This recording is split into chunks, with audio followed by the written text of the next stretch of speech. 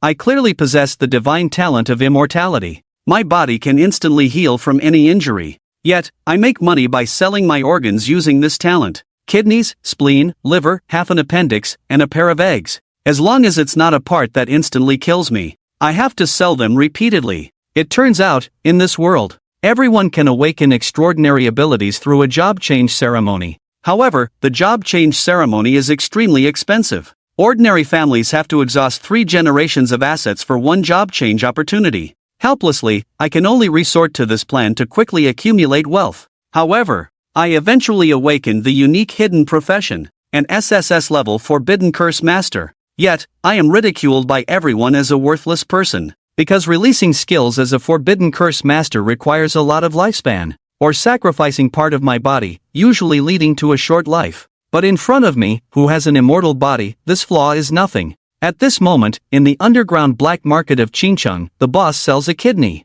He also sells corneas that don't match. Finishing speaking, I skillfully lay on the dirty and crude operating table. The black-hearted boss specializing in selling human body parts couldn't help but look at me with a complex expression on his face. "Young man, are you sure? In the past 6 months, you've already sold a kidney, a piece of skin, and a gallbladder.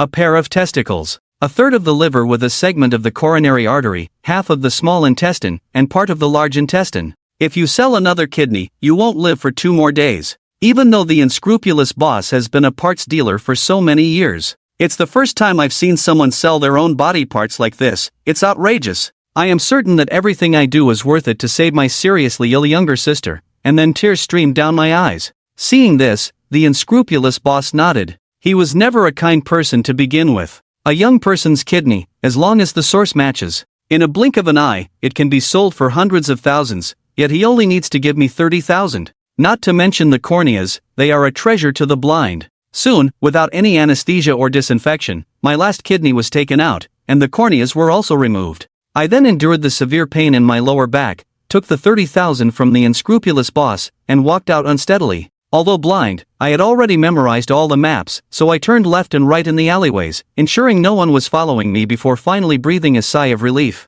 Then, with a thought, all the missing body parts were miraculously restored. Even the murky eyes are now shining with a golden light. With the money from selling parts before, plus this 30,000, it should be enough for the job transition ceremony. As for the nonsense about a seriously ill sister, it's obviously something I made up to deceive the unscrupulous boss. The next morning, I arrived early at school to attend the job transition ceremony. After paying the fee, I quietly went to the back of the crowd to start queuing. To avoid exposing the secret of immortality, I usually keep quiet, act modestly, and with my identity as a poor student. I don't have any friends either. "Yi-chen, why are you here?" The homeroom teacher looked surprised as he saw me standing at the back of the line. In his eyes, as a poor student, I shouldn't be here at all. Then he said somewhat oddly, "You wouldn't be applying for a job transition loan, would you?" I nodded silently. Since the homeroom teacher had already figured out the source of the money for me, I didn't need to explain. As soon as he said that, many people in the class looked at me with pity.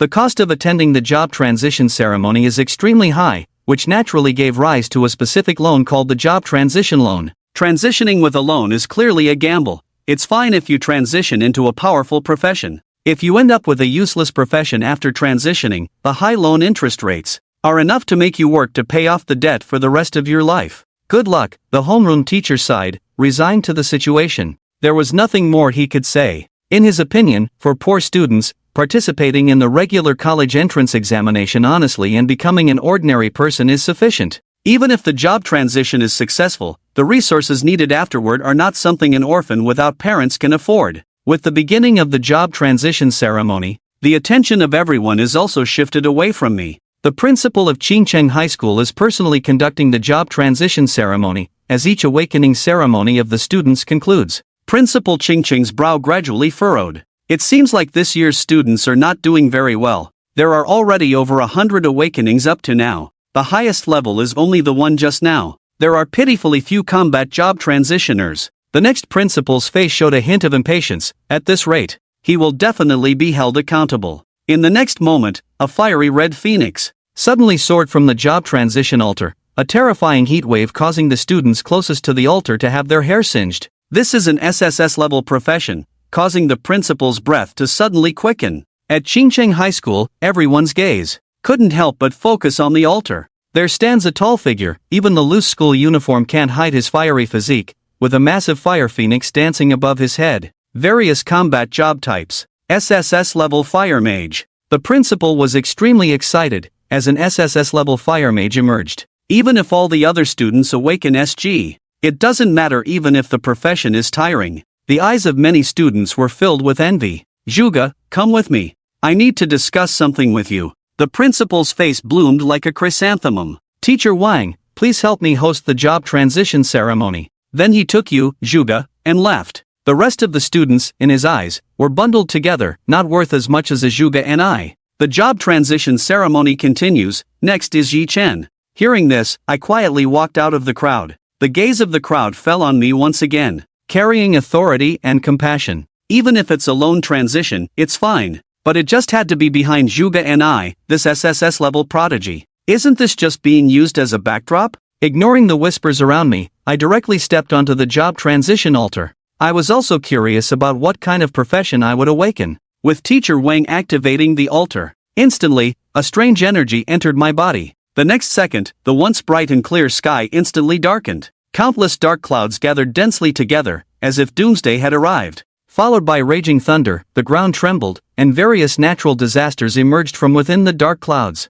as if the end of the world. Everyone was stunned in place by this sudden change. Another sound, Mr. Wang felt his heart. As if it was about to stop in that moment, 2 consecutive SSS-level professions. Is it the world gone mad, or is it him? And the principal, who was about to leave with Zhuge, also paused in his steps, then hurried over, staring fixedly at me on the job transition altar. Quick, Mr. Wang, see what profession this student is. Okay, Mr. Wang also calmed down from the excitement. Checked my profession, Yi Chen, a combat class profession. SSS-level competitive curse master, Mr. Wang's mouth fell open in astonishment. SSS level forbidden curse master. Well, truly the students of my Qingcheng High School. Today you honor Qingcheng, tomorrow Qingcheng will shield you. The principal finally reacted, his face immediately darkened. As ugly as being force-fed 3 pounds of feces, as long as it reaches SS. Any profession is extremely powerful, but within SSS level, there is one profession that everyone despises.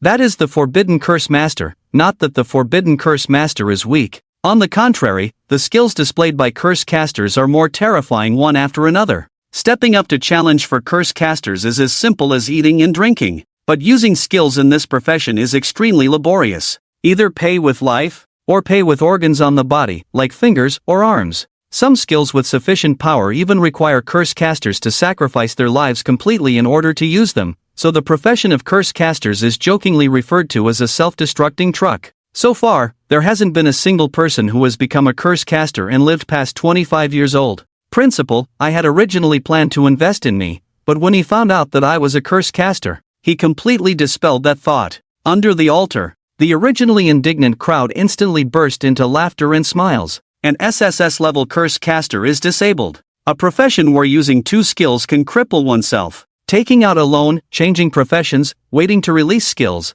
I have to say, this profession suits him quite well. The crowd had looks of gloating, their gazes sharp like swords, pierced through my body. I also cooperated fully, my face turned pale, walking with my head down swaying, looking like a lost soul. Only I knew that if I didn't lower my head, I would burst out laughing. The Forbidden Caster's skill was deadly, but what did it matter to my immortal body? I silently checked my attribute panel, the Forbidden Caster profession's talent endless spell. With each level up of the Forbidden Caster, one can unlock a forbidden spell. The forbidden spell, World-Destroying Thunder, requires the Forbidden Caster to sacrifice themselves, summoning world-destroying thunder from the heavens. The more important the sacrificed body part, the higher the level of thunder summoned. Blessed Forbidden Casters can release forbidden spells without any cost and cooldown. This world-destroying thunder forbidden spell excites me. No wonder forbidden casters are known as invincible at the same level. A chaos divine thunder strike at the same level, even if you bring a deity, they would be struck dead.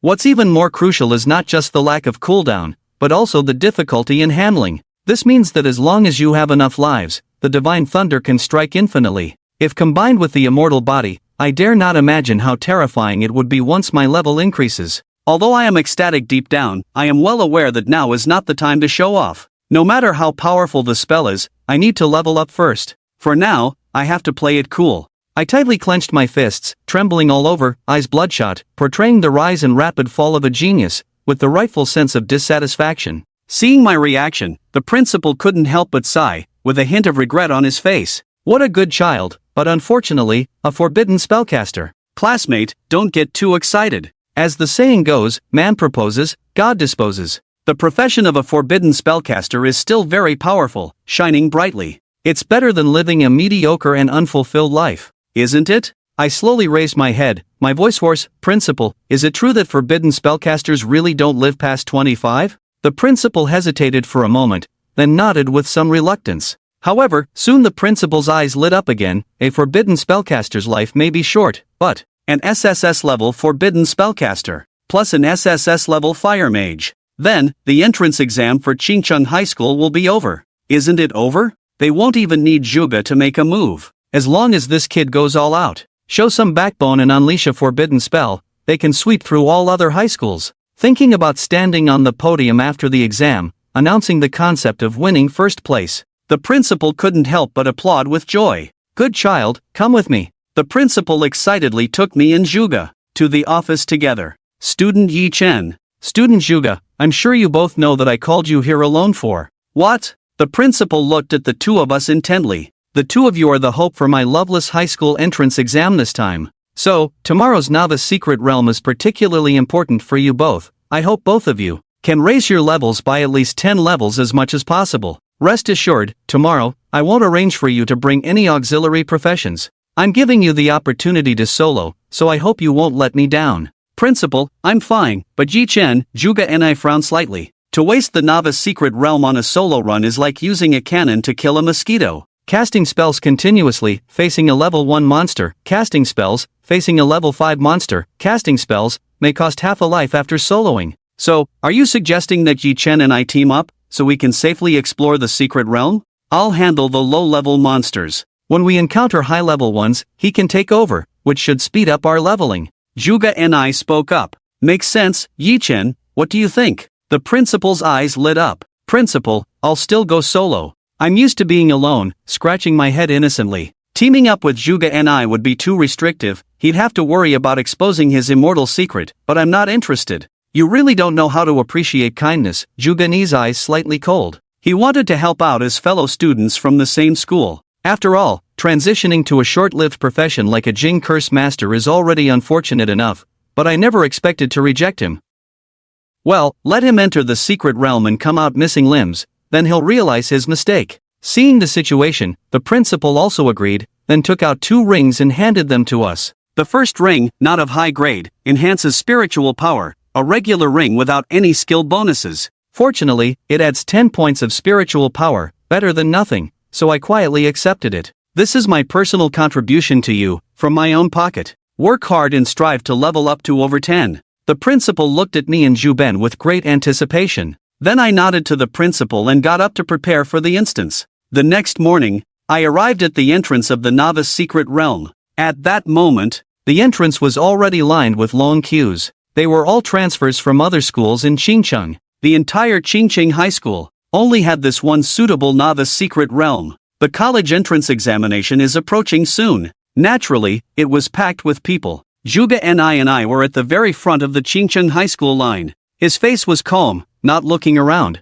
clearly not wanting to bother with me. I was happy to be at ease. In the distance, the principal of Qingcheng High School had a smile as bright as a chrysanthemum. He was hugging the other high school principals, not letting them leave. While showing off, he said, "Hey, I've told them so many times to keep a low profile, just switch to an SSS class profession. These kids really make one worry. Just one job change and 2 popped out, isn't that infuriating?" The other high school principals had faces as dark as the bottom of a pot, and Zhuge gave me a cold look. "You can still join my team now. Clearly, you've made up your mind to ignore me, but the kindness in your heart made you unable to resist asking again." "No need, thanks." I passed Zhuge and I stepped boldly into the beginner's secret realm. Arrogant and conceited, if you want to die early, no one can stop you. Zhuge and I shook his head, obviously thinking I was beyond help. At this moment, a white light flashed, and the scene before me underwent a dramatic change, revealing a dense forest in front of me. Random teleportation? That's fine, I was worried about getting separated from the others. I stretched lazily, then started my monster grinding journey. I hadn't gone far. I came across a round, cute creature that looked like a cat, covered in pink fur. Like a moving doll. A first-tier pink panther cat? I'm not fooled by this thing. This little guy just looks cute on the outside. It's actually a fierce female, capable of easily biting through an adult's throat. The pink panther cat rolls on the ground, purring, trying to lure me to approach it on its own. But my response is simple. I simply reached out my right hand. Forbidden curse, scornful thunder. The thunder rolls down from the sky. The pink panther cat let out a sharp meow and was instantly terrified. What's the point? It's just hungry, hunting. Does it deserve to be struck by lightning? Facing me who cast the forbidden curse, the pink panther cat couldn't even escape, and was struck by the falling thunder, turning into ashes. Killing a first-tier pink panther cat rewards 10 experience points. Only 10 experience points for killing a first-tier monster? That means you have to kill 100 first-tier monsters. To level up to tier 2, the efficiency is too slow. Since all my skills are close combat, maybe I can try venturing deeper into this forest. Immediately, I turned around and disappeared into the dense forest. This forest filled with magical mist breaks the long-standing peace, welcoming repeated baptisms of thunder from time to time. A thunderbolt rolls down from the distant sky. I pushed through all the way. Whether facing a level 1 monster or a level 5 monster, my response is always the same. I cast a forbidden spell with my first move. I smash directly, advocating equality for all beings. Amidst the continuous casting, my casting of the forbidden spell, Scornful Thunder, becomes increasingly proficient, to the point where I can cast it instantly without any pre-casting delay. With this almost abnormal monster spawning efficiency, I quickly leveled up to level 2. You should know that I had just entered the beginner's secret realm, and in about an hour's time, I was leveling up on average once per hour.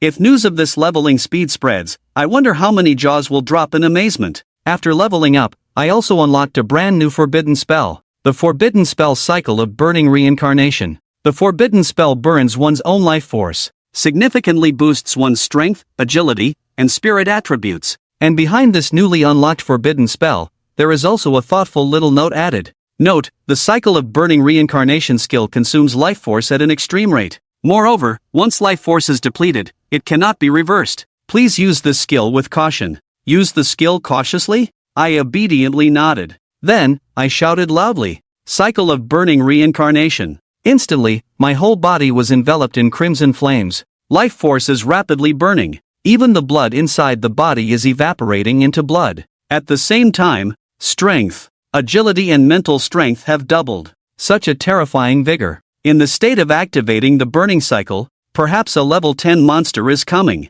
It's also difficult to withstand my full power of contemptuous thunder. I am immersed in excitement. Without noticing it all, my hair is turning gray at a terrifying speed. The skin on my body is gradually loosening. The once bright eyes have become cloudy. In just 5 minutes, I have transformed from a teenager into an old man with a feeble appearance. I raised my hand and looked at my hand resembling dried bark. It aged like this in just 5 minutes. So if I don't want to expose myself, this forbidden curse of burning cycle, it must be stopped after at most 1 minute of activation. And I haven't deactivated the burning cycle either. Continuing to let my life force burn, a strange scene unfolded immediately after. To my surprise, the old me started regressing, returning from the brink of old age to youthfulness. I, who possess an immortal body, already possessing infinite vitality, the side effects of burning reincarnation. It's not worth mentioning to me at all. Immediately, I directly activated the burning reincarnation, initiating a new round of slaughter. Killing a level 5 two-headed snake rewards 50 experience points. Killing a level 6 iron-armored scorpion rewards 60 experience points. Killing a level 6 centaur rewards 60 experience points. As I delved deeper, the monsters appearing before me became increasingly powerful, with the lowest being level 5 creatures. However, these powerful monsters, when facing a warrior of only level 2, are as fragile as paper, almost instantly killed upon meeting. As I walked along, even a faint smell of meat wafted through the air. The more I kill, the more skilled I become. Like a thunder god descending, raising my hand unleashes a thunderous spell. The beginner's secret realm is indeed full of dangers, truly a thrilling and fulfilling experience. The powerful curse flames scorch the sky as my anger flashes. A flame of purple below and red above, emerging from my own hands, burning as if bewitching reality. Subsequently, this flame fell onto a pile of dry firewood, igniting it directly. A day passed by. Under my frenzied slaughter, my own level has also increased to level 3. Upon reaching level 3, the unlocked forbidden curse is this Flames of Heaven. This skill, like the world-destroying thunder, can summon boundless night mist from the 9 hells as long as one sacrifices oneself. The higher the level, the more difficult it is to advance. I am already extremely satisfied that I can reach level 3 in a single day. At this rate, before the novice dungeon closes, reaching level 10 is completely manageable. Afterward, I skillfully dragged over a dead 3-eyed demon orb. After skinning and deboning it, I placed it on the burning bonfire to roast. Although I am immortal and cannot starve to death, the feeling of hunger is still unpleasant. Just as I was devouring the meat, not far away, Zhuge Ning suddenly paused, his gaze filled with astonishment and uncertainty as he looked in my direction. Being a fire mage, he is extremely sensitive to fire elements and immediately sensed the presence of the Flames of Heaven. Other than me, there is clearly no second SSS level fire elemental profession in the city. How could there be such a powerful fire elemental fluctuation? Could it be that a fire elemental gem has appeared? A hint of curiosity flashed in Zhuge Ning's beautiful eyes. He then headed towards my direction. After eating and drinking my fill, I extinguished the bonfire, took a leak on it, and then turned around to continue my monster grinding journey. By the time Zhuge Ning arrived, my shadow was long gone. Only a pile of burning embers emitting green smoke remains. It turns out to be a commotion caused by humans. The fluctuations of this fire element probably do not fall short of me. Zhuge Ning's beautiful eyes were full of surprise. He squatted down, picked up the unburned firewood, sniffed it under the mud. After this sniff, his attractive eyebrows couldn't help but furrow together.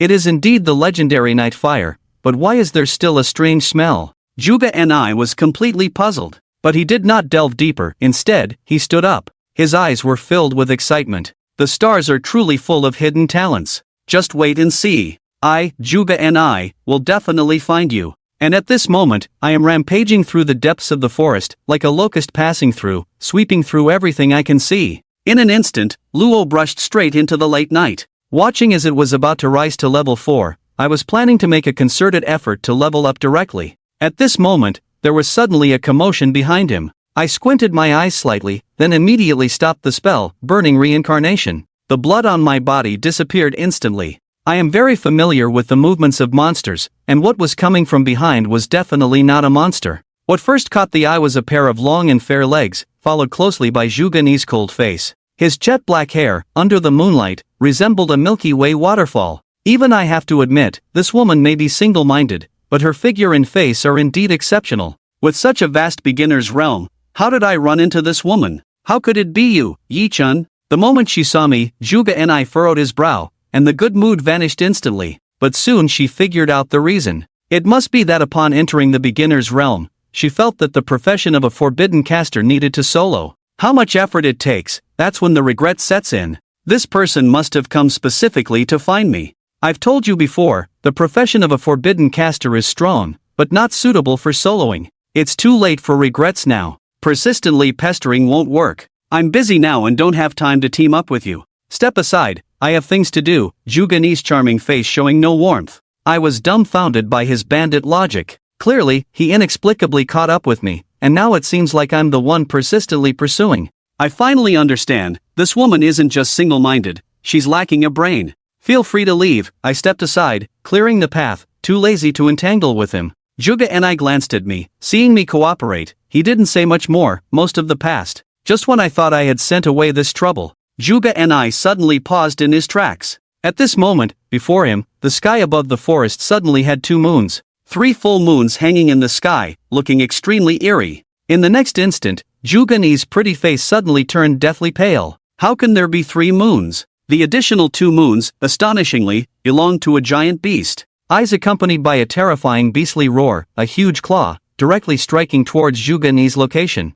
Zhuge Ni dodged to the side, creating distance from the giant beast, and finally saw the full appearance of this giant beast. Level 8 monster. Dragon Blood Behemoth. They hadn't reached the core of the forest yet, and Zhuge Ni couldn't understand why an 8th level monster would appear in such a place. Having just broken through to level 3, facing an 8th level Dragon Blood Behemoth was clearly not something she could handle. Zhuge Ni couldn't help but turn her head towards Yi-chen's direction. If Yi-chen teamed up with her, not to mention killing this 8th level Dragon Blood Behemoth, it would be no problem for them to retreat together. But when she turned back, there was no sign of Yi-chen. he had long since disappeared without a trace. This coward! Zhuge Ni gritted her teeth, her impression of Yi Chen, which had just improved slightly, instantly plummeted. Without thinking, Yi Chen must have abandoned her and fled the moment the dragon blood behemoth appeared. The dragon blood behemoth attacked Zhuge Ni again, clearly treating her as its prey. Its massive body was like a mountain, giving an extremely terrifying sense of oppression. Explosive phoenix fire. Zhuge Ni didn't dare to be careless and immediately released her skill. Several high-temperature fireballs condensed beside her and smashed towards the dragon blood behemoth. The high-temperature fireballs instantly split and exploded upon hitting the dragon blood behemoth, scorching several parts of its body. However, this level of injury was not enough to incapacitate the dragon blood behemoth. Instead, it completely enraged the beast. Its moon-like eyes turned blood red, and it struck again. Zhuge Ni lifted her jade leg lightly, dodging the attack, and then immediately unleashed her skill, sending a flurry of phoenix fire towards the dragon blood behemoth. This time, the dragon blood behemoth did not sit idly by. It opened its huge mouth, emitting a roar that sounded like a dragon's cry. The terrifying sound waves seemed to solidify and intercepted all the phoenix fire Zhuge Ni had sent out, then sent it flying back towards her. What? Zhuge Ni was shocked. She was too late to dodge, and the fireball she had unleashed hit her solidly. Her clothes were burnt, revealing large patches of white skin, almost to the point of being exposed. But Zhuge Ni didn't have time to worry about that. She looked at the dragon blood behemoth in horror. Suddenly, a word popped into her mind: death. She was going to die. If this continued, she would definitely be eaten by the dragon blood behemoth. This creature was too powerful, far beyond what her level 2 self could handle. At this critical moment, Zhuge Ni lost her usual calm demeanor and a hint of panic appeared on her face. Seeing the dragon blood behemoth's giant paw reaching towards her, Zhuge Ni closed her eyes as if resigned to her fate. In this place, no one could save her. It was only the first day of opening the novice secret realm, and this 8th level dragon blood behemoth was an insurmountable obstacle for anyone. Zhuge Ni had completely despaired. She never expected that as a proud SSS class professional transfer, she would die in the hands of an 8th level monster. But after closing her eyes, the excruciating pain of being crushed by the dragon blood behemoth did not come. Instead, she heard a man's deep and magnetic voice nearby. Blazing inferno. With her eyes closed, Zhuge Ni felt a terrifying heat wave rushing past her side. When she opened her beautiful eyes, they were filled with shock. The scene before her was enough to be etched in her memory for a lifetime. The dragon blood behemoth, which she had considered invincible, was completely covered in red-purple flames. Without even a scream, it was quickly burned into a pile of ashes. Instant kill. This 8th level monster was directly killed in an instant. And in front of Zhuge Ni, a man stood with his back to her, his whole body burning with blood-red flames. This figure was deeply engraved in Zhuge Ni's eyes, imprinted in her heart. As she looked, a bewildering look appeared in Zhuge Ni's beautiful eyes, and an unusual blush rose on her face. Talent. It's talent again. Isn't this man the nameless genius she has been searching for? Which girl doesn't yearn for love? Which girl doesn't hope that when she is in danger, a stern young man will step forward and save her from harm? With one blow, he easily killed an 8th level demon, forming a stark contrast with the cowardly behavior of Yi Chen, who had just turned and fled without a word. Zhuge Ni couldn't help but sigh in her heart about the gap between people, sometimes even greater than the gap between humans and demons. Thank you for saving my life. May I ask how I should address you? Zhuge Ni approached, her voice becoming very gentle, causing Yi Chen to almost break out in goosebumps. How did he not notice how capable this woman was before? Zhuge Ni, seeing Yi Chen silent, took another step forward, wanting to see what this man who could kill an 8th level demon with one blow and haunted her dreams looked like. But to her disappointment, Yi Chen's face was covered with a black cloth, only revealing his eyes. Yi Chen thought for a moment before speaking. Call me Ling Yi. Ling is in dawn, Yi is in night. Ling Yi? Ling Yi. Zhuge Ni murmured the name, her eyes shining brightly with curiosity for the first time in her life towards the opposite sex. Zhuge Ni clearly heard the thumping sound of her accelerated heartbeat. Ling Yi, which school are you from? You saved me, and I haven't thanked you yet. Seeing Yi Chen about to leave, Zhuge Ni hurriedly asked, but Yi Chen had no intention of paying attention to her, waving his hand and walking towards the depths of the forest. No need to thank me, it was just a small effort.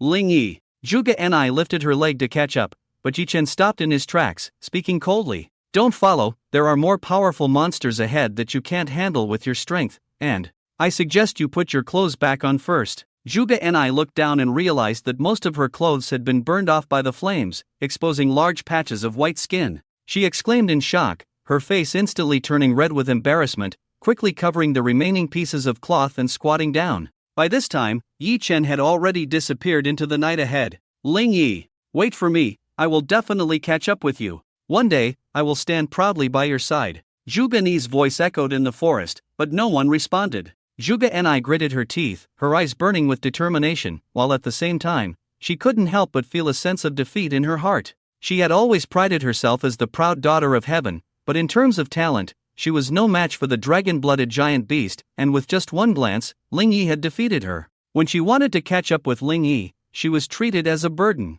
In terms of appearance and figure, her clothes had been burned off, but Ling Yi didn't even spare her a glance, as if she had no attraction at all, intensifying Zhuge Ni's sense of defeat. Women are such strange creatures, if you look at them, they call you a rogue, if you don't look at them, you doubt your own charm. Zhuge Ni was extremely confident in her appearance and figure, as there were always boys expressing admiration for her, all of whom she coldly rejected. But for the first time, when she took the initiative, she received Ling Yi's indifference, which was extremely difficult for Zhuge Ni to accept, as he was the first man she had ever been interested in. Yi Chen's indifferent behavior clearly aroused the pride in Zhuge Ni's heart, and she secretly resolved that the next time she met Ling Yi, he would surely take notice of her. Ling Yi, I'll remember you. Let's meet again when the novice secret realm ends, I won't lose to you. Zhuge Ni changed into a new outfit and set out firmly on the journey of monster hunting. The late-night figure had become an obsession in her heart, a goal she pursued, and a driving force for her to become stronger. She aimed to reach level 10 or above before the novice secret realm closed, to show that late-night guy what she, Zhuge Ni, was made of. Phew, this way, I shouldn't have to worry about that silly girl bothering me again. On the other side deep in the forest, Yi Chen breathed a sigh of relief and removed the disguise from his face. By staging this act, Zhuge Ni's attention must have been completely focused on that fictional late-night figure. As a coward who fled the scene, Zhuge Ni would surely just turn and walk away if she saw him again, not bothering to say a word. Yi Chen naturally welcomed this outcome, as he didn't want to have much to do with Zhuge Ni in the first place. The reason he intervened to save Zhuge Ni was that she was a bit clueless, and also an SSS-level professional. If such a genius were to die in the novice secret realm, it would definitely attract the official investigation of everyone inside the secret realm. In case his undying body was discovered, it would be a big problem. To prevent such a situation, Yi Chen chose to intervene. Another reason was that he and Zhuge Ni didn't have any deep-seated grudges. They were just there to hunt monsters, whether it was the dragon blood behemoth or anything else, it was all the same to him. However, as a result, he would no longer be able to easily use the two forbidden curses, fire of heaven and earth and burning reincarnation. But that was okay, as the just-deceased dragon blood behemoth had provided Yi Chen with the final piece of experience points, bringing his level to 4. He successfully unlocked a new forbidden curse. Name, Yi Chen, profession, Forbidden Curse Master, level, 4, 0. 2%, strength, 40, agility, 60, spirit, 120, skills, Forbidden Curse World-Destroying Thunder, Forbidden Curse Burning Reincarnation, Forbidden Curse Fire of Heaven and Earth, Forbidden Curse Undying, Forbidden Curse World-Destroying Thunder. The Forbidden Curse Master sacrifices themselves to summon world-destroying thunder from the sky. The higher the level of the summoned thunder depending on the importance of the sacrificed body part, and the power determined by the curse. Master's level and spiritual power. Forbidden Curse Burning Reincarnation. The Forbidden Curse Master burns their own life force, greatly enhancing their own strength, agility, and spirit.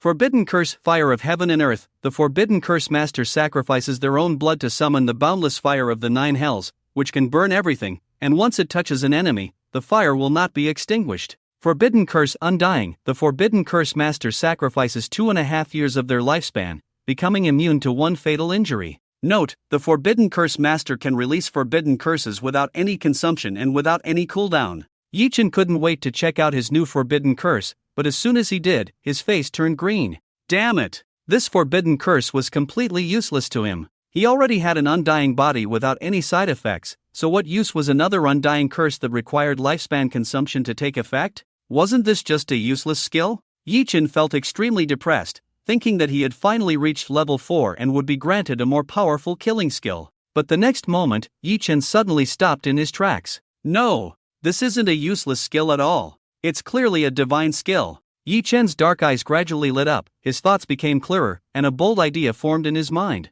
Although the actual effect of the undying forbidden curse was almost zero, it could serve as excellent cover. For example, in battle, if his heart was suddenly stabbed, or his head was chopped off, but he didn't die. Wouldn't his secret of having an undying body be exposed? However, with the undying forbidden curse in place, the fact that he survived a fatal attack would have a reasonable explanation. I am a forbidden curse master. Casting a forbidden curse consumes 2.5 years of lifespan to be immune to fatal damage once, which is quite reasonable, right? Time is like a young man going to wash his feet for the first time. The green and shy years always pass by in a flash. Blink, and 7 days have passed. Today will be the last day of the novice realm. Each person can only enter the novice realm once and can only stay in the novice realm for 7 days. When the 7 days are up, the novice realm will teleport the people inside out. The principals and teachers of major high schools have already gathered at the exit of the realm, and some parents have also come here, waiting for their children to come out of the realm.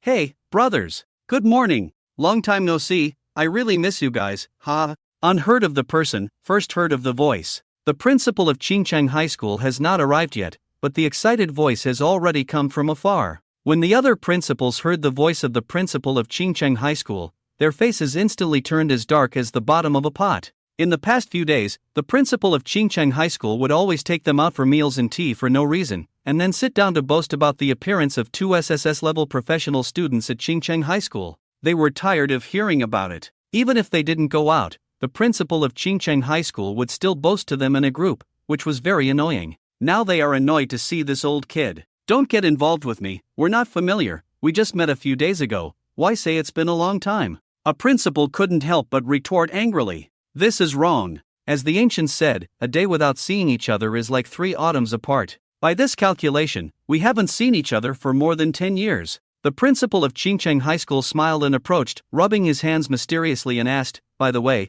how did you know that Qingcheng High School has 2 SSS-level professional transferees this time? Other principals. So what if there are 2 SSS-level transferees? Don't forget, sometimes level is more important than professional level. If the level is 3 levels higher, even an A-level transferee may have a chance to defeat an SSS-level transferee. A principal sarcastically spoke, and this remark instantly resonated. Exactly. If we only look at professional levels, wouldn't those without SSS-level professions be better off just hitting a wall? Over the years, there have been cases of SSS-level transferees being suppressed by transferees of other levels when they came out of the novice realm. That's right, the highest record in Qingcheng is level 11, set by an S-level transferee, and it has not been broken to this day. Principal Su, I remember that student, he's from your Yucai High School, right? The gaze of several principals turned to the dignified-looking Principal Su. Yes. Principal Su smiled faintly. Talent is important, but effort is equally indispensable.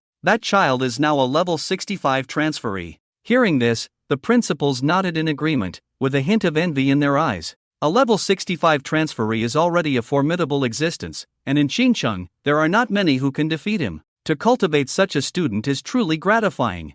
I wonder if this year's record will be broken. It has been tied many times before, but it seems it has never been broken. I believe in my students. The principal of Qingcheng High School's eyes were filled with fighting spirit. Lao Gao, it's not just your Qingcheng High School that has SSS-level transferees. Principal Su spoke lightly. We'll see. Lao Gao, the principal of Qingcheng High School, said with his head held high. Just then, a figure quietly approached the principals. The principals are really in high spirits. I wonder if I can join in the fun. Who? Several principals turned their heads in surprise as the newcomer appeared silently beside them. It was incredible. The newcomer was wearing a windbreaker, exuding an elegant demeanor, with golden-rimmed glasses and a gentle smile on his face. So it's Mr. Zhuge. Please, have a seat. Please sit down quickly. The principals quickly made way for Zhuge Qianqing, with a hint of respect in their eyes. Qingcheng was a small place with no big shots, but Zhuge Qianqing was definitely an exception. His profession was a SSS-level astrologer. It was said that with his stargazing abilities, Zhuge Qianqing could even predict major events that would happen 100 years later. Many important figures traveled from afar to Qingcheng just to seek Zhuge Qianqing's advice. It was not an exaggeration to say that Zhuge Qianqing was the most respected person in all of Qingcheng. You are too kind, principals. I'm just here to see my daughter, Nini. Zhuge Qianqing smiled gently. Of course. What father wouldn't worry about his daughter? Mr. Zhuge, you truly care for her deeply. Principal Lao Gao of Qingcheng High School chuckled. Principal Gao, you jest. Has Nini caused you any trouble? Zhuge Qianqing asked. Not at all, she is the pride of our Qingcheng High School. Principal Gao's face flushed with excitement. It was unclear why, But even though Zhuge Nini's grades were good enough to apply to a better school like Yucai High School, Zhuge Qianqing insisted on her attending Qingcheng High School. Some said Zhuge Qianqing had foreseen something, but that didn't matter. What mattered was that Zhuge Nini was his student. Someone is coming out. Suddenly, a light flashed at the exit, indicating that someone had left the secret realm. But wait, even the first student to enter the secret realm should not come out until noon. Why is someone appearing now? Could it be that they are injured? Every year, students would prematurely exit due to injuries. Some foolishly challenged monsters of higher levels and ended up being devoured by them. It was not an uncommon occurrence. A tall figure emerged from the white light gate. Zhuge Nini walked out gracefully, her face rosy and showing no signs of injury. Dad! Seeing Zhuge Qianqing, Zhuge Nini was overjoyed and immediately threw herself into his arms. Zhuge Qianqing affectionately rubbed her head. Isn't it too early for you to come out? It was too boring inside, so I came out early. Zhuge Nini pouted. You came out because it was boring? Zhuge Nini's words not only stunned Zhuge Qianqing but also Principal Gao and the other principals. The novice secret realm was a once-in-a-lifetime opportunity for everyone. It was filled with many weak monsters that allowed for quick leveling up. And yet, Zhuge Nini claimed she came out early because it was boring? What level are you? Zhuge Qianqing pushed up his glasses. Hee, level 12. Zhuge Nini smirked mischievously, voluntarily revealing her level. If a transferee deliberately hid their level, others would not be able to see it. Zhuge Nini, Fire Mage, level 12, the principals gasped in shock, their eyes filled with amazement. The highest record in Xinjiang was only level 11, and Zhuge Nini had directly reached level 12, breaking the record. And she had come out early. It was truly astonishing. The other principals looked resentfully at Principal Gao of Qingcheng High School, feeling like he had struck gold. Hee, well done, Zhuge Nini. You did great. Principal Gao's face was flushed with excitement. However, when he saw Zhuge Qianqing's expressionless face, Principal Gao wisely kept his mouth shut. Nini, if you had stayed until the end, you might have even reached level 13. Why did you come out early? Zhuge Qianqing calmly asked. I told you, it was too boring. Zhuge Nini replied somewhat sheepishly. Is it really like this? Zhuge Qianqing's mouth curved with a faint smile, making Zhuge Ni feel uneasy. Oh, Dad, can I still deceive you? Zhuge Ni held Zhuge Qianqing's hand and acted coquettishly. Of course, she wouldn't tell Zhuge Qianqing that she came out early to block that guy named Lingyi. That guy could kill a dragon blood behemoth with one strike, his level must not be low. Although he had his face covered that time, as long as she could see him again, Zhuge Ni believed she would definitely recognize him. Ah, Chu! Yi Chen, in the novice secret realm, sneezed and rubbed his nose. Strange, it's not cold here, why did I suddenly sneeze? Forget it, the main thing is important. Yi Chen shook his head and continued to walk deeper into the novice secret realm. After 7 days of monster grinding, his level had reached an astonishing 15, and the number of forbidden spells he could use had also reached an astonishing 15. For Yi Chen, there was no difference between a level 1 monster and a level 10 monster, as they were all a piece of cake for him. He had almost bulldozed his way through, and the monsters in the novice secret realm couldn't stop him at all. It was a pity that the more he progressed, the more experience points he needed to level up, making it harder to level up.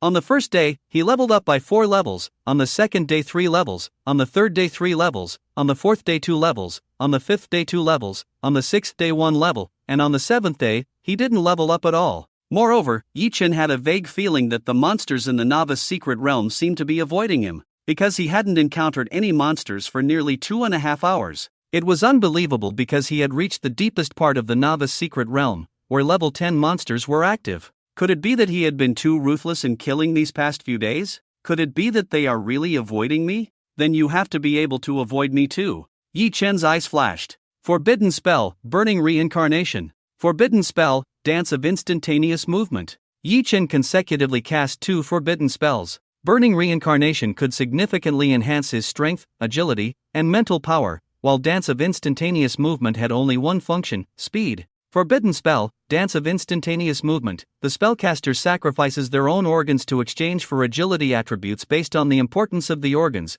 with a maximum of 10 times the additional base agility attributes, lasting for 1 hour. Obviously, this was a forbidden spell used for escaping a life-threatening situation, but in the hands of Yi Chen, who was undying, dance of instantaneous movement became an ordinary acceleration skill. Without hesitation, he sacrificed his brain to exchange for a 10-fold increase in agility attributes, as there was nothing more important than the brain in terms of organ importance. After reaching level 15, Yi Chen's agility attribute alone was 225 points. With the support of Burning Reincarnation and Dance of Instantaneous Movement, his agility instantly soared to a terrifying 2,475 points. Even many high-level assassin professions could not possess such a terrifying agility attribute. A smile appeared on Yi Chen's face. With a light step, as if he had performed a spatial jump, Yi Chen's figure appeared a kilometer away in the blink of an eye. With more forbidden spells at his disposal, Yi Chen's combat ability and adaptability had undergone a tremendous change. After teleporting 100 meters away, Yi Chen finally realized what was wrong, and what he saw left him dumbfounded.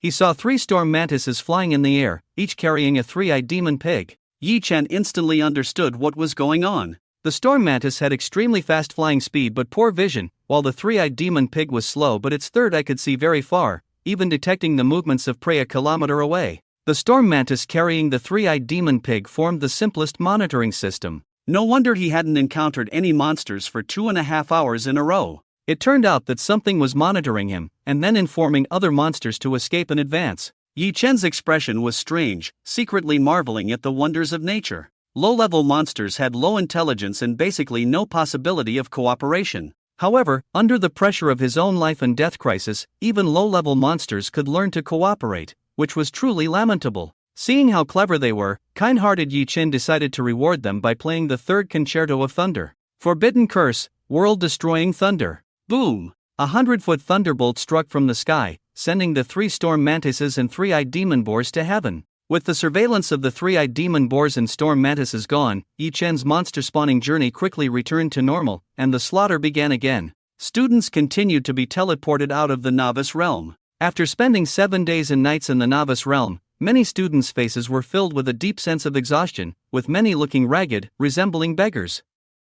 However, everyone's eyes were bright, as the experience of personally fighting monsters was something that could not be truly understood no matter how many times it was heard from others. Only by experiencing it firsthand could one understand the beauty of becoming a professional. The teacher walked up with a notebook to count the number of people and register the level of each student, all of which needed to be recorded and filed in the archives. Zhu Guanai widened her beautiful eyes, carefully observing each boy who emerged from the novice realm. She had just inquired with the various school principals and none of them had heard of Ling Yi. This puzzled Zhu Guanai greatly. With Ling Yi's extraordinary talent, how could he be unknown? Could it be that he was afraid of standing out and therefore hid his talents even from those around him? Helpless, Zhu Guanai could only resort to the most foolish method, relying on her own eyes to search. She firmly believed that as long as Ling Yi appeared, she would definitely recognize him. However, as students continued to be teleported out of the novice realm one after another, Zhu Guanai never found the familiar figure she was looking for,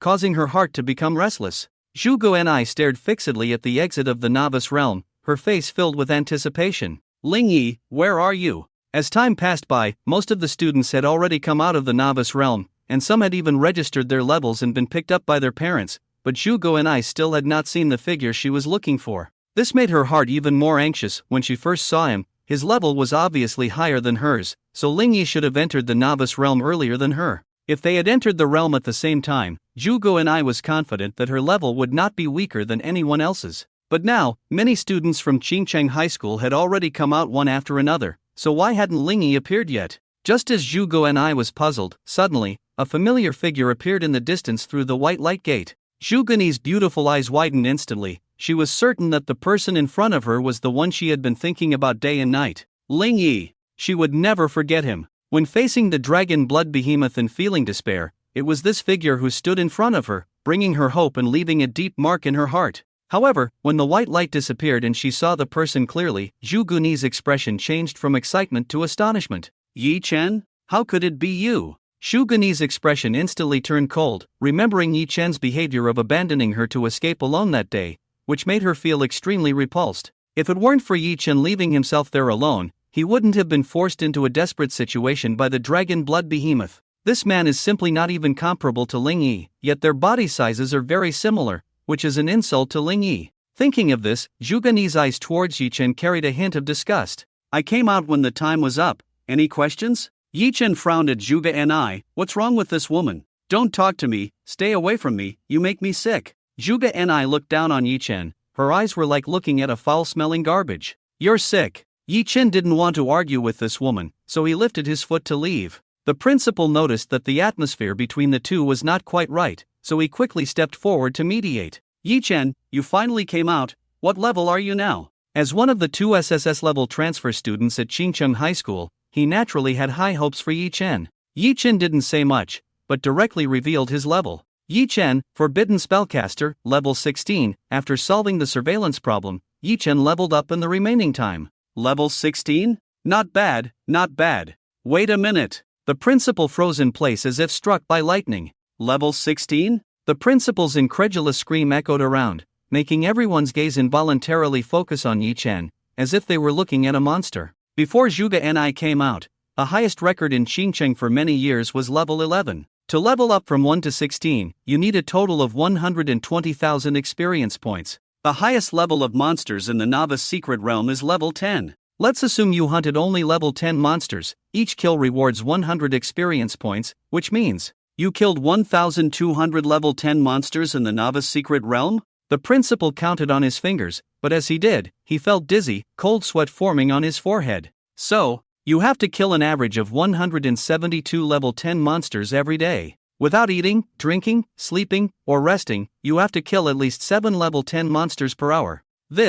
The shocking revelation left everyone around them stunned. Those are level 10 monsters, the most powerful beings in the novice secret realm. Even with several people working together, it takes half an hour to hunt down a level 10 monster, yet Yi Chen can hunt down more than 7 level 10 monsters per hour. Is this guy really human? Even Zhuge Qianqing couldn't help but glance at Yi Chen with an interested look in his eyes. Yi Chen touched his nose and said nothing. In fact, the number of monsters in the novice secret realm is a bit scarce, and most of his time is spent searching for monsters. As for the time spent in battle, isn't it just casting a forbidden spell? What's time-consuming about that? Everyone was immersed in shock and couldn't help themselves. They witnessed the birth of a miracle. Well done, Yi Chen. You are the pride of Qingcheng High School. The principal patted Yi Chen's shoulder excitedly, his eyes full of admiration. With such a student, coupled with Zhuge Ni, do they still need to worry about the high school entrance exam? They will definitely pass with flying colors. Two SSS-level professional transfer students, one at level 12 and the other at level 16.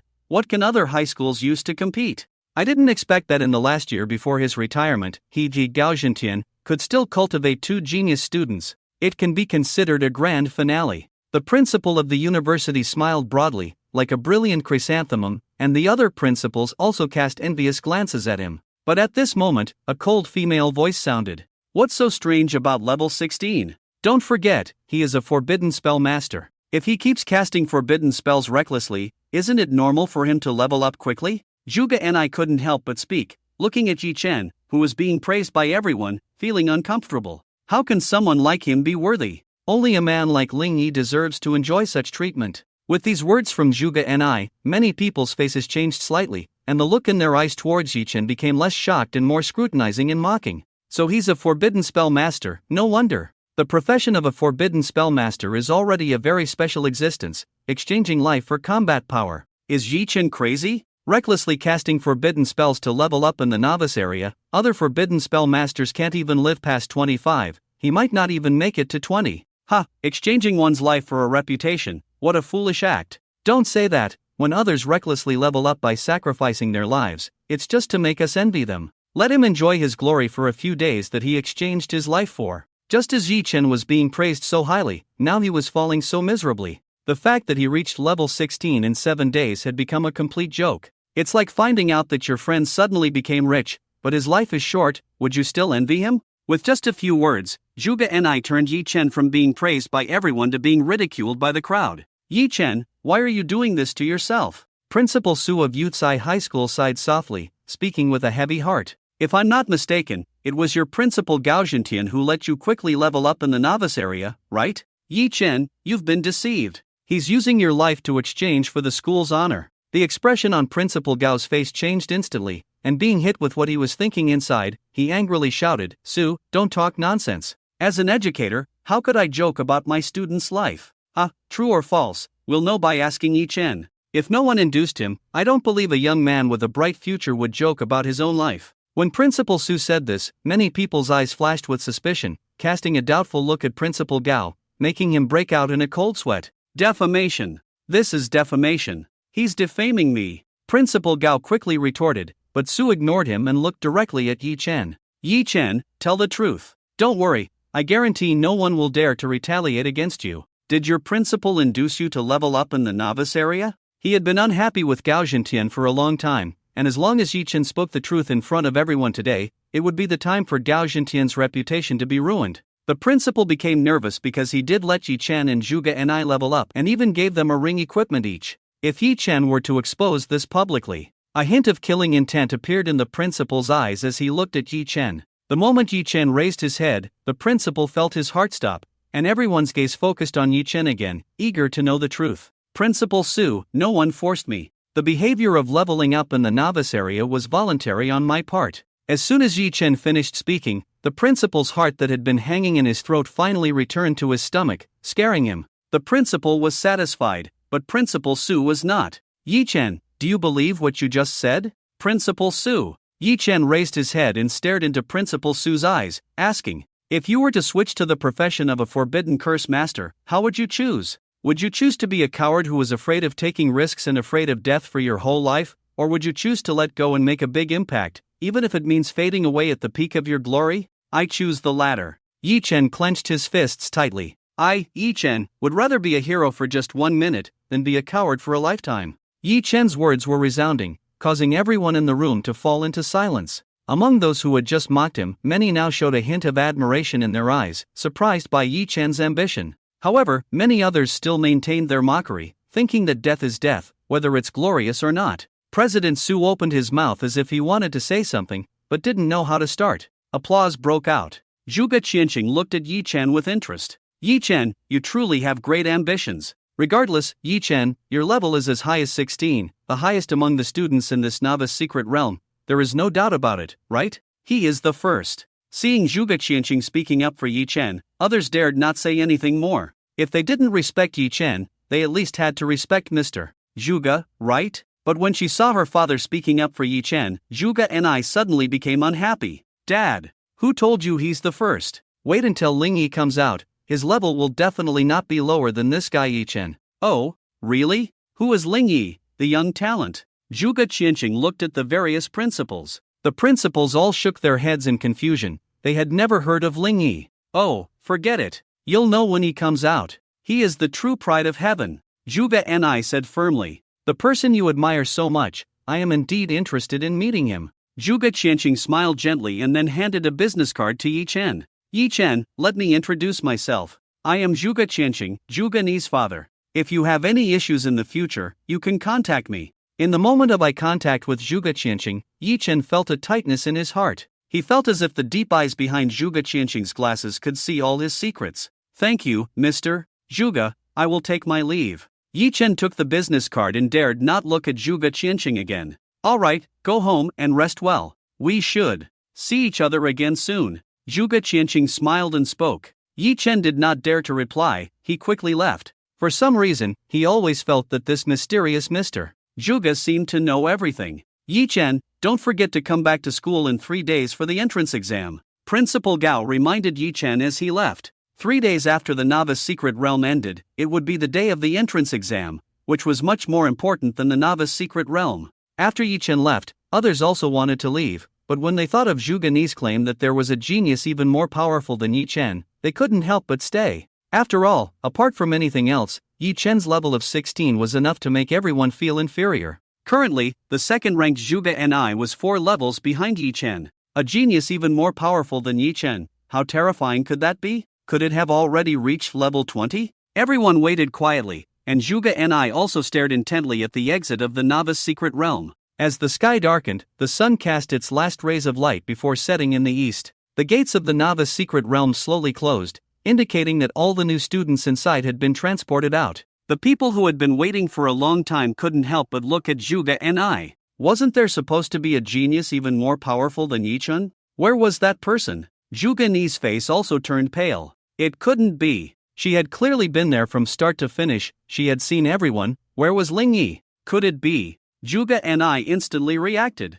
When Yi Chen came out, for a while she was affected by Yi Chen's mood and didn't pay attention to the movement at the exit. Could it be that Ling Yi sneaked out quietly at that time? This annoying Yi Chen. It's all because of him. Zhuge Ni, who realized this, was extremely annoyed. Seeing Zhuge Ni's angry expression, no one dared to question her. After all, she was Mr. Zhuge's own daughter. The people who felt deceived could only disperse dejectedly. What's wrong, Ni? What about that genius you mentioned? On the way back, Zhuge Qianqing patted Zhuge Ni's head and asked, Dad, even you don't believe me. That genius named Ling Yi really exists. He even saved your daughter's life. Zhuge Ni was very excited and told Zhuge Qianqing the whole story. Zhuge Qianqing could only smile wryly. So, you walked out of the novice secret realm early just to recognize him? Well, Zhuge Ni's voice was like a mosquito. She cautiously raised her eyes to look at Zhuge Qianqing. After all, although Zhuge Qianqing doted on her, he was still very principled. Zhuge Qianqing pushed his glasses and a glint flashed in his eyes as he lightly smiled. Ni, have you ever considered the possibility that Yi Chen is the Ling Yi you've been looking for all along? Put. Zhuge Ni burst into laughter at Zhuge Qianqing's speculation. Dad, don't insult Ling Yi. How can that guy Yi Chen be compared to Ling Yi? He's not even worthy to shine Ling Yi's shoes. He was scared off at the sight of the dragon blood behemoth. Moreover, Ling Yi has an extremely high level of control over the fire element, and can even manipulate the flames, which Yi Chen cannot do. If Yi Chen and Ling Yi were really the same person, I, Zhuge Ni, would be willing to serve him as a slave. Zhuge Ni sneered. One is the person who made her heart flutter, the other is the person she detests to the extreme. How could these two be the same person? It's too absurd. Zhuge Ni would rather believe that she had hallucinated at the time, and Ling Yi was simply a non-existent person. She couldn't believe that these two were the same person. Is that so? Maybe. Zhuge Qianqing smiled and pushed his glasses, not arguing with Zhuge Ni anymore. A glint of cunning flashed in his eyes. A full moon hung high in the night sky. The moonlight flowed slowly on the streets like mercury. Phew! Yi Chen breathed a sigh of relief as he returned home. Although this home was located in a slum where sewage flowed, it was the place where he felt the most secure. Sitting at home, Yi Chen's eyes were filled with satisfaction, concealing the excitement within. A level 16 job changer. An SSS level forbidden curse master, bearing 16 forbidden curses. From now on, he was no longer a powerless ordinary person. Even if someone discovered his immortality, he could escape to the outskirts of the city, or even hide in remote areas where people rarely tread. Having the power to protect himself was the most reassuring thing for Yi Chen. Knock knock knock. At this moment, there was a sudden knock on the door. Yi Chen's heart suddenly jumped. This was a slum. Even thieves wouldn't want to visit such a place, as the people living here were even poorer than thieves. Who would knock on his door at this late hour? Yi Chen secretly prepared for a battle, then got up and opened the door. Standing outside was a middle-aged man in a suit, holding a briefcase. His expensive suit was clearly out of place in the dirty surroundings. Who are you? Yi Chen asked in confusion. You are Yi Chen, right? I finally found you. The middle-aged man wiped the sweat from his forehead and reached out to Yi Chen. Let me introduce myself. I am Wang, the manager of Qingcheng Brain Overlord Oral Liquid Company, Ltd. Yi Chen. Looking at the dripping hand, Yi Chen had no desire to shake it. Oops, sorry, the car can't come in, and it's too far to walk in. I've broken a sweat. Manager Wang smiled awkwardly, wiping his hands on his pants. Do you have something to discuss? Yi Chen cut to the chase as soon as he opened the door. Here's the thing. You switched to the SSS profession and broke the record for the highest level in the Qingqing Novice Secret Realm, right? I wanted to ask if you're interested in shooting an advertisement. Manager Wang held up 3 fingers. I can offer you 30,000 for the advertisement. Yi Chen was moved by the offer. He finally understood Manager Wang's intention, and at the same time, he thought to himself that an ordinary person's life is indeed cheap.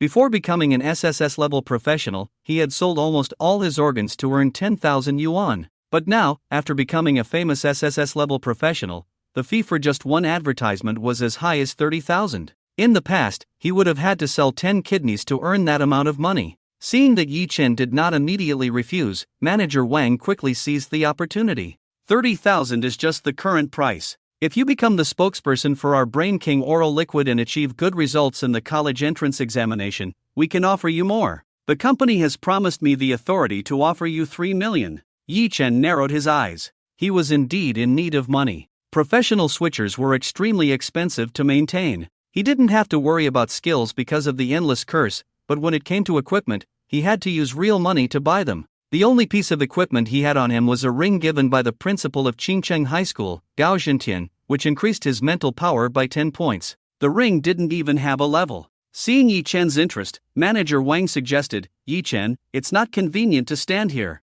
Shall we find a place to eat and discuss further? Sure. Yi Chen nodded and walked out with Manager Wang. A black luxury car was parked at the entrance of the slum. Although Yi Chen wasn't familiar with cars, he could tell that this car was expensive. Manager Wang opened the door and sat in the back seat with Yi Chen. After about 10 minutes, the car stopped in front of a somewhat remote farmhouse. Come on, Yi Chen, get off the car. Manager Wang warmly invited Yi Chen. Don't be fooled by the appearance of this small farmhouse. The food here is excellent. The chickens here are free range. The vegetables are grown by the owner, fertilized with chicken manure, all natural and pollution free. The fish here are caught from the water. Once you taste it, you'll know. The chicken tastes like chicken, the fish tastes like fish, the vegetables taste like manure. Yi Chen interrupted. Manager Wang's expression suddenly stiffened. Yi Chen, you're quite humorous. Let's go in. Manager Wang led Yi Chen into the farmhouse. Everything in the farmhouse looked new, as if it had just opened,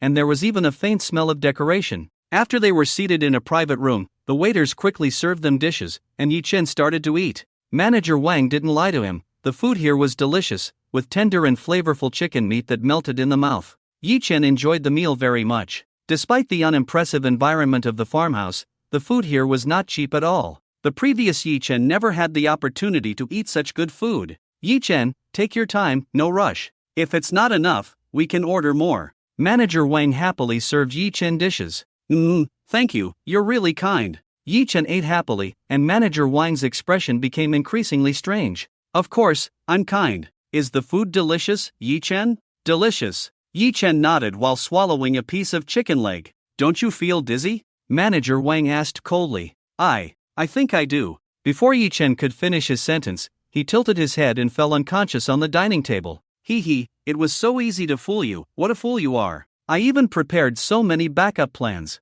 Manager Wang wiped his hands, sneering at the unconscious Yi Chen. He kicked Yi Chen, causing him to collapse on the ground, unconscious. Manager Wang lifted his foot and used the hard heel of his shoe to grind forcefully on Yi Chen's palm until it was a bloody mess, but Yi Chen showed no reaction. After confirming Yi Chen was unconscious, Manager Wang took out a phone. Hello, boss, it's done. This kid is as good as a dead pig now. After hanging up the phone, about 3 or 4 minutes passed before the door of the private room was pushed open, and a very shrewd middle-aged man walked in. If Yi Chen hadn't been drugged, he would have recognized this middle-aged man as the heartless boss he sold his kidney to in the black market that day. Well done, the heartless boss nodded approvingly at Manager Wang. But boss, I don't quite understand. Why did you go to such lengths to deal with this high school student? If others find out, we'll be in big trouble. Manager Wang couldn't help but speak. A high school student, or an SSS-level transferee, is enough to attract the attention of the upper echelons of Qingcheng. If Yi Chen wasn't an orphan with no background, Manager Wang wouldn't have dared to take on this job. Don't ask so many questions. The more people know, the sooner they die. The heartless boss coldly glanced at Manager Wang. Get out, without my orders, no one is allowed near this room. Violators will be killed. Yes, boss. Manager Wang nodded and slinked out of the room, closing the door for the heartless boss. After Manager Wang left, the heartless boss squatted down, staring intently at the unconscious Yi Chen, as if a professor who had studied aliens all his life suddenly saw a real alien. He reached out his rough hand and began to feel around Yi Chen's body. Kidneys, spleen, liver, gallbladder, pancreas, corneas, coronary arteries, liver, large intestine, small intestine. The heartless boss's expression became more ferocious, and the excitement in his eyes was indescribable. They're back, I feel it, they're all back. All those organs this kid sold to me before have actually grown back. Unbelievable, this is simply unbelievable. The heartless boss gently caressed Yi Chen, as if he were carefully protecting a rare treasure. If I could master the secret of organ regeneration. The heartless boss's eyes sparkled with ambition. If you could master the secret of organ regeneration, even the real big shots would have to treat you as an honored guest. A voice sounded in the heartless boss's ear. Yes, that's right. By then, I don't know how many people will kneel before me and beg. The heartless boss nodded repeatedly, getting excited at the thought. But then he realized something was wrong. Besides the unconscious Yi Chen and himself in the room, where did the third person come from? Who? He turned around abruptly, only to meet Yi Chen's expressionless face. You're awake? How is that possible? I put 3 times the dose of sedatives in your food. Even if an elephant ate it, it wouldn't wake up for 6 hours. The heartless boss was shocked. That's not the question you should be asking. I'm more curious about how you tracked me down. Yi Chen's face was full of coldness. He remembered clearly that when he left the underground black market, he deliberately took several detours to make sure no one was following him before returning home. How did this heartless boss find him? I'll explain that to you slowly after I capture you. I only drugged you to avoid trouble. Do you really think you're my match? The heartless boss sneered, a sharp long knife appearing in his hand. It was then that Yi Chen realized that this heartless boss was also a transferee, and his level was an astonishing 20. Ji Yuliang, Phantom Blade Master. Level 20 Phantom Blade Masters excel not only in speed but also in concealing their presence, moving without a trace, hence the name Phantom. Yi Chen suddenly realized that a job changer was tracking him, an ordinary person, so it was no wonder he couldn't detect it. Kid, surrender quietly, or I can't guarantee you'll leave with all your limbs intact. The sinister boss stuck out his tongue and licked the blade. Yi Chen's expression was strange, feeling like a first-grade elementary school student warning you to be careful of their strong fist. Forbidden curse, burning reincarnation. Blood flames erupted from Yi Chen's body. He originally intended to end the battle with a devastating thunderstrike, but considering they were indoors, he didn't want to attract too much attention, so he decisively chose another forbidden curse. Forbidden curse, eternal frost eye. Forbidden curse, eternal frost eye. The curse caster sacrifices their eyes, freezing everything within sight until they go blind. Since the monsters encountered in the novice realm were all one-hit kills, Yi Chen hadn't had the chance to use this forbidden curse until now. As eternal frost eye was activated, Yi Chen's black eyes turned pure white, crystal clear, and magnificent. He avoided the boss's head and looked below his neck. Before the boss could react, ice crystals began forming on his body. What's happening? What is this? The boss was shocked, trying to chop off the ice crystals with his blade, but it only sparked, and the blade fell to the ground. The ice crystals remained unscathed, causing his hand to crack, blood flowing, and the ice crystals on his body were as hard as stone. Soon, the boss's body below the neck was frozen into an ice sculpture, and Yi Chen's vision plunged into darkness. Eternal Frost Eye was indeed powerful, albeit straining on the eyes, but for Yi Chen, it was no issue. With a thought, his eyes grew back. Impossible. You're only level 16, while I'm a full level 20. Even as a curse caster, you can't defeat me in one strike. What kind of monster are you? The boss's face was filled with disbelief, trying to struggle, but how could he escape a forbidden curse cast at the cost of a pair of eyes? Alright, now we can have a good chat. Yi Chen rotated his still inexperienced new eyeballs. Tell me, how many people know about my organ regeneration ability? The boss pursed his lips, unwilling to speak, the chill emanating from the ice crystals turning his face purple. If you don't want to talk, that's fine. But at this rate, you'll definitely be frozen below the neck, turning from a noble level 20 job changer into a paralyzed wreck. Yi Chen leisurely walked to the table and poured himself a cup of hot tea. Don't drink it. That tea is drugged. The boss immediately warned, not concerned about Yi Chen being drugged but fearing being left paralyzed in the freezing state. However, Yi Chen remained unfazed by the warning, and with a gulp, he drank a large cup of tea laced with a potent drug. The boss, frozen with a pale face, watched as Yi Chen casually wiped his mouth after drinking a cup of tea filled with a potent drug. The boss's eyes were filled with shock. Why? Why is the drug ineffective on you? Want to know? Yi Chen asked with a smile. The boss nodded. First, tell me, how many people know about my organ regeneration ability? Yi Chen countered. The boss's lips were already turning purple from the cold. Just me. That day I saw you selling 2 kidneys and corneas, and thought you wouldn't live long. It would be better to bring you back and harvest the remaining useful organs, and also get the money back. But I didn't expect that you were actually blind, yet you could move around the black market swiftly as if nothing happened. I became interested in you, and after some investigation, I found out that you were an orphan. So I had my men set up a trap for you and brought you here. Yi Chen slowly approached the heartless boss. Are you really the only one who knows? Why do I feel like you are lying to me? Because I want to keep the secret of organ regeneration to myself. I haven't told anyone about this, not even my men. They only knew to capture you, but not the reason behind it, the heartless boss truthfully replied. Alright, I have told you everything I know, now you should tell me why you are not afraid of the sedative anymore? The heartless boss pressed on. Oh, are you asking me to tell you? Or to tell the person behind you? Yi Chen took the heartless boss's knife and chopped off his left hand. The frozen hand fell to the ground and shattered into pieces of ice, revealing a black miniature camera that he had been holding. Yi Chen bent down, picked up the camera from the heartless boss's pale face, and then activated a forbidden curse. A red-purple flame burned fiercely, turning the camera into ashes. Who is the person behind you? Yi Chen held the knife against the heartless boss's neck. Hee, go ahead and kill me. The heartless boss closed his eyes as if resigned. If I don't tell you, only I will die. If I tell you, my family will all. As you wish. Before he could finish his sentence, Yi Chen had already raised the knife and brought it down, causing the heartless boss's head to roll off like a watermelon, with an expression of disbelief still on his face. It seemed he didn't expect Yi Chen to act so decisively. After dealing with the heartless boss, Yi Chen then pointed the knife at his own stomach. Following that, he performed a standard harakiri, taking out his own stomach.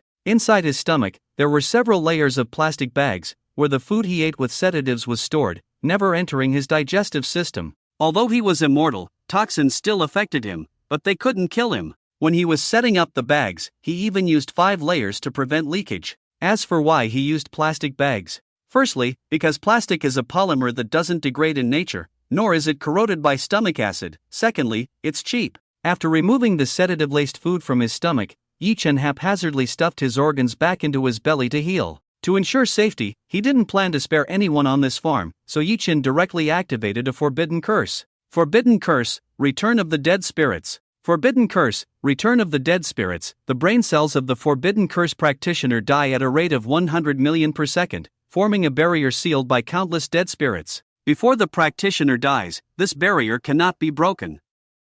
Note, if the barrier is attacked, it will accelerate the death of the practitioner's brain cells. The moment the return of the dead spirits curse was activated, numerous white skeletal warriors emerged from the ground, their hollow eye sockets burning with a ghostly blue flame. Following them were headless horsemen, bone dragons, liches, and various other undead creatures continuously appearing, surrounding the entire farm. Unless Yi Chen was killed, no one could escape from this farm. The people inside the farm were terrified, never having seen such a horrifying sight before, as if it were a natural disaster. Fortunately, the undead creatures seemed to have no intention of attacking them, only silently guarding the perimeter of the farm. Yi Chen held a knife in one hand and the head of the corrupt boss in the other as he pushed open the private room door and walked out. "Ha, boss?" Manager Wang, who was guarding the door, was shocked. Although he had heard some strange noises just now, he remembered that the boss had ordered no one to enter without his command, so they had been guarding the door. But unexpectedly, after guarding for a while, they found the body of the corrupt boss.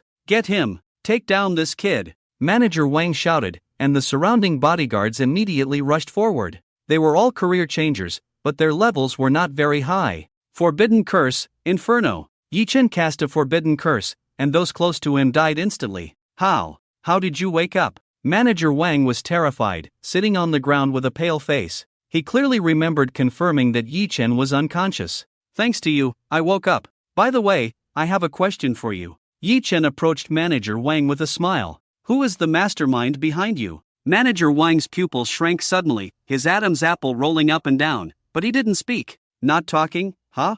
A cruel smile appeared on Yi Chen's face as he raised his hand and stabbed the still-breathing bodyguard next to him. The guard's face was full of disbelief as he stared blankly at Yi Chen. "You won't talk, so I stabbed him." "Why stab me? You are a devil." Manager Wang's eyes were filled with even more horror. The teenager in front of him seemed to be the embodiment of a demon, killing so casually.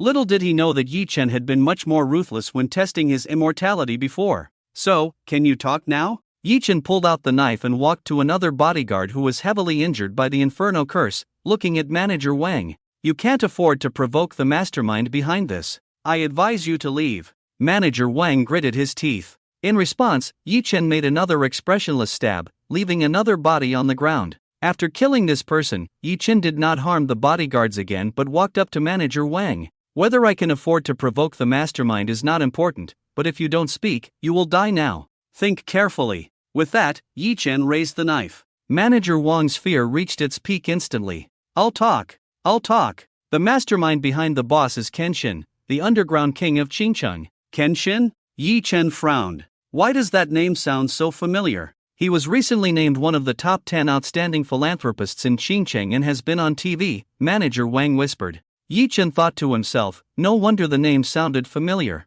On the surface, he was one of the top 10 outstanding philanthropists in Qingcheng, but behind the scenes, he was the leader of all underground forces.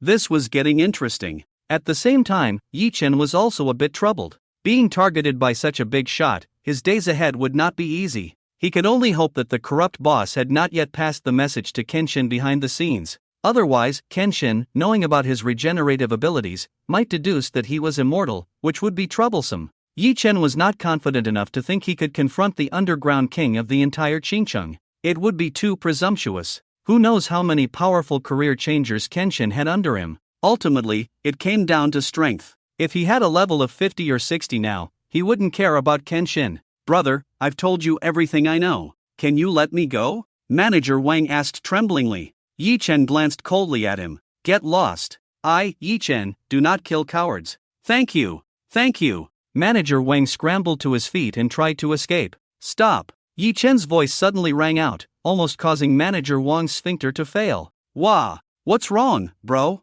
Manager Wang trembled. "Do you have cash on you? Take it out and give it to me," Yi Chen said. Yes.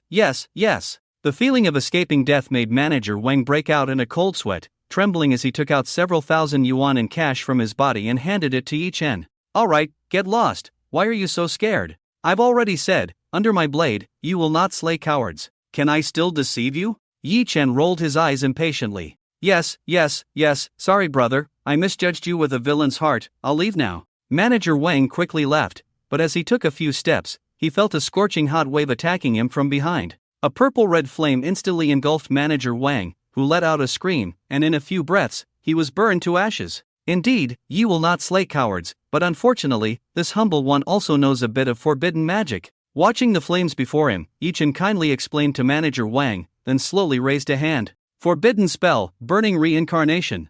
Forbidden spell, flame of hell." Yi Chen's face visibly turned pale, a beautiful and terrifying fire lotus continuously brewing in his hand. When the fire lotus bloomed, the entire farmhouse was engulfed in boundless flames. Perhaps some people in this farmhouse were innocent, but Yi Chen couldn't distinguish anymore. When it came to his own life and death, he could only make these people die less painfully. At such a terrifying temperature, the human body could even be vaporized directly, a painless death. After destroying all traces, Yi Chen put away the dead spirits, turned and disappeared into the night, leaving behind a scorched black earth. Back at home, Yi Chen washed his face, took several deep breaths, but couldn't calm the surging emotions. He had killed someone. Unlike the chaotic things he had killed before, like those monsters, this time he killed a living person. What made Yi Chen even more unable to calm down was Ken Sen's revenge to come. Fortunately, in 3 days, he would participate in the college entrance examination, and he would be safe during the exam. By then, even Ken Sen wouldn't be able to touch him. The problem was, where should he go in these 3 days? Staying at home would be waiting for death. Just as Yi Chen was worrying, his home door was knocked again. Yi Chen's heart skipped a beat. Could it be that Ken Sen's revenge was coming so soon? He didn't open the door directly, but climbed out of the window, circled to the front door, holding a forbidden spell in his hand. If it was Ken Sen's people at the door, he would throw the forbidden spell and run, trying to blow up a few. Just as Yi Chen was about to make a move, he could see in the moonlight that the person at his door was actually Ji Lingyu. What was this kid coming to him for? But it seemed like the problem of where to go had been solved. Seeing Ji Lingyu, Yi Chen put away the forbidden spell, climbed back in through the window, and opened the door. "Boss, you're finally back." Ji Lingyu was excited to see Yi Chen, completely unaware that he had just walked through the gates of hell. "I applied to my dad, we have 2 million, but don't say anything, money is a small matter. I've accepted you as my little brother, let's go to your house. Since you call me boss, I must protect you personally in the future." Yi Chen hugged Ji Lingyu and walked out. The Ji family group was one of the top companies in Qingcheng. No matter how awesome Ken Sen was, he couldn't possibly run into the Ji family group and capture him, right? Ah, really? Ji Lingyu still couldn't believe his ears. Then a sense of accomplishment rose in his heart. His dad was right. Yi Chen, this guy, was both face-conscious and poor, and he had easily fooled a free bodyguard with just a few words. "Yes, you are my boss. Come home with me." The two walked arm in arm, like well-coordinated partners. The thoughts of the two scheming individuals perfectly aligned at this moment, both feeling like they had hit the jackpot. Just as Yi Chen got into Ji Lingyu's car and left, a dark figure flashed and disappeared into the darkness at the dim corner. The underground black market of Qingcheng. A man with a large cigar in his mouth sat on a sofa chair, while a curvaceous beauty knelt in front of him, also with a cigar in her mouth. This man had slicked back hair, a bit overweight, and a kind smile. If not mentioned, no one would know that the person in front of them was Ken Sen, the boss of the underground black market in Qingcheng. Ken Sen took a puff of his cigar, furrowing his brows slightly, then instantly relaxing, his pupils losing focus as he stared blankly at the ceiling for a while before refocusing. Why is there no news from Jihu? It's been so long since they captured a high school student. The beauty stood up, wiped her mouth with a wet tissue, and responded, "Half an hour ago, we lost contact with him. By the time our people arrived, the farmhouse had already been burned to ruins. It seems like the work of a transmigrator. And that high school student, Yi Chen, was taken away by Ji Lingyu of the G group 5 minutes ago." The G group? Do they have a hand in this? Ken Sen's expression was uncertain. Today, his subordinate in charge of organ trafficking, Su Jihu, told him that he found something unusual on a high school student, suggesting that the student might be hiding a big secret. When Kensen asked for details, Su Jihu didn't elaborate, only saying he would report back once the student was captured. Shortly after, Su Jihu disappeared. What secret does Yi Chen hold? Even the G group is involved. Kensen leaned back slowly, a hint of malice flashing in his eyes. It seems I've been inactive for too long if even the G group dares to meddle with me. It's time for everyone in Qingqing to know who the true king of the underground world is. The vehicle headed towards the wealthy district of Qingcheng and stopped at the entrance of a standalone villa. Yi Chen couldn't help but marvel at the stark contrast between the wealthy district and the slums. He had just gotten off the car to use a public restroom and found even the toilets here were scented. No wonder so many people loved money. Being wealthy was indeed good. Upon entering the Ji family residence, Ji Lingyu had already arranged everything for Yi Chen. Inside were 2 rows of beautiful maids bowing towards Yi Chen. "Good evening, young Master Yi." The maids' loose attire, combined with their bow, presented a breathtaking sight. Yi Chen's eyes widened. Was this the joy of the wealthy? Damn, he thought. Before transmigrating, he was a pauper, and now he was so poor that he could only live in the slums. If not for his immortality, he might have starved to death long ago. But what was Ji Lingyu doing while he was starving? Sitting in the villa surrounded by so many maids? At that moment, Yi Chen's gaze towards Ji Lingyu held a hint of resentment. For the first time, he envied Ji Lingyu. If he could transmigrate into a wealthy second generation, why bother working so hard to improve his strength? "Boss, do you like them? Just pick a few, and I'll have them serve you in your room tonight." Ji Lingyu smirked, showing a smile that every man understood. "Don't worry, they undergo regular health checks every week, ensuring they are very clean. This one, and that one." Yi Chen pointed to 3 of the maids. "Just 3 enough?" Ji Lingyu was surprised. "No, I don't want these 3. Send all the others to my room," Yi Chen said. Ji Lingyu: "Alright, just kidding. Any place for me to sleep will do." Yi Chen shook his head, still not daring to enjoy such pleasures as he was still a virgin. He couldn't bring himself to give his virginity to women he had no emotional connection with, but of course, a little indulgence wouldn't hurt. "Okay, I'll arrange it." Ji Lingyu was somewhat surprised that Yi Chen could resist the temptation of so many beautiful women. Ji Lingyu led Yi Chen into the Ji family's villa, where Yi Chen also met Ji Lingyu's father, who appeared to be a balding middle-aged man with occasional shrewdness in his eyes, indicating his extraordinary nature. Soon, Yi Chen had his own room in the Ji family, lying on a soft king-size bed, peacefully drifting into sleep. Unaware that at this moment, the underground forces of Qingcheng were gathering under Kensen's mobilization, everyone knew that Kensen was about to make a big move. The next morning, as soon as Yi Chen opened his eyes, a maid was waiting by the bed, gently tucking her bangs behind her ears, showing her gentleness. "Young Master Yi, you're awake, wash your face." A steaming hot towel was immediately handed to Yi Chen. The sudden scene made Yi Chen couldn't help but slap himself, thinking he was still dreaming. Having lived in the slums for so many years, he had never experienced waking up to a beautiful maid handing him a hot towel. "Young Master Yi, what's wrong? Did you have a nightmare?" The maid quickly grabbed Yi Chen's hand, not letting him harm himself again. The bright headlights of a car made Yi Chen feel dizzy. In a daze, Yi Chen washed his face, and immediately 2 maids came to help him brush his teeth, but Yi Chen quickly declined. "No need, I can do it myself." Yi Chen was still not used to being taken care of, and as he finished brushing his teeth, Ji Lingyu was already waiting for him at the door. "Boss, how's it going? Are you getting used to living here?" "It's okay." Yi Chen nodded. Hee, that's good, let's go eat first." Ji Lingyu took Yi Chen to the dining room, where only the 2 of them were present, but the table was filled with over 20 dishes. 8 beautiful girls were already waiting there, and as soon as they saw Yi Chen and Ji Lingyu, all 8 of them lowered their heads in unison. "Good afternoon, Mr. Ji, Mr. Yi. Boss, please have a seat." Ji Lingyu skillfully sat down on a chair, and a girl immediately handed him a bowl of soup to refresh his palate. After taking a sip, another girl handed him a peeled and deveined shrimp, and with a slight opening of his mouth, Ji Lingyu ate the best third of the shrimp, finishing it in one bite. Just as he finished the shrimp, another girl quickly picked up a cherry and handed it to Ji Lingyu, exactly 2 red and 2 green cherries. After eating the cherries, one girl on each side fed Ji Lingyu shrimp and crab meat that had been peeled and removed from the shell. This scene left Yi Chen stunned. The wealthy people in his original world were extravagant, but not to this exaggerated extent. It seemed that in this world, due to the existence of transmigrators, the status of ordinary people was very low, similar to servants. "Boss, have a seat, don't these dishes suit your taste? What would you like to eat? I'll have it made for you right away." Seeing Yi Chen still standing, Ji Lingyu quickly asked. "It's fine, these are good, I'm just not used to eating like this, a bit curious."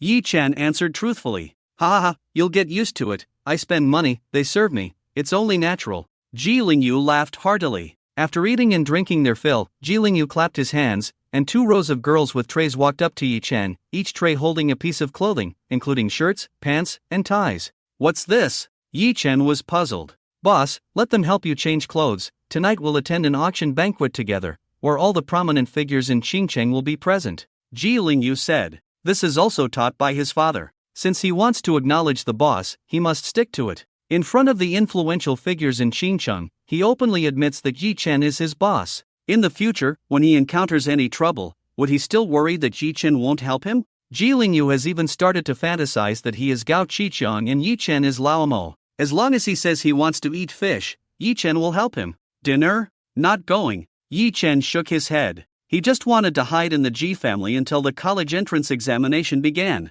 Yi Chen turned and walked into the toilet to urinate, but as soon as he entered, he found that there were 4 maids in the toilet. 1 holding dry tissues, 1 holding wet tissues, and 2 empty-handed. As soon as he entered the toilet, the 2 maids without anything in their hands approached him. "Young Master Yi, let me help you take off your pants." "Young Master Yi, let me support you." Yi Chen's face instantly turned black, and he ran out of the toilet like he was escaping, and the urge to urinate disappeared. "Boss, what's wrong?" Ji Lingyu was puzzled. "It's nothing, I think it's necessary to go to the dinner party." Yi Chen suddenly changed his mind. He suspected that if he stayed in the Ji family, he might be suffocated to death. "Boss, it's great that you changed your mind. There will be many good things at tonight's auction dinner, including equipment and skills," Ji Lingyu said. "Oh, there are these good things?" Yi Chen was surprised. "Yes, Xinjiang holds an auction dinner every year before the college entrance examination, but only the common people don't know about it,"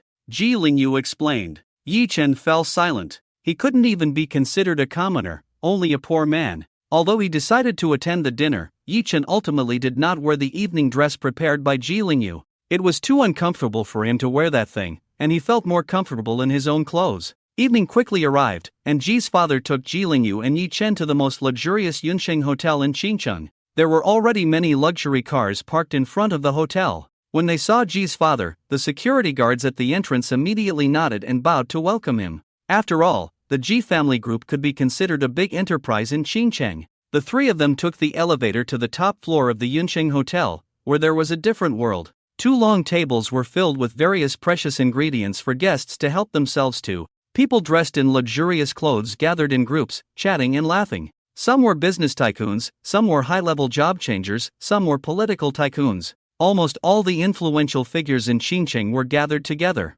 As soon as Ji's father arrived, he went to join his old friends, and Ji Lingyu was already used to it. The older generation has their circle, and we younger generation have ours. "Let's go over there." Ji Lingyu pointed to the table opposite, where there were all young people. "It's okay, you do your thing, don't mind me." Yi Chen was already hungry. He hadn't eaten much at noon under the escort of those maids. Yi Chen ignored Ji Lingyu, walked to the table, and started to eat heartily. The people present were eating elegantly and wearing expensive custom-made suits. Yi Chen's ravenous eating immediately attracted the attention of many people around him, and Ji Lingyu's toes were already curling. "Boss, shall we eat later? Let me introduce my friends to you first."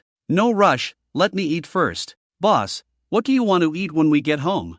"I'll have someone make it for you. Don't eat for now," Ji Lingyu said anxiously. He felt more and more eyes on them, but Yi Chen completely ignored him, happily showing off his dinner. Anxious, Ji Lingyu even thought about reaching out to grab the lobster in Yi Chen's hand, and Yi Chen's eyes instantly sharpened. Forbidden curse. Ji Lingyu froze in place, a hint of embarrassment on his face. "It's okay, boss, you eat, you eat." Ji Lingyu left Yi Chen with a face full of tears. He brought Yi Chen to the banquet today to introduce him to his friends, hoping to give Yi Chen some face. But with Yi Chen looking like a starving ghost, Ji Lingyu didn't dare to introduce him to anyone. If he told others that Yi Chen was his boss, he would probably become a laughingstock in the Qingqing second-generation circle. After driving away Ji Lingyu, Yi Chen happily enjoyed his dinner. As for how others saw him, he didn't care. What mattered most was filling his stomach. Just as he was happily eating, a cold female voice suddenly sounded behind him. Yi Chen? Yi Chen, with half-eaten lobster in his mouth, turned his head and saw Zhu Guni's astonished face.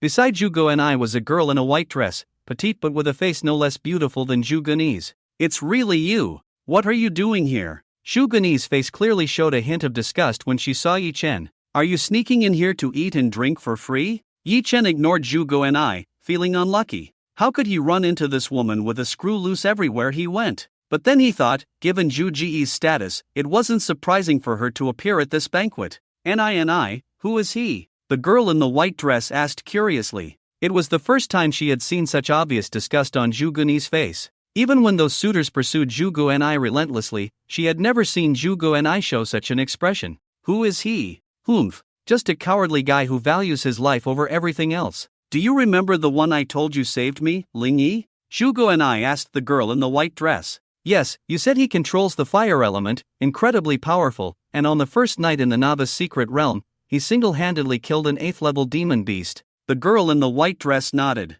Before meeting Ling Yi, I met this guy first. He's not weak. If he had been willing to join forces with me to deal with that 8th-level dragon blood behemoth, I wouldn't have been pushed into a desperate situation. But this guy is a coward. He just left me and ran away. Zhu Guanai gritted her teeth as she stared at Yi Chen, but Yi Chen was focused on eating and didn't even look at her. Ha! The girl in the white dress tilted her head. But it's human nature to seek good fortune and avoid disaster. Although he is indeed a coward, it shouldn't have provoked such a big reaction from you, right? Lu Yanwei. Zhu Guanai angrily called out the name of the girl in the white dress. Whose side are you on? Your side, Lu Yanwei stuck out her tongue. If it weren't for him, I wouldn't have been pushed into a desperate situation by the dragon blood behemoth, and I wouldn't have ended up in such a sorry state meeting Ling Yi. Ling Yi treated me like a burden, which directly led to me not finding any news about Ling Yi now. Do you think I should be angry? Zhu Guanai retorted. Well, you should be angry, I would be too. Lu Yanwei nodded, knowing how crazy Miss Zhu Gu had been looking for Ling Yi these past few days,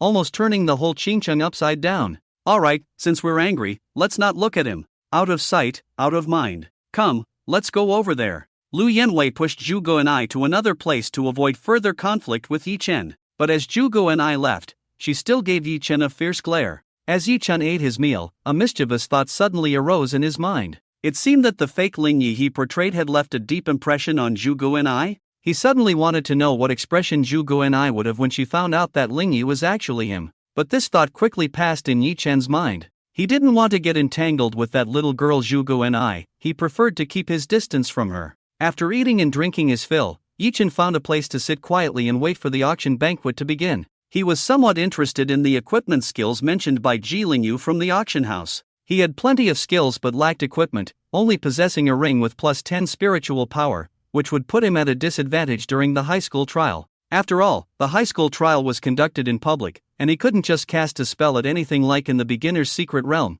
as that would raise suspicions. But then the problem arose, he had no money. He wanted equipment but couldn't afford it. Was there any solution? Yi Chen looked at Ji Lingyu. Perhaps he could offer Ji Lingyu some empty promises? Could he mooch off him? Ji Lingyu seemed to be like a tapeworm in Yi Chen's belly. Just as Yi Chen had this idea, Ji Lingyu arrived with a group of people. Everyone, let me introduce you. This is my boss, Yi Chen. Finally, after waiting for Yi Chen to finish eating, Ji Lingyu dared to bring people over. With this introduction, the faces of those behind him showed suspicion, looking at Ji Lingyu with doubt. Ji, are you joking with us? He can be your boss, but you recognize him as your boss? Everyone scrutinized Yi Chen, full of confusion. He looked like a bargain hunter, completely out of place at the banquet. What was Ji Lingyu thinking? Ji Lingyu smiled mysteriously. Most of his friends were second-generation elites in Qingcheng, either rich or noble, so it was normal for them to look down on Yi Chen. Then he smiled mysteriously and said, "Don't judge a book by its cover. Do you know what level my boss is now?"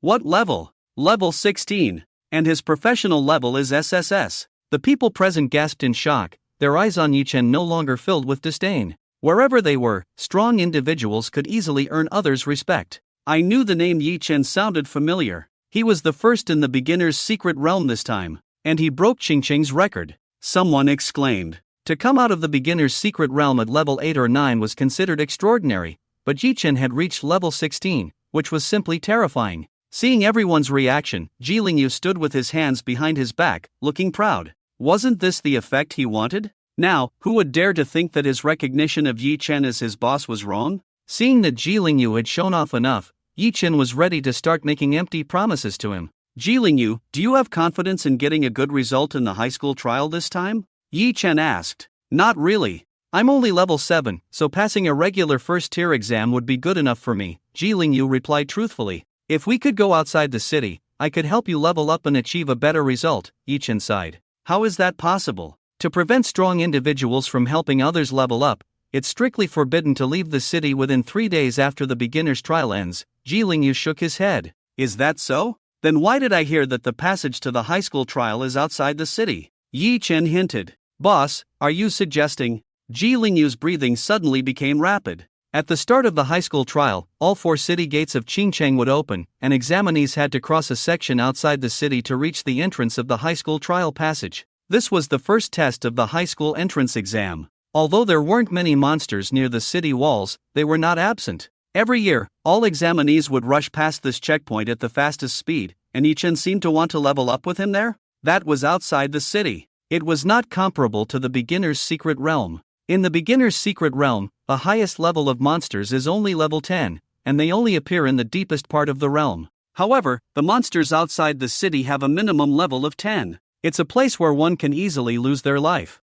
Every year, countless job changers die at the hands of monsters outside the city. Don't forget, I'm already level 16. It's just a short distance outside the city walls. I shouldn't encounter any monsters I can't handle. But it's a pity I don't have equipment. Otherwise, maybe I could help you level up there before entering the high-level trial. Yi Chen sighed, seeming somewhat helpless. Equipment? Equipment is easy to come by. Ji Lingyu didn't pay much attention to this. But boss, I'm mainly worried about our safety. After all, it's outside the city. Ji Lingyu still had some concerns. If the Ji family group could send out strong protectors, he wouldn't be afraid. But with only a level 16 Yi Chen, once a boss, always a boss. Yi Chen's voice was firm. You can rest assured. If I dare to do it, it means I'm confident. Even if I really encounter a monster I can't defeat, I promise I will die in front of you. Don't you want to level up a bit more and get into a better top-tier academy? You should know, these things can't be bought with money,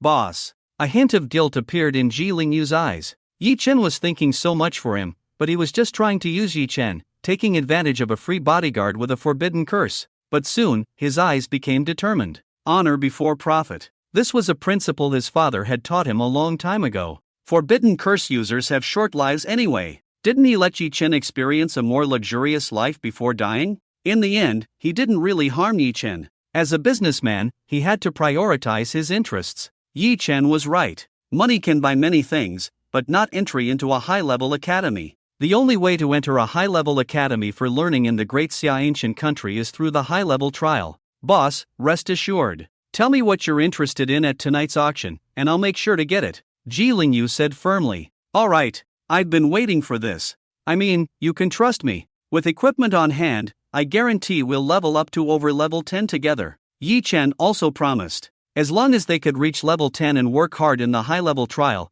they could basically reserve a spot in any top-tier academy in the Great Xia ancient country. The two smiled at each other, feeling like they had hit the jackpot. At this moment, Ji Lingyu's group of second-generation friends looked at him with envy. A level 16 SSS grade forbidden curse user risking his life to level up with Ji Lingyu. What kind of incredible opportunity was this? They went from initially thinking Ji Lingyu was crazy to now genuinely believing that Ji Lingyu had made a wise choice in recognizing this boss. If they weren't too proud, they would even consider asking Yi Chen if he needed more followers. Recognizing a boss could take you from level 7 to level 10. Who wouldn't be willing to make such a good deal? Boss, wait for me. I need to talk to my dad about this first. Ji Lingyu walked towards his father. With the auction banquet gathering many big shots, he couldn't secure any good items on his own. After getting his father's approval, Ji Lingyu felt much more confident. Boss, don't worry, it's settled. Tonight, whatever equipment you're interested in, I guarantee I'll get it for you. Yi Chen nodded.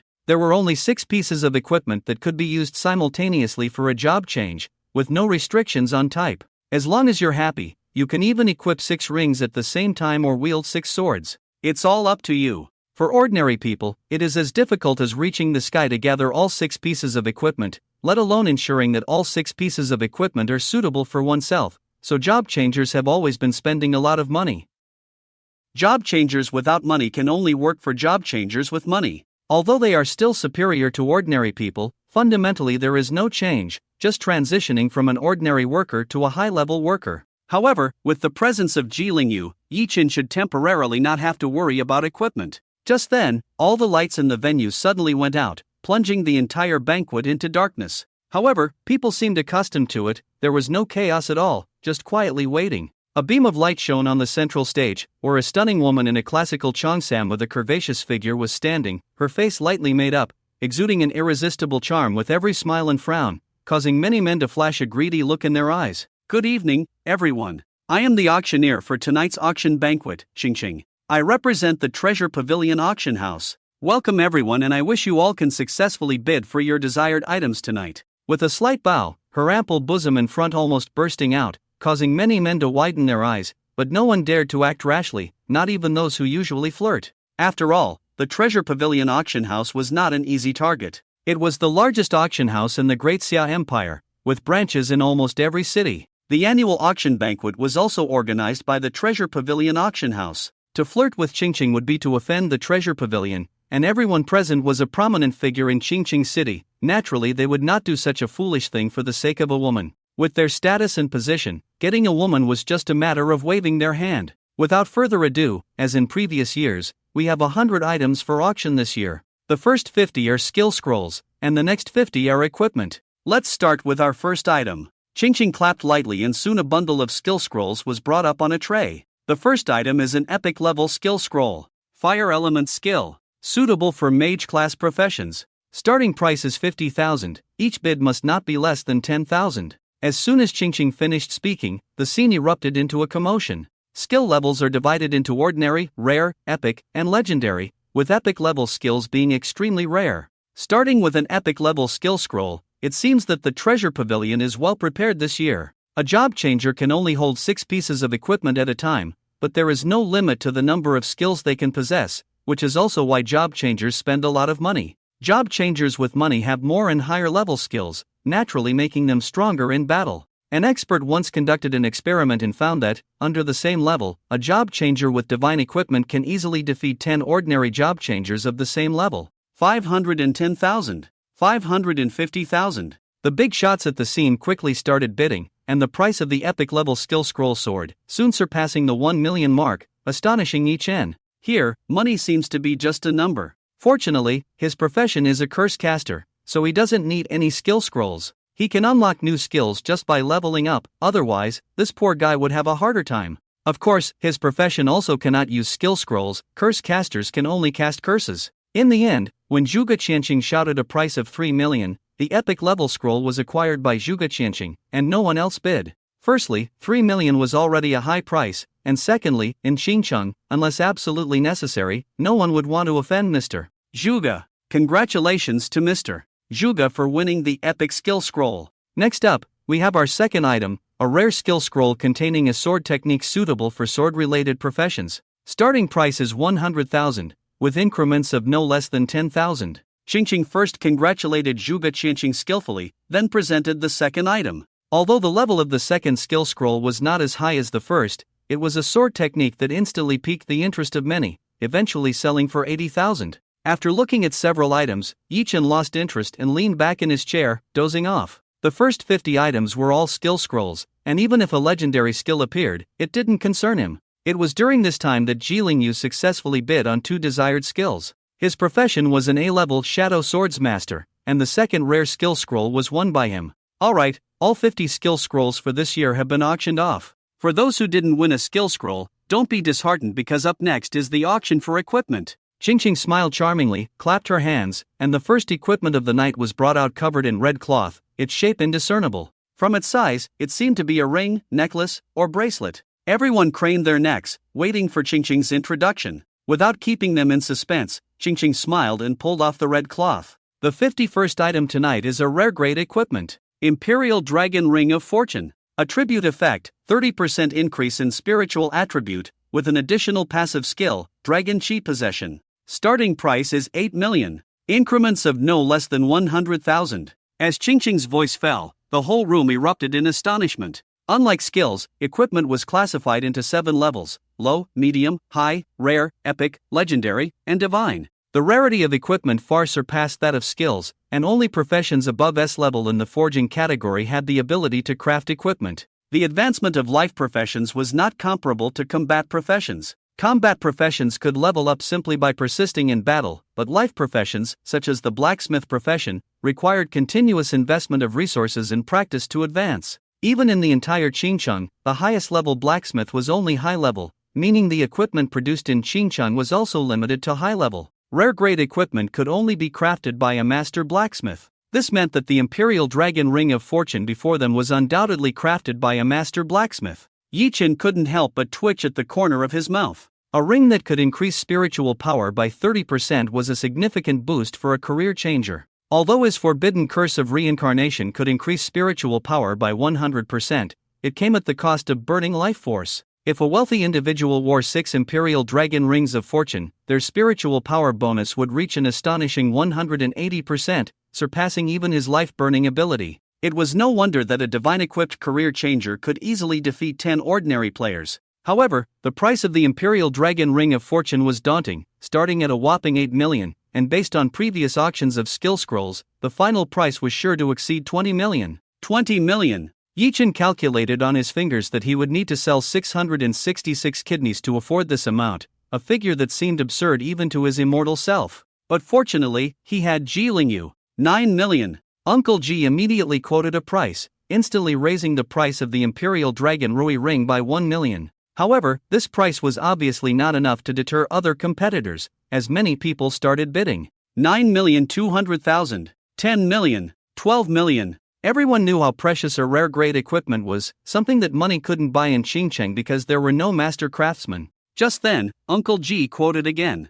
15 million. The whole place erupted in astonishment, raising the price by 3 million in an instant. Everyone could see that the Ji group was determined to get the Imperial Dragon Rui ring. There were still some bidders, but significantly fewer. When Uncle Ji raised the price to 18 million, the whole place fell silent. 18 million for a rare grade equipment was considered reasonable, and there was no need to bid further. Uncle Ji smiled faintly, thinking that 18 million was worth it for his son to enter a top-tier school. After all, he only had one son, so where else could he spend the money? Although the Imperial Dragon Rui ring was supposed to be given to Yi Chen, a forbidden curse master's life was short. When Yi Chen died in a few years, wouldn't the equipment on him still belong to his son, Ji Lingyu? 18 million once, 18 million twice, 18 million 3 times. Let's congratulate the Ji group. Just as the auctioneer at Treasure Pavilion was about to announce Uncle Ji's successful bid for the Imperial Dragon Rui ring, a lazy and arrogant voice rang out. 20 million. When this voice sounded, everyone turned their heads in surprise.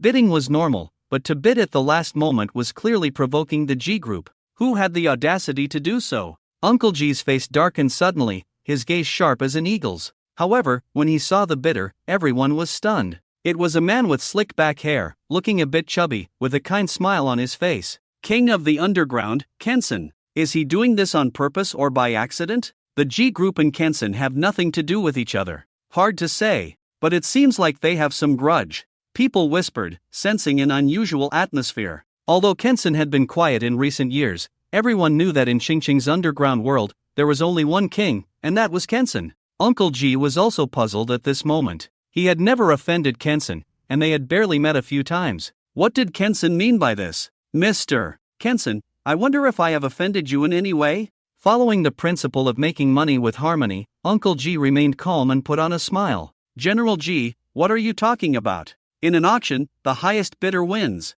Can't I, Kensen, also fancy this Imperial Dragon Rui ring? Kensen smiled kindly, without any airs. He glanced subtly at Yi Chen, thinking to himself, Ji group, you're still pretending to be clueless with me. Yi Chen is already standing behind you. Yi Chen was also sizing up Kensen at this moment. Without saying a word, he wouldn't have guessed that the person in front of him was the king of the Qingqing underground world. Their eyes met across the space, a hint of coldness in each other's eyes, while Uncle G looked bewildered in the middle. Was Kensen really just interested in the Imperial Dragon Rui ring? 21 million. Uncle G tentatively quoted another price, but the same scenario played out again. In the moment when Xingqing announced the price, Kensen shouted out 22 million. Uncle G's heart sank. He could now confirm that Kensen was indeed targeting the G group, and this was definitely not a good sign. Mr. Kensen, where have I offended the G group? Please let me know, Uncle G said respectfully. It's not that he's afraid of Kensen, it's just that it's not in his best interest to offend such a guy for no reason.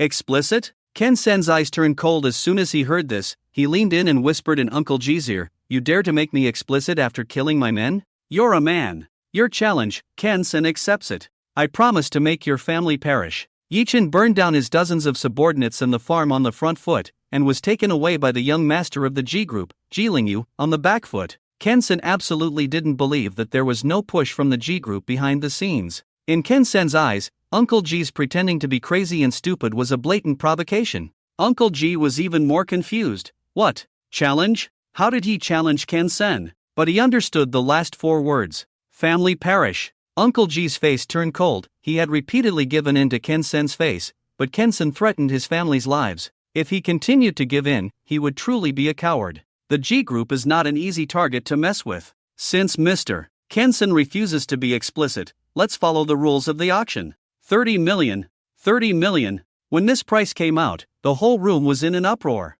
A rare grade equipment actually sold for 30 million, which was shocking. With a bit more, you could even buy a lower quality epic grade equipment. However, there was no change in Uncle G's expression. In terms of financial strength, when has the G group ever been afraid in Xinjiang? Even if Kensen is the king of the underground world, in front of the G group, both Kensens are not worth mentioning. Alright, 30 million. Kensen's eyes also turned cold. 30 million for a rare grade equipment, even he would feel the pain. This was an auction held by Treasure Pavilion, even Kensen wouldn't dare to bid recklessly here. With this move, the grudge between the G group and Kensen was completely settled. In the end, the Dragon and Phoenix ring was successfully acquired by Uncle G. Damn it! Is this Kensen crazy? When did I kill his men? Although he successfully acquired the Dragon and Phoenix ring, there was no joy in Uncle G's eyes. Offending Kensen in Xinjiang was definitely a big trouble, especially since he had no intention of offending Kensen.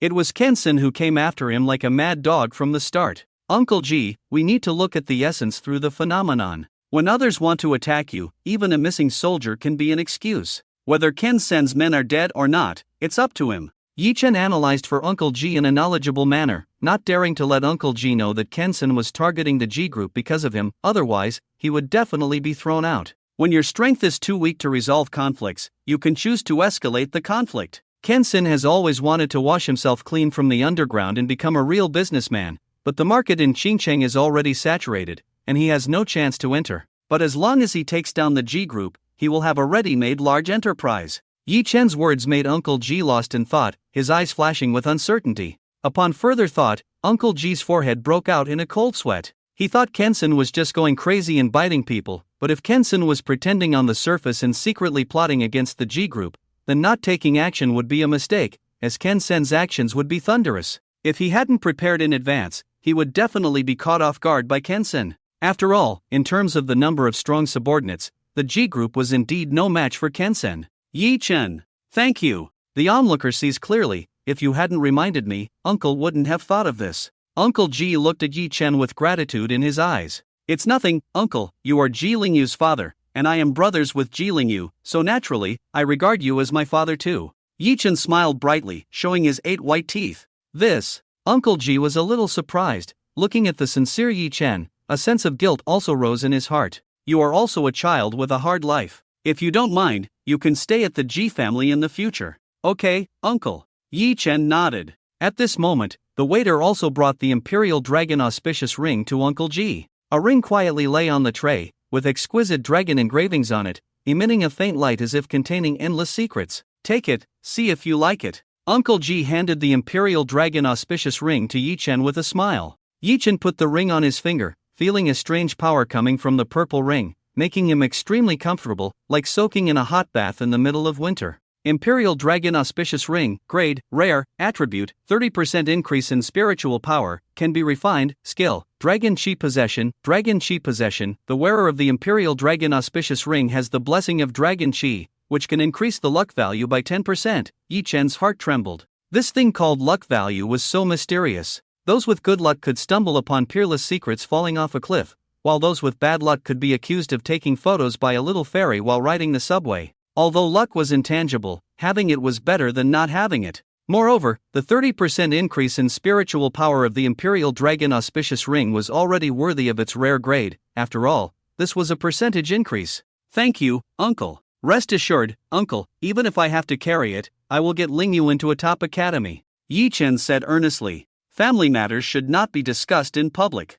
If you have anything else in mind, just tell me. Uncle Ji chuckled, feeling relieved. He had spent so much money, wasn't he waiting for Yi Chen to say this? Seeing Yi Chen and Uncle Ji chatting and laughing, Kenshin's eyes flashed with coldness. He became more certain that the deaths under his command must be the work of the Ji group. In the subsequent auction, there were no more rare-grade equipment, mostly high-grade equipment, with a small portion being mid-grade. But no matter what the equipment was, as long as Uncle Ji made a bid, Kenshin would follow suit. Uncle Ji often had to exceed 50% of the price to win an item. Kenshin's malicious bidding behavior angered Uncle Ji, but the auctioneer on stage, Xingxing, showed no intention of stopping. After all, the higher the auction price, the more their treasure pavilion would earn, so they naturally would not interfere. During the auction, Uncle Ji also bid for a ring, 2 bracelets, and a necklace for Yi Chen, all of which were high-grade equipment. Azure Thunder Ring, grade, high grade, attribute, 15% increase in spiritual power, can be refined, skill, Thunder Strengthening, increases the power of thunder-based skills by 20% when used by the wearer. Twin Yin and Yang bracelets, grade, high grade, attribute, 40% increase in spiritual power, can be refined, skill, Yin and Yang twinning. When wearing both Yin and Yang bracelets simultaneously, the fusion of Yin and Yang can heal the wearer's injuries quickly. Moon Incineration Necklace, grade, high grade, attribute, plus 200 spiritual power, can be refined, skill, none. Each of these 4 pieces of equipment had the effect of increasing spiritual power. With the Imperial Dragon Auspicious Ring, Yi Chen's spiritual power had now reached an astonishing 85% increase, with an additional 200 points of fixed spiritual power. This meant that at level 16, even without activating the Burning Reincarnation, his spiritual power could reach an astonishing 1088 points. Yi Chen gently rubbed the twin Yin and Yang bracelets. Although the twin Yin and Yang bracelets were equivalent to 2 pieces of equipment and occupied 2 equipment slots, he was most satisfied with this piece. Because with the twin Yin and Yang bracelets, the ability to quickly heal injuries gave him a reasonable explanation. Yi Chen, for this last piece of equipment, you should choose a life-saving one, right? Among these 3 top-notch auction items, there is a piece of soft armor with extremely strong defense, which I think suits you quite well, Uncle Ji chuckled. Yi Chen's first 5 pieces of equipment all enhance combat power, but if the last piece of equipment is not a life-saving one, it's too easy to be ambushed by others. Only by staying alive can one deal damage, which is an eternal truth. Yi Chen raised his head and looked at the last 3 top-notch auction items left on the auction platform. They were a knife, a piece of soft armor, and a bracelet, all of which were rare grade. They were also the final auction items of this auction. Uncle Ji, you can bid for the soft armor for Lingyu. I don't need it. Yi Chen shook his head. Setting aside the fact that he had an undying body, his own forbidden curse also had an immunity to fatal injuries, making it redundant to wear life-saving equipment. Lingyu already has one. If you don't want the soft armor, do you want the bracelet? Uncle Ji asked in confusion. Not really, Uncle Ji, I want that knife. Yi Chen's eyes gleamed as he looked at the knife on the platform. Ah, the knife? Uncle Ji looked puzzled. Even Ji Lingyu was somewhat puzzled and asked, Big brother, aren't you a forbidden curse master? Why do you need a knife? I have a forbidden curse that happens to require a knife to be cast.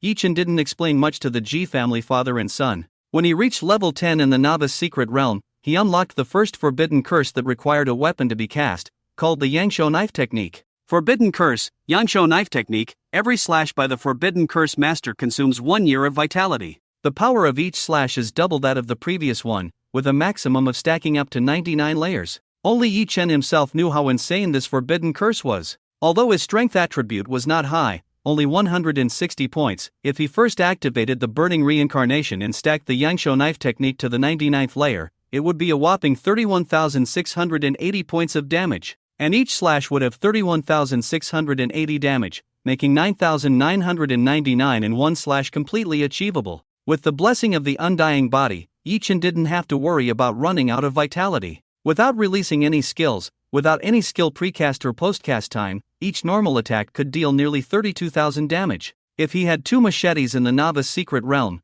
Yi-Chen estimated that all the monsters in the novice secret realm would be killed by him. If there was only one drawback to this skill, it was that a knife was needed to cast it, and an ordinary knife couldn't withstand the power of the Yangshuo knife technique. Yi-Chen had tried it with a kitchen knife before, and it broke after 2 slashes. Although Uncle Ji didn't understand why Yi-Chen, a forbidden curse master, wanted a knife, he chose to respect Yi-Chen's thoughts. Uncle Ji did not bid for the soft armor and bracelet, and in the end, the soft armor was won by another prominent figure from Qingcheng, while the rare-grade bracelet was won by Zhuge Qianqing. When it came time to bid for the knife, Uncle Ji went all out. Despite Kensen raising the price, Uncle Ji eventually secured the rare-grade treasure knife for 28 million. Starfall Skymark, grade, rare, attribute, strength plus 300 points, can be refined, skill, radiance of the stars, under the illumination of starlight, the power enhancement of Starfall Skymark can continuously increase, up to 100%, the Starfall Skymark lay quietly in front of Yi-Chen, with a blade about 3 feet long, shimmering with deep starlight,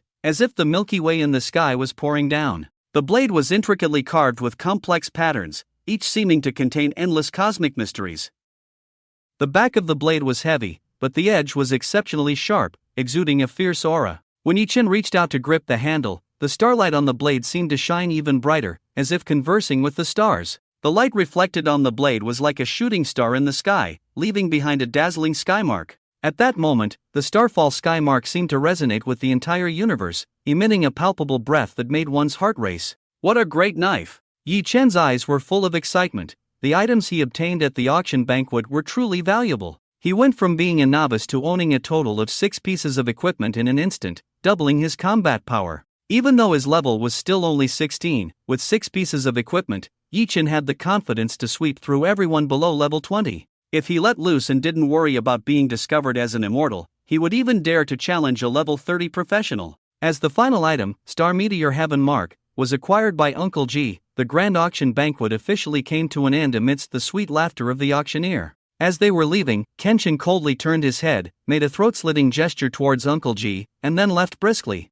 Uncle Ji squinted slightly, realizing that he had completely fallen out with Kenshin, and he needed to prepare early. Lingyu, you go back with Yi-Chen first. Dad has some things to take care of. Okay, Dad. Ji Lingyu obediently agreed. Although he was a playboy outside, he dared not be presumptuous in front of Uncle Ji. He knew very well how strict his father was. Let's go, bro. Ji Lingyu waved to Yi-Chen, who quickly caught up. Although he had been calculating the Ji family father and son, Yi-Chen understood the basic principle of repaying kindness. Since the Ji family father and son were so generous to him, he naturally wouldn't be stingy. With this equipment, he was fully confident that he could quickly help Ji Lingyu raise his level to 10 or even higher when they left the city. After all, although the monsters outside the city were stronger, the experience gained would be greater, and they might even drop various materials and skill equipment. Watching Yi-Chen's departing figure, Zhuge Ni coldly snorted, her eyes full of disgust. I really don't know what the Ji family sees in this cowardly guy. They even spent so much money buying equipment for him. Tonight, the G Group had spent nearly $1 billion on equipment alone, which was definitely not a small amount for the G Group, and could even be considered a major expense. Seeing the person she disliked benefiting, Zhuge Ni felt extremely uncomfortable. At this moment, Lu Yanwei suddenly received a phone call, and her expression immediately became strange. Ni, there's news about Ling Yi that you've been investigating, but it's not good news. What? News about Ling Yi? Where is he? Tell me quickly. Upon hearing news about her beloved, Zhuge Ni no longer cared about Yi-Chen and hurriedly asked Lu Yanwei. The Investigation Bureau has news. A farm in Xincheng was burned down, with dozens of people killed in the fire. Residual flames were found at the scene, suspected to be the work of the Ling Yi you mentioned. The Investigation Bureau hopes you can cooperate with the investigation. Lu Yanwei observed Zhuge Ni's changing expression and cautiously relayed the information. Ling Yi? Murder? Why? Zhuge Ni's beautiful eyes were full of confusion. It's impossible. If he were a murderer, he wouldn't have saved me back then. Wei, take me to the scene. Zhuge Ni and Lu Yanwei quickly drove to the farmhouse where Yi-Chen had previously visited. The place had been burned to the ground, with even the ground appearing charred. The smell of residual flames is indeed here. Zhuge Ni's face was filled with uncertainty. Zhuge Ni was extremely sensitive to fire elemental elements, and the power she sensed here was exactly the same as the Ling Yi she encountered in the novice secret realm. It was undoubtedly Ling Yi who had destroyed this place, but why did he do it? There were rules within the city. Even professionals couldn't kill people at will, otherwise they would be arrested, and for serious offenses, they might even be killed on the spot. The Investigation Bureau was responsible for maintaining the city's rules, and the scene had already been sealed off by them. Shortly after their arrival, a middle-aged investigator approached them. "Miss Zhuge, Miss Liu, hello, I'm sorry to have called you here so late. My surname is Huang, you can call me Investigator Huang." After introducing himself last night, Investigator Huang skillfully took out pen and paper. "I'll get straight to the point. Miss Zhuge, you mentioned that you saw someone named Lingya in the novice secret realm before, who could use the fire of karma and kill an 8th level demon with one strike, is that correct?" "Yes," Zhuge Ni truthfully replied. "Can you find him?" Investigator Huang continued to inquire. "I'm also looking for him, but he seems to have disappeared into thin air, impossible to find," Zhuge Ni said. "Alright, let's change the question. Do you know Yi-chan?" Investigator Huang calmly looked into Zhuge Ni's eyes, filled with a firm determination that seemed to pierce through psychological defenses. "I do, he's a cowardly fellow," Zhuge Ni expressed her disgust without reservation.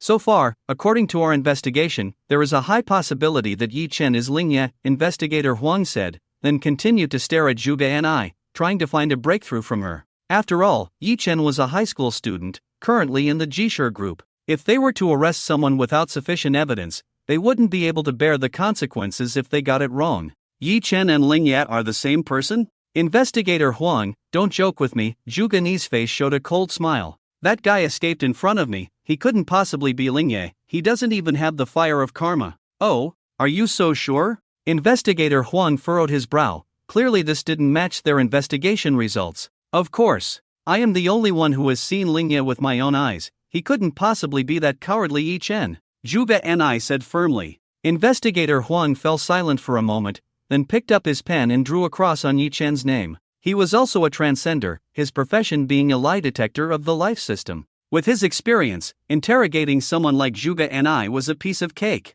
He could be sure that so far, every word Zhuge Ni said was true. If Yi Chen wasn't Lingya, then continuing to investigate this lead would be a waste of time, unnecessary. Investigator Huang rubbed his temples with a headache. If Lingya wasn't Yi Chen, then the lead was completely cut off, burning too cleanly. Moreover, it was on Kenshin's territory, and the dead were all Kenshin's people. Kenshin completely refused to cooperate with their investigation bureau, they couldn't even determine who the deceased were. It seemed that this would become an unsolved case. Transcender's abilities were diverse, and there were several unsolved cases every year that couldn't be cracked. Investigator Huang had already gotten used to it. "Miss Zhuge, thank you for your cooperation. Do you have any other clues to provide?" Investigator Huang politely inquired. "No," Zhuge Ni shook her head. Investigator Huang's heart skipped a beat because he sensed Zhuge Ni's emotional fluctuations in that statement. Zhuge Ni was lying. She clearly knew some information about Lingya that she hadn't told him.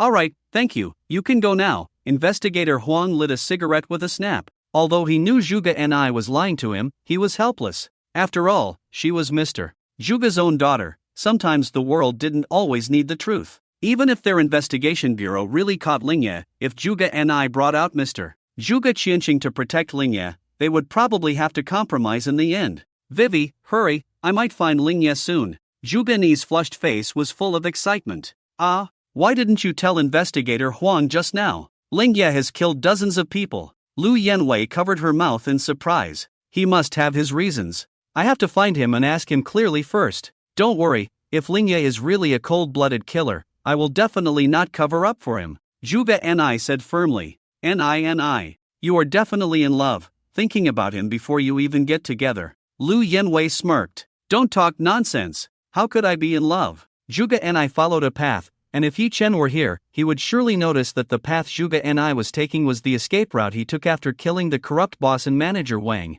Ni, how are you going to find him?" Lu Yanwei couldn't help but ask. "I am very sensitive to the aura of the fire element. Although it has been a day or two, I can still sense the faint aura left by the fire." Zhuge Ni's eyes were full of excitement, and in the entire Qingcheng, only she, an SSS level fire mage, could sense it. It was fortunate that it hadn't rained in the past 2 days, otherwise Juga and I would have been helpless. She was grateful and felt that it was definitely fate. Juga and I tracked the residual fire aura left by Yi-Chen all the way to the slums. The slums were filled with sewage and garbage, and Juga and I and Lu Yanwei, two girls in elegant long dresses, looked out of place. Their brows furrowed as they had never seen such a dirty and chaotic place before. There were greedy eyes watching them, but after Juga and I threw a fireball, no one dared to mess with them. Adventurers were not to be trifled with. They walked and stopped, and soon Juga and I stopped in front of Yi-Chen's house. The aura of the fire disappeared in this house. It seems that this is Lingye's home. Juga and I looked excitedly at the door in front of her, behind which was Lingye, the one she had been thinking about day and night. She wanted to knock on the door, but hesitated, took a moment to tidy up her clothes and hair, and then asked Lu Yanwei, Wei, is my makeup okay? It's fine, looks good. Lu Yanwei replied unenthusiastically. That's good. Juga and I took several deep breaths, then gathered her courage and knocked on Yi-Chen's door with a heart pounding like a deer. Knock. The crisp sound of knocking echoed in the night sky. 1 minute, 2 minutes, 3 minutes. Time passed slowly, but the door showed no sign of opening. Juga and I didn't believe it, so she raised her hand and knocked harder, and this time, the door opened by itself. Yi-Chen never locked the door because there was nothing valuable in his house. Lingye, are you home? Startled by the sudden opening of the door, Juga and I lowered her voice and asked, but there was no response in the empty room. Lingye, I'm coming in. Juga and I gathered her courage and walked into Yi-Chen's home. The furnishings in the house were simple: a dark table, a stool with only 3 legs, an iron bed, and a set of faded and washed white bedding and pillows. Other than that, there was nothing in the house. Juga and I looked around, then at Yi-Chen's bare house, pursed her lips, and her eyes were slightly red. So Lingye grew up in such an environment since he was a child? No wonder he has that kind of aloofness that keeps people at a distance. He must have suffered a lot during his upbringing. Even so, when I was in danger, he still acted without hesitation. He may be in the dark, but his heart is always towards the light. Juga and I couldn't help but feel sorry for him. She firmly believed that Lingye must have had no choice but to kill. How could such a kind and untainted person possibly kill without reason? Yi-Chen still didn't know that Juga and I had inadvertently saved him from a major disaster, nor did he realize that his secret of being Lingye was almost exposed. If he hadn't coincidentally moved to the Ji family, he would have definitely clashed with Juga and I. At this moment, Yi-Chen was immersed in the joy of acquiring a new set of equipment. With this new equipment, his combat power had at least doubled. He couldn't wait to find a place to test the combat effectiveness of this new equipment, but unfortunately, the city was now sealed off, and Yi-Chen couldn't go to either the secret realm or outside the city. Ah, boss, I know a place where you can test your new equipment, Ji Lingyu said after hearing Yi-Chen's request. Where? Yi-Chen hurriedly asked.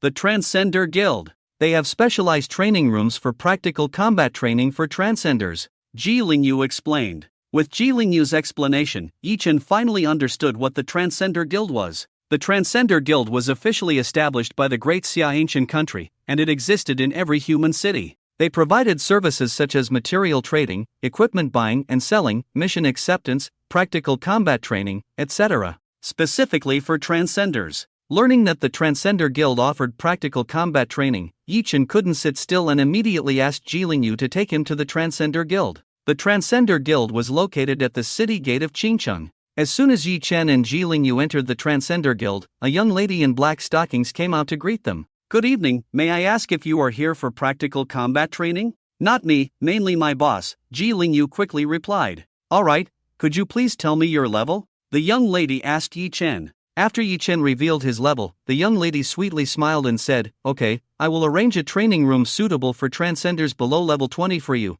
and the price is 20 million per hour. Yi-Chen was a bit surprised at the price of 20 million per hour. Can you arrange one suitable for those below level 40? Yi-Chen asked. The young lady's face showed a hint of surprise, but she quickly nodded and said, Of course, but the price for a training room suitable for those below level 40 can go up to 80 million per hour. That's fine, I'll take the one for below level 40. Yi-Chen nodded. Although the young lady at the Transcender Guild didn't know why Yi-Chen needed a training room for those below level 40, as long as the person could afford it, she was responsible for arranging it. She walked away in her high heels. Your training room is ready, please follow me. After a while, the young lady returned with a card in her hand. Wait for me outside, I'm afraid of accidentally hurting you, Yi-Chen said to Ji Lingyu. Ji Lingyu remembered the scene where Yi-Chen used the world-destroying thunder on him and shuddered. Boss, it's okay, you can practice by yourself, I'll wait for you outside. Okay. Yi Chen nodded and followed the young lady into the training room. The training room was spacious, as large as a basketball court, with a row of dummies in the middle. According to the guidance of the young lady, this training room was made of special materials and built by an SS-level architect, capable of withstanding the full-force attacks of transcenders below level 40. Even the dummies were designed to withstand attacks from transcenders below level 40. Do you need a sparring partner? The young lady asked. No, I'll be fine on my own. Yi Chen didn't want others to witness him going all out. Alright, wish you a pleasant training session, the young lady said as she left, closing the door behind her. Yi Chen walked forward, locked the door, carefully checked the training room to ensure there were no surveillance cameras, then he breathed a sigh of relief. He drew out his Starfall Skymark, Yangshou sword technique. One sword consumes 1 year of life? Let's test it with 100 swords first. Forbidden Curse Burning Reincarnation. Forbidden Curse Yangshou sword technique. Yi Chen took a deep breath, tightly gripped the Starfall Skymark, and instantly entered a mysterious state. His eyes became firm and profound. He swung the sword, the first sword struck out, and a deafening roar resounded in the training room, as if something had been completely torn apart. A dazzling light flashed on the blade of the Starfall Skymark. That was Yi Chen burning his life. Following the first strike, the second sword was even more fierce and powerful, cutting through the air in the training room, forming an invisible sword energy. This was followed by the third, fourth, and fifth swords. Yi Chen's sword speed became faster, each strike more powerful than the last. When Yi Chen swung the 99th sword, the entire training room seemed to tremble, with strong energy fluctuations in the air. In that instant, astonishingly, an unprecedented light burst from the blade of the Starfall Skymark, illuminating the entire training room. An invisible sword energy gushed out from the blade, instantly slashing towards the dummy in front, leaving a shallow sword mark on its neck. If there were outsiders present at this moment, they would surely be amazed. After all, this was a dummy capable of withstanding the full force attacks of job changers below level 40. Yi Chen, a job changer of only level 16, was able to leave a mark on the dummy? However, it didn't end there. The 100th sword, the 101st sword, the 102nd sword. Yi Chen struck out one sword after another, stacking the Yangshou sword technique to 99 layers, each of his strikes terrifying to the extreme. At that moment, Yi Chen seemed like a war god. After striking out hundreds of swords in succession, with a clang, the dummy's head, which was said to be able to withstand the full force attacks of job changers below level 40, was directly split by Yi Chen and rolled off. Great sword! Yi Chen wiped the sweat from his forehead, looking more fondly at the Starfall Skymark. With this sword, combined with the forbidden curses of burning reincarnation and Yangshou sword technique, he could completely transform into Lu Huaxiang, cutting all the way from Penglai East Road to Nantian Gate. In the following time, Yi Chen experimented with the terrifying power of the forbidden curses he had obtained, such as the Yellow Dragon Rui Ring, the Azure Thunder Ring, the Yin Yang Twin Bracelets, and the Incinerating Moon Necklace. He cast a forbidden curse sacrificing all his organs, and the dummy he split in half instantly shattered into pieces. The terrifying power made even Yi Chen himself gasp in awe. It seemed that he had underestimated his own strength. If he let loose and didn't worry about exposing his undying body, he could even compete with job changers around level 35. Next, Yi Chen tried his forbidden curses one by one on these dummies. After roughly estimating his current strength, Yi Chen walked out of the training room satisfied.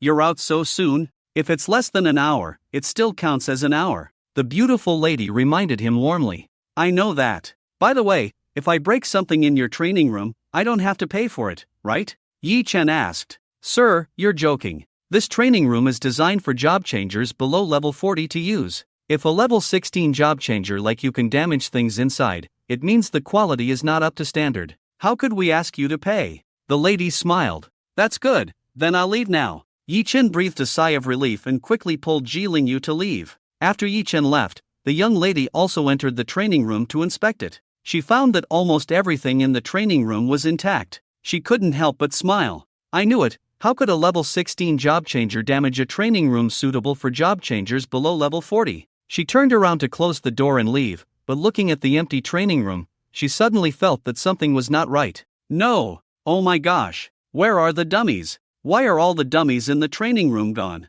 While Yi Chen was testing his own strength on one side, the Ji family on the other side was also experiencing a shocking change. Sigh, it's really cold today. Brother, want a smoke? At the entrance of the Ji family, two job changers, one fat and one thin, were shivering while smoking. Although they were job changers, their levels were only around 10, and they didn't have the courage to face fierce monsters outside the city. The guard at the entrance of the Ji family was the best position for them. Safe, high-paying, and they could even fish when nothing was happening. It was a bit troublesome during winter nights when they had to guard, but overall, it was pretty good. Damn, I can't smoke without feeling the urge to go to the bathroom. You stay here, I'll go take care of it. The fat job changer frowned, got up, and walked towards a distant bush. You can't just use the public restroom, you have to go in the wild, huh? The thin job changer looked disgusted. You don't understand, it's called having fun in the wild. The fat job changer said disdainfully and squatted down directly when he reached a distance. But as soon as he squatted down, his face instantly turned pale.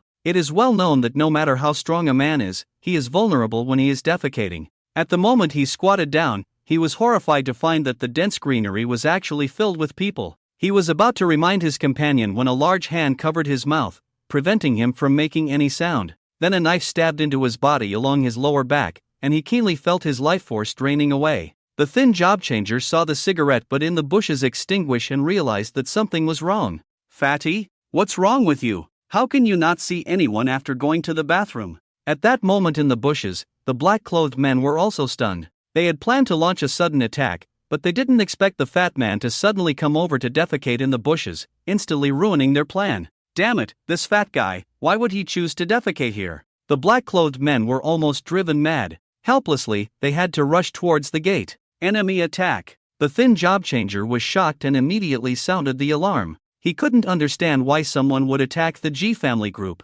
Who in Xinjiang had the audacity to do so? The thin job changer finished sounding the alarm and ran away. He wouldn't stay and fight the enemy. With just a few $1,000s a month, he wasn't going to risk his life. But that was enough. The once dark Ji family villa suddenly lit up with lights, and everyone in the villa was awakened at that moment. Accompanied by the piercing alarm, Ji's father, who had just laid down, was startled awake.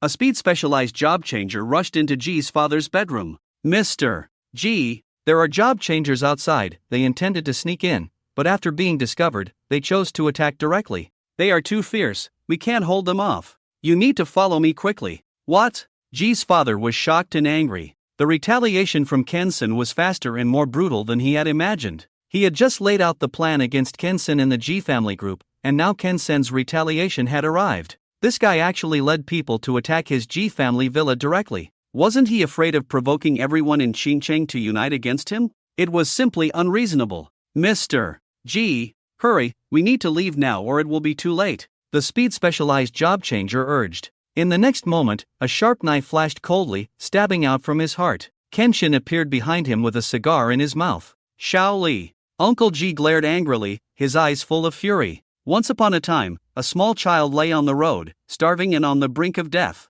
People came and went, some looked at him, but no one stopped for him. Moved by compassion, Ji offered a bowl of hot noodles to the child, who devoured the noodles eagerly. Ji decided to adopt the child and he grew up to become his right-hand man. Shao Li keenly felt his life force slipping away with each drop of blood, but he endured the pain and turned around to embrace Kenshin. Ji, go! Injured Shao Li let out a hysterical roar. Aren't you afraid of death? Kenshin asked in surprise. My life was exchanged for a bowl of noodles by Ji, it's not worth much. Shao Li smirked grimly. Such touching master-servant affection. I, Kenshin, respect those with loyalty and righteousness. I'll leave you with a complete corpse. Kenshin nodded expressionlessly and then snapped Shao Li's neck. Kenshin. Uncle Ji's eyes turned bloodshot, clearly enraged to the extreme. He pulled out a black handgun from the drawer and aimed it at Kenshin, but before the gun could fire, a cold gleaming long knife swept past. In Ji's incredulous gaze, his hand holding the gun flew high in the air. You fool, using a gun against a transcender?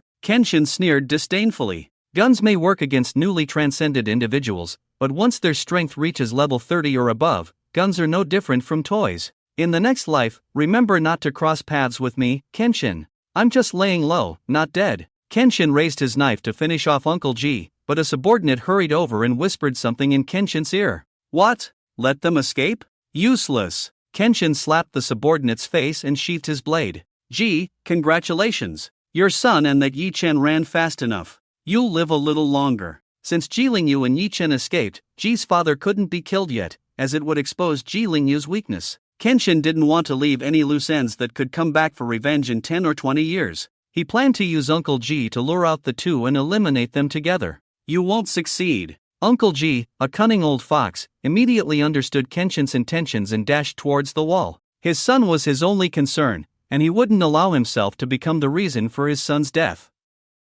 But Kenshin wouldn't let Uncle G have his way. Before G could reach the wall, Kenshin knocked him out with a swift handchop. Take him away. In less than half an hour, everyone in the G family villa, except Uncle G, became cold corpses. Kenshin, the underground king, would surely make headlines again tonight. After testing his own strength, Yi-Chen had just returned to the entrance of the G family villa when he smelled a strong scent of blood. His pupils dilated in shock. Even though he had hidden in the G family, would Kenshin still not let him go? Would he destroy the G family just to capture him? Yi-Chen seriously doubted that Kenshin had learned some of his secrets, which drove him to such madness. This Kenshin. Perhaps he couldn't be left alive. Just as Ji Lingyu was about to open the door, Yi-Chen stopped him, saying meaningfully, It's best to be mentally prepared. Boss, what did you say? Ji Lingyu hadn't noticed anything wrong yet, and walked straight in through the door. As soon as he stepped inside the house, he froze in place. Yi-Chen followed his gaze and saw a terrifying scene resembling a purgatory of horrors. The place was filled with the bodies of the hired professionals and household servants of the G family, with limbs and arms scattered everywhere, many faces filled with terror as if they had encountered the most horrifying demons before death. B-boss, did we come to the wrong place? This doesn't seem like my home. Ji Lingyu forced an awkward smile on his face and took a few steps back. He tried to find a denial from Yi-Chen, but Yi-Chen's serious expression told him that this was indeed the G family, the home he had lived in for over a decade. Ji Lingyu rushed in like a madman through the sea of blood and corpses. Dad, where are you? Ji Lingyu shouted in panic, wanting to find his father quickly but also fearing to see his father's body among the corpses. When he reached the door of his father's bedroom, Ji Lingyu's heart was already in his throat. He pushed open the door as if resigned to his fate. The room was clean, as if it had been cleaned, with only a severed hand holding a gun lying quietly on the table. Ji Lingyu rushed over, recognizing that it was his father's hand. Under the severed hand was a piece of paper, with a message written in blood. If you want to save your dad, bring Yi-Chen to the underground black market to find me. Every 6 hours, I will cut a piece of flesh from your dad. After reading it, Ji Lingyu went crazy. Kenshin, I'll kill you. Ji Lingyu screamed and was about to go fight Kenshin. Only the underground king Kenshin had the ability to kidnap Ji's father. But as he reached the door, Yi-Chen kicked him back. Get out of the way. Don't stop me. Ji Lingyu looked at Yi-Chen with anger in his eyes. Whoever stopped him from saving his father now would be his enemy. Seeing Ji Lingyu had lost his mind, Yi-Chen didn't bother talking and slapped him hard across the face. The slap was merciless, and Ji Lingyu's face swelled up immediately. Uncle Ji is still alive because Kenshin hasn't caught you yet. Believe me, once you fall into Kenshin's hands, you and Uncle Ji will die together. Ji Lingyu gritted his teeth, tears falling uncontrollably. He hammered the ground hard, as if venting all the frustration in his heart. What should I do? What can I do? Ji Lingyu let out a desperate roar, like a trapped beast at the end of its rope. Find a safe place to hide, don't let them find you. Leave everything to me. Yi-Chen comforted him. Leave it to you? Ji Lingyu raised his head in confusion. Have you forgotten? Once a boss, always a boss. Uncle Ji is in danger, how can I stand by and do nothing? Yi-Chen smiled. Boss. Tears welled up in Ji Lingyu's eyes, a strong sense of guilt filling his heart. He had been calculating Yi-Chen all along, but Yi-Chen had treated him sincerely, how could he not feel guilty? Don't cry, I will bring Uncle Ji back. I will make Kenshin understand how terrifying it is to mess with a life-bound curse master. Qingcheng, underground black market. This was the darkest corner of Qingcheng, filled with all kinds of evil and filth. As long as you had enough money, you could buy almost anything in the underground black market. Killing someone outside would attract the attention of the professional bureau,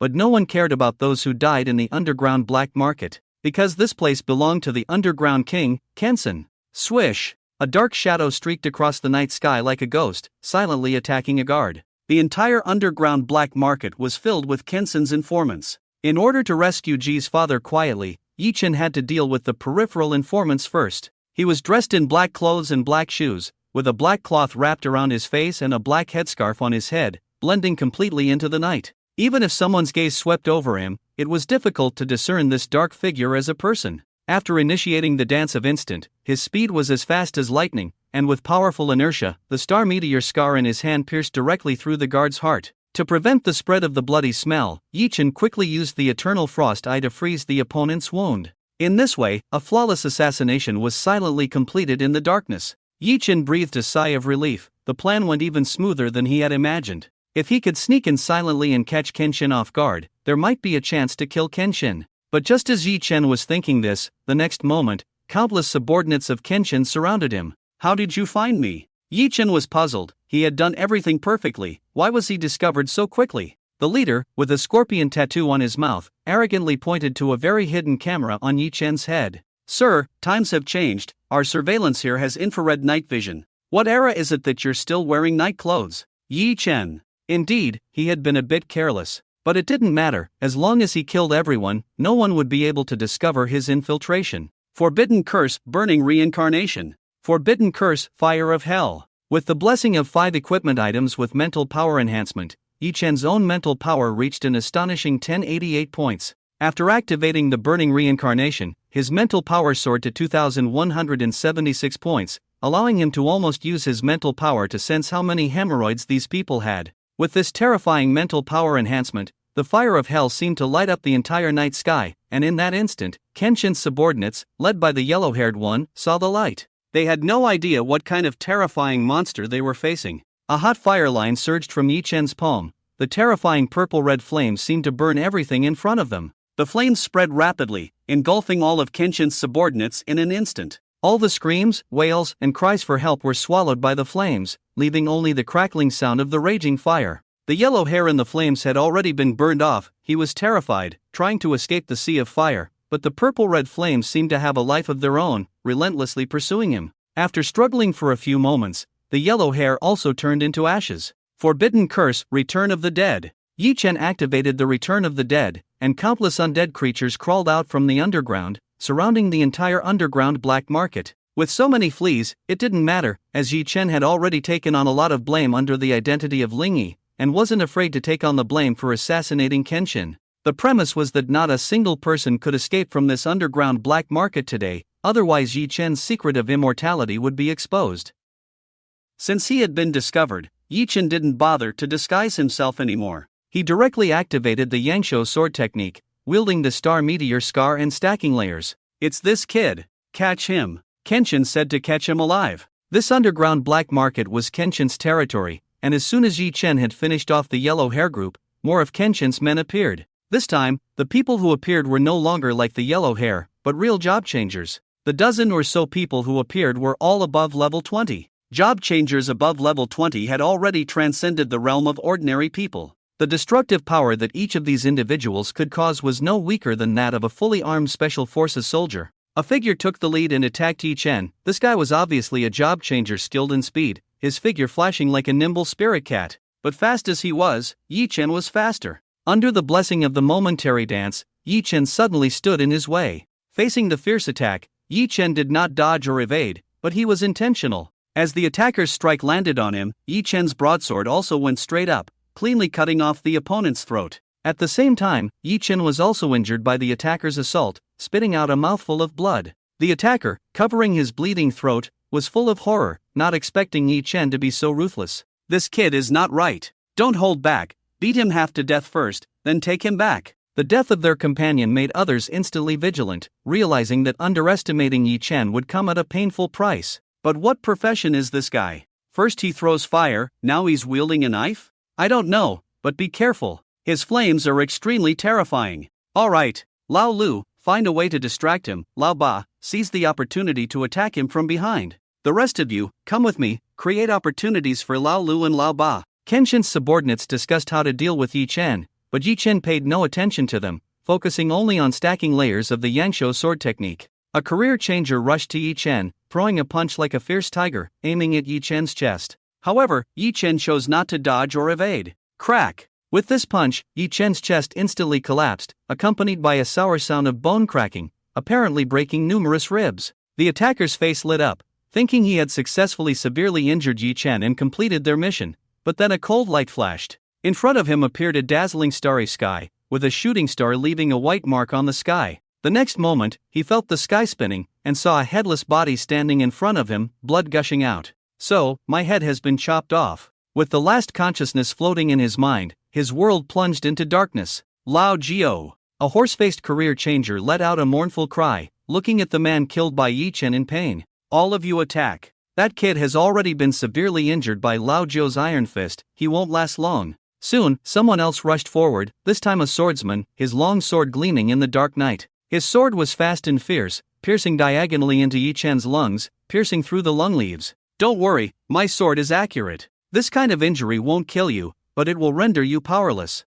If you move, your lungs will feel intense pain. Before he could finish, Yi Chen's sword had already arrived. With the Yangshou sword technique stacked to 70 layers, its power was even more terrifying. With one slash, the sword-wielding career changer turned from 1 into 2. Lao Qi! The horse-faced career changer cried out again. Quick! This kid is still injured by Lao Qi's sword, he can't hold on any longer. Swish! A cold light struck first, followed by a dragon-like spear. A spear-wielding career changer rushed forward, stabbing Yi Chen through. Yi Chen's response was simple, a powerful slash with 75 layers of the Yangshou sword technique piercing through the career changer, blood gushing from his mouth, quickly losing vitality. Lao Shuri! Quickly, stabbed by a sword and a spear, he won't make it this time. The horse-faced career changer cried out once more. Wind magic! Wind blade combo! Another job changer quickly formed hand seals, and the air around Yi Chen suddenly became violent, as if an angry beast was roaring. Invisible forces kept gathering together, forming a sharp wind blade that cut through the night sky and headed straight for Yi Chen. Yi Chen's figure appeared exceptionally lonely under the reflection of the wind blade. Faced with this deadly wind blade attack, he did not dodge. The sound of the blade cutting through flesh rang out, leaving countless deep wounds visible to the bone on Yi Chen's body, one of which cut into his abdomen, almost spilling his intestines. Unable to withstand such a heavy blow, Yi Chen finally collapsed. Humph! I knew he wouldn't make it. Tie him up. Take him to Boss Kensen. The horse-faced job changer exclaimed excitedly. The others breathed a sigh of relief. If Yi Chen hadn't fallen after such severe injuries, they would have gone crazy. 3 job changers approached to tie Yi Chen up, but at that moment, Yi Chen suddenly jumped up and shouted, "For Piltwerf! For the great black horse!" He wielded the star meteor skymark, spun around fiercely, and instantly used the 85-layer Yangshou sword technique to directly cut down the 3 job changers approaching him. 5, 6, 10. The horse-faced job changer let out another miserable howl. He couldn't understand why Yi Chen, despite being so severely injured, still had the strength to resist. Yi Chen was covered in blood at this point, looking like a bloodied man with a sword and a spear stuck in his body. Normally, a person with such injuries would be lying in the ICU drinking porridge. Yet Yi Chen was jumping around as if nothing had happened, which was simply unbelievable. This must be his last struggle before death. Get him, take him down. The horse-faced job changer shouted. This time, no one dared to show off. The 3 job changers attacked Yi Chen from 3 directions. One of them was the wind-type job changer who sent another sharp wind blade. The other 2 wielded a knife and were fire mages. The wind assisted the fire, and the 2 job changers attacked together, causing flames to spread. However, at this moment, Yi Chen's Yangshou sword technique had reached the full 99 layers, and he was no longer prepared to sit back and wait for death. Forbidden curse, instant dance. Yi Chen sacrificed a heart, directly gaining 10 times agility, turning into a stream of light and rushing into the sea of fire before him. By the time the 2 job changers reacted, Yi Chen had appeared in front of them with his sword, like the Grim Reaper. Swish! Swish! 2 sword lights flashed, and the 2 mages, 1 wind and 1 fire, became 2 warm corpses. Faced with the blessing of the 99-layer Yangshou sword technique, they had no power to resist at close range. 2, 4. The horse-faced job changer howled once again. Then, 2 shadows appeared behind Yi Chen, the knife-wielding job changer and the long-hidden number 8. The knife-wielding job changer struck Yi Chen's back with a knife, while number 8 appeared with a sharp dagger that instantly pierced Yi Chen's waist. In an instant, Yi Chen was severely injured once again. Ah ha ha ha, do you think you can kill me? Yi Chen struck back, ending the lives of the 2 job changers who had ambushed him, cleanly and decisively. 3, 8. The horse-faced job changer howled for the 6th time. At this moment, he was the only one left alive. Watching Yi Chen, covered in blood, with wounds all over his body and various weapons stuck in him, approaching step by step, the horse-faced job changer was terrified. Monster! Monster! You're a monster! How can you still be alive after sustaining such injuries? Are you human or ghost? Yi Chen tilted his head slightly. Monster? This title is not wrong. I am still maintaining my human form purely out of personal interest. Yi Chen discovered a long time ago that even if he, with his immortal body, were cut into pieces and reassembled into a non-human form, he could still survive. However, after being human for a long time, Yi Chen still felt more accustomed to maintaining his human form. With a swift motion, Yi Chen directly severed the tendons of the horse-faced job changer's hands and feet. Listening to the other's screams, Yi Chen lowered his eyes expressionlessly and questioned with a knife at the other's neck, "Now, tell me, where is Kenshin? In this underground black market, what is the highest level of job changer? You won't get me to tell you. I will never betray Boss Kenshin." At a critical moment, the horse-faced job changer closed his eyes, looking as if he had resigned himself to death. "Oh, never mind, do you like barbecue?" Yi Chen tilted his head and asked, like a naive boy next door. "Barbecue?" The horse-faced job changer was stunned, seemingly not expecting Yi Chen to suddenly ask this. After all, the current situation had nothing to do with barbecue. Hearing this, Yi Chen showed a friendly smile. Then, with a swift motion, he cut off a piece of meat from the horse-faced job changer, who opened his mouth, about to let out a piercing scream, but Yi Chen had already dislocated his jawbone. Yi Chen snapped his fingers, and the reddish-purple flames blazed, quickly charring the piece of meat, emitting a burnt smell. "Sorry, I'm not very good at grilling. It's a bit burnt, but it's okay. You have plenty of meat on you. I'm sure I can grill it well with more practice." After speaking, Yi Chen turned the horse-faced job changer's jawbone back, leaving the job changer trembling in fear. He finally understood what Yi Chen meant by eating barbecue. "Demon! You're a demon!" Seeing Yi Chen about to feed him the charred meat, the horse-faced job changer completely broke down. I'll talk. I'll tell you everything." Seeing that Yi Chen still showed no intention of stopping, and pretending to feed him the meat, the horse-faced job changer, scared out of his wits, spilled all the information he knew. At this time, Boss Kenshin should be busy cooking with Miss Qian, located in the center of the underground black market. The highest level job changer in the underground black market is Boss Kenshin, but I don't know what level he is, because Boss Kenshin hasn't made a move in a long time. Last year, he was already level 48. Cooking? Yi Chen was puzzled. It means digging. After the horse-faced job changer explained, he begged for mercy, holding his broken tendons. "Please, give me a quick death." Having already obtained the information he wanted, Yi Chen was not willing to waste any more time on the horse-faced job changer. With a swift motion, he gave him a quick death. Before the horse-faced job changer died, a relieved smile appeared on his face. Then Yi Chen set all the bodies on fire, destroying all evidence. Level 48? It's a bit tricky. Yi Chen frowned. If he went all out now, he might be able to handle a level 40 job changer at most. Kenshin was already level 48 last year, and now he might have already surpassed level 50. If he wanted to kill him, a direct confrontation would probably not work. He had to find a way to outsmart the old man. Wait a minute. There might be a chance. Yi Chen suddenly realized that if Kenshin was digging with that Miss Qian, he had a chance. No matter how powerful a man is, at the moment of being at the peak, his vigilance would surely be at its lowest. If he could seize the opportunity and appear at the critical moment when Kenshin was distracted, even if he was level 58, he might still have a chance. However, there is a premise to this matter, that Kenshin cannot be a quick draw. If Kenshin is a quick draw, his own plan will be in vain. Once he had a clear idea, Yi Chen embarked on the journey of slaughter once again. This night was destined to be a bloody night for the entire underground black market of Qingcheng. Yi Chen moved through the night, his steps light and firm, perfectly interpreting what a qualified hunter should be. With the blessing of the 99th layer Sun Longevity Sword Technique and the dance of instantaneous movement, those below level 20 in their job change couldn't withstand a single blow from him, becoming souls under his blade.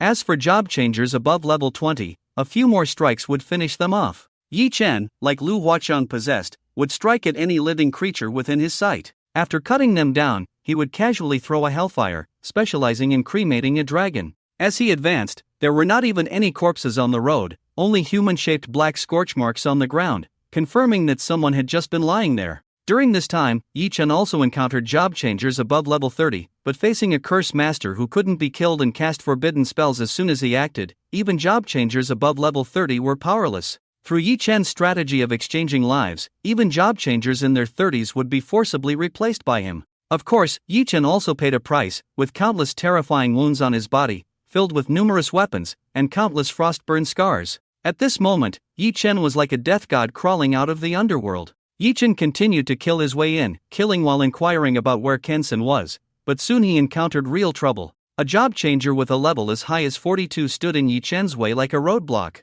It was a man, tall and burly, like a towering mountain. His face was full of killing intent, his eyes gleaming with sharp light, dressed in black armor, wielding a huge battle axe, exuding a powerful aura that made one's hair stand on end. "You're really bold. It's been many, many years since someone dared to cause trouble in the underground black market alone." The man spoke, his voice deep and powerful, as if it could penetrate one's soul. Yichen stopped in his tracks, looking at the man in front of him, feeling a sense of vigilance in his heart. He knew this was a formidable opponent, and he had to be careful in dealing with him. Looking at Yichen, who was covered in all kinds of weapons, Zhaixoqi couldn't help but mutter to himself. As a well-known thug in the underground black market, he had followed Kensen for a long time and had encountered countless tough opponents. But he had never seen such a bizarre guy like the one in front of him. If it were someone else with such serious injuries as Yichen, they would probably not survive even 20 deaths. Why was this guy still alive with such severe injuries? It didn't make sense. Why aren't you dead yet? Before taking action, Zhaixoqi couldn't help but ask his inner doubts. "Put down the axe, and I'll tell you." Yichen glanced at the axe in Zhaixoqi's hand, showing a hint of fear. "Forget it. You better not say it. I'll find the answer myself." Zhaixoqi tightened his grip on the battle axe in his hand. During the battle, he would never let go of his battle axe, just like a bull warrior wouldn't take off his mask. Yichen frowned at the sight, wanting to trick Zhaixoqi into dropping the axe for a sneak attack, but he failed. Zhaixoqi charged at Yichen with the battle axe, causing the ground to tremble with each step he took. Yichen's face was extremely serious, and facing Zhaixoqi, he dared not be careless. Forbidden spell, burning reincarnation. Forbidden spell, dance of instantaneous movement. 2 consecutive forbidden curses were cast, instantly elevating the entire person's state to the best. Humph! Burning your own life force in exchange for combat power, how long can you hold on? Zhaixoqi sneered at Yichen's actions, and the battle axe in his hand smashed towards Yichen. Yichen swung the star meteor skymark and collided with Zhaixoqi's battle axe, but was shaken back repeatedly, spitting out a mouthful of blood. Yichen's face was extremely solemn. The 42nd level transcender was indeed extraordinary. Even the Sun Longevity swordsmanship stacked to 99 layers combined with burning reincarnation and instant dance were not a match for the opponent. However, his advantage was that he couldn't be killed. Although shaken back by Zhaixoqi's axe, Yichen immediately rushed up swinging the star meteor skymark as if nothing had happened. Little did Zhaixoqi know that at this moment, Yichen looked very young, just a teenager, yet he could actually withstand his full-force axe? Zhaixoqi did not dare to be careless either. A dazzling light burst forth from the battle axe, followed by an even more terrifying force, as it chopped down towards the incoming Yichen. Yichen raised his sword to block, but even the sword was chopped away. The momentum of the battle axe did not diminish. After chopping away the star meteor skymark in Yichen's hand, it ruthlessly smashed onto Yichen's shoulder. Crack! A teeth-gritting sound of bone fracture rang out. It was the sound of Yichen's shoulder and clavicle breaking under Zhaixoqi's attack. Yichen spat out a mouthful of blood, flying out like a cannonball and crashing heavily into the nearby wall. But just as Zhaixoqi was about to move in for the kill, Yichen suddenly leaped up. His left hand raised a terrifying purple-red flame, his right hand pointed towards the sky, directly summoning thunder. Forbidden curse fire of the apocalypse. Forbidden curse thunder of the end of the world. This time, the thunder of the end of the world, Yichen directly sacrificed everything he could, in order to summon the legendary chaos thunder. Forbidden curses were not almighty. No matter how powerful the forbidden curse, the strength of the releaser must also be strong enough. Yichen's actual level was only 16, if it were ordinary thunder, it would be difficult to cause much damage to Zhaixoqi. The purple-red flames formed a huge fireball and smashed towards Zhaixoqi. His eyes narrowed. He could see that the flames in front of him were not simple. Not wanting to be tainted, the battle axe in his hand directly chopped down in midair, as if splitting the sky.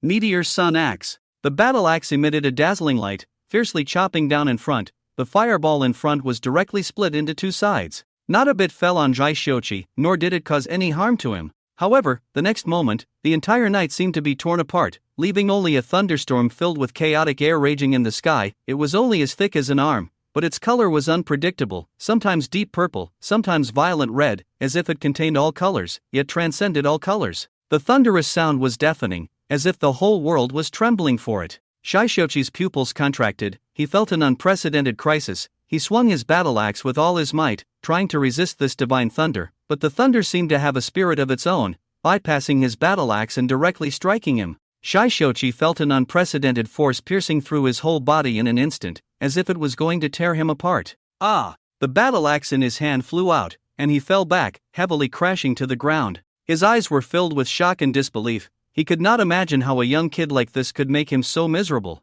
Yichen did not give him any chance to catch his breath. he picked up the star meteor skymark, his figure flashed, and he appeared in front of Jaishochi, the star meteor skymark in his hand fiercely chopping down, intending to directly take Jaishochi's life. Just as Yi Chen thought he was about to succeed, Jaishochi suddenly raised both arms horizontally in front of him, directly blocking this strike. Bang! Yi Chen's knife was resisted by Jaishochi's arms, and the powerful force made his entire arm numb. He looked at Jaishochi in shock, seeing the faint black light emanating from the black armor on him, as if a mysterious power was protecting him. This is... Yi Chen's pupils contracted as he suddenly realized something, a refined rare-grade equipment? Jaishochi coldly stared at him, a hint of coldness flashing in his eyes. Exactly. This divine black armor has been with me for a long time, and I have refined it to 7 stars. Its defense has reached an astonishing level. Your attacks only made me a bit embarrassed, but they couldn't cause fatal damage to me. A hint of killing intent appeared in Jaishochi's eyes, then he raised his hand,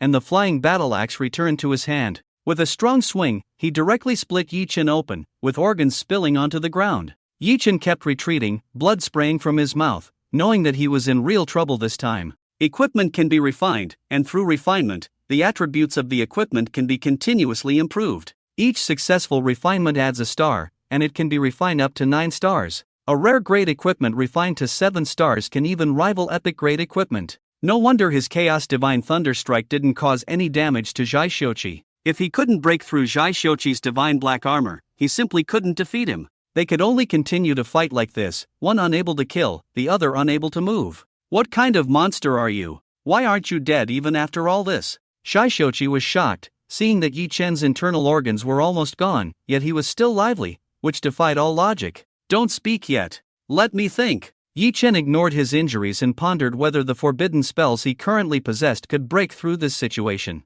Soon, he brightened up because among the forbidden spells he knew, there was one specifically designed to break high defense. The rare grade equipment Divine Black Armor refined to 7 stars? Let me see how tough it really is. Forbidden Spell, Eternal Gold of Gangjin. Yi Chen chanted the incantation of the forbidden spell, and as a forbidden spell caster, his body began to emit a golden light, dyeing him completely in gold. The golden light kept surging out from his body, each surge making his face paler. The golden light in front of him spun rapidly, constantly colliding, and finally condensed into a dazzling golden spear. This spear exuded an ancient and mysterious aura from inside out, with the tip flashing the sharp cold light unique to Eternal Gold of Gangjin, as if it could penetrate all defenses in this world. Yi Chen raised his hand to grasp the spear, a hint of determination in his eyes. He fiercely swung his arm, and the golden spear, with a whistling sound, directly stabbed towards Jaishochi. Forbidden Spell, Eternal Gold of Gangjin. The forbidden spellcaster sacrifices all the metal elements in their body to condense a spear made of Eternal Gold of Gangjin,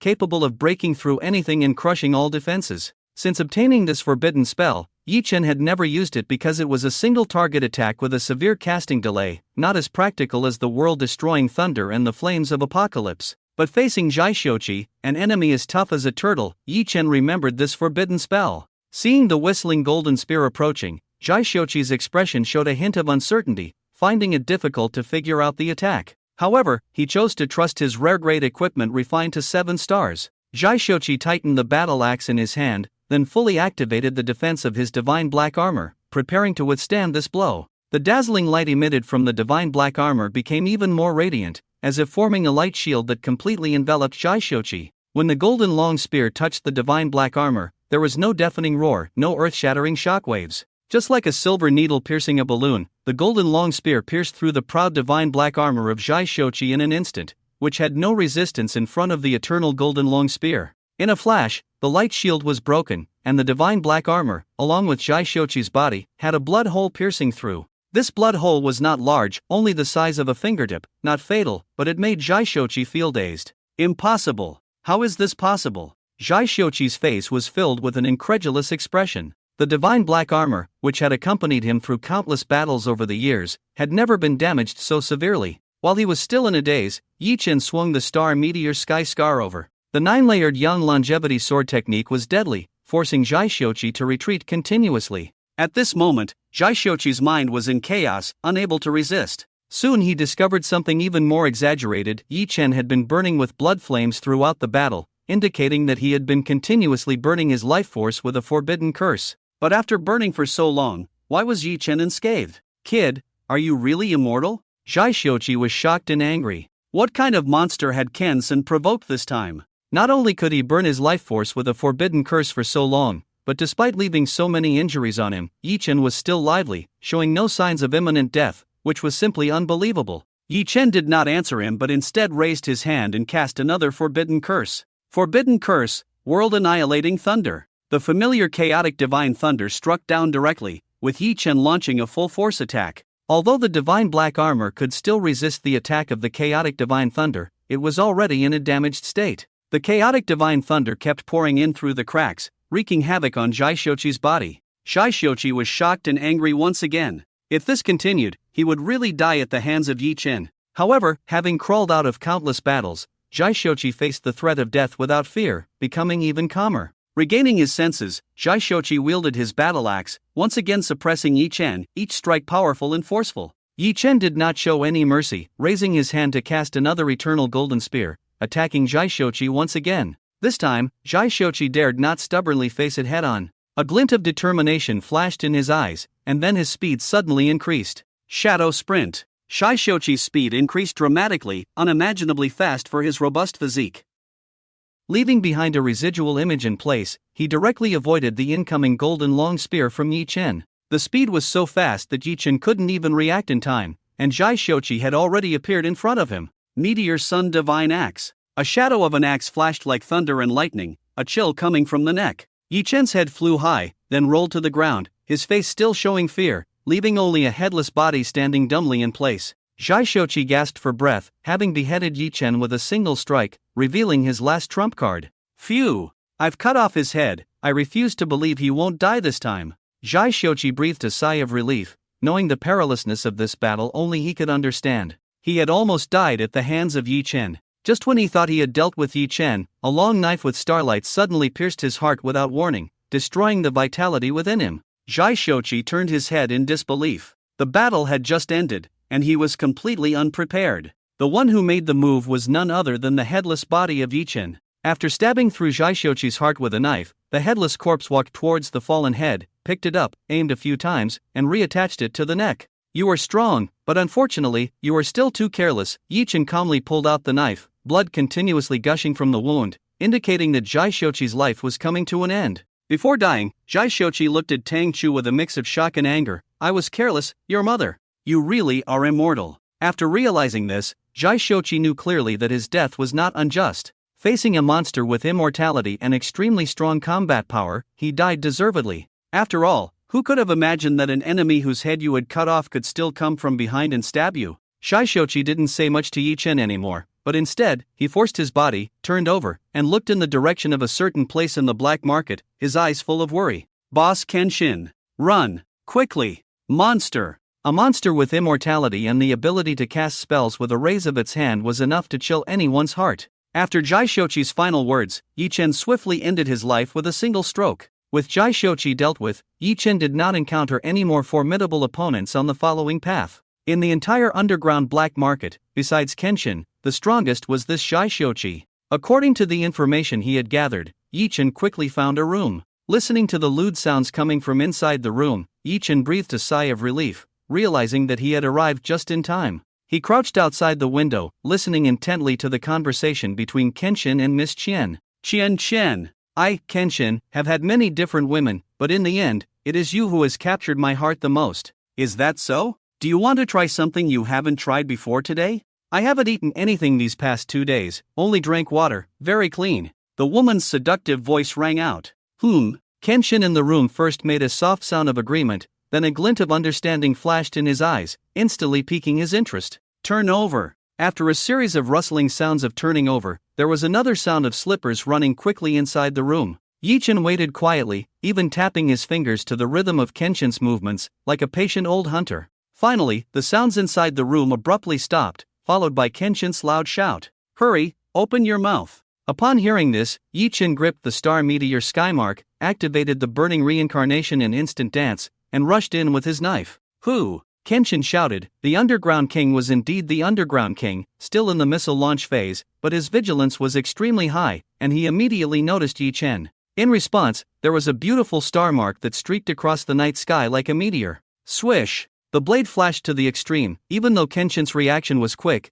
he was still unable to dodge this strike while outputting zinc ions. His left hand was cleanly severed from the forearm, the cut smooth as a mirror, blood flowing freely. Ah! Kenshin let out a scream, retreating repeatedly, his eyes full of horror. Miss Qian was already dumbfounded, her mouth wide open in shock. It took her a while to close her mouth and make a swallowing motion before getting up and sneaking away. Yi Chen paid no attention to the fleeing Miss Qian. With the dead spirit boundary in place, this woman wouldn't get far. He frowned and looked at Kenshin, feeling somewhat disappointed that the strike didn't kill Kenshin, but it didn't matter. Severing an arm would definitely greatly weaken Kenshin's combat power. Since one knife is not enough, then just bring a few more knives. As he prepared to strike again, Kenshin had already turned on the light with a click.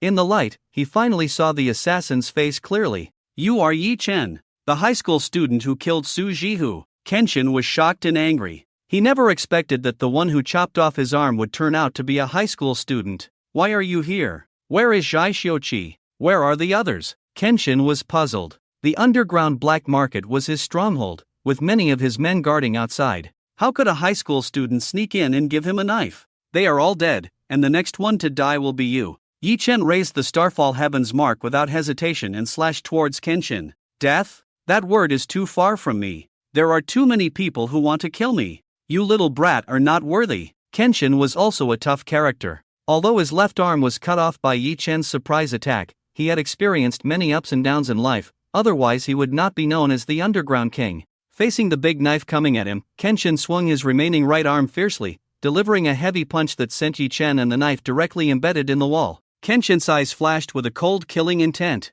He was a level 50 berserker, even with one arm less. He was definitely not someone a high school student could mess with. Cough, cough, cough. Yi Chen coughed violently, his eyes full of horror. Kenshin's strength was obviously more terrifying than Zhai Xiuqi's. If he hadn't ambushed and cut off his arm, the result of his assassination attempt tonight would have been capture. With his chest already shattered from the punch, broken ribs piercing his lungs, Yi Chen sacrificed his lungs to avoid coughing and affecting his combat effectiveness. Forbidden curse, world-destroying thunder. A golden thunderbolt struck towards Kenshin, but facing the golden thunderbolt, Kenshin's face twisted, and he once again raised his fist to shatter the thunderbolt into a sky full of arcs. Then Kenshin charged forward like a mountain towards Yi Chen. In Yi Chen's terrified eyes, with a loud bang, Yi Chen was knocked down to the ground, leaving a human-shaped deep pit. Kenshin then delivered a fierce kick until he heard the sound of Yi Chen's skull cracking, before finally stopping. Seeing that Yi Chen was beyond dead, Kenshin walked to his liquor cabinet, poured white wine on his wound,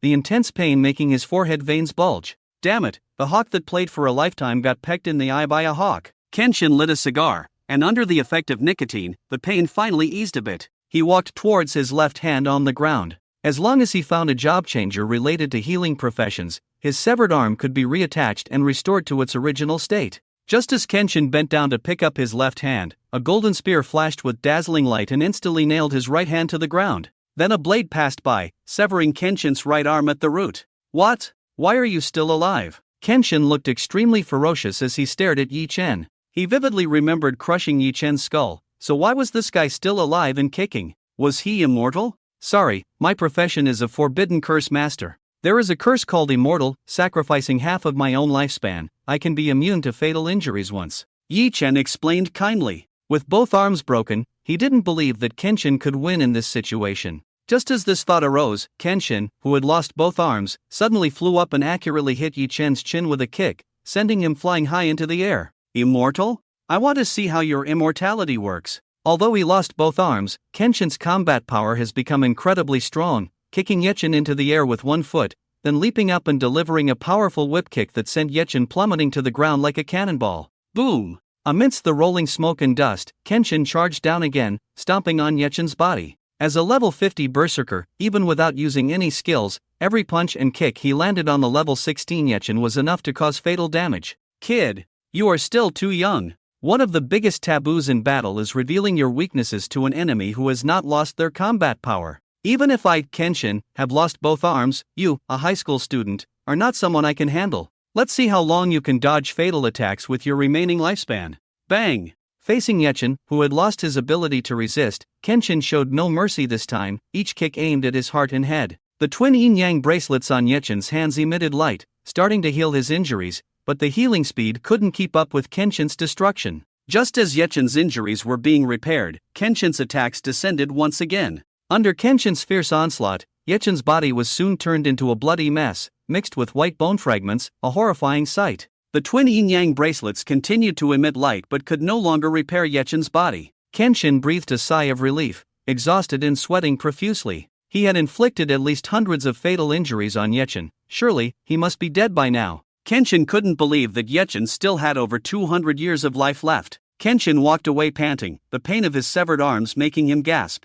Damn it! The forbidden curse profession is too bizarre, no wonder it's short-lived. Damn it! Kenshin cursed uncontrollably. If news got out that a high school student had cut off his arms, his reputation as the Underground King would be completely ruined. He wouldn't dare say anything in front of others, but who knows what they would say behind his back. Thinking about this made Kenshin extremely annoyed. Just as he was feeling frustrated, he felt a chill attack from behind. Kenshin turned abruptly, a streak of light flashed by, and a sturdy thigh soared high. Kenshin froze, standing on one leg in a daze, staring blankly at Yechen, his face filled with confusion. It seemed he hadn't expected Yechen to still be alive. The tremendous impact even made him temporarily forget the pain of his severed leg. Didn't expect that, did you? I tricked you. You're too young. How could you believe the enemy's words? Yechen smirked. Kenshin had lost both arms and one leg, and he didn't believe that Kenshin could win with only one leg left. Bang! Kenshin viciously headbutted Yechen, making him see stars.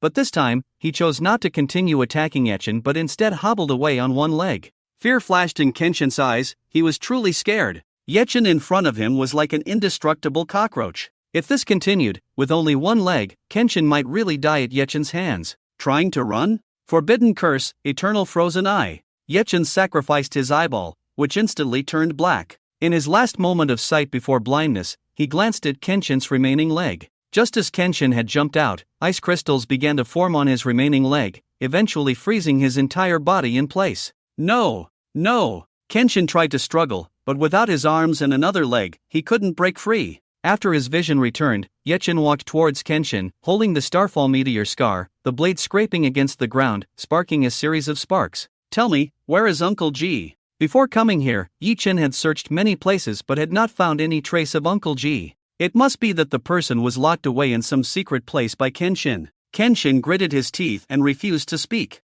Yechen didn't say much, instead snapped his fingers, and a purple-red flame fell to the ground, burning Kenshin's left arm to ashes. No! Kenshin's eyes widened. If he could find a healing professional with a severed arm, there might still be a chance for recovery. But with no hand left, there was really no way. The kind of big shot who could regenerate severed limbs was not someone Kenshin could reach. Yechen had essentially cut off his retreat. From now on, you can only be known as one-armed Kenshin, Yechen said calmly. You! Kenshin's eyes turned red with anger. I told you, will you spare me? Kenshin, you know, I like to tell the truth, Yechen said with a faint smile. I'm here just to save Uncle G. My killing of your subordinates will be fine because you will handle it. But if I kill you, that's a big problem. I'm not stupid enough to kill the Underground King of Qingcheng, that would be a huge deal. But being wary doesn't mean I won't dare. Uncle G has been very kind to me, so think carefully. Don't push an honest person like me too far. With that, a cold light flashed in Yechen's eyes, a serious look on his face.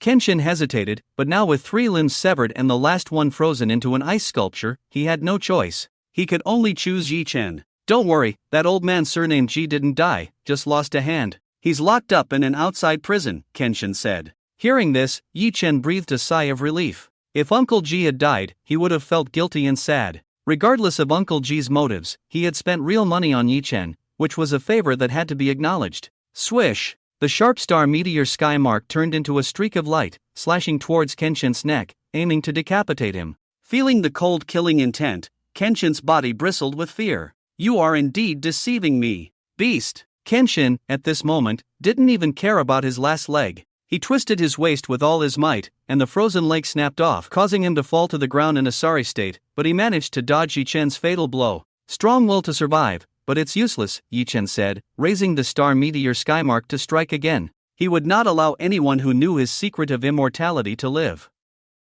Kenshin, with all limbs gone, had no room for resistance. He showed a bitter smile, closed his eyes in despair. He never expected that the Underground King would end up dying at the hands of a high school student. Just as Yechen was about to reap Kenshin's life, a cry came from the door. Stop! Let him go, or I'll kill this man surnamed Ji right now. Quan, who had just escaped, returned with another man. Uncle Ji was in poor spirits, obviously beaten and pale from blood loss. He was tied up like a zongzi, his mouth gagged, unable to make a sound. Quan held a black handgun, pointing it at Uncle Ji's head. "Brother, son." Seeing Kenshin in such a miserable state, Quan exclaimed in shock, tears streaming down her face. "Didn't you run away? Why are you back? Get lost. I don't need a woman to save me." Kenshin was shocked and angry. "No, I won't leave you alone." Quan shook her head, pressing the gun firmly against Uncle Ji's temple. "Let Brother Sin go. Otherwise, I'll kill him now." "You fool! You're just my tool for venting.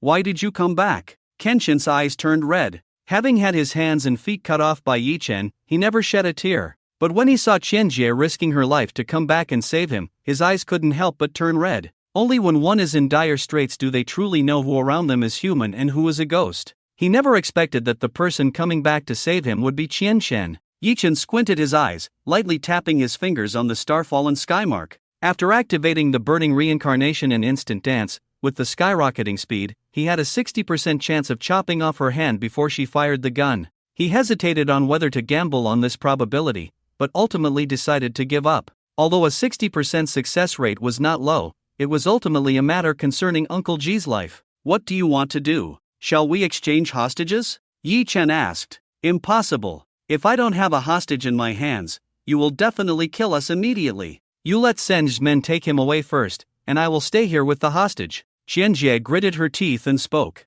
Yi Chen furrowed his brow. This girl was indeed following Kenshin, and she was not easy to deceive. But he couldn't let Kenshin go. If he didn't kill Kenshin today, it would be like letting the tiger return to the mountain, and he would face huge trouble. If he hadn't caught Kenshin off guard tonight, he wouldn't even have had a chance to get close to Kenshin before being taken down. After hearing Qianjie's words, Kenshin was filled with shock and anger. He could see that Qianshan was willing to use her own life to exchange for his. "He won't let me go. Hurry, leave. You always listen to me, don't you? Go!" Kenshin's hoarse voice irritated Yi Chen. He casually picked up a double-headed dragon from Kenshin's bed and stuffed it into Kenshin's mouth, causing him to gag and unable to speak. Then he looked at Qianjie. "I can't agree to the conditions you mentioned. Once Kenshin leaves, he will definitely gather his men to besiege me. In that case, both Uncle Ji and I won't survive. You have people you want to save, and so do I. So, if you're worried that I will come after you and Kenshin, I can assure you." Yi Chen turned the blade of the star-fallen sky mark towards himself. After 4 flashes of the blade, the tendons in Yi Chen's hands and feet were all severed, blood dripping. He collapsed on the ground, unable to even crawl. And it wasn't over yet. He then cut open his own belly, causing his intestines to spill out frantically. "How about now? Can you believe that I won't chase after you and Kenshin anymore?" Yi Chen's face was pale, looking extremely weak. "You." Qianjie covered her mouth, finding it hard to believe that Yi Chen could go to such lengths. "Uncle Ji is very important to me. I am an orphan, and he is like a father who suddenly entered my life. I must ensure his safety." Yi Chen's words were resolute, bringing tears to Uncle Ji's eyes, even though his mouth was blocked. Having struggled in the ruthless business world for so long, this genuine emotion touched him more than a mountain of money ever could. Seeing Yi Chen inflict such serious injuries on himself, Qianjie also let go of the gun. Kenshin, seeing this, desperately wanted to shout, but Yi Chen had already used the double-headed dragon to block his mouth, preventing him from reminding Qianjie.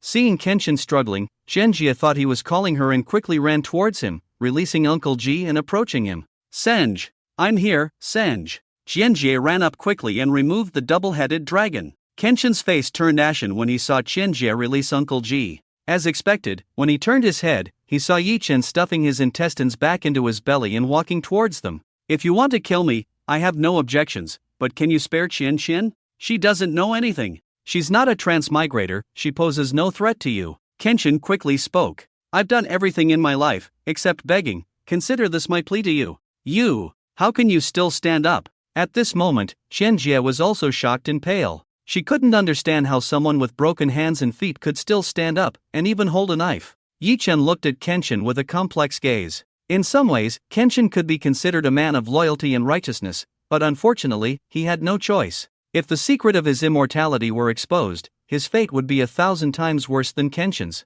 Yi Chen raised the starfall skymark expressionlessly. "I beg you, spare Qianshan. Please promise me." I can give you money or anything you want, just spare Qianshan. The blade shimmered with starlight as Kenshin's voice abruptly stopped. The underground king of Qingqing widened his eyes, refusing to die with his eyes open. Brother son. Qianshan let out a cry of despair, tears streaming down her face as she looked at Kenshin's body, crying hysterically. I'm sorry, brother son, it's my fault, I was too foolish. Then, with a fierce expression, she picked up a gun and pulled the trigger without hesitation towards Yi Chen. Bang bang bang! After 6 gunshots, the bullets in the gun were all fired, and the barrel emitted white smoke. Unfortunately, all the bullets she fired were blocked by the Starfall Skymark, unable to harm Yi Chen in the slightest. Yi Chen didn't want to block the bullets in the first place, knowing he wouldn't die anyway, but considering that Uncle Ji was present, he still put on a show. Kill me along with me. Zhenjie screamed hysterically, unable to avenge. She now only wanted to die with Kenshin.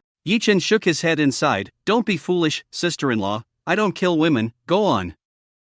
Not kill women? Zhenjie was stunned, at a loss for words at Yi Chen's statement. Yes, Kenshin was a decent person in his lifetime. You being alive can give him a proper burial. If it weren't for him kidnapping Uncle Ji, I really wouldn't want to be his enemy. Yi Chen sighed and said, Brother son. At the mention of Kenshin, Zhenjie's tears once again flowed uncontrollably like a broken dam. Yi Chen ignored Zhenjie and turned to Uncle Ji. Uncle Ji, I'm sorry for being late. Yi Chen unlocked the shackles on Uncle Ji and removed the towel gag from his mouth. It's okay, child. I'm already very touched that you took such a big risk to save me. Uncle Ji couldn't help but feel emotional, his eyes filled with gratitude. He knew how powerful Kenshin's influence was, and he couldn't imagine how much hardship and effort Yi Chen had gone through to successfully rescue him. Uncle Ji, let's go. Yi Chen supported Uncle Ji as they walked out of the underground black market. Yi Chen, you must have suffered a lot on the way here, right? Uncle Ji said with concern. Uncle Ji, you underestimate me.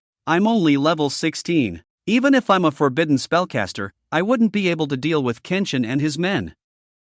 They could have easily worn me down to death. Yi Chen shook his head. Oh, then how did you get in? And how did you manage to injure Kenshin so badly? Uncle Ji was curious. He had seen Kenshin's condition clearly, with all his limbs severed, turning him into a human pig. It was a friend of mine. Yi Chen hesitated for a moment. This friend of mine doesn't want me to reveal his identity, so I can't tell you, Uncle Ji. Uncle Ji nodded, a hint of shrewdness flashing in his eyes, typical of a businessman. The growth of a forbidden spellcaster is rapid. Despite Yi Chen being only level 16 now, if he goes out into the wilderness after the college entrance examination, it won't take 1 or 2 years before he becomes a dominant force in the region. It seemed that not only he had noticed Yi Chen's talent, but others in Qingqing had their eyes on him as well. Understanding this, Uncle Ji didn't ask any more questions. After all, it was already a great fortune for him to survive tonight, and being kidnapped by Kenshin tonight had made him realize many things. Yi Chen, don't think Uncle Ji is nagging. In this society, the most fundamental relationship between people is interest. You have value to offer, only then will others approach you. Be careful, don't easily trust anyone, including me. Uncle Ji's eyes were complex. Initially, he had Ji Lingyu approach Yi Chen with the intention of using him. Alright, I will remember, Uncle Ji. What you have taught me, Yi Chen will always keep in mind. Yi Chen obediently nodded. Since you recognize me as your uncle, there is something else Uncle Ji must tell you, otherwise you will definitely suffer in the future. Uncle Ji couldn't help but speak seriously. He now regarded Yi Chen as his second son, with Yi Chen's position in his heart second only to Ji Lingyu. Uncle Ji, please go ahead, Yi Chen is all ears. Yi Chen responded obediently. You are too kind, and too merciful. A cold light flashed in Uncle Ji's eyes. This is a big taboo. Kindness without control over the military, righteousness without managing wealth, goodness without holding office, emotions without establishing affairs, benevolence without engaging in politics. These are eternal truths. Just like that woman, Kenshin, Uncle Ji admits, their true feelings did touch people, but because of this, you cannot let her go. Otherwise, when she realizes, with her identity as a Kenshin woman, she will definitely gather many remnants of Kenshin to seek revenge on you. By then, it will cause you great trouble, even endanger your life. Yi Chen looked terrified and quickly said, Uncle Ji, what should I do now? Should I go back and deal with her now? No need. I will help you handle the aftermath of the underground black market. I just want you to change your soft-heartedness. Uncle Ji shook his head, then kindly said to Yi Chen, Yi Chen, it's okay to be soft-hearted, but only towards those close to you. Once you identify someone as an enemy, that person has already chosen the path of death. Yi-Chen, I will follow Uncle G's teachings, Yi-Chen obediently said. As they spoke, they moved towards the outskirts of the black market. But when they reached the edge of the black market, Uncle G was stunned. Countless white skeletal warriors guarded the edge of the black market, with hollow eye sockets burning with a ghostly blue flame. Behind the skeletal warriors were even headless knights, bone dragons, liches, and various undead creatures. The rusty short swords of the skeletal warriors even had warm bloodstains on them, indicating that someone had just tried to break out and was struck down. Is Kenshin's retaliation coming so soon? Uncle G was terrified, then a fierce look flashed in his eyes. Yi-Chen, if there's no other way later, leave me behind and run. Uncle G, how can I do that? Yi-Chen was shocked. Uncle G wanted to say more, but he saw a skeletal warrior sneaking up behind Yi-Chen. Yi-Chen, be careful. Uncle G quickly pushed Yi-Chen away, but the skeletal warrior punched him in the face, knocking him unconscious. Yi-Chen touched his nose, feeling guilty as he looked at the unconscious Uncle G and muttered to himself, Uncle G, I'm sorry, I didn't want this, but if you didn't faint, I couldn't act. The secret of immortality was of great importance, and Yi-Chen didn't want anyone to know. As for everyone in the underground black market tonight, he was not going to spare anyone. Forbidden curse, burning reincarnation. Forbidden curse, fire of karma. Yi-Chen raised his hand, and all the blood in his body was instantly drained, turning him into a dried-up corpse. But it wasn't over yet. With a thought, his immortality immediately regenerated his blood, and he sacrificed it again. Yi-Chen kept switching between a normal person and a skeletal state, and with each switch, the purple-red fire in his hand grew stronger, until it shone like a dazzling purple-red sun. The purple-red flames formed a small sun in Yi-Chen's hand, as if it could break free from its constraints at any moment and burn everything to ashes. Yi-Chen could clearly feel that he was losing control of this power, and this release of flames was far more powerful than any before. Taking a deep breath, he fiercely threw the flame sun in his hand towards the black market in front of him. The purple-red fireball drew a long trajectory in the air, like a comet streaking through the night sky, carrying a world-ending aura as it fell deep into the black market. The moment the purple-red fireball touched the ground of the black market, a deafening explosion rang out, and a mushroom cloud rose over the black market as the terrifying flames erupted instantly. The flames roared, the temperature soared, as if everything around was about to be incinerated. The creatures in the black market, still alive moments ago, let out piercing screams in the terrifying heat, only to be engulfed by the flames in the blink of an eye, leaving nothing but ashes. The entire black market was engulfed in flames, turning into a sea of fire. Under the glow of the flames, it signaled the complete end of the once largest sinful city in Xinjiang. The purple-red flames reflected on Yi-Chen's face, flickering. Watching the raging sea of fire before him, Yi-Chen's emotions were complex. He opened a pack of cigarettes he had picked up, lit one with the flames, put it in his mouth, and then threw the whole pack into the fire. The scent of nicotine eroded his mouth and lungs, gradually calming his emotions. It seemed that reaching for a cigarette when faced with a situation was a memory engraved in every man's genes. A high school student who had just changed jobs not long ago, with a level of only 16, had single-handedly killed the underground king of Xinjiang, Kenshin, and burned down the entire black market. Perhaps no one would believe it even if he said it himself. Even the authorities would not suspect him. It was like the leader of a big country being assassinated now. No one would investigate you sitting in front of the screen. After this fire burned out, all blame would be shifted to the non-existent Lingye. Yi-Chen lowered his eyes, looking at his unconscious uncle through the white smoke of the cigarette. The only problem now was his uncle. He was the only one who had witnessed him killing Kenshin tonight. If he killed his uncle first, then sent Jilinyu back to the west, and lay dying next to Jilinyu, he would completely absolve himself of any involvement in this matter. If someone were to investigate, they would only think that Kenshin had attacked the Ji family group, exterminated the uncle, and then was annihilated by the mysterious Lingye. He would be seen as a pitiful victim. Thinking of this, Yi-Chen slowly raised the star meteor skymark, a cold light flashing in his eyes. Just then, his uncle slowly opened his eyes and saw the faint radiance on the star meteor skymark. Yi-Chen, what are you going to do? Yi-Chen did not answer him but acted directly. With several flashes of cold light, a bright red apple was perfectly peeled. Uncle G, do you want an apple? Yi-Chen innocently blinked his eyes. His uncle finally breathed a sigh of relief and said in a panic, Yi-Chen, you scared me. Why eat an apple at a time like this? His uncle turned his head, looking at the raging sea of fire in front of him, and asked in astonishment, what's going on? Just now those skeletons wanted to kill us, but fortunately, Brother Lingye, oh no. Yi-Chen quickly covered his mouth, looking like he had said something wrong, and corrected himself. That mysterious person saved us and burned down the entire black market. Oh, a glint of insight flashed in his uncle's eyes. He thought to himself that Yi Chen was still a child at heart, blurting out his thoughts unintentionally. Can those be considered inner thoughts once spoken out loud? He needed to teach Yi Chen a lesson when he had the chance. Ling Ye? Where did this mysterious strongman come from? Why had he never heard of him before? It's okay. As long as we are safe, let's go quickly. The Bureau of Investigation should be here soon. I must go back and prepare early. Uncle Ji's expression was solemn. Yi Chen nodded. The Bureau of Investigation is the official organization specialized in dealing with career changers. Kenshin's death will definitely trigger their full investigation. He did consider killing Uncle Ji just now, but ultimately suppressed the idea. If he really killed Uncle Ji and Ji Lingyu, who had shown him kindness, in order to live without worries, it would mean he had completely abandoned his humanity. Humans are a combination of humanity and bestiality, usually showing cunning and selfishness, but sometimes unable to resist selfless dedication. He wants to live, it's an instinct of bestiality. He saved Uncle Ji because Uncle Ji had shown him kindness. That's humanity. If he really abandoned his humanity, then even if he lived on, he would just be a long-lived humanoid beast. Seeing Uncle Ji and Yi Chen return safely, Ji Lingyu burst into tears, tightly hugging Uncle Ji. Dad, you're finally back. I almost thought I would never see you again. The most beautiful thing in life is to regain what was lost. Silly child, why cry? Dad is still here, don't worry. As long as Dad is alive, the sky won't fall. Uncle Ji affectionately rubbed Ji Lingyu's head. His eyes also couldn't help but turn red. Ji's mother passed away early, and Ji Lingyu was raised by him alone, so it could be said that after Ji's mother left, Ji Lingyu became everything to Uncle Ji. Alright, stop crying. It's not at all manly. Move aside, Dad still has a lot of things to deal with. There was a hint of sharpness in Uncle Ji's eyes. At this moment, he once again became the Ji family's dominant figure in the business world. Kenshin's matter should soon cause a stir throughout Xinjiang, and by then,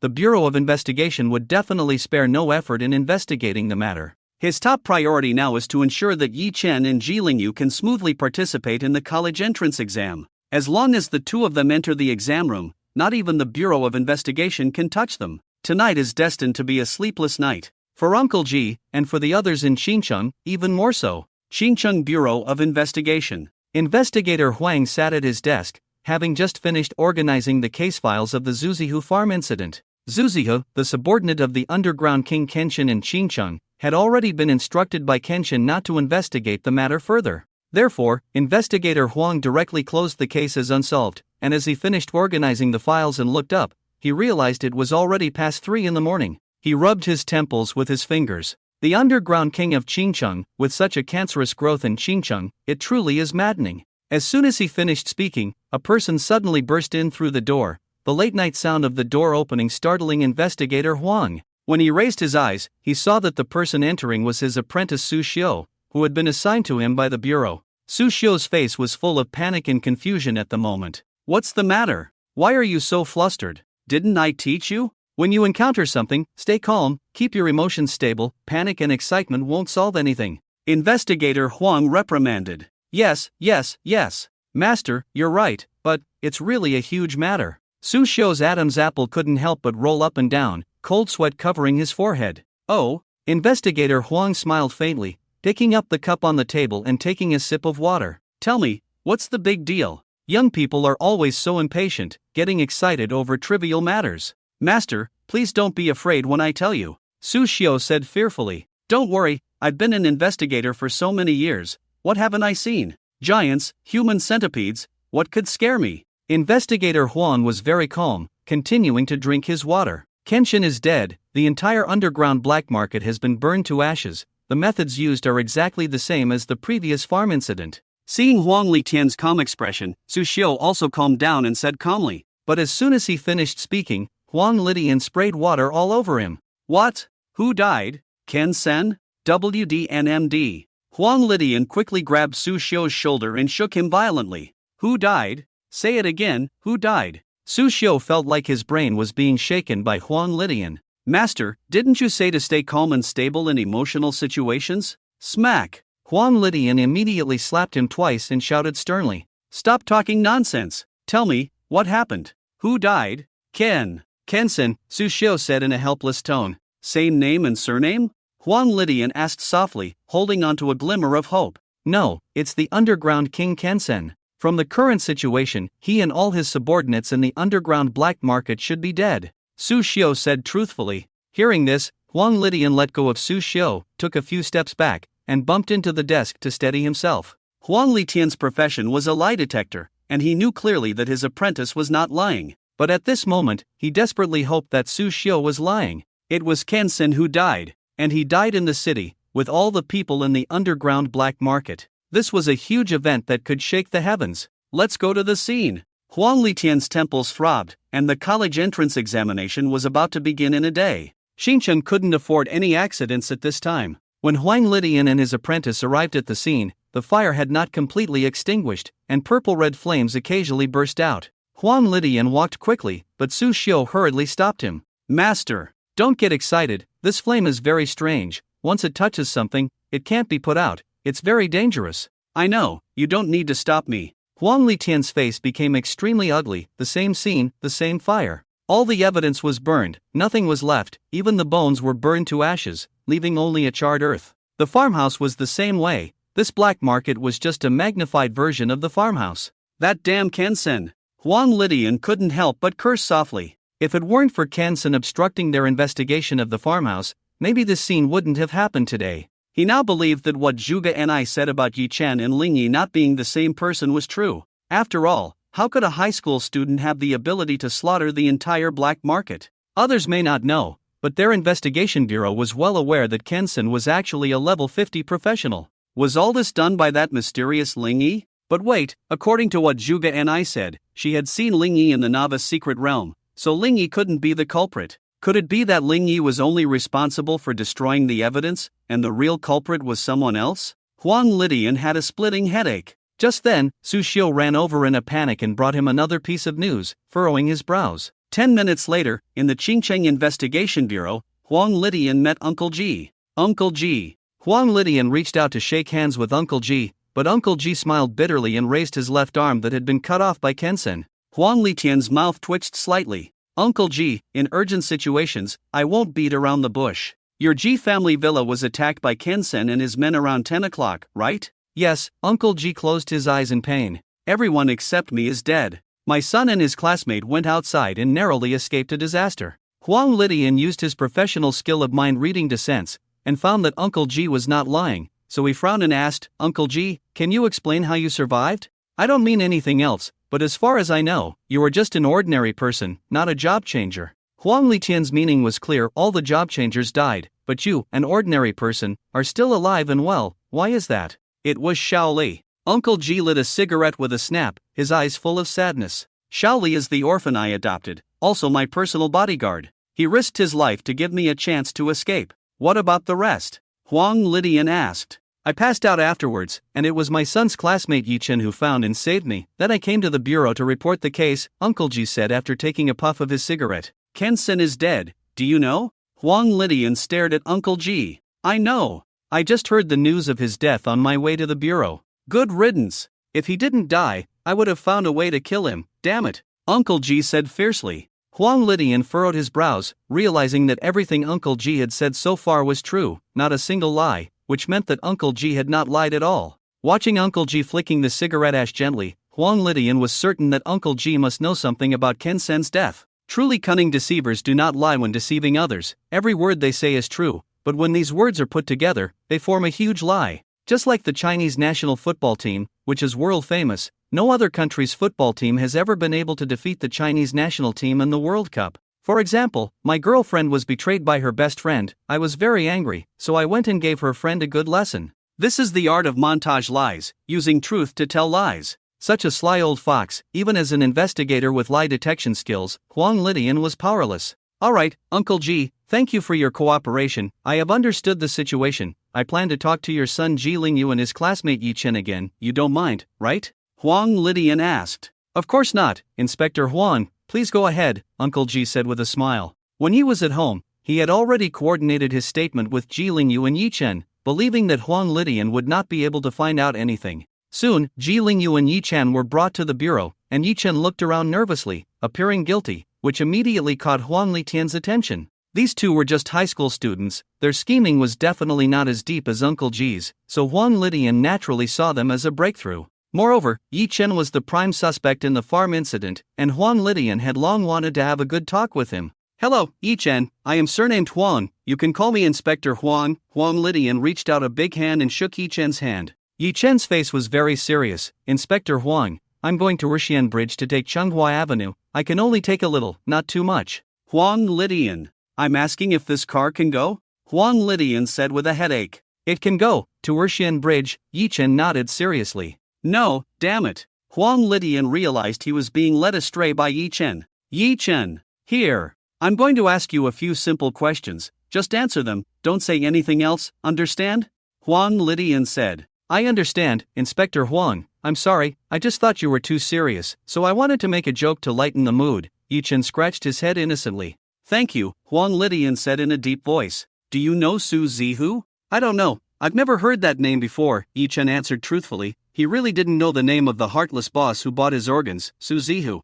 Huang Lidian confirmed that Yi Chen was not lying, but still persistently asked, "Have you been to the farm?" "Yes," Yi Chen replied. At this point, Yi Chen's expression suddenly became fearful. "What's in the farm?" Huang Lidian stared at Yi Chen's eyes intently. A clue was coming. "There are chickens in that farm." Huang Lidian was almost furious and wanted to punch Yi Chen. "Of course. There must be chickens on a farm." "No, Inspector Huang, not just any chickens, but those weighing around 100 catties," Yi Chen said seriously. As soon as he mentioned chickens weighing around 100 catties, the people around instantly became alert, eager to hear what Yi Chen would say next. "Those chickens even asked me if I wanted to play, said my conditions were good, and that they wouldn't charge me money. I was very scared, so I ran away," Yi Chen blinked and said. Huang Lidian fell silent because he realized that everything Yi Chen said was true. Now there were two possibilities. First, Yi Chen was even more cunning than Uncle Ji and was pretending to be foolish. Second, Yi Chen had nothing to do with Su Zihu's death.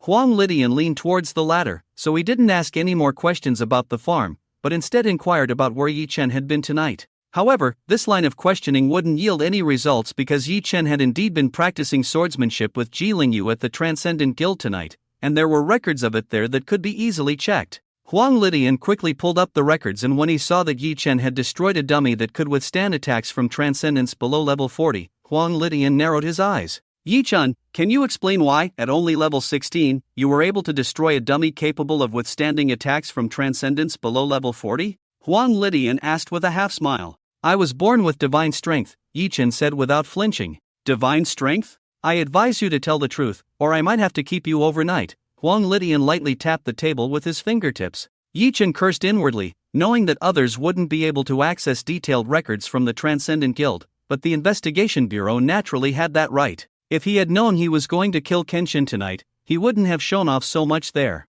Thanks to Uncle Ji buying me a set of good equipment, combined with my identity as a forbidden caster, under an outburst, I was able to reach that level. After all, the dummy wouldn't dodge, Yi Chen said truthfully. Huang Lidian narrowed his eyes and lightly tapped the table with his fingers. If that was the case, there was no problem. After all, the power of the forbidden caster was extremely terrifying, and with a set of good equipment, level 16 might not be unable to destroy a level 40 dummy puppet. You released a forbidden curse regardless of your health just to test your strength on the dummy?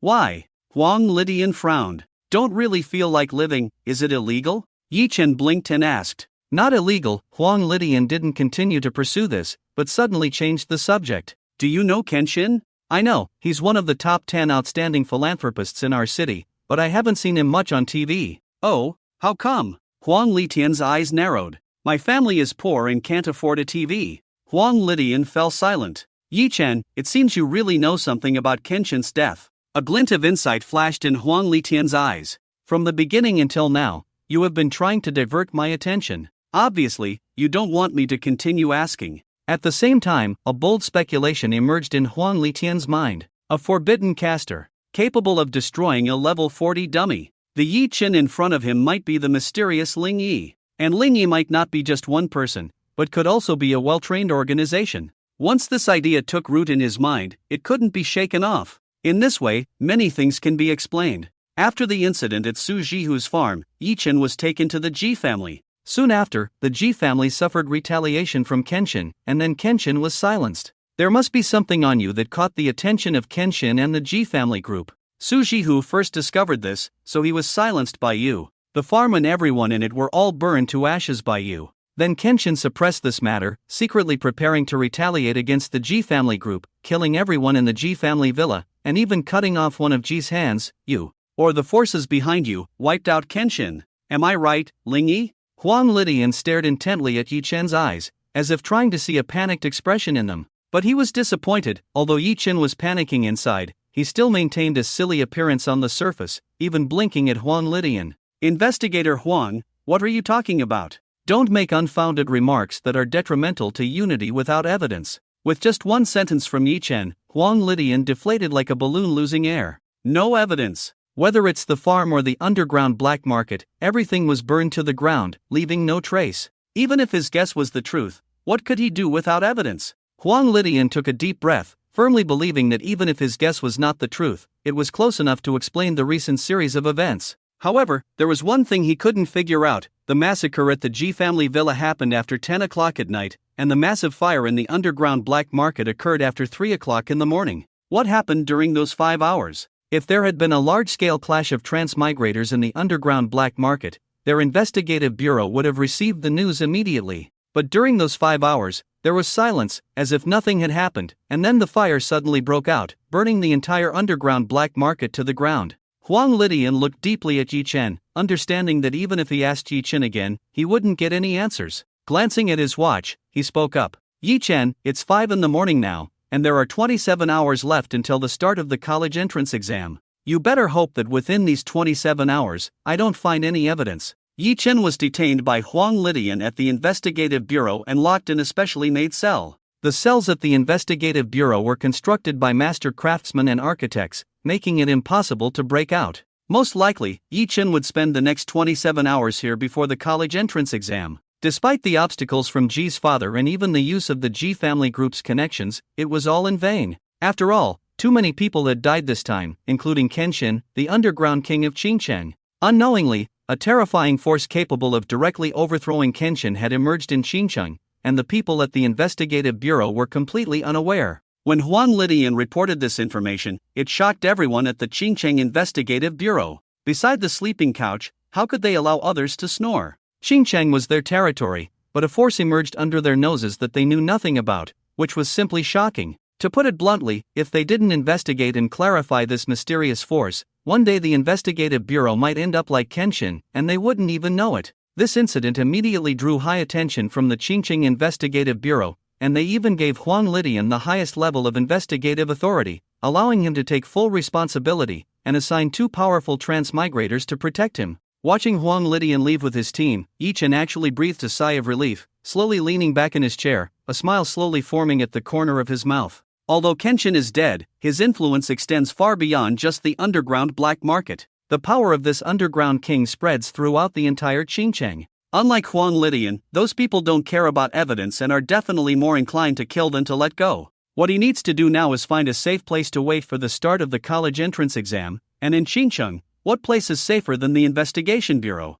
In this world, career changers, especially those with outstanding talents, have enough privileges. As long as they attract the attention of the university in the provincial capital during the college entrance exam, even if Huang Lidian finds ironclad evidence that he killed Kenshin, it will have no effect. With enough confidence in his own strength and talent, Yi Chen is not worried at all. He did a clean job with Kenshin's matter, so he is not concerned at all about Huang Litian's investigation. In just 27 hours, Huang Lidian cannot possibly find any ironclad evidence. Yi Chen lay comfortably on the small iron bed, ready to rest and prepare for the college entrance exam. On the other side, just as the day was breaking, Huang Lidian and his men arrived at the Zhuge family in Qingcheng. The Zhuge family's small building stood aloof, like an ancient courtyard detached from the world. The low courtyard wall shimmered with a golden light under the morning sun, and every brick seemed to tell the secrets of Qingcheng over the years. Mr. Zhuge, Level 7 investigator of the Qingcheng Investigation Bureau, Huang Lidian requests an audience.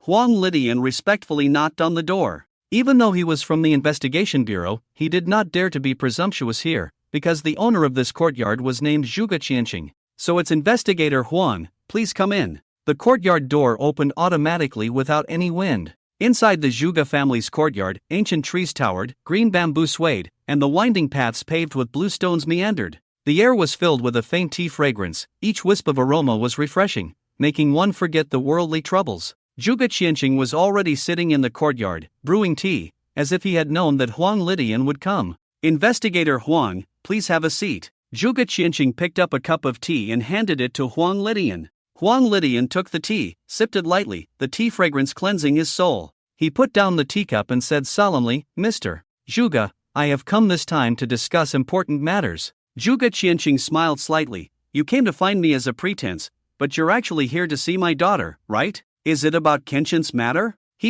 Nothing can escape Mr. Zhuge's eyes. Huang Lidian smiled awkwardly. Last time at the farm, he had sensed that Zhuge and I must know something, but since Zhuge and I refused to say, he turned a blind eye. After all, Su Jihu was not a good person to begin with, so his death was not a big loss. But this time was different, the matter was too big, and Huang Lidian could not let go of this lead. He detailed Kenshin's death and the appearance of a mysterious force in Qingcheng to Zhuge Qianqing. After listening, Zhuge Qianqing gently put down the teacup and said, I have heard about this matter. I can let my daughter cooperate with you, but I also have a favor to ask of Investigator Huang, is that okay? Huang Lidian hurriedly said, Mr. Zhuge, please tell me what you need, I will definitely help if I can. Zhuge Qianqing nodded slightly and said softly, there will be major changes in Qingcheng. I hope you can protect my daughter. Your people from the Investigation Bureau will escort her into the college entrance exam, and publicly announce that my daughter is already a level 9 investigator of your bureau,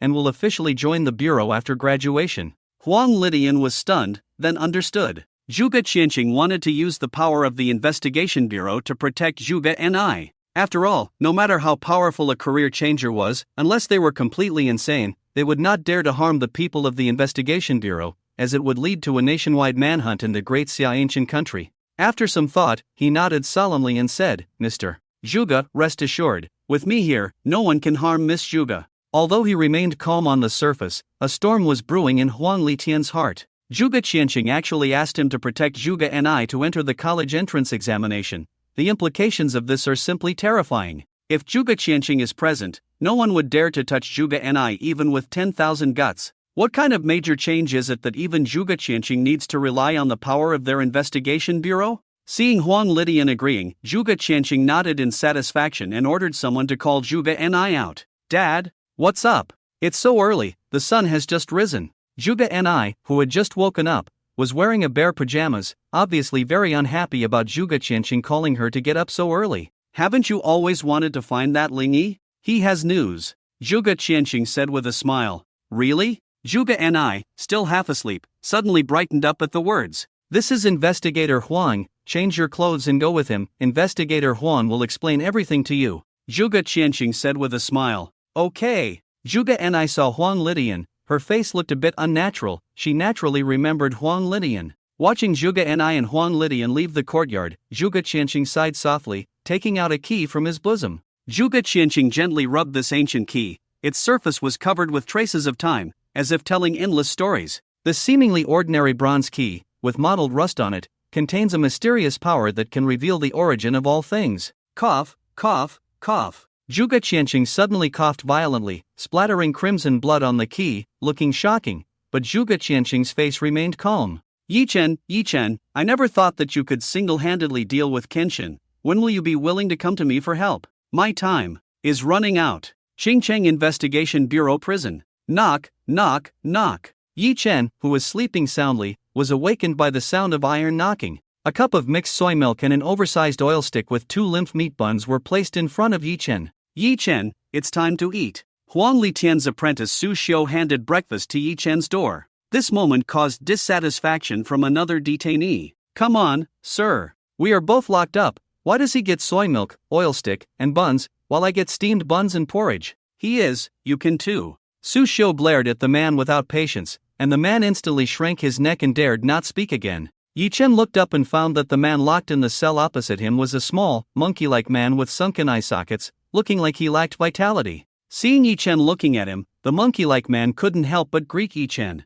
Oi, brother, how did you end up here alone? This is unreasonable. What big thing did you do? Me? They suspect me of killing Kenshin. Yichen said truthfully. What? Just you? Killed Kenshin? Brother, I've traveled far and wide and met so many people. You are definitely the biggest braggart I've ever met. What about you? Why are you in here? Seeing the other person's disbelief, Yichen didn't explain either, picked up a bun and took a bite. Those detained in the Investigation Bureau prison are all career changers. Me? I didn't do anything wrong. I'm just a poet. I picked up the firm and fair-skinned fruits, sniffed the blooming lavender, and then I was arrested. The monkey-like man shrugged and said, "Speak human language." Yi Chen frowned. "I'm a flower thief." Yi Chen. "Ah, talking about this makes me angry. Damn it, there was nothing wrong at first. I changed my career to become a swift shadow assassin. Everything I did was fast. Many women didn't even know they had been taken by me until I accidentally got a big shot's wife, and that's how I got caught." The monkey-like man sighed. Yi Chen's mouth twitched slightly. It was the first time he had seen someone describe themselves as a sharpshooter from such a fresh and elegant perspective. Moreover, the swift shadow assassin, as far as he knew, was a rare S-class profession known for its incredible speed and agility, able to disappear in an instant, leaving no trace behind. Swift shadow assassins of higher levels were the best scouts and assassins. Yet this monkey man awakened as a swift shadow assassin and used the profession's speed to be a flower thief. Truly, there are talents in every profession. Brother, aren't you curious about who this big shot is? When they caught me, nearly 10 investigators above level 40 were mobilized. The monkey man chuckled. Yi Chen was slightly stunned, feeling a hint of curiosity rising within him. In a small place like Xinjiang, investigators above level 40 were already considered powerful beings. What kind of big shot would make the investigative bureau mobilize on such a scale? Tell me more, Yi Chen said as he swallowed the last bun, looking seriously at the monkey man. The monkey man's eyes flashed with pride, as if reminiscing about the wonderful scene at that time. That woman's skin was as fair and tender as milk, those thighs, that waist, those hands, tsk.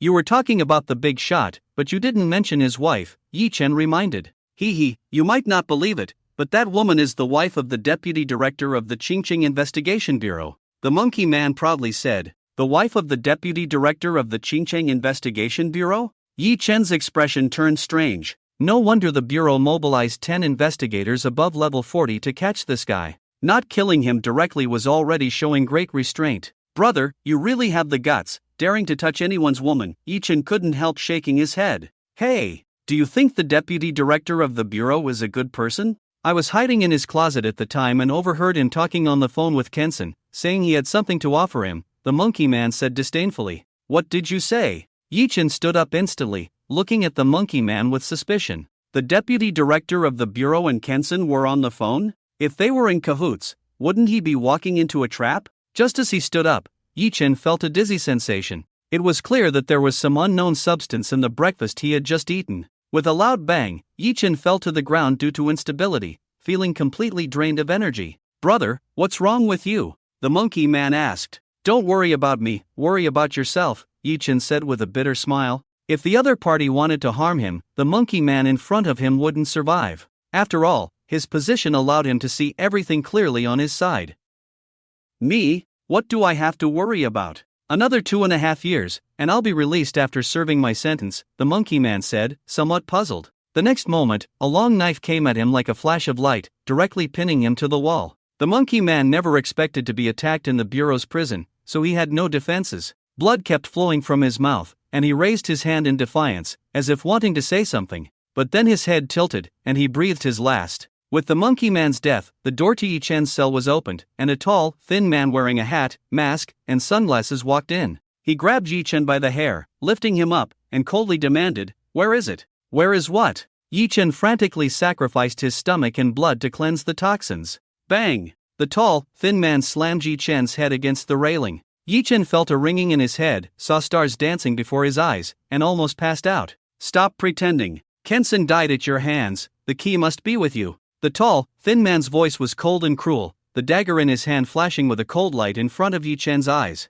"Hand over the key you got from Kenshin, Kenshin's death will be forgotten, keep pretending, and I'll dig out your 2 eyeballs first." Yi Chen had a hard time speaking. In order to avoid leaving evidence and traces, he didn't take anything from the underground black market at all. Even if there was a key, he had burned it to ashes. But now, he couldn't show any abnormalities, otherwise this tall, thin man would definitely take ruthless action. At that time, he would either expose the secret of his immortality or be blind for the rest of his life. "Dig one and try," Yi Chen said fiercely, staring at the tall, thin man. "The key is with me, but not on me. If you touch me, I guarantee you will never find that key." Although Yi Chen didn't know what the key the tall, thin man was talking about was, he was very clear that it was his only lifesaver. Sure enough, when the tall, thin man heard this, he narrowed his eyes. Originally he was just looking for Yi Chen with the idea of rather killing the wrong person than letting one go, but he didn't expect to hit the mark. The key is indeed on you. Tell me, how will you hand over the key? Take me out of the investigation bureau first.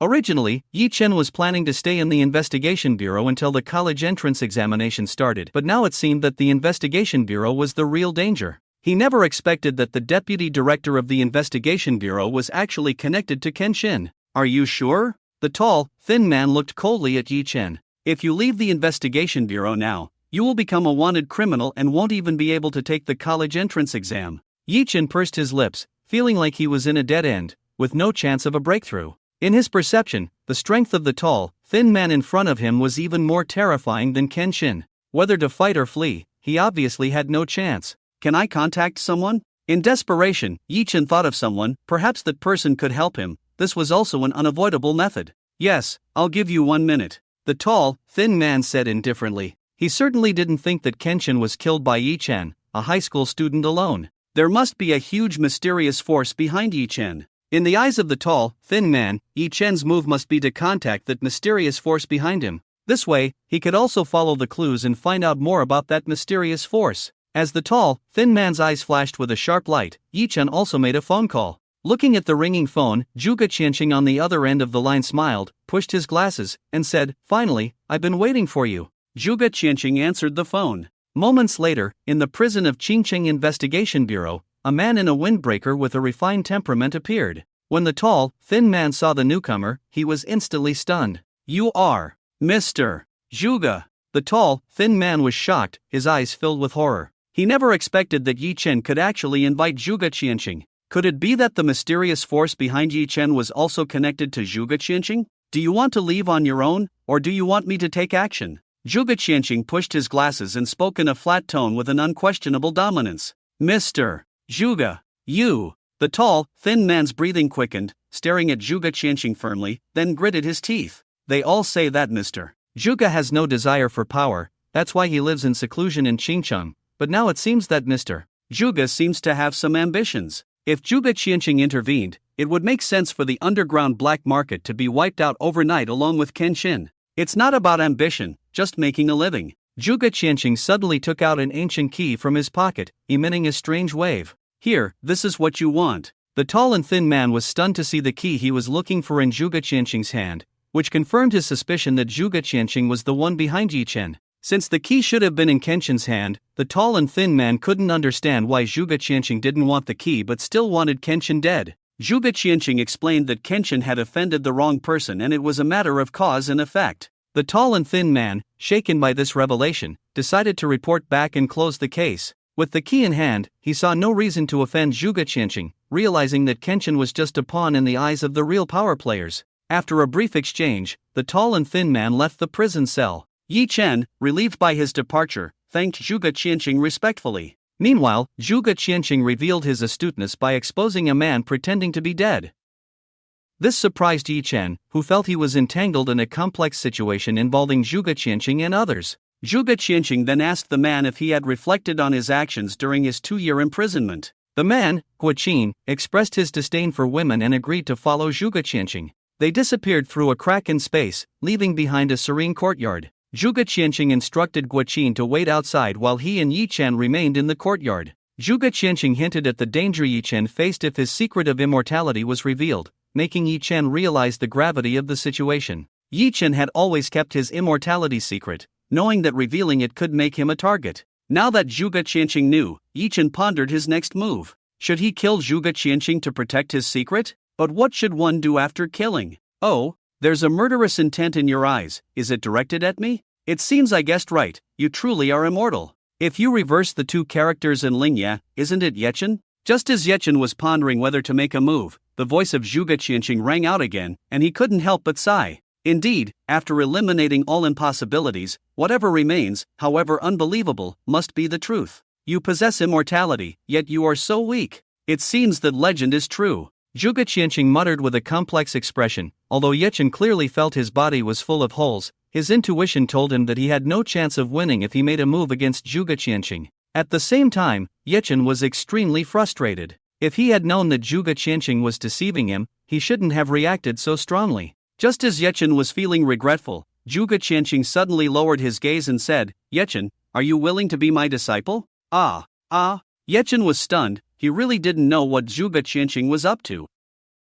Zhuge Qianqing knew the secret of his immortality. Not only did he not dissect and study him, but he also wanted to take him as a disciple? What do I need to do then? Yechen asked. Zhuge Qianqing smiled faintly. When you become strong, you will understand the burden you carry. My only request is one. A touch of faint sadness appeared in Zhuge Qianqing's eyes. After I die, take care of Nini, don't let anyone bully her. Nini? That woman who's like a mother Tyrannosaurus, who could bully her? Yechen muttered in his heart. Alright, back to the point. Are you willing to be my disciple? Zhuge Qianqing smiled. I am willing. Although he didn't know what Zhuge Qianqing was scheming, being a disciple of such a prominent figure would not harm him at all. His biggest secret had already been revealed to Zhuge Qianqing, so Yechen decided to go along with it. Since Zhuge Qianqing had never harmed him before, even speaking up for him during the novice trial and just now helping him fend off the tall, thin man, Yechen respectfully bowed to Zhuge Qianqing as a gesture of accepting him as his master.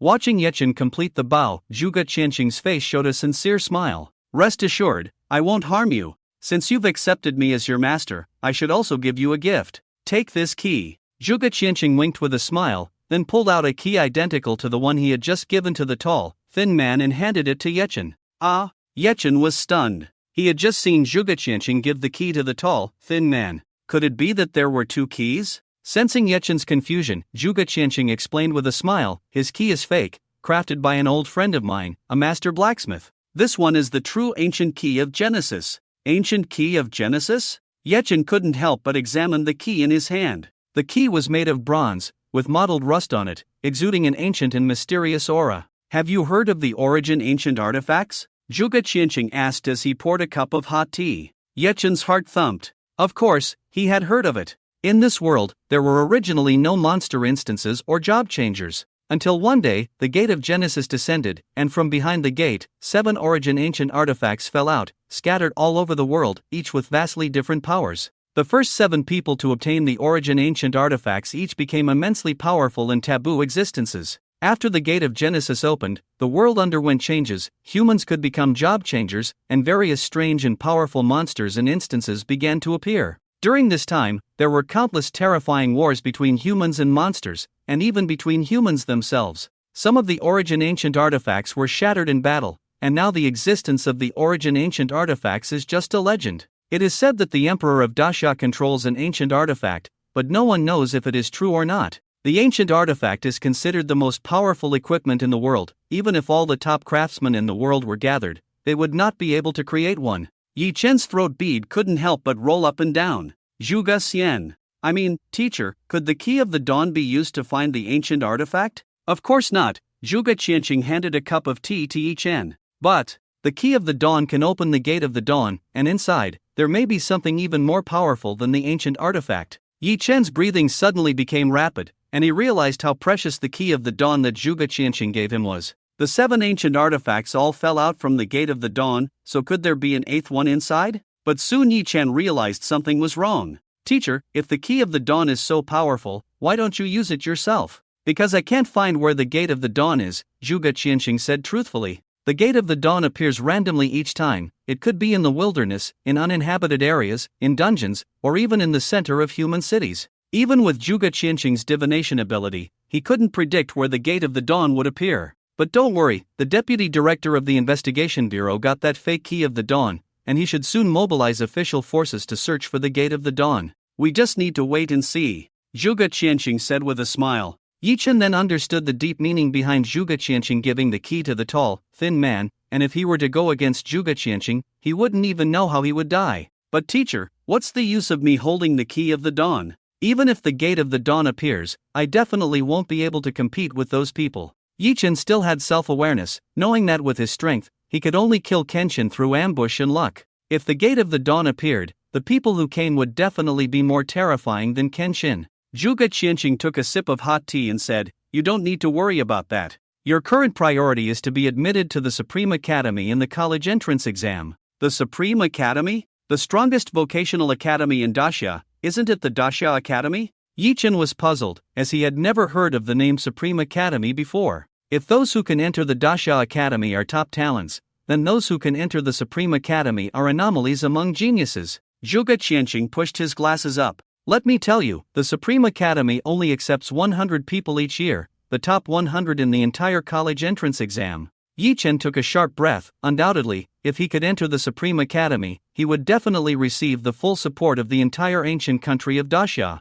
I understand, teacher, I will definitely enter the Supreme Academy. Yi Chen nodded seriously. Originally, he had planned to just go through the college entrance exam casually, but now it seemed that he couldn't afford to be casual. With so many candidates in the ancient country of Dasha, it would not be easy to enter the top 100. Just do your best, keep the key safe, and rest in a room by yourself. I've already informed General Ji on that side. Zhuge Qianqing pointed to the small building in the courtyard. Okay, teacher. Yi Chen nodded, then picked up Zhuge Qianqing's tea knife and cut a hole in his stomach, carefully placed the key of the dawn inside, and let the wound heal. Zhuge Qianqing. Miss Zhuge, are you sure it's this way? I'm sure. I'm very sensitive to the aura of the fire of karma, there won't be any mistake. Zhuge and I nodded. After Huang Lidian led her to the ruins of the underground black market, Zhuge and I indeed tracked a familiar aura from the remaining fire of karma.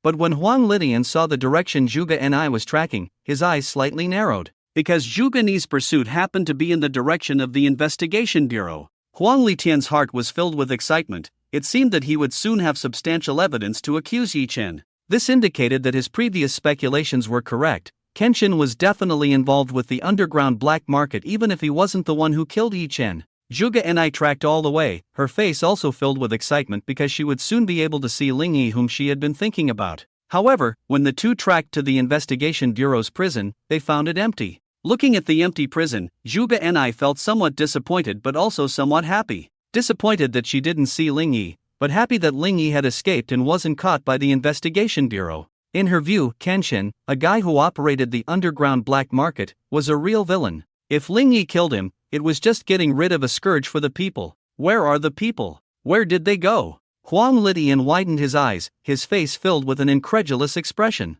Huang Litian's disciple Su Xiu quickly rushed over. Master, the person has been released. Su Xiu said timidly. Released? Huang Lidian rushed forward, grabbed Su Xiu's collar, and even sprayed saliva on Su Xiu's face. Who allowed you to release them? Without my orders, how dare you release someone? I don't know, Master. It was personally signed by the deputy director. Not only was the person released, Kenshin's case has been closed. There's no need to continue the investigation. Su Xiu said with a bitter expression. Closed? No need to investigate anymore? Huang Lidian felt as if all the bones in his body had been pulled out, and he slumped down on the ground. He felt that his efforts in the past 2 days were just a joke, a complete joke. Damn it! Huang Lidian heavily punched the wall, and crimson blood instantly stained the white wall. In the eyes of the big shots, were they all just a group of movable chess pieces? Excuse me, can you tell me where the released person went? Zhuge and I asked Su Xiu. Sorry, I don't know either. Su Xiu shook his head.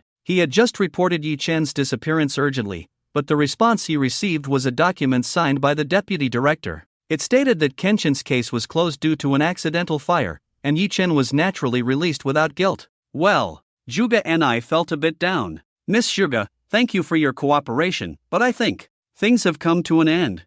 Huang Lidian showed a bitter smile. But rest assured, I will fulfill Mr. Zhuge's promise. Tomorrow morning, I will personally escort you to the examination hall, and announce that after your graduation from university, you will become a member of the investigation bureau. Okay, thank you. Zhuge and I nodded. Then I'll leave first. Zhuge and I walked out of the investigation bureau feeling lost. Ling Yi, you are indeed a mysterious person. Zhuge Ni's interest in Ling Yi grew stronger. What she couldn't get always stirred her curiosity. The more she couldn't see Ling Yi, the more curious she became about him. The name Ling Yi scratched her heart like a kitten, making her itch uncontrollably. But when Zhuge and I returned home, she was stunned, because she actually saw the most detestable person in her own home. Yi Chen, why are you here? Zhuge and I immediately frowned. At this moment, Yi Chen was helping Zhuge Qianqing sweep the fallen leaves in the yard. Faced with Zhuge Ni's questioning, he shrugged and said, Would you believe me if I said Mr.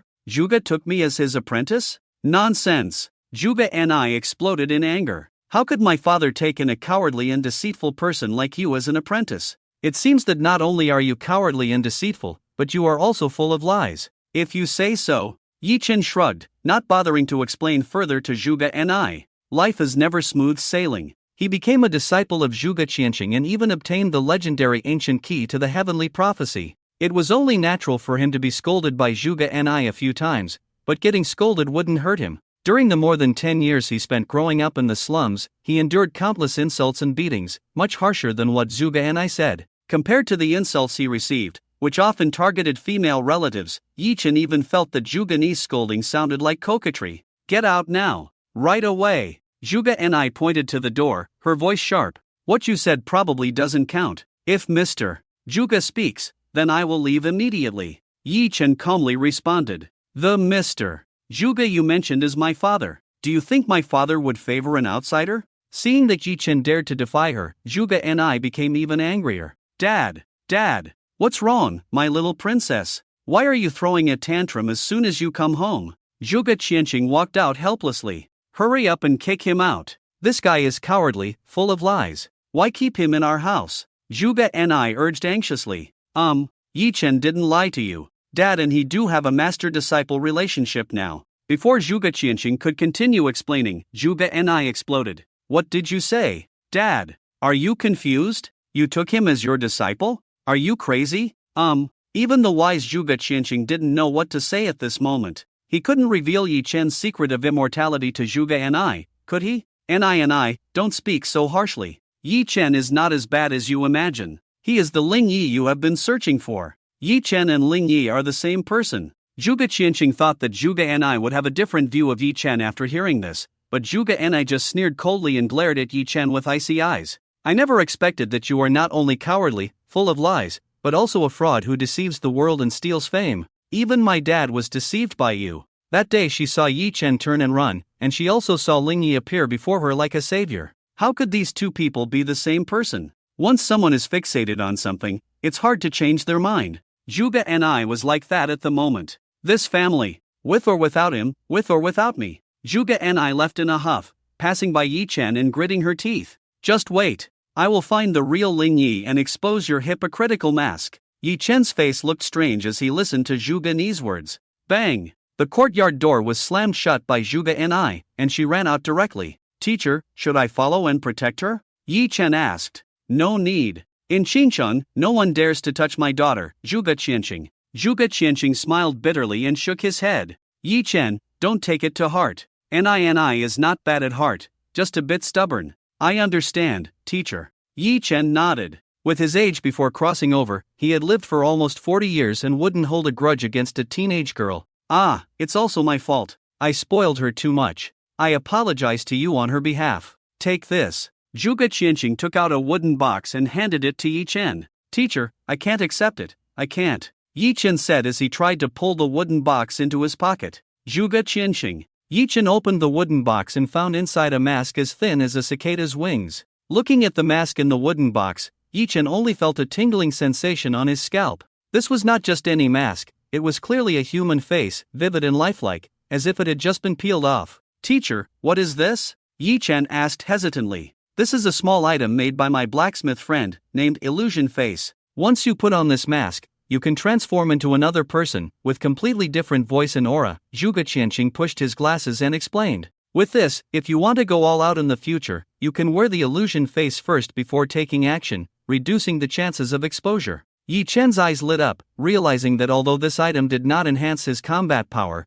it could be very useful at critical moments. Thank you, teacher. Yi Chen suddenly felt that being scolded by Zhuge and was quite worth it. If being scolded could exchange for a good item, he hoped Zhuge and would scold him more often for no reason. Early the next morning, just as the sky was getting light, Yi Chen woke up. Today was the day of the entrance exam, and for career changers, getting into a top university was as important as Pan Jinlian not losing Shimin Cheng. Yi Chen changed into the clothes prepared by Zhuge Qianqing, and energetically went to the courtyard, where Zhuge Qianqing was already waiting with breakfast. Come and eat. After breakfast, Wu Qin will take you to school, Zhuge Qianqing said with a smile. At this moment, Zhuge Qianqing was wearing pajamas, gently stirring a pot of porridge with a spoon. If not for his reputation, no one would have thought that this guy was the renowned Mr. Zhuge. Teacher, aren't you going? Yi Chen asked as he took a bowl of porridge. No, Ni must still be mad at me. Seeing me will only make her unhappy and affect her exam mood. Zhuge Qianqing shook his head with a bitter smile.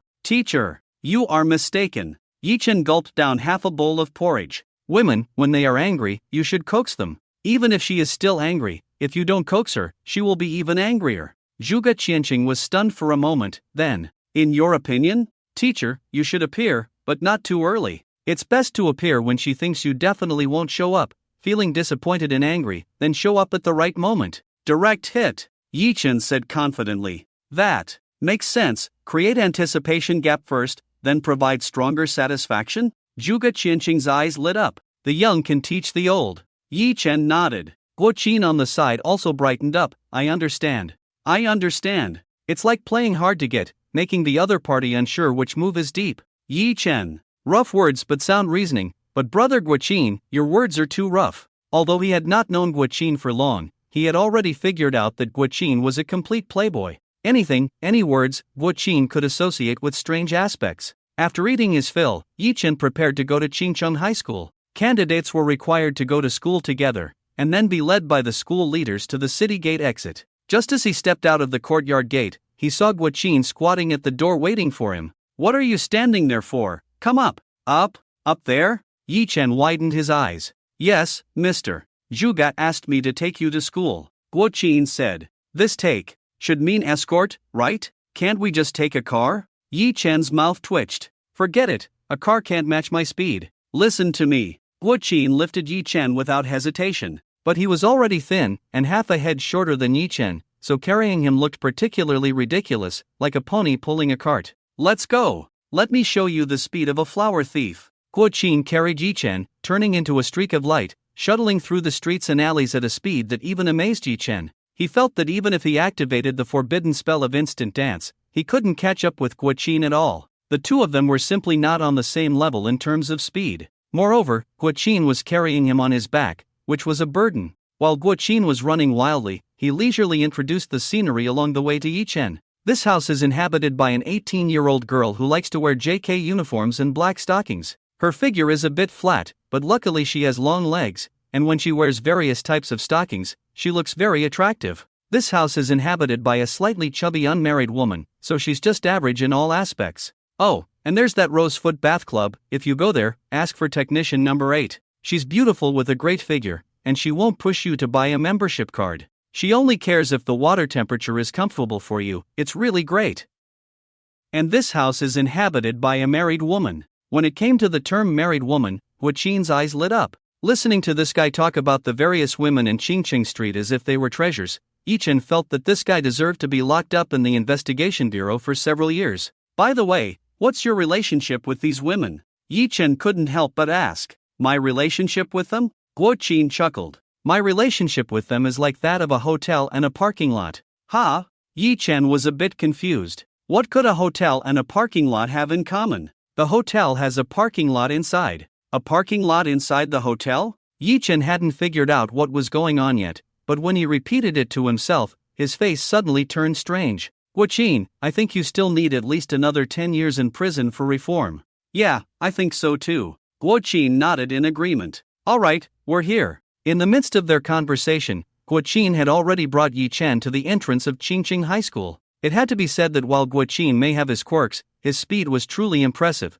making it hard to find a faster mode of transportation in all of Qingcheng. However, it was a bit awkward when they got off the vehicle, as almost everyone at the school gate turned their gaze towards them. Others had either come by car, electric bike, or on foot, while Yi Chen's arrival on someone's back was indeed unique. Fortunately, Yi Chen had thick skin and didn't care much about the attention. Yi Chen, good luck on your college entrance exam. After you finish the exam, I'll introduce you to my niece. She was a bit young and got into trouble before, but she should be out by now. Guo Qin said enthusiastically. Your niece? How old is she now? Yi Chen looked at Guo Qin's face, thinking he must be in his 30s. Don't worry, she's only 15 years older than you. She's 33 this year, mature and caring. And she's my own niece, so I know her well. Guo Qin said. Why was she in prison? Yi Chen asked in confusion. Oh, she was short on money and wanted to buy the latest iPhone 13, so she sold her own 13 and got caught. Girls, being a bit vain is normal, but she's reformed now.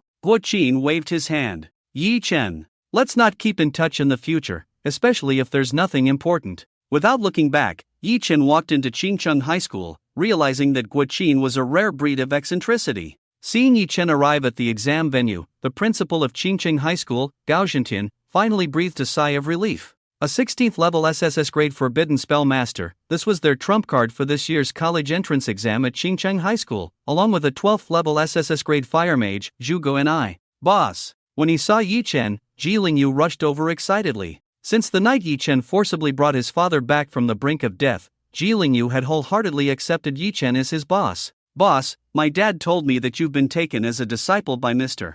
Zhuge? Ji Lingyu hurriedly asked. Yi Chen nodded. The news of Zhuge Qianqing accepting him as a disciple would soon spread, so there was no need to hide it. I see. No wonder even Kenshin was defeated. It turns out it was Mr.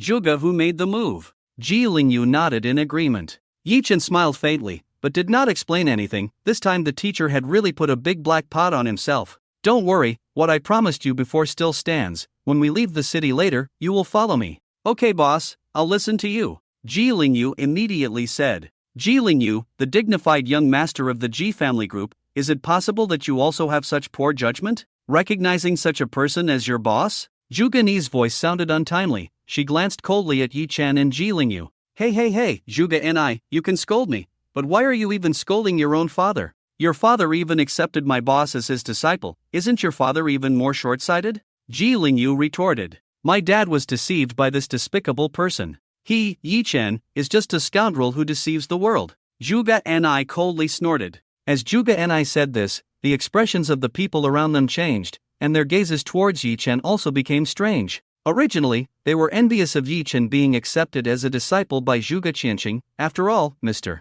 Zhuge was a renowned powerful astrologer throughout the Great Xia. But now, listening to Zhuge Ni's words, it seemed that there was another hidden story. Zhuge Ni, you must have evidence when you speak. Ji Lingyu frowned. I will find it, and then I will expose your true face in front of everyone. Zhuge Ni coldly glared at Yi Chen, then turned and left. She had never liked Yi Chen, and because of Yi Chen, she was brought to the college entrance examination by Huang Lidian, without Zhuge Qianqing appearing, which made her even more displeased with Yi Chen. When she found Ling Yi and confronted Yi Chen face to face, everything would be revealed. Damn! How could I have liked this woman before and even regarded her as the moonlight? I must have been blind. Fortunately, boss, you woke me up with 3 thunderbolts. Ji Lingyu cursed angrily. Moonlight? Weren't you just lusting after her? Coupled with unrequited love, you put a layer of divine radiance on her, making her the moonlight and you the servant of light. Yi Chen shrugged. Just like how Zhu Yuanjiang later couldn't believe that his pearl, jade, and white jade soup was just a bowl of rotten cabbage leaves,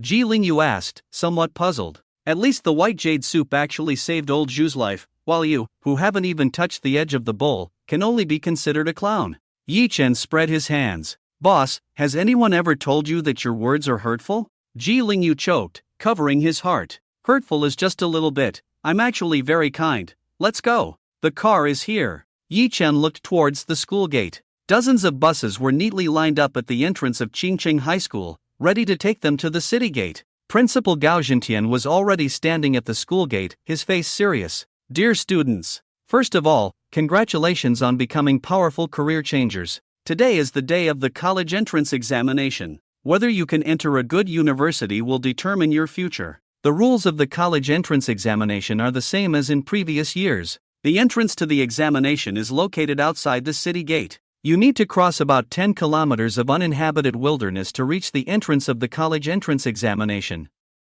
If you encounter dangers that you cannot resist along the way, remember, abstain immediately. While the college entrance examination is important, one test cannot determine your future life. Life is always the most important. As long as the green hills remain, there will be no shortage of firewood. Alright, get on the bus. Yi Chen and Ji Lingyu boarded the same bus, and the entire Qingcheng made way for the college entrance examination. The streets of Qingcheng were empty, with not a single car in sight. Only the streets on both sides were crowded with people, the voices were loud, and many parents were cheering for their children on the roadside. Some mothers with good figures even wore figure-hugging cheongsams with high slits, symbolizing victory. However, Yi Chen couldn't quite understand this behavior, so he repeatedly observed and studied, trying to comprehend. The bus quickly arrived at the city gate. A huge city gate suddenly appeared in front of them, towering tens of meters high, wide enough for several buses to pass side by side, majestic and solemn, carved with intricate patterns and designs, each stroke appearing deep and mysterious. Under the sunlight, the outline of the city gate was clearly visible in the sky, giving an indescribable sense of awe. Many people were seeing the city gate of Qingqing for the first time, and at this moment, they were all stunned by this gate that seemed like a city wall. This gate separated Qingqing from the wilderness, keeping all the powerful and terrifying monsters outside the gate. The buses from the other high schools also arrived one after another. 10 minutes later, all the high school candidates in Qingqing had gathered at the city gate. The college entrance examination was the most important national event for the entire Disya. Unless someone was clueless, they wouldn't choose to be late for the exam. They had prepared for so many years just for this moment when the college entrance examination finally began, right? Many candidates had a fighting spirit burning in their eyes, quietly waiting for the moment the city gate opened. Juga and I looked around, as if waiting for someone. After searching in vain, a hint of disappointment flashed in her beautiful eyes. Ni, are you looking for Dad? Juga Qianqing appeared silently beside Juga Ni. Seeing Juga Qianqing, Juga Ni was initially happy, but then immediately put on a stern face. Who asked you to come? You can leave if you want. Seeing this, Juga Qianqing immediately understood that Juga Ni's anger had subsided. It was just a matter of pride. He couldn't help but sigh, realizing that what Ji Chen had taught was indeed effective. It seemed that one could always learn something new, and that kid obviously understood women better than himself. As a teacher, he would have to consult him more in his spare time. My precious daughter is taking the college entrance examination. How could I, as a father, not come? You must do your best. Juga Qianqing affectionately reached out to rub Juga Ni's head, but Juga Ni dodged directly. Humph! Don't touch me. Go touch your good disciple. Why are you still angry? You really misunderstood Yi Chun. Juga Qianqing smiled bitterly. I did not. Since you believe in him so much, let's make a bet. If I rank ahead of him in this college entrance examination, you will cut ties with him and drive him away. How about that? Juga Ni raised her slender and fair neck proudly, like a proud swan. All right, Dad will bet with you. But what if you lose? Juga Qianqing laughed. If I lose, I won't interfere in your affairs anymore. Even if you want to take him as a disciple, or marry him, I won't interfere. Juga Ni said seriously. How can you talk to your dad like that? Juga Qianqing smiled bitterly. Marry Yi Chen? Was that even possible? Besides, the laws of Disya wouldn't allow it. Anyway, it's settled. Just wait, he won't beat me. Juga Ni left with a toss of her head. Watching Juga Ni's back, Juga Qianqing opened his mouth but couldn't bear to dampen Juga Ni's spirits. He just muttered to himself in place, Ni, do you know what kind of monster you are facing? The sun cast a golden light, gradually tinting the sky with a faint orange-red color, like a painter's palette, rich and delicate in color layers. The sun's rays illuminated the world and also illuminated the hopes and dreams in people's hearts. In this beautiful moment, everything was filled with infinite possibilities and vitality. Several principals of Qingqing stood on the city wall, watching this group of candidates exuding vitality like the morning sun. The college entrance examination is finally about to begin. If the novice trial is just a warm-up, then the college entrance examination is truly a difficult challenge. Guess how many people from our Qingqing will be admitted to Dasha College this year?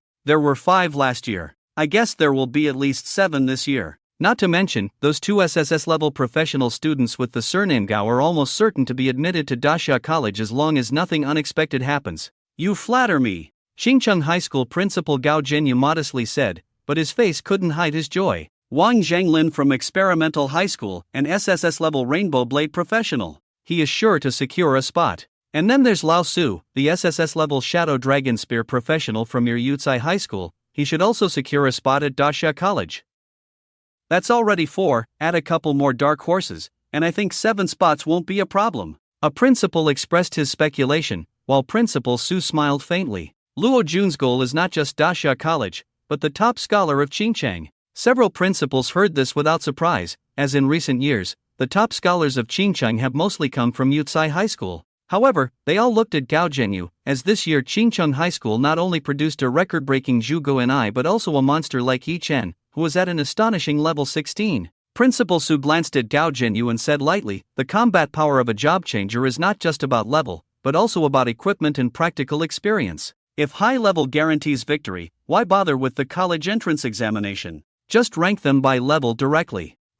Principal Su, do you know the power of one force breaking 10,000 laws? If the level is high enough, other things don't matter. Gao Jinyu snorted. The two principals were at odds with each other silently. Just then, with a creak, the massive city gates slowly opened like two walls moving apart. This also meant that the college entrance examination had begun. By crossing the 10-kilometer wilderness no man's land, one could enter the college entrance examination, which was the first checkpoint of the examination. As soon as the city gate opened, many candidates couldn't wait to rush out, including Yi Chen and Ji Lingyu. In order to defeat Yi Chen, Zhu Guanai decided to stay in the wilderness to level up, so she was also among the first batch of candidates, even leading the way. More candidates stayed behind quietly, not in a hurry at all. The first batch of candidates rushing out may not necessarily arrive at the entrance faster, but they would definitely encounter fierce monsters sooner. Therefore, those who were not confident in their strength generally dared not to be in the first batch. If they went out in the second batch, they would encounter much less resistance.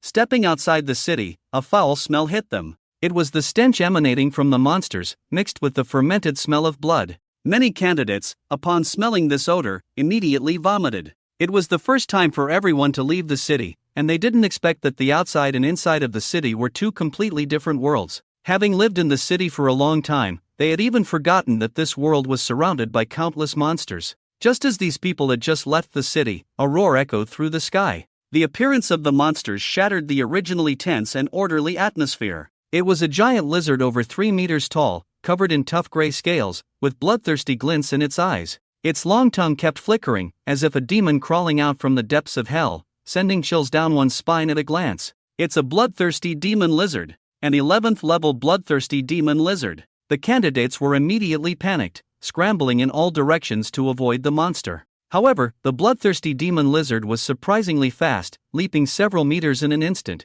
catching up with several fleeing candidates in the blink of an eye. Its claws were as sharp as steel knives, and with one swipe, blood splattered everywhere. Ah! The piercing screams echoed across the wilderness. The sudden bloody scene shocked many candidates, causing them to forget even to escape. They never expected to witness such a bloody scene as soon as they left the city. The principals on the city wall appeared extremely calm. Only those who had experienced the baptism of blood could truly grow up, otherwise, they would always be like hothouse flowers. Unless a monster above level 20 appeared, they would not intervene in the assessment. Watching the candidates fleeing in panic, one principal couldn't help but shake his head in disappointment. This year's group is not doing well. A level 11 bloodthirsty lizard scared them like this. With so many people, each person using a skill could kill the bloodthirsty lizard. Just then, a dark figure rushed towards the bloodthirsty lizard against the flow of people. It was Yi Chen. Yi Chen, with an expressionless face, carried the Starfall Skymark and rushed forward. Swish, swish, swish, swish. Activating the Sun Longevity Sword technique, for dazzling starlights flashed by, and the bloodthirsty lizard that had scared everyone into fleeing was severed of its limbs, becoming a wriggling fleshworm. What a terrifying sword! This sword is at least a rare grade equipment. A principal on the city wall exclaimed. Is this the forbidden curse, Master Yi Chen? With a level 16 and a rare grade equipment, it is indeed easy to deal with a level 11 bloodthirsty lizard, but why didn't he kill that bloodthirsty lizard? Just as everyone was puzzled, they saw Yi Chen beckoning behind him. Ji Lingyu, come and finish it. Coming, boss. Ji Lingyu excitedly wielded his sword and rushed over. At this moment, the bloodthirsty lizard had no resistance left, and Ji Lingyu's sword strike directly ended the bloodthirsty lizard's life. Team kill of an 11th level bloodthirsty lizard, reward 40 experience points. A level 11 monster should provide 110 experience points, but due to the team's division, the experience points were reduced to 40, with the remaining 70 experience points likely going to Ji Lingyu.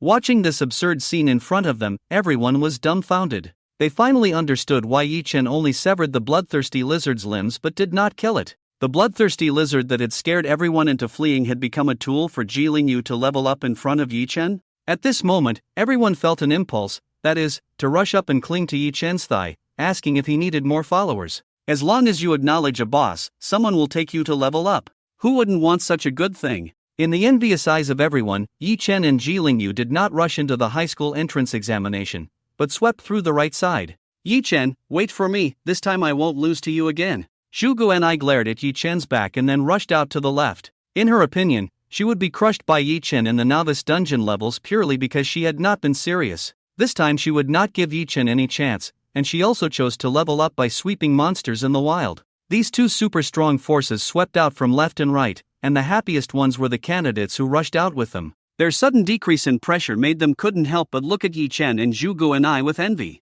There are still many good people in the world. They didn't care about anything else and hurried towards the entrance of the high school entrance examination. Team kill of a level 12 Chimera, reward 50 experience points. Team kill of a level 11 Seahorse Warrior, reward 40 experience points. Team kill of a level 13 Skeleton Archer, reward 60 experience points. Along the way, Yi Chen directly slashed any monsters encountered, leaving them barely alive before leaving. Following behind him, Ji Lingyu slowly cooperated with him very tacitly, going in for the kill after he inflicted serious injuries. Under Yi Chen's leadership, Ji Lingyu's level rose rapidly, and in no time, he had reached level 8. Boss, don't say anything else. From now on, you are my real boss. Ji Lingyu was excited. At this rate, he could reach at least level 12, or even level 13, before the sun sets. The entrance to the college entrance exam trial will be open all day, as long as they arrive before sunset. Don't get too excited yet. There aren't many monsters near the city wall. We may have to go deeper. Yi Chen glanced around, noticing fewer monsters. But boss, if we go deeper, we might encounter level 20 or even level 30 monsters, right? Ji Lingyu's face changed. No problem, I can handle level 20, and will run from level 30, Yi Chen said, carrying his knife and continuing further into the wilderness. Not only did Ji Lingyu need to level up, but Yi Chen also needed to continue leveling up, as his goal was the Supreme Academy. Yi Chen carried his knife and slowly disappeared from the sight of several principals. Yi Chen is too reckless. How could he take Ji Lingyu to such a deep place? Gao Jinyu frowned. With Yi Chen's level, getting into the Dasha Academy was a sure thing. What was he up to? Don't worry, Principal Gao. There are already examiners nearby, so there won't be any accidents, another principal reassured. I hope so. Gao Jinyu's right eyelid twitched uncontrollably. For some reason, he had a bad feeling. Along the way, Yi Chen walked and slashed, not even needing to release other forbidden spells. With just the Yangshuo sword technique, he could easily kill monsters below level 20, at most requiring a few more slashes. Ji Lingyu followed him, eating to his heart's content. Yi Chen hadn't leveled up yet, but this kid had already leveled up twice to level 9. Just as they were about to continue forward, a man wearing an examiner's badge appeared in front of them, blocking their way. Do not leave the exam area, it's dangerous. Can't we go any further? Yi Chen frowned. Fine. Just as Yi Chen was about to change direction, he suddenly paused and looked at the examiner, earnestly warning, "Look behind you." The examiner snorted at the words, not even turning his head. Are you trying to trick me into turning around so you can run out of the exam area? If I'm not mistaken, the people you arranged should be waiting outside the exam area to assist you in leveling up. I advise you to give up this ridiculous idea. I've been an examiner for 20 years, and no examinee can deceive me. No, turn around. Yi Chen urged anxiously. No way. I won't be fooled. Hurry up and leave, or I'll penalize you for violating the rules and cancel your exam. Before the examiner could finish his sentence, a low growl suddenly sounded from behind him. The examiner's face changed, and just as he was about to turn around, a huge monster appeared behind him. With a swipe of its claw, the examiner didn't even have a chance to react before he was sent flying like a cannonball, crashing heavily on the ground several meters away, his life hanging in the balance. The goblin hero stood at 4 meters tall, covered in tough armor, wielding a massive wolf-tooth club. With each step, the ground trembled. Level 33, Goblin Hero. Ji Lingyu's face turned pale with fear. This stubborn guy. Yi Chen also had a vein popping on his forehead. He had told the examiner several times to turn around, but the guy wouldn't listen. A level 33 monster, unless he revealed his undying body and went all out, he wouldn't be able to defeat this goblin hero. Ji Lingyu, run. I'll distract him. Boss, how can we do that? Let's run together. Ji Lingyu hurriedly said. No more nonsense, you're not as fast as me. Yi Chen kicked Ji Lingyu in the butt, sending him flying out. Then he slashed at the goblin hero, starlight shimmering. The monster was indeed provoked and charged towards him. Yi Chen quickly activated the dance of instant steps, but to avoid suspicion, he only sacrificed his appendix and a section of his colon in exchange for triple agility. The consequence of this is that he can't shake off this goblin warrior at all. The distance between them is constantly getting closer. Thunderous might. A dazzling thunder light suddenly burst out, the power of thunder instantly condensed into a thick thunderbolt, carrying a destructive aura, fiercely smashing onto the goblin warrior. The invigilator struggled to stand up from the ground, his face pale, but his eyes flickered with determination. Quick! Escape! Leave this to me. I will not let any candidate be harmed in front of me. Before he could finish his words, the invigilator's eyes rolled back, and he fainted. Yi-chun, you're quite something. The invigilator was already seriously injured by the goblin warrior's sneak attack. Being able to stand up and use a skill was already a display of strong will. Fortunately, he had already sent out a distress signal, and soon 2 other invigilators rushed over. Candidates, stay away from here to avoid getting hurt. One of them softly commanded. Got it. Yi-chun obediently dodged to the side. The 2 invigilators immediately started to deal with the goblin warrior. Under their joint attack, the goblin warrior had no resistance at all and was completely suppressed. One of the invigilators swung an axe, and the huge goblin warrior was directly knocked to the ground, raising a cloud of dust. At this moment, a flash of determination appeared in Yi-chun's eyes. He sacrificed his heart, activating the tenfold instant dance, and rushed towards the unconscious invigilator. Taking advantage of the cover of the dust, he quickly stripped off the invigilator's clothes, put them on himself, then put on the invigilator badge around his neck. Next, Yi-chun took out the illusion mask given to him by Zhuge Qianqing from the wooden box and put it on his face. The thin mask perfectly matched his face shape, and after putting on the illusion mask, Yi-chun perfectly transformed into a middle-aged man in his 30s, even with a fine stubble on his face.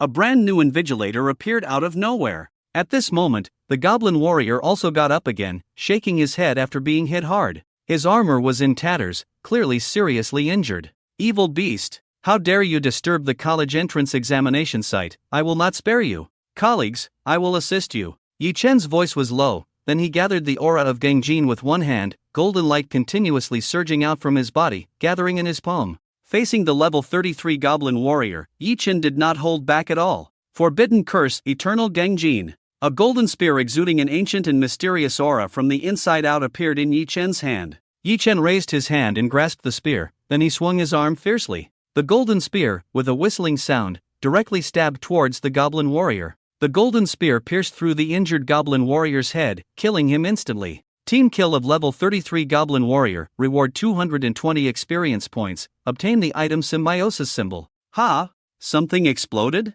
Yi-chun was somewhat surprised. There was a chance to drop items, equipment, or skill scrolls when killing monsters, but the probability was very low. He didn't expect to find something on this goblin warrior. However, it was not the time to check. He turned around and ran without hesitation. Damn! Who the hell are you, animal? Which department are you from? How can you snatch kills like this? The invigilator holding a giant axe was almost furious. They had been fighting for a while, and this guy appeared and killed the goblin warrior with one blow, which was simply unreasonable. Call me a good person. Yi-chun's voice came from afar. I'll good your mother's big watermelon. The invigilator holding the axe was about to chase after him, but another invigilator quickly stopped him. Forget it, no need to rush, maintaining order in the examination hall is the most important. I have remembered this guy's face, we will settle the score with him later. Alright, it's so infuriating, we are all invigilators, and he dares to snatch kills. The invigilator holding a huge axe cursed.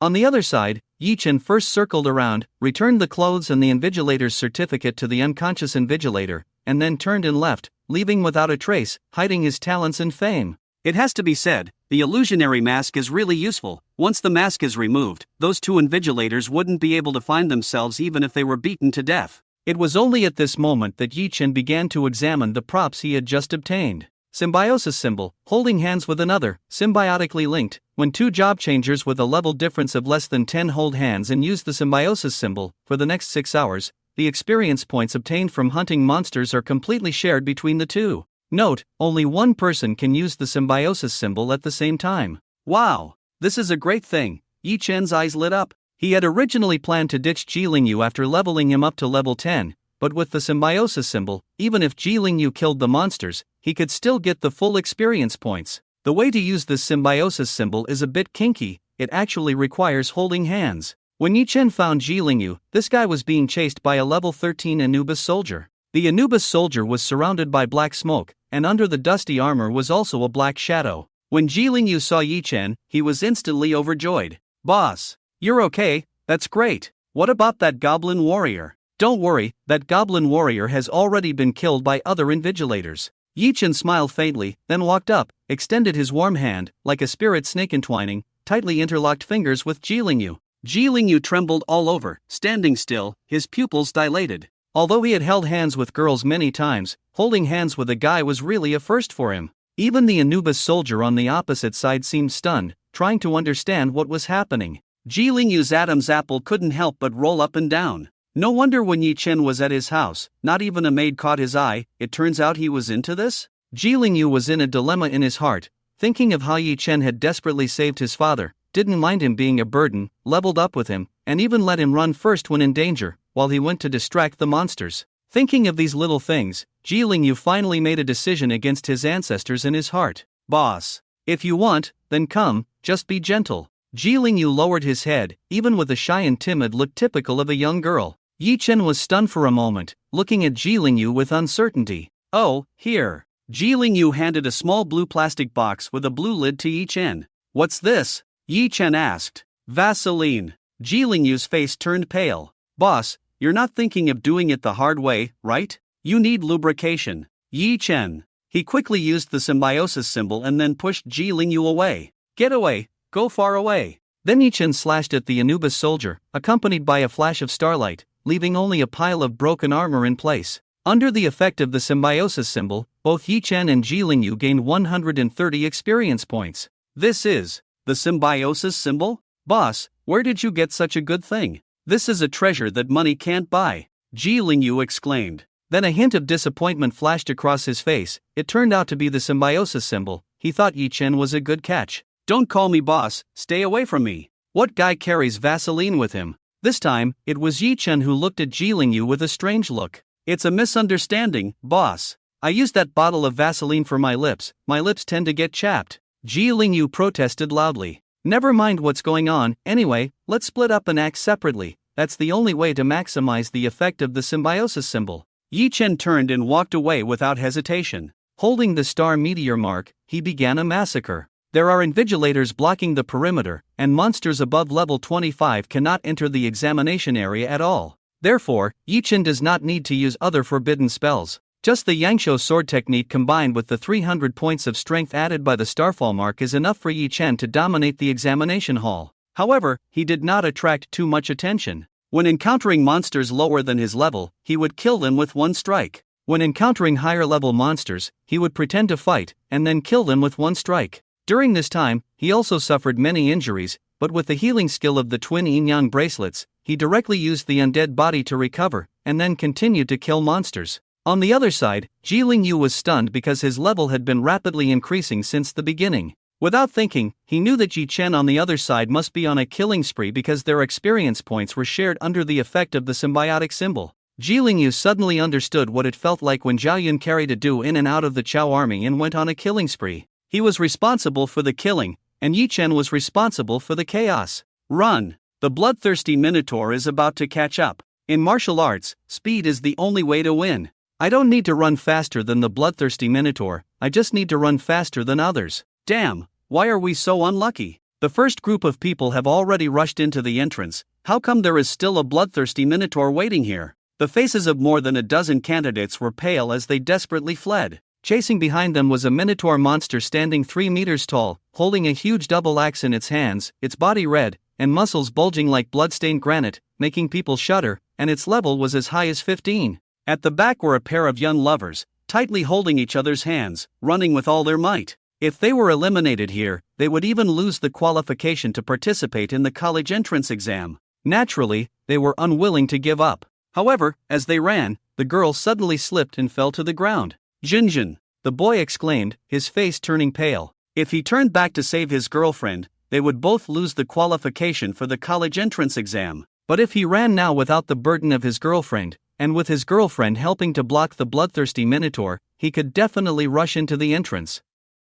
With his beloved on one side and a bright future on the other, the boy was caught in hesitation. Bing, you go, don't mind me. Tears welled up in the girl's eyes, knowing that she could no longer escape. Okay. This sentence was like the last straw that broke the camel's back. Her boyfriend Bing ran without looking back. Watching Bing's departing figure, Jinjin felt as if something in her heart had shattered. As she looked at the bloodthirsty Minotaur approaching like a mountain, she smiled bitterly, closed her eyes, as if resigned to her fate. But at that moment, an angry voice rang out. What a ridiculous game of the king, the Minotaurs should all die. Swish! A cold light flashed, and a shower of stars scattered. Yi Chen, who was hunting monsters, slashed out with a sword, directly splitting the Minotaur in half, killing it on the spot. Jinjin was stunned, staring blankly at Yi Chen holding the starfall mark until he left before she reacted. Jinjin, I'm so glad you're okay, we can go to the same university again. Seeing the bloodthirsty Minotaur killed by Yi Chen, Bing returned excitedly and hugged Jinjin.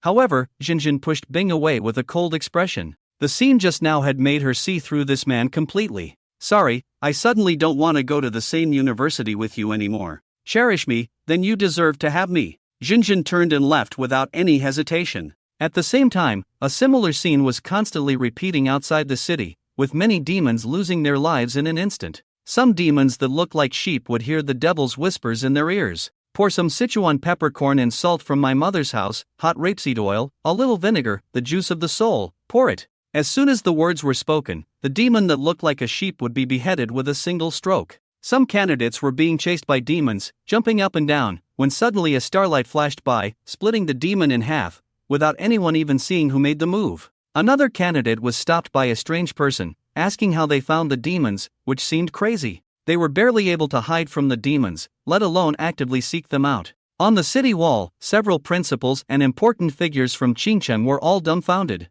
The annual college entrance exam trial was nothing new to them, and they had seen many powerful candidates choose to level up before entering the exam. However, they had never seen a situation where candidates were actively hunting demons with knives. Ah, if this child were not a forbidden spellcaster, it would be so much better. If he were not a forbidden spellcaster, Xingqiang would truly have a real dragon. A principal shook his head regretfully. It's okay, at least this year we have many more candidates entering the college entrance exam trial in Xingqiang than in previous years, another principal nodded. Thanks to Yi Chen's blessing, the number of candidates who were unable to enter the college entrance exam trial due to demon attacks was significantly reduced. Wherever Yi Chen went, not a single demon could escape his sight. He was like a fully automatic floor sweeper, clearing all the demons within the exam area. Meanwhile, the candidates who waited for others to leave the city before heading out, looked at the empty city outside with a satisfied expression on their faces. A young man fanning himself even grinned, "See, I told you it's better to come out later.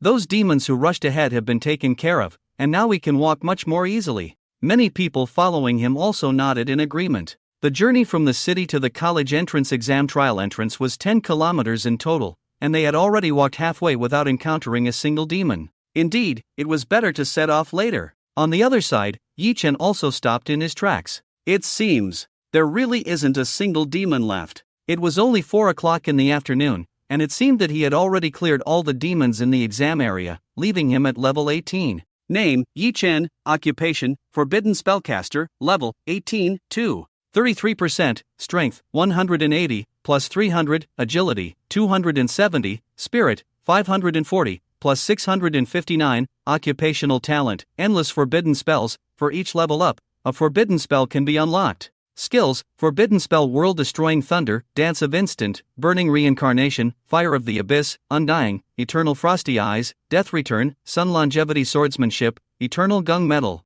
The higher the level, the more difficult it is to level up. Oh well, let's enter the exam arena. Yi Chen shook his head. The experience needed to go from level 1 to 16 was not much different from the experience needed to go from 16 to 18. There was still a long way to go to reach level 19, and instead of wasting energy sweeping the remaining demons, it was better to enter the exam arena directly. The teleportation gate of the college entrance exam trial was like a huge light gate, quietly floating in the sky, emitting a soft light. As he approached the gate, he could feel a mysterious power fluctuating, the fluctuation of spatial magic that could instantly teleport a person to another place. Yi Chen took a step forward and walked into the gate. The scene in front of him disintegrated, and when the picture reformed, he had already appeared on a huge blue stone square. Surrounding the blue stone square are 10 towering stone pillars, each inscribed with ancient runes exuding a sense of age and mystery. At the center of the square stands a huge stone stele with the words College Entrance Exam Arena engraved on it, the characters simple and elegant, resembling dragons dancing.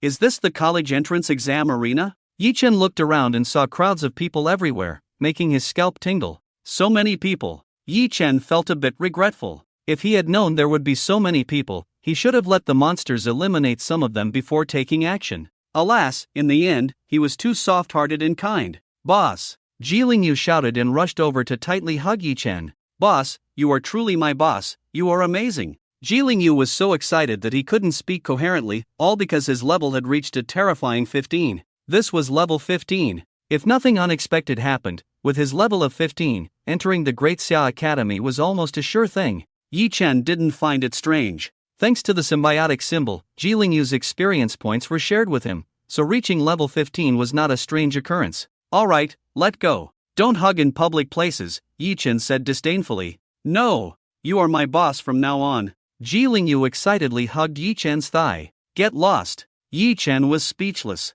He noticed that many people were casting strange looks in their direction, but to be honest, he quite enjoyed the feeling of playing around with friends. Since coming to this world, in order to hide the secret of his undying body, Yi Chen had been living a reclusive life in the slums, and Ji Lingyu was considered his first friend in this world.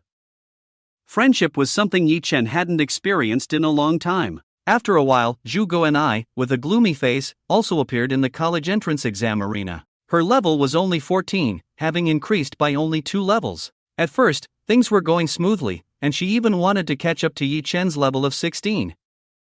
But for some reason, she suddenly couldn't find any monsters. Damn it! Zhu Gu and I was somewhat annoyed, but it's okay. Falling behind by just 2 levels is nothing. I can make up for it with skill and ability. Zhu Guni's eyes were full of fighting spirit. As time passed, with the last rays of sunlight shining down, the towering portal closed completely. This meant that those who did not enter the college entrance exam arena would have no chance at this year's exam. After the portal closed, a somewhat kind-looking old man appeared silently in front of the stone stele in the center of the bluestone square. At the same time, hundreds of invigilators appeared in various corners of the bluestone square, monitoring the movements of all the examinees. Hello, students of Qingcheng. Welcome to the 886th college entrance exam. I am Lin Yuan, the chief examiner of Qingcheng. The old man's voice was not loud, but it seemed to rise directly in everyone's hearts. Everyone on the bluestone square could hear him clearly. Next, I will announce the assessment content of this year's college entrance exam.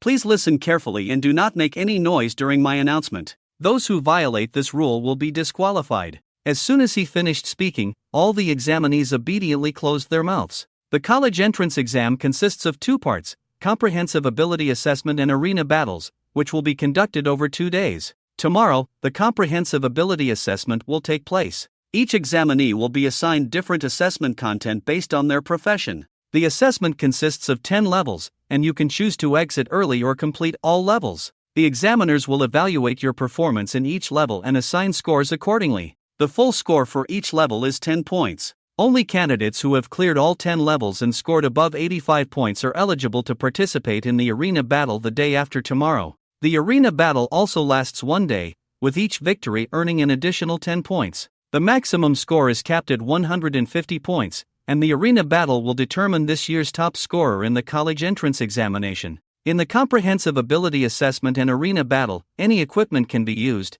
but no special props are allowed. Violators will have their assessment qualifications revoked. Assessment content announcement completed. Lin Yuan chuckled. Tonight, rest well, and tomorrow morning, the comprehensive ability assessment will begin. The expressions of the candidates became extremely serious, as they were well aware that tomorrow was the real deal. Many candidates directly took out their sleeping bags from their backpacks, clearly prepared in advance. Leader, didn't you prepare a sleeping bag or anything? Seeing that Yi Chen didn't take anything out, Ji Lingyu was somewhat surprised. I don't need that stuff. Yi Chen shook his head. The conditions in the slums were much worse, and he could sleep even on a stone slab. It was nothing to him. How can that be? How can you face the comprehensive ability assessment tomorrow without proper rest? Ji Lingyu frowned, then handed his branded sleeping bag to Yi Chen. Leader, use mine. Yi Chen was touched and couldn't help but ask, what about you? Me? I'm fine with anything. Ji Lingyu waved his hand nonchalantly. He clapped his hands, and 2 invigilators carried a luxurious mattress and placed it next to him. Yi Chen? No. Wait a minute. Wait a minute. Yi Chen was dumbfounded. In the college entrance examination, they even provide luxurious beds? They do, but it's ridiculously expensive. This bed is not as good as the one at my home, and it costs a whopping 200,000 for 1 night. It's like robbing money. If it weren't for you not bringing a sleeping bag, I wouldn't have let it go. Ji Lingyu said with a pained expression. Renting a bed for 200,000, even he found it hard to accept. Although he was wealthy, he wasn't foolish. Yi Chen fell silent. Is this the damn wealthy person? Even in the college entrance examination, the treatment is different. Others sleep on stone slabs with sleeping bags, while Ji Lingyu sleeps on a luxurious mattress. In the end, Yi Chen's righteousness persuaded Ji Lingyu to give up the 200,000 worth bed to him. Of course, martial virtue is also virtue. Early the next morning, Yi Chen woke up full of energy. As the time arrived, Lin Yuan prepared to appear. The comprehensive ability assessment begins. All candidates, please line up in 10 teams and enter the assessment room in order. As Lin Yuan's voice fell, the 10 towering stone pillars on the square each opened a portal. It seemed that the comprehensive ability assessment would be completed within those pillars. The dense crowd quickly formed 10 orderly queues, with no one daring to overstep. Everyone was well aware that the college entrance examination was the most important test in the great Xia ancient country, and it was also a watershed that determined their fate. Yi Chen was in the 6th queue and followed the crowd towards the front. As each person stepped into the portal, they disappeared instantly. Soon it was Yi Chen's turn. He took a step forward and the next moment appeared in a sealed all-metal room. A beam of light swept over him, and Yi Chen's level and profession automatically appeared. Yi Chen, Forbidden Spellcaster, level 18. All candidates entered the stone pillars one by one. Lin Yuan, as the chief examiner of this year's college entrance examination, stood quietly on the square, looking at the 10 stone pillars. Behind him, several middle-aged people with strong auras appeared. They were the deputy examiners of this year's college entrance examination. Among them was a woman in a long green dress. Her appearance was like a breeze brushing over the lake, bringing a fresh breath. Although she was aging, this woman had maintained herself extremely well, with a beautiful and ethereal face, long hair cascading over her shoulders and gently swaying in the wind. Her figure is slender, like a dignified fairy descending to earth. She walked to Lin Yuan's side, slightly bowed, and softly said, "Master Lin, I'm late." Lin Yuan smiled slightly, looking at the woman with eyes full of respect, and said, "Teacher Su, you're just in time." The other deputy examiners couldn't help but show respect when they looked at the woman, because this woman, named Su Qingxin, is the head of the Supreme Academy. Ordinary candidates may have never heard of the name of the Supreme Academy, but these examiners are very clear. This is the strongest academy in the Great Xia region. Students who graduate from the Supreme Academy are all outstanding individuals who can dominate a region. Several of them were about to exchange pleasantries, when suddenly a stone pillar lit up, and the sculptures on it seemed to come alive at that moment. Level 18? Lin Yuan's eyes narrowed slightly. Achieving level 10 guarantees entry into a top university, level 12 allows one to strive for the best universities, and level 18 can only be described as extraordinary? Even Su Qingxin became interested and looked in the direction of Yi Chen. Level 18, already qualified for admission to the Supreme Academy. But when she saw Yi Chen's profession, she couldn't help but frown. How can he be a forbidden caster? Level 18, with any other profession, even if the profession level is only A, she could relax the conditions and let the other person enter the Supreme Academy. But, forbidden caster is an exception. Although the forbidden caster is an SSS level profession, everyone knows that those in this profession usually don't live past 25 years old. The examiners sighed. It's a pity. If it weren't for the forbidden caster, Xingqiang would have produced a true dragon. It seems like it's been a long time since a forbidden caster appeared. The last one was 10 years ago, right? Yes, the forbidden caster from 10 years ago only lived to 23 years old before passing away. He must have recklessly used forbidden spells to level up, which is overdrawing his future. It's unwise, he might not even live to 23. How will the first level assessment be scored? Just give it normally. He's already level 18, not giving full marks would be unfair. Proceed. After the examiners discussed, the mechanized female voice sounded in Yi Chan's ear again in the metal room. Candidate Yi Chan, Comprehensive Ability Assessment Level 1, Level Assessment, Full Marks, 10 points. As soon as the voice fell, the metal wall in front of Yi Chan slowly opened, revealing a crystal ball. Comprehensive Ability Assessment Level 2, 3-Dimensional Attribute Assessment, Candidate Yi Chen, please place your hand on the test ball. Yi Chen stepped forward, considering whether to use the Burning Reincarnation, but decided against it and placed his hand on the ball. Strength 480 points, Agility 270 points, Spirit 1199 points. Candidate Yi Chan, Comprehensive Ability Assessment Level 2, 3-Dimensional Attribute Assessment, Full Marks, 10 points. On the Qingshi Square, an examiner couldn't help but comment, "I understand everything else, but why does he have 480 points of strength? Did this guy equip an item that increases attack power? What does a forbidden caster need strength for? Releasing forbidden spells already harms the body. Why would he engage in physical combat?" Yi Chen being level 18 and getting full marks in the second level 3-dimensional attribute assessment was normal, but the 480 points of strength made several examiners twitch their mouths. 480 points of strength surpasses many warrior class profession transferees. In their eyes, Yi Chen seemed completely unreasonable. We'll see soon. The third level is about to begin, and it's time to get physical. Lin Yuan calmly spoke, and in the metal room where Yi Chen was, a dummy appeared. This dummy looked similar to the ones in the transferee guild practice room, but more refined. The third stage of comprehensive ability assessment, attack ability assessment. Candidate Yi Chen, please display your most powerful skill to attack the dummy in front of you. The dummy will display your score based on the intensity of your attack. The emotionless mechanical female voice sounded again. The most powerful skill? Yi Chen's first reaction was to sacrifice all his organs to summon the chaotic thunder of the gods, but he felt that using it would be too sensational. It was just an assessment, so he shouldn't be too exaggerated, but the power couldn't be too small either, because he had to achieve a perfect score in every stage to enter the Supreme Academy. After some thought, Yi Chen made a decision and raised his hand directly. Forbidden curse, world-annihilating thunder. He sacrificed his tonsils and summoned the most ordinary thunder. Boom! A thunderbolt struck down, and the dummy exploded into a cloud of dust. Yi Chen was stunned. This was already his weakest forbidden curse, yet the dummy seemed too fragile. And the assessment said the dummy would display his score, but now that he had shattered the dummy, how would his score be calculated? At this moment, several examiners on the blue stone square were also stunned. This dummy can withstand attacks from job changers below level 25, but this kid is only level 18. With one strike, the dummy actually exploded? He used a forbidden curse, isn't it widely recognized for its power? What should we do now? The dummy is gone, how do we calculate the score? Should we give him another dummy? Forget it, don't waste teaching materials, just give him a perfect score. Lin Yuan couldn't help but shake his head. This kid is really daring, participating in an exam and actually using a forbidden curse. Lin Yuan couldn't help but curse, and the other examiners nodded in agreement. Using a forbidden curse definitely came with a price. Participating in an exam and releasing a forbidden curse was like using one's own life to draw game props. Candidate Yi Chen, in the third stage of comprehensive ability assessment, attack ability assessment, full marks, 10 points.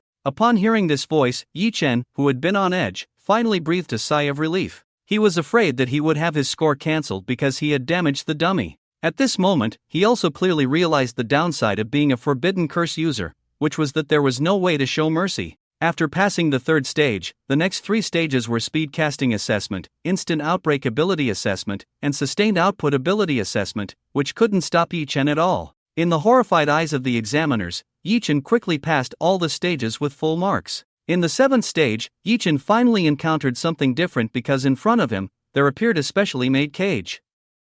Inside the cage, a monster roared, its eyes red as if burned by fire, exuding a crazy killing intent. Its body was huge, muscles knotted, like a moving small mountain. Its claws made a harsh metallic scraping sound on the cage, as if explaining its anger to Yi Chen. In the 7th stage of comprehensive ability assessment, escape ability assessment, endure for 3 minutes under the pursuit of a level 25 monster, the Flame Wolf of Fire, without injury after 3 minutes is considered a perfect score. A timer appeared at the end of the corridor. Assessment begins. As the mechanical female voice fell, the cage slowly opened, and the level 25 Flame Wolf of Fire stepped out slowly, its red eyes filled with greedy bloodthirst. It had been hungry for a long time, and at the sight of Yi Chen, it pounced out like an old bachelor seeing a peerless beauty. Forbidden curse, world-annihilating thunder. Boom! A dazzling silver-white thunder snake swept out, and in the blink of an eye, the Flame Wolf of Fire turned into a charred wolf corpse. The timer started counting down from 3 minutes.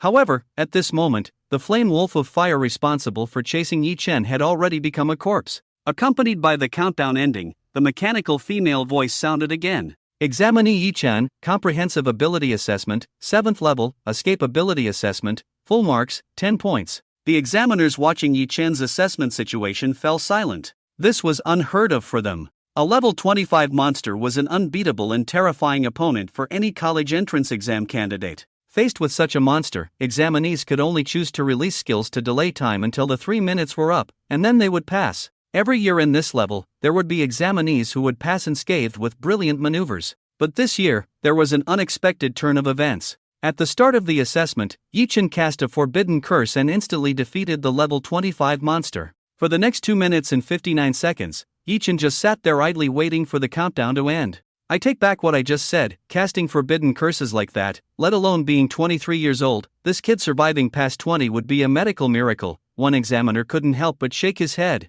Although Yi Chen's performance was extremely impressive, the examiners clearly did not approve of Yi Chen, thinking that he was overextending his body in future. Yi Chen in the examination room had already entered the 8th level. Lin examiner, should we increase the difficulty of the last 3 levels for examinee Yi Chen? An examiner couldn't help but ask Lin Yuan. Because the next 3 levels were practical assessments, where examinees would face monsters of the same level, 2 levels higher, and 4 levels higher than themselves. This meant that even in the 10th level, Yi Chen would only face a level 22 monster. Since he had defeated a level 25 flame wolf in an instant, a level 22 monster would not be a challenge. Lin Yuan furrowed his brow, hesitating at this moment. If they didn't increase the difficulty, Yi Chen would definitely pass with full marks, but if they did, it seemed unfair to Yi Chen. Teacher Su, I would like to hear your opinion. If we increase the difficulty and Yi Chen still passes with full marks, would you consider accepting him into the Supreme Academy? Lin Yuan asked Su Qingxin. If Su Qingxin agreed, then there would be no problem increasing the difficulty, and they could also see where Yi Chen's limits truly lay. So far, he had appeared to handle everything with ease. I'm sorry, Examiner Lin, I cannot agree. Su Qingxin shook her head, looking at the other examinees. In my opinion, Luo Jun, Wang Zhenglin, Zhuge Ni, and that Ji Lingyu, these individuals are more qualified to enter the Supreme Academy than Yi Chen. Yi Chen is a forbidden curse master. The strength he currently possesses is exchanged for his life and future. It's just a flash in the pan. Such a person is not what our Supreme Academy needs. Training him would only be a waste of resources. Lin Yuan opened his mouth, seeming to want to say something, but quickly closed it again. These 4 individuals mentioned by Su Qingxin were indeed genuine geniuses, but with Yi Chen, a monster, as a reference, they seemed less outstanding. In the end, the difficulty of Yi Chen's assessment was not increased. Facing level 18, 20, and 22 monsters, the battles went smoothly without any surprises, mostly ending in seconds. After passing the final level, Yi Chen's figure reappeared in the blue stone square, becoming the first examinee to pass all 10 levels. After some time, other examinees also passed the assessment one after another, and the blue stone square once again buzzed with excitement as many examinees excitedly shared their assessment experiences with friends. Boss, Ji Lingyu ran towards Yi Chen. Boss, I scored 96. Solid. I'm really solid this time. Ji Lingyu was ecstatic. With this score, as long as he won 3 more matches in the arena, he would definitely enter the Great Xia Academy. You didn't get full marks? Yi Chen was a bit curious. Ji Lingyu's level had already reached 15, although the comprehensive assessment for warrior profession should be somewhat different from that of mage professions, the difficulty should be similar. Don't mention it, I got deducted points in the practical assessment. My level increased too quickly, and I couldn't adapt to it for a while. Ji Lingyu scratched his head awkwardly. His level was actually inflated. After all, he had reached level 15 by following Yi Chen all the way. Without Yi Chen, he would only be at level 7 now. While the two were chatting, Lin Yuan also announced the results of the comprehensive ability assessment. First place, Yi Chen, 100 points. Second place, Zhuge Ni, 100 points. Third place, Luo Jun, 98 points. Fourth place, Ji Lingyu, 96 points. Fifth place, Wang Zhenglin, 95 points. After reading out everyone's assessment results, Lin Yuan spoke loudly, "Alright, candidates with scores below 85, please leave the examination room in an orderly manner under the guidance of the invigilator. Candidates with scores above 85 can also leave, but leaving the examination room will be considered as giving up tomorrow's arena competition." As soon as Lin Yuan finished speaking, Zhuge Ni widened her beautiful eyes instantly, her face full of astonishment. She clearly got a perfect score, so why was she still ranked behind Yi Chen? Since both of them got full marks, they should be tied for first place, why should she be ranked second? Zhuge Ni raised her hand and spoke loudly, "Examiner, I have objections to this result. Both of us got full marks, why am I in second place?" Zhuge Ni's words instantly raised doubts among many people. Yeah, both got full marks, why aren't they tied for first? Both got full marks, why is the male ahead? How much malice does this world have towards women? This is unfair. This is discrimination against women. If a reasonable explanation is not given, we will appeal. Yes, we demand fairness. Faced with the excited crowd of candidates, Lin Yuan's expression remained unchanged, and he played the video recordings of Yi Chen and Zhuge Ni clearing the levels. Please watch the VCR. The video recordings of Zhuge Ni and Yi Chen participating in the comprehensive ability assessment were played alternately. Zhuge Ni's side was full of operational skills and excellent viewing. With her already curvaceous figure, Zhuge Ni wore a tight-fitting sportswear that highlighted her eye-catching figure. Many male candidates couldn't help but stare and swallow saliva. Zhuge Ni's clearance process was also extremely amazing. As a level 14 fire mage, she demonstrated the limits of what a fire mage transfer student could achieve at this level. Zhuge Ni was like a dancing spirit butterfly, demonstrating each of the 10 levels, showing what a perfect clearance was. Especially in the 7th level, facing a level 25 flame wolf, Zhuge Ni fully demonstrated human wisdom. Although not as powerful as the flame wolf, Zhuge Ni treated it like a pet dog. For a full 3 minutes, the flame wolf couldn't even touch Zhuge Ni, not even getting within half a meter of her. Everyone was amazed. Zhuge Ni is indeed Mr. Zhuge's daughter. Truly a chip off the old block. Such skills, such adaptability, truly top-notch. Despite being only level 14, I reckon that anyone below level 20 would find it hard to compete with her. She's too amazing. She doesn't seem to be participating in an assessment but rather completing a perfect art exhibition. Zhuge Ni's perfect score is truly well-deserved. Why isn't she in first place? It's clearly malice towards women. Many candidates discussed, looking at Zhuge Ni with admiration in their eyes. At the same time, they began to question the fairness of this comprehensive ability assessment even more. Zhuge Ni had already achieved a perfect clearance, so why was Yi Chen ranked ahead of her? Everyone looked at the assessment video of Yi Chen. Compared to Zhuge Ni's extreme operations, Yi Chen's performance seemed ordinary. After completing the level and three-dimensional attribute tests in the first and second levels, Yi Chen did the same thing from the 3rd level to the 10th level. Cast a forbidden curse, pass the level, cast a forbidden curse, pass the level, cast a forbidden curse, pass the level. This process was repeated 8 times. During this time, Yi Chen was calm and relaxed, as if he was not participating in a high-level assessment but rather a primary school student out for a spring outing. Watching Yi Chen's assessment video, everyone fell silent. Especially when they saw the 7th level, where Yi Chen killed the flame wolf in the first second, and then sat idle for over 2 minutes. The emotions of the crowd were completely ignited. Damn it! What a scam! This guy directly killed the level 25 flame wolf with a forbidden curse? Alright, assessing survival skills, killing the chasing monsters means nothing will chase me. Full marks for understanding. This guy is not human at all, he's a monster disguised in human skin. Too exaggerated. I suddenly understand why even though they both got full marks. Zhuge Ni is ranked 2nd. Zhuge Ni got full marks because her abilities could achieve that, while Yi Chen got full marks because that was the highest score possible. In other words, if the comprehensive ability assessment were on a scale of 1000, Zhuge Ni would still get 100, while Yi Chen would skyrocket to at least 700 to 800. Many examinees looked at Zhuge Ni with a touch of pity in their eyes. In previous college entrance exams, Zhuge Ni's skills and level would have easily made her the top scorer. But this year, with Yi Chen, a monster, in the mix, Zhuge Ni would definitely be left breathless. Zhuge Ni tightly pursed her red lips, silent and staring at Yi Chen's assessment video over and over again, her fair hands clenched tightly together. She couldn't accept it. She couldn't accept losing to Yi Chen, whom she had always looked down upon, and losing so miserably. Does anyone have any objections to the results of this comprehensive ability assessment? Chief Examiner Lin Yuan calmly spoke up. The square fell silent, no one dared to speak up. Come on, Yi Chen threw a skill and the level 25 flame wolf died.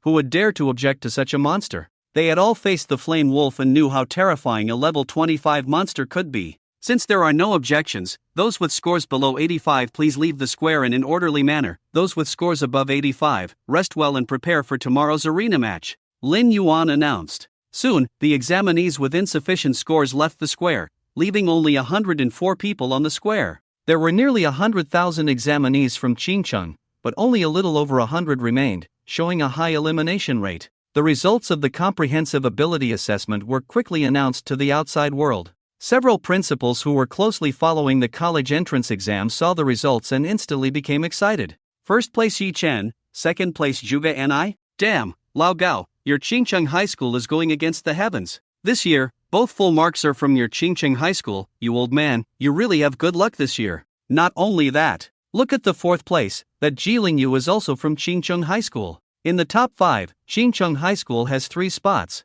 Lao Gao, eat whatever you want recently, I suspect you've used up all your luck. The principals didn't hide their envy for Gao Zhenyu. With these 3 students, Xincheng High School would definitely become a popular choice for applicants next year. Gao Zhenyu was so excited that his whole body was trembling, unable to say a word. He never expected that Yi Chen and Zhuge Ni would bring him such a big surprise, and even threw in Ji Lingyu as a dark horse. Truly, heaven was blessing Xincheng High School. Outside the examination hall, Ji's father stood up abruptly after seeing the results. Good. Great. Uncle Ji was so excited that tears welled up in his eyes. With a score of 96 points, Ji Lingyu could at least reserve a place in one of the top 20 universities in the country. As long as he won more than 2 rounds in the arena battles, Ji Lingyu could even strive for a place in the prestigious Daya College. Zhuge Qianqing quietly looked at the results, a faint smile playing on his lips, calm and composed. The outstanding performance of Yi Chen and the others not only brought honor to the students of Xincheng High School, but also made them hold their heads high.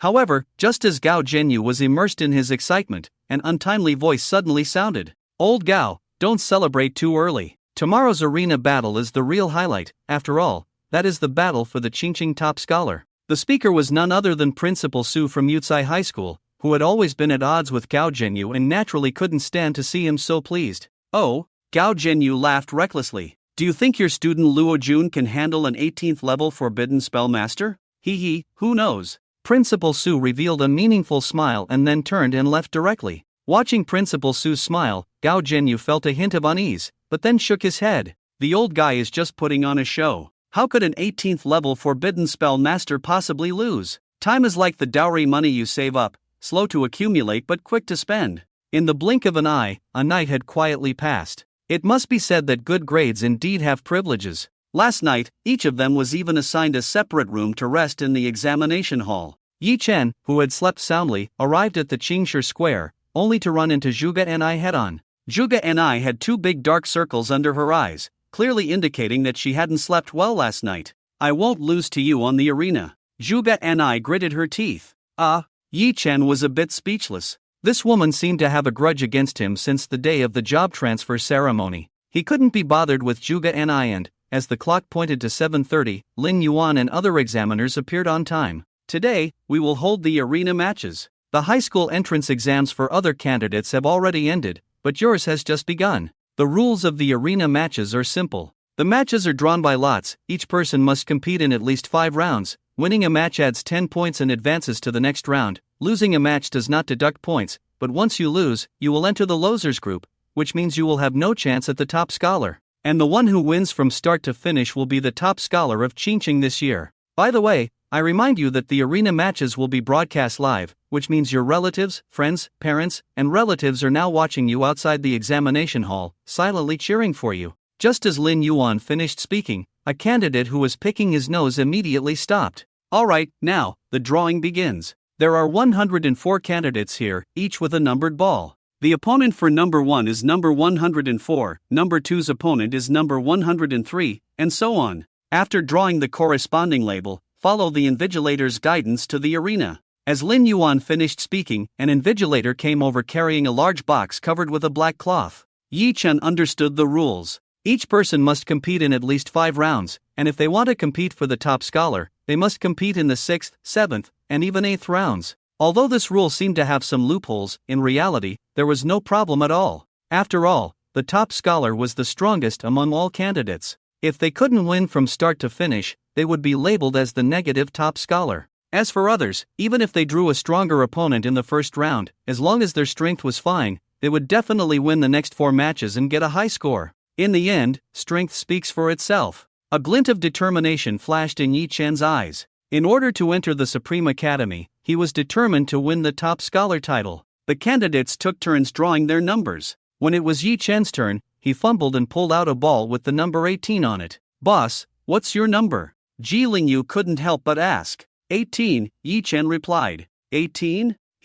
I'm 24. That's great. Looks like I won't run into you so soon, scared me. Ji Lingyu breathed a sigh of relief. If he had encountered Yi Chen in the first round, he would have definitely shut down on the spot. As long as he didn't run into Yi Chen, Zhuge Ni Luo Jun and a few others, his level 15 was enough to sweep the arena. Guided by the invigilator, Yi Chen stepped onto a platform. According to the rules, his opponent was a candidate who drew ball number 86. A petite girl with a stubborn look stood opposite Yi Chen. Both candidates please stand inside the circle. Before I announce the start, Please refrain from any unnecessary movements. The invigilator announced the rules expressionlessly. Now, both candidates please show your profession and level. Yi Chen, Forbidden Caster, level 18, Bebe, Water Mage, level 10, profession and level displayed, the match begins. Glancing at the opponent's level and profession, a twitch appeared at the corner of Yi Chen's mouth. Classmate, you should just surrender. No, I won't surrender. Although you are strong, don't underestimate me. Come on. Bebe's expression was very stubborn, her small face filled with determination. Anyone who scored above 85 points in the comprehensive assessment was not an easy opponent. Having finally made it to the platform, she naturally didn't want to give up easily. It wasn't that Yi Chen looked down on her, but mainly because he didn't know any other skills besides Forbidden Caster. With the level difference between them, coupled with the mage's fragile body, Yi Chen was certain that no matter which Forbidden Caster he used, the opponent would either be severely injured or killed. It seemed she was determined not to give up until the Yellow River ran dry. Yi Chen shook his head helplessly and then sacrificed one of his wisdom teeth. Forbidden Caster, World Annihilating Thunder. Yi Chen lightly shouted, raising his right hand towards the sky. The surging thunderclouds instantly gathered, and the dazzling silver-white thunder arcs shuttled through the clouds like spiritual snakes. Boom! A violent thunder dragon as thick as a person's embrace swept down from the clouds, connecting with Yi Chen's hand, resembling a thunderous chain. At that moment, Yi Chen was like a deity wielding thunder. This terrifying scene not only caused the viewers of the live broadcast to switch their focus, but also made the candidates on site unable to help but stop and look back. Damn! He started with a Forbidden Caster and summoned thunder directly? Did that little girl on the other side violate some heavenly rule? Such a cute girl, and this guy summoned such thick thunder to strike her? How can her small body withstand it? Others play hard as an adjective, this guy is really playing hard. Using a Forbidden Caster in a high school arena match was as outrageous as Kujia participating in a primary and secondary school Go competition. Sending a top Go player like him was more than enough. The invigilator was also startled, then shouted in horror, "Candidate Yi Chen, killing is strictly prohibited in the arena match. Otherwise, your college entrance examination qualification will be revoked." "I don't want to either, then make her surrender," Yi Chen said helplessly. By this time, Bebe was already scared stiff in place. When she watched Yi Chen's video yesterday, she already knew he was strong, but watching the video was far less shocking than experiencing it firsthand. Now that she was standing in front of Yi Chen as his opponent, she truly understood how terrifying Yi Chen was. Bebe felt like a novice who had just stepped into the boxing ring, only to face the peak Tyson. Then Tyson shook hands with her and smiled, saying, "Hello, I am today's referee Tyson. Your opponent is Ultraman Zero from the M78 Nebula." Under this terrifying pressure, Bebe's legs went weak, and she sat down with a thud. The next moment, she burst into tears. The battle on the arena stage was in full swing. Juga Ni suddenly produced a thick volume in her hand, which was obviously a very powerful equipment. As she flipped through the volume, terrifying flames roared and soared, forcing her opponent to retreat repeatedly. Every skill she used was executed with extreme precision, leaving no room for her opponent to counter. Soon, Juga Ni defeated her opponent and secured victory in the first round. Ji Lingyu brandished his long sword. A level 15 player facing an opponent only at level 8, he felt no pressure at all and quickly made his opponent surrender with just a few strikes.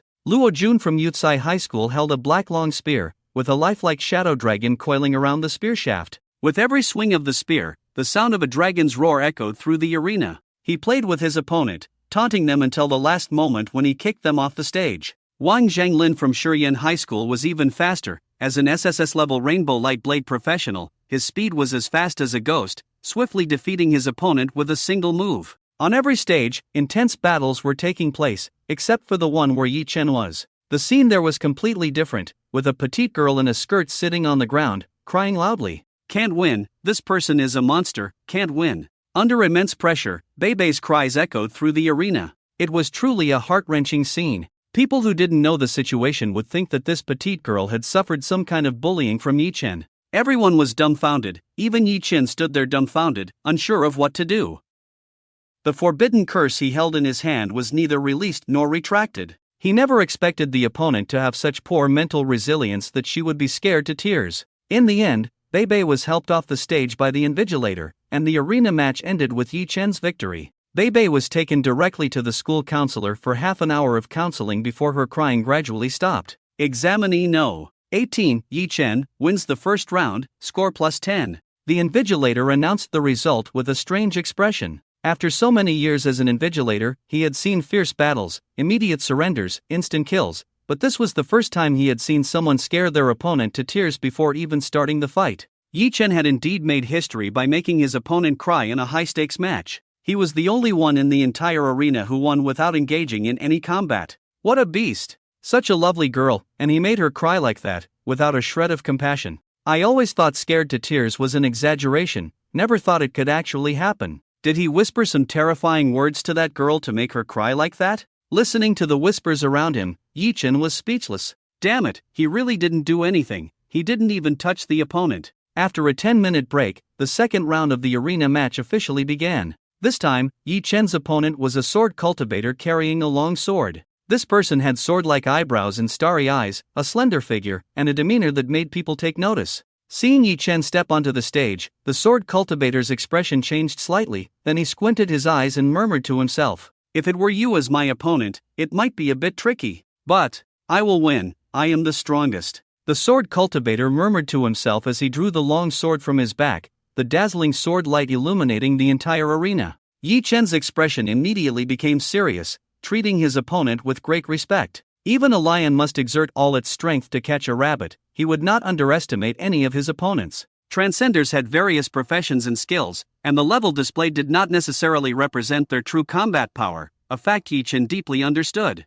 The opponent's confidence indicated that he must have extraordinary means. The invigilator's expression also became serious. Both examinees, please stand inside the circle. Before I announce the start, please refrain from any unnecessary movements. Now, please both candidates show their professions and levels. Yi Chen, Forbidden Curse Master, level 18, Chen Chengchen, Cloud Sword Cultivator, level 11, Yi Chen's eyes narrowed, level 11? He indeed had the confidence. Professions and levels displayed, the second round of competition begins. At the moment the invigilator announced the start, Chen Chengchen turned around, gracefully sheathed his sword and then stepped down from the stage. At the same time, Chen Chengchen's confident and indifferent words reached Yi Chen and the invigilator's ears. "I forfeit. Yi Chen, invigilator. Is that it?" It felt like being served a bottle of La Gamma chili sauce as the main dish at a 5-star hotel banquet. They thought this guy was acting so naturally because he had some ace up his sleeve to deal with Yi Chen, but he just surrendered right away? "Didn't you say you would win?" Yi Chen couldn't help but ask. "Yes, I will win, but not today, not now." Chen Chengchen smiled confidently, calm and peaceful, as if time stood still. Yi Chen fell silent. Indeed, everyone in the college entrance exam was talented and had a silver tongue, but it was better not to fight. In front of everyone, it was better to avoid unnecessary actions to prevent arousing suspicion from those with ill intentions. Candidate No. 18, Yi Chen, wins the second round, score +10. The invigilator announced Yi Chen's victory with a strange expression. He realized for the first time that being an invigilator could be so relaxing. While others had to be on high alert, monitoring the candidates' battles to prevent any life-threatening situations, he basically had nothing to do except recite the rules. Soon, they arrived at the third round. Learning from the experiences of the two seniors before, the candidates had already made up their minds the moment they drew Yi Chen. "Damn, what bad luck to draw you, this monster. Invigilator, I forfeit." He had no desire to fight Yi Chen at all. Just by witnessing the thunderous scene earlier, he knew he was no match. It was better to forfeit than risk getting seriously injured and affecting his performance in the next round. And so, without lifting a finger, Yi Chen advanced to the fourth round, with an astonishing score of 130. At this point, both the candidates in the exam hall and the audience watching the live broadcast were dumbfounded. What the heck? He only cast one forbidden curse from start to finish, retracted it halfway, essentially not engaging in any battle, yet he won 3 rounds in a row? Is the college entrance exam really this simple? These people are so naive. Just fight him. What are they afraid of? Casting skills as a forbidden curse master is life-threatening. It's just a college entrance exam. Does he really dare to risk his life? I don't know if he risks his life, but if I were hit by that thunderous forbidden curse, I would definitely be dead. Hey, could this guy really advance to the fourth round without lifting a finger? No way. Anyone who can advance to the fourth round wouldn't easily surrender. And who would be much weaker than others?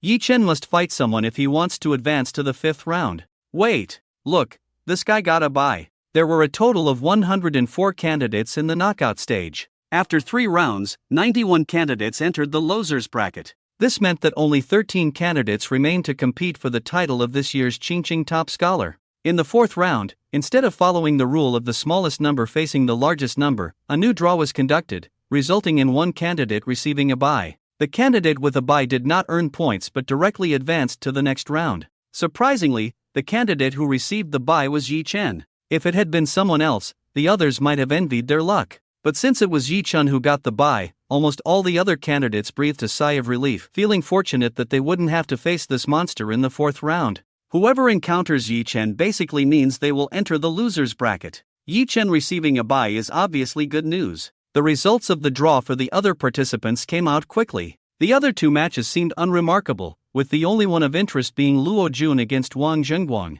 Two SSS-level professionals finally stood on the same stage. Both examinees, please stand inside the circle. Before I announce the start, please refrain from any unnecessary movements. The invigilator for this match also became two, and everyone knew that this battle would be a fierce one. Now, both examinees, please show your profession and level. Luo Jun, Shadow Dragon Spear, level 14, Wang Zhenguang, Rainbow Lightblade, level 13, their levels were surprisingly 14 and 13. If it weren't for the appearance of Yi Chen this year, Luo Jun and Wang Zhenguang would obviously be the most dazzling new stars in Xingcheng. Luo, it seems you'll have to enter the loser's bracket. Wang Zhenguang produced two daggers in his hands, which he then held in a reverse grip, the daggers shimmering with a chilling light, sending shivers down one's spine. Luo Jun shook the black long spear in his hand towards the ground, causing a slight vibration throughout the stage. This move clearly demonstrated Luo Jun's almost terrifying strength. You're not enough. Luo Jun glanced at Wang Zhenguang with disdain.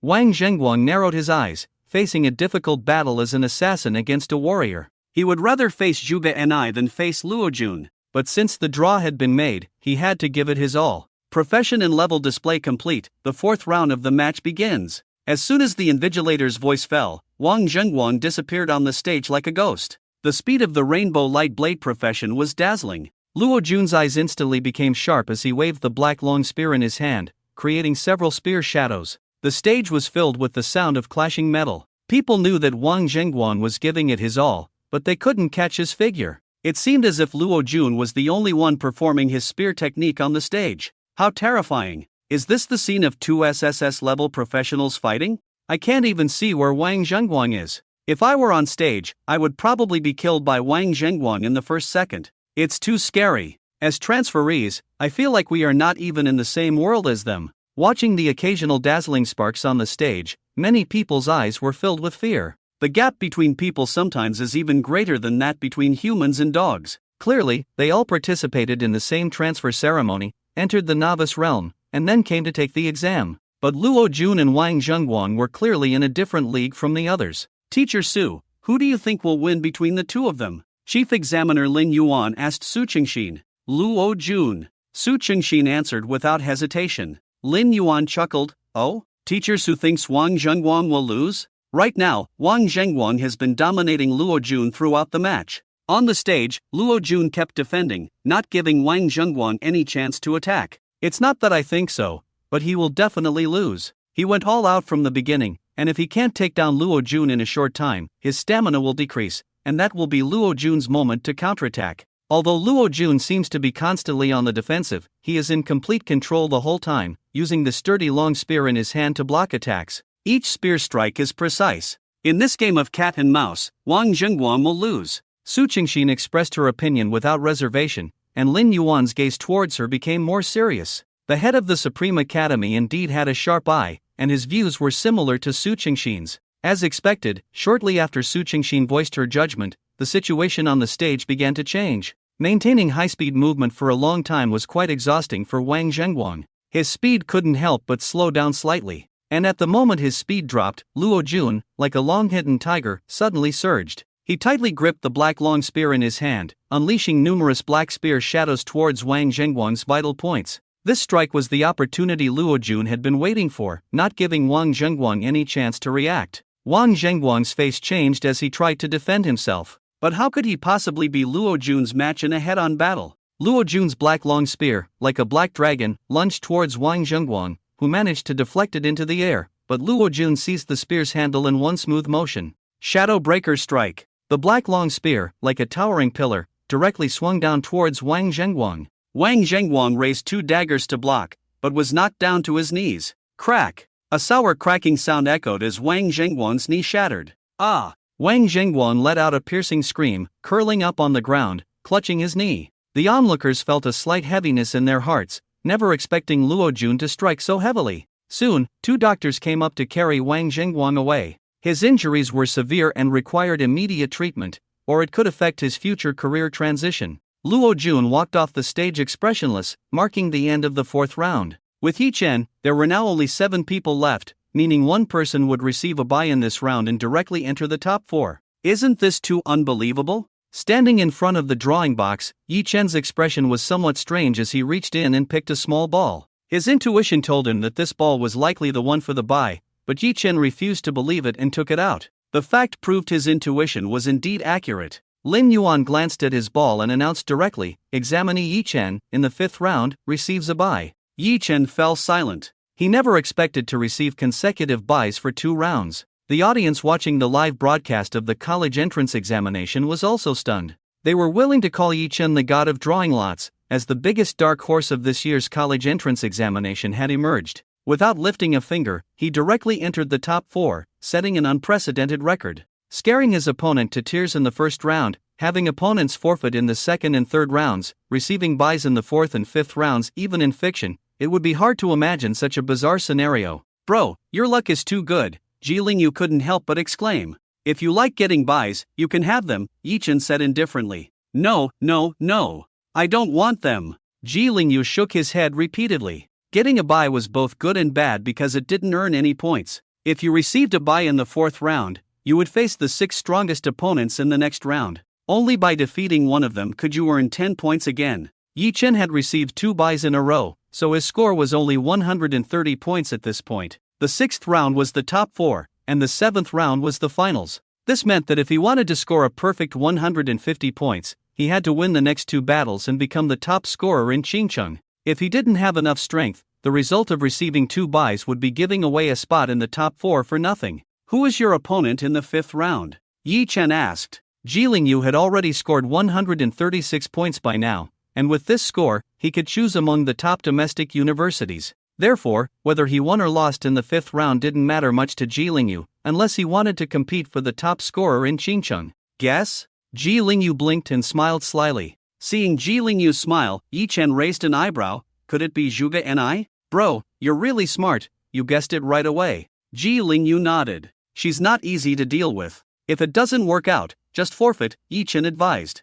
Although Ji Lingyu's level was 1 level higher than Zhuge Ni's, Yi Chen knew better than anyone how Ji Lingyu had achieved his level. Ji Lingyu still couldn't perfectly control the sudden surge in power brought by his level increase, and his professional level was only A level. Therefore, even though Ji Lingyu had a higher level, his chances of winning against Zhuge Ni were actually very low. "Forfeit? This girl is always targeting you. If I can't beat her, I also need to teach her a lesson." "Don't worry, boss," Ji Lingyu said, patting his chest. Yi Chen wanted to say something more, but at that moment, the voice of the chief examiner Lin Yuan rang out. "Alright, the 5th round of the arena match is about to begin. Please all candidates come up to the stage. Wait for my good news." Ji Lingyu raised his thumb and walked towards the arena without looking back. In the 5th round, apart from Yi Chen who had a bye, there were only 6 candidates left. The most eye-catching match was obviously the one between Zhuge Ni and Ji Lingyu, as both sides had entered the stage to showcase their professions and levels. Zhuge Ni, Fire Mage, level 14, Ji Lingyu, Shadow Swordsmaster, level 15. The shocking levels made countless people gasp.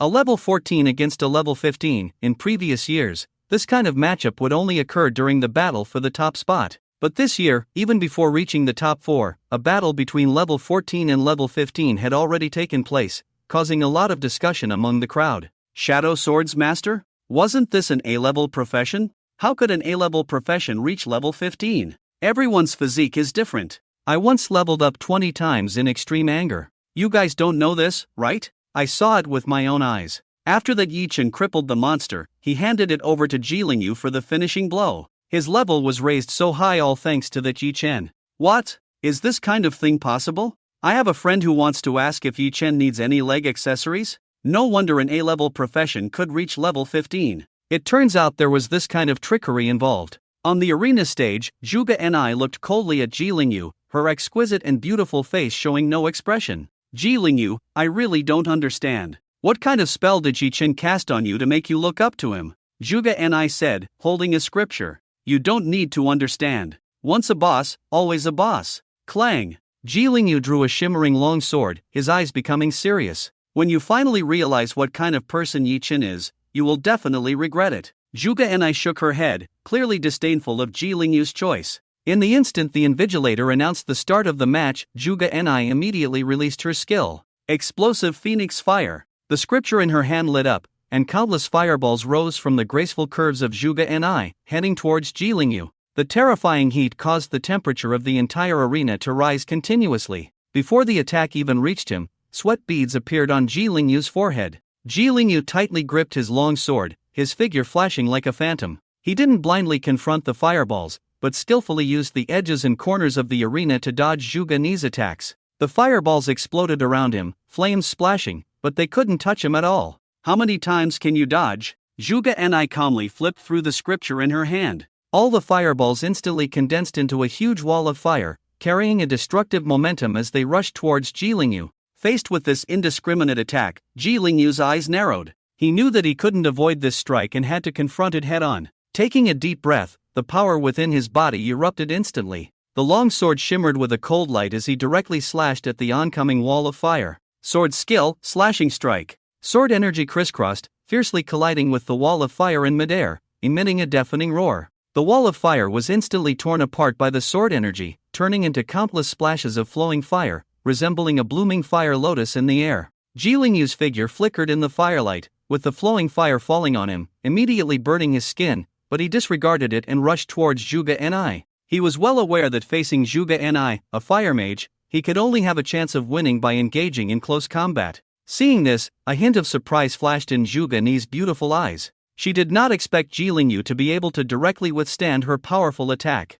At the same time, a sense of anger rose in her heart. She was determined to defeat Yi Chen and prove herself to her father. If she couldn't even handle Ji Lingyu, how could she face Yi Chen? With these thoughts in mind, a fierce look flashed in Zhuge Ni's eyes. Facing the approaching Ji Lingyu, she remained calm and composed. The scriptures in her hand flipped again, and streams of flaming arrows rose rapidly, shooting towards Ji Lingyu at high speed. Ji Lingyu moved like the wind, swiftly maneuvering between the flames and arrows, leaping and diving skillfully to evade Zhuge Ni's attacks. When faced with arrows he couldn't dodge, Ji Lingyu would swing his long sword, releasing sharp sword energy to directly cut off the flaming arrows. After a few swift movements, Ji Lingyu arrived in front of Zhuge Ni, successfully engaging in close combat. At this moment, instead of panicking, Zhuge Ni raised a smile, which made Ji Lingyu's heart skip a beat. The next moment, the scriptures in Zhuge Ni's hand moved on their own, flipping rapidly, and her long hair began to dance on its own. Crimson Flame Sea. Suddenly, the air above the arena became scorching hot, and Ji Lingyu felt a terrifying heat wave rushing towards him, almost suffocating him. With each breath, his nostrils felt like they were being burned. Looking up, Ji Lingyu saw Zhuge Ni surrounded by raging flames. The flames were no longer ordinary red but displayed a deep crimson gold color, as if containing the power to destroy the world. The flames quickly gathered, forming a terrifying sea of fire that engulfed him. The terrifying heat energy contained in the sea of fire seemed to want to swallow the entire world. As the flames rose, the entire arena trembled violently, as if unable to withstand this terrifying power. Legendary skill. To be able to unleash a legendary skill at level 14, this woman's talent is indeed exceptional. Chief Examiner Lin Yuan's eyes flashed with amazement. There is some element of luck involved. The magic book in her hand is an epic level equipment, but her talent is indeed extraordinary. Su Qingxin couldn't help but praise. That boy named Ji Lingyu is going to lose. Another examiner shook his head. Ji Lingyu's face on the arena at this moment became extremely ugly. He finally realized that Zhuge Ni had deliberately let him get close to her, just for this moment. Forfeit, you can't break through my crimson flame sea. Zhuge Ni, engulfed in flames, her long hair flying, appeared like a female fire god. At this moment, as long as Zhuge Ni had a thought, the endless sea of fire around her would directly engulf Ji Lingyu. Although she had a winning hand, there was no joy in Zhuge Ni's heart. This move was originally prepared to deal with Yi Chen, but unexpectedly, she had to use it against Ji Lingyu. Hey, you haven't won yet. Don't act like you've already won. A hint of fierceness flashed in Ji Lingyu's eyes. At this moment, he had no retreat, so he decided to go all out. The next moment, he charged towards Zhuge Ni amidst the sea of flames, completely ignoring the threat of fire to him. Foolish, Zhuge Enai frowned slightly, raising her white arm, and the sea of fire instantly condensed into a terrifying wave of flames, slamming down towards Ji Lingyu. Under the cover of the crimson flame sea, Ji Lingyu had no chance of getting close to her. Flames surged like an apocalypse, fiercely crashing towards Ji Lingyu. At this moment, Ji Lingyu's figure appeared extremely small in the sea of fire, as if it could be swallowed by the endless waves of fire at any moment. However, faced with such a terrifying attack, Ji Lingyu did not dodge at all, but directly charged towards the flames. This sudden scene shocked everyone, especially Ji's father, who stood up straight in shock. Is this kid crazy? Invigilator, prepare to save him, Lin Yuan shouted, then swiftly rushed towards the arena. The moment the flames touched his skin, Ji Lingyu felt a sharp pain spreading throughout his body, as if countless flames were cutting his flesh. His clothes were instantly ignited, turning into ashes, revealing his charred skin, but he did not flinch. As a wealthy young master, death was Ji Lingyu's greatest fear, but at this moment, he disregarded life and death. Swish! A charred figure rushed out of the sea of fire, and in the astonished gaze of Zhuge Enai, a sword stabbed towards her. Zhuge Enai never expected that Ji Lingyu would withstand the full force of the blazing sea of fire and continue to attack her. However, she remained extremely calm, quickly dodging the strike, but Ji Lingyu's sword was fast enough to graze her left arm, causing blood to seep out. He. Seeing that he had successfully injured Zhuge Enai, Ji Lingyu let out a cold laugh. By now, he had been burned into a black charcoal figure by the flames, with only his eyes still bright. I warn you, my boss is the person I respect the most after my father. If you dare to speak ill of my boss again, don't blame me for being impolite. Before he could finish his words, Ji Lingyu, due to his severe injuries, fainted on the spot. Yi Chen rushed to the stage without hesitation, using the power of the yin-yang twin bracelets to start treating Ji Lingyu, who was covered in burns, with some flesh even cooked. I didn't mean it, I didn't know he would go to such lengths. Looking at Yi Chen's gloomy expression, Zhuge Enai inexplicably started to explain. I know, it's not your fault, Yi Chen said coldly. Seeing Yi Chen's indifferent attitude, Zhuge Enai suddenly felt a surge of unnamed anger. What are you pretending for? If it weren't for you deceiving Ji Lingyu, how could he end up like this? In the end, isn't he harmed by you? Ji Lingyu glanced at Zhuge Enai, then withdrew his gaze, too lazy to speak further. The label of this woman having a bad mind had already deeply entered Yi Chen's mind,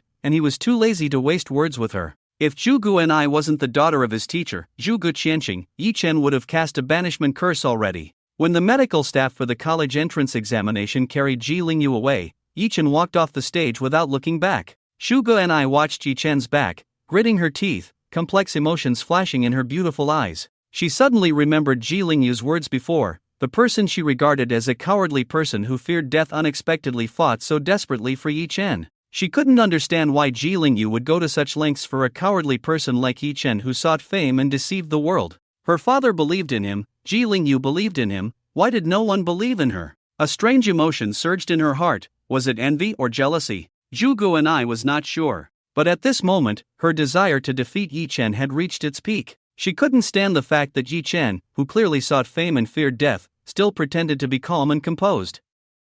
Only a dignified victory could completely dispel the resentment in her heart. And her bet with her father, she wanted to drive Yi Chen out from under her father's wing. Such a person was not worthy of being her father's disciple. Zhuge Enai's face was full of coldness. Yi Chen, I will definitely expose your true face. In the 6th round of the arena match, there are only 4 candidates left. Yi Chen, Luo Jun, Zhuge Enai, and a candidate named Lin Linglin. Other candidates have already completed 5 rounds and finished their high school trials. The top scorer of this year's Qingcheng High School will also be determined among these 4. Zhuge Enai is eager to face Yi Chen, but after the draw, Zhuge Enai is matched with Lin Linglin, while Yi Chen is matched with Luo Jun. This draw result has excited countless people. They all know that Yi Chen is very strong, but no one has seen him actually make a move. Luo Jun has just defeated Wang Zhenglin, who is also an SSS-level professional, without any injuries. The battle between Zhuge Enai and Ji Lingyu has already proven to them that lower levels are not necessarily weaker.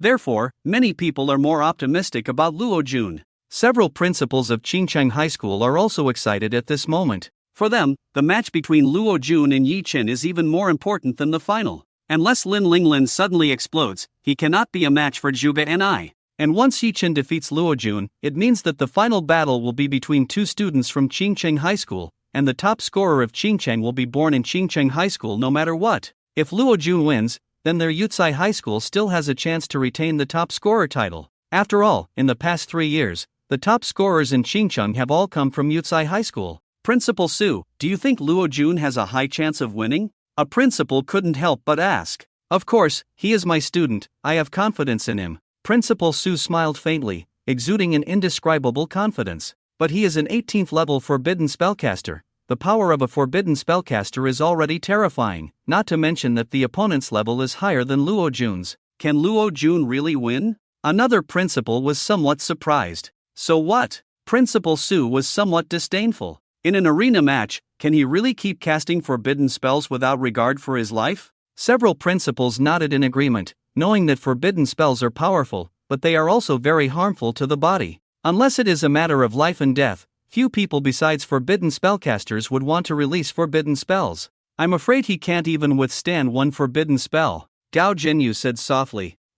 We'll know after the match. Principal Su snorted coldly. On the arena, Yi Chen and Luo Jun have already displayed their levels. Luo Jun, Shadow Dragon Spear, level 14, Yi Chen, Forbidden Spellcaster, level 18, Luo Jun's black long spear pointed directly at Yi Chen, shining with a faint black light in the sunlight, as if a true dragon lurked within it. Luo Jun's eyes were full of surging fighting spirit, and a faint dragon chant could be heard. Yi Chen, I finally met you. Among all the people, you are the only one I consider as an opponent. As long as I defeat you, this year's top scorer in the college entrance examination will definitely be me. This statement made Zhu Ganyi's face sink uncontrollably. It was obvious that Luo Jun completely disregarded her. Yi Chen remained silent, just quietly gripping the starfall mark. And to everyone's anticipation, with the announcement from the invigilator, the battle began. This was also Yi Chen's first battle since entering the arena match. Luo Jun's figure suddenly flashed, like a fierce tiger pouncing towards Yi Chen. The black long spear in his hand carried the momentum of thunder,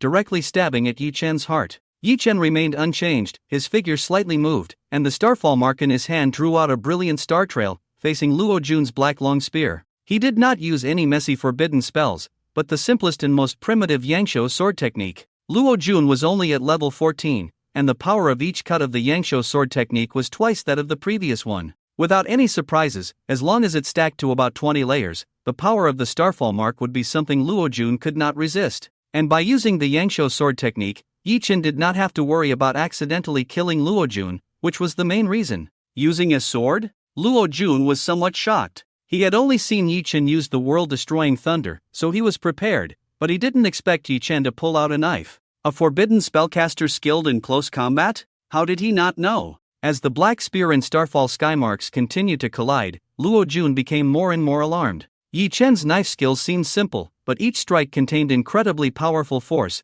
and this power kept accumulating. Starfall sky marks drew out a brilliant trajectory in the air, colliding with Luo Jun's black spear, producing a metallic crisp sound and sparking a series of sparks. Initially, the black spear had the upper hand, but as Yi Chen's sword swings increased, Luo Jun felt increasingly inadequate, with cold sweat already on his forehead. One force breaking 10,000 methods. Although Yi Chen only used simple slashes, the power accumulated by the Yangshou sword technique was terrifying. The audience around the arena watched in astonishment. This didn't seem like a forbidden spellcaster dueling a warrior, it looked like two warriors engaging in a fierce battle. Do forbidden spellcasters fight like this? No, isn't he a forbidden spellcaster? Why hasn't he used any forbidden spells and can still duel with Luo Jun? Is this so outrageous? I'm curious too. I thought there would be forbidden spells flying everywhere, but it turned out to be this scene. The audience watching the live broadcast were all dumbfounded. This battle seemed different from what they had imagined. Several principals from Qingcheng High School had already noticed.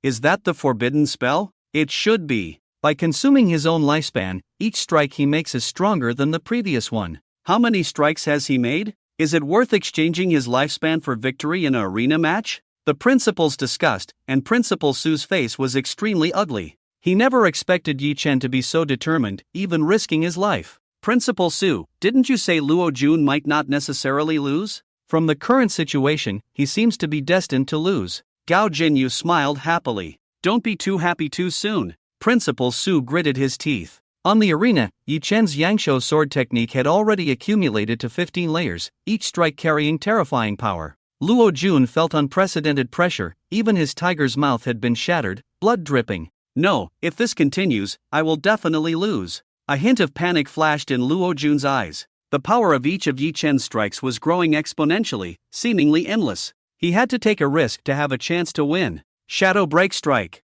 Luo Jun gripped the end of the spear tightly, and the black spear came down fiercely towards Yi Chen like a giant pillar. Yi Chen didn't want to block, but to avoid appearing too shocking, he still used his blade to block. With this block, he was forced to retreat repeatedly. Seeing his successful strike, a fierce look flashed in Luo Jun's eyes. Yi Chen, do you think only you can use forbidden spells? Forbidden spell, Dark Dragon Fall. A dazzling light gathered at the tip of Luo Jun's spear, the forbidden spell he exerted with all his might. Under this strike, the entire arena seemed to tremble, the air filled with a sense of killing intent, as if this strike could make even a real dragon bleed. At the moment the black spear pierced out, a dazzling light and deafening roar erupted. Yi Chen only felt a huge force coming, his body uncontrollably retreating several steps. In his chest, a blood hole was slowly expanding, staining his clothes red. He looked down and saw the tip of the black spear had pierced through his heart, while Luo Jun coldly stared at him, his eyes full of triumph and mockery. In that instant, the entire Qingqing fell silent.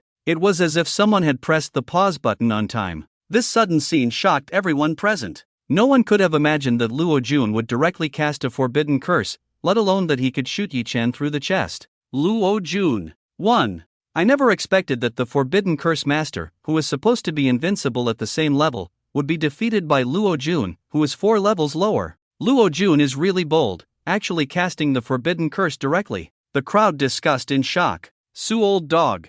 You old thing. For the sake of winning, you actually taught the Forbidden Curse to your students? Gao Zhenyu was furious and rushed over to fight with Principal Su. Although Luo Jun is talented, his current strength is not enough to master a Forbidden Curse. The only explanation is that Principal Su, in order to secure the top scholar position, even if he disregards Luo Jun's future, still wants him to learn the Forbidden Curse. Seeing the situation settled, Principal Su had a smug smile on his face as he calmly said, "What's wrong? Is there any rule that says you can't teach the Forbidden Curse to students? Losing is losing. Why, don't you want to admit it? Shameless." Gao Zhenyu cursed angrily, and the faces of the other principals also looked unpleasant. Casting a forbidden curse imposes a heavy burden on the body, especially for Luo Jun, who is an SSS-level professional with unlimited potential. Sacrificing a future genius just to secure the top scholar position clearly contradicts their educational philosophy. Luo Jun agreed himself, so you don't need to worry.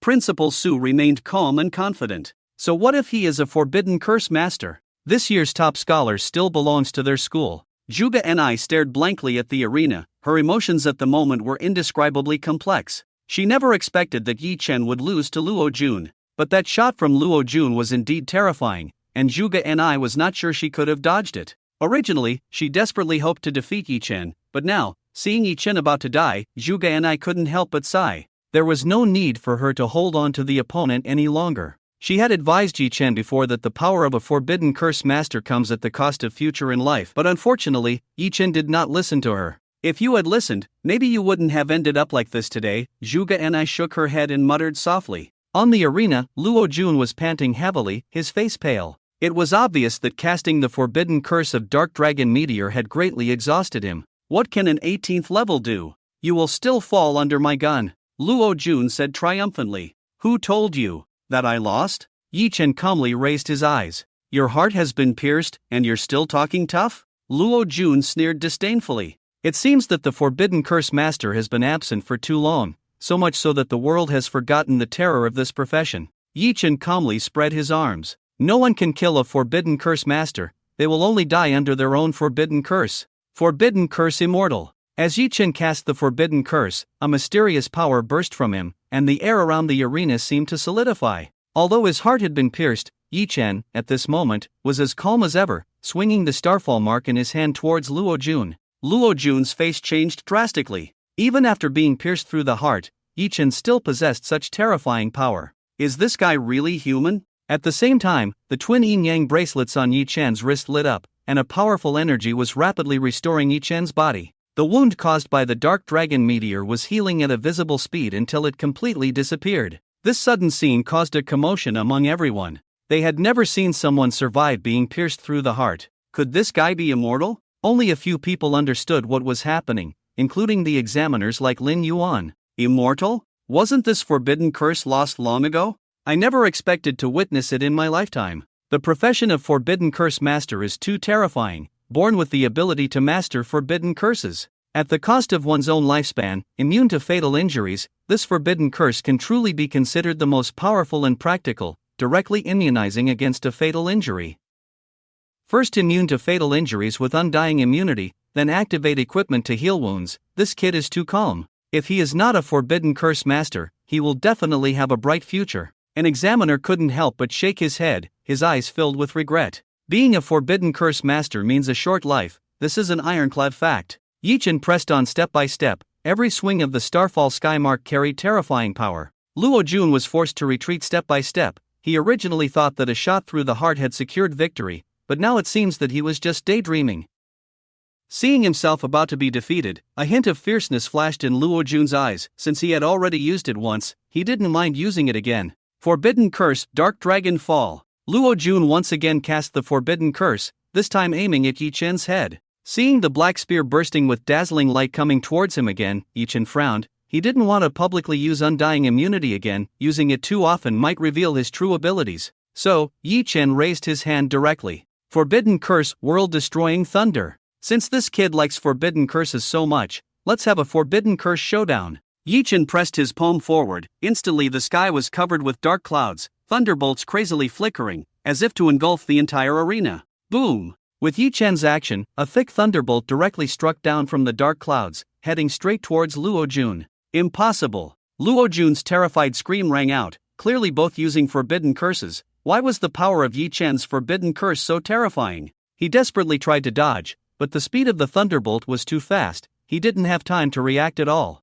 The thunderbolt fiercely struck Luo Jun, sending his body flying out, crashing heavily on the edge of the arena. Luo Jun was charred all over, occasional electric arcs still emanating from his body. If he wasn't lying on the edge of the arena, his body twitching continuously, onlookers would even suspect he was already a corpse. Seeing Luo Jun's miserable state, the whole arena fell silent. No one had expected that just a second ago Luo Jun was in a winning position, and the next second, he was turned into charcoal by Yichen's thunderbolt. This sudden reversal left everyone unsure how to react for a moment. Yichen stood calmly on the arena. Suddenly, he seemed to remember something, coughed up blood, fell to the ground, his face even paler. If he had just released a powerful forbidden curse, pretending as if nothing had happened would raise suspicions, right? Luo Jun was carried away by medical staff after being struck by a thunderbolt. Since this guy was so ruthless, Yichen naturally wouldn't be lenient towards him. This battle ended with Yichen's victory, and his score reached 140 points. This also meant that the final of this year's college entrance examination would be between Zhuge Ni and Yichen,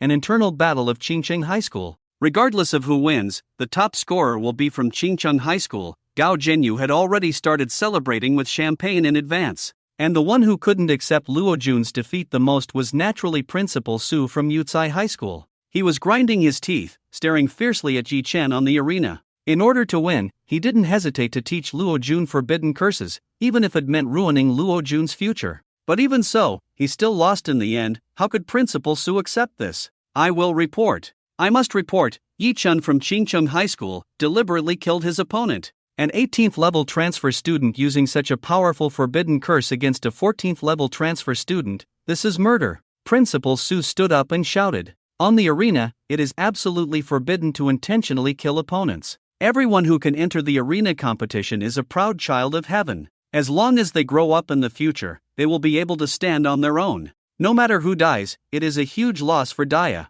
Therefore, there is a rule in the high school exam that if you cause the death of your opponent, you will be disqualified and all results will be cancelled. If it were at any other time, seeing Luo Jun in such a miserable state, everyone would definitely be moved by Principal Su.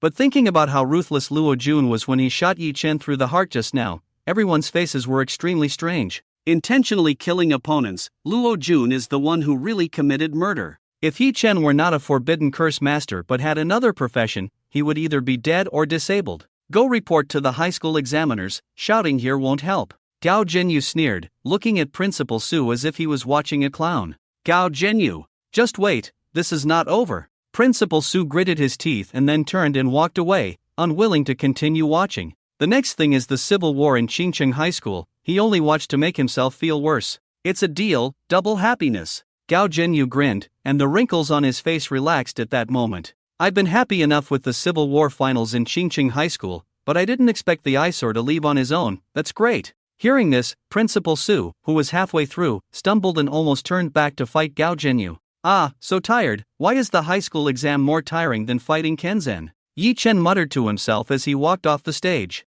When dealing with Kenzan, he could unleash all his firepower, using as many forbidden curses as he wanted. But in the high school exam, he was constrained everywhere, afraid of being found out. After all, the arena matches are live broadcasts, with countless eyes watching. Otherwise, with Luo Jun's strength, let alone stabbing himself, 100 Luo Juns tied together wouldn't be enough to kill him. He still needed to improve his strength as soon as possible. When his strength was strong enough one day, he wouldn't have to worry about others discovering his immortality, and he wouldn't have to be constrained anymore. And the last match was against Zhuge Ni, which made Yi Chen even more headache. He definitely couldn't just throw a forbidden curse at Zhuge Ni like he did with Luo Jun, otherwise, Zhuge Ni would be turned into charcoal, and Zhuge Qianqing would definitely not let him off. Let me think. If there is any forbidden curse that can be used. Yi Chen was extremely headache. He urgently needed a forbidden curse that could defeat Zhuge Ni without hurting her too much. Something like the world-destroying thunder or the skyfire incineration was definitely not an option. Even Luo Jun, a warrior, couldn't withstand such forbidden curses, let alone Zhuge Ni, a mage.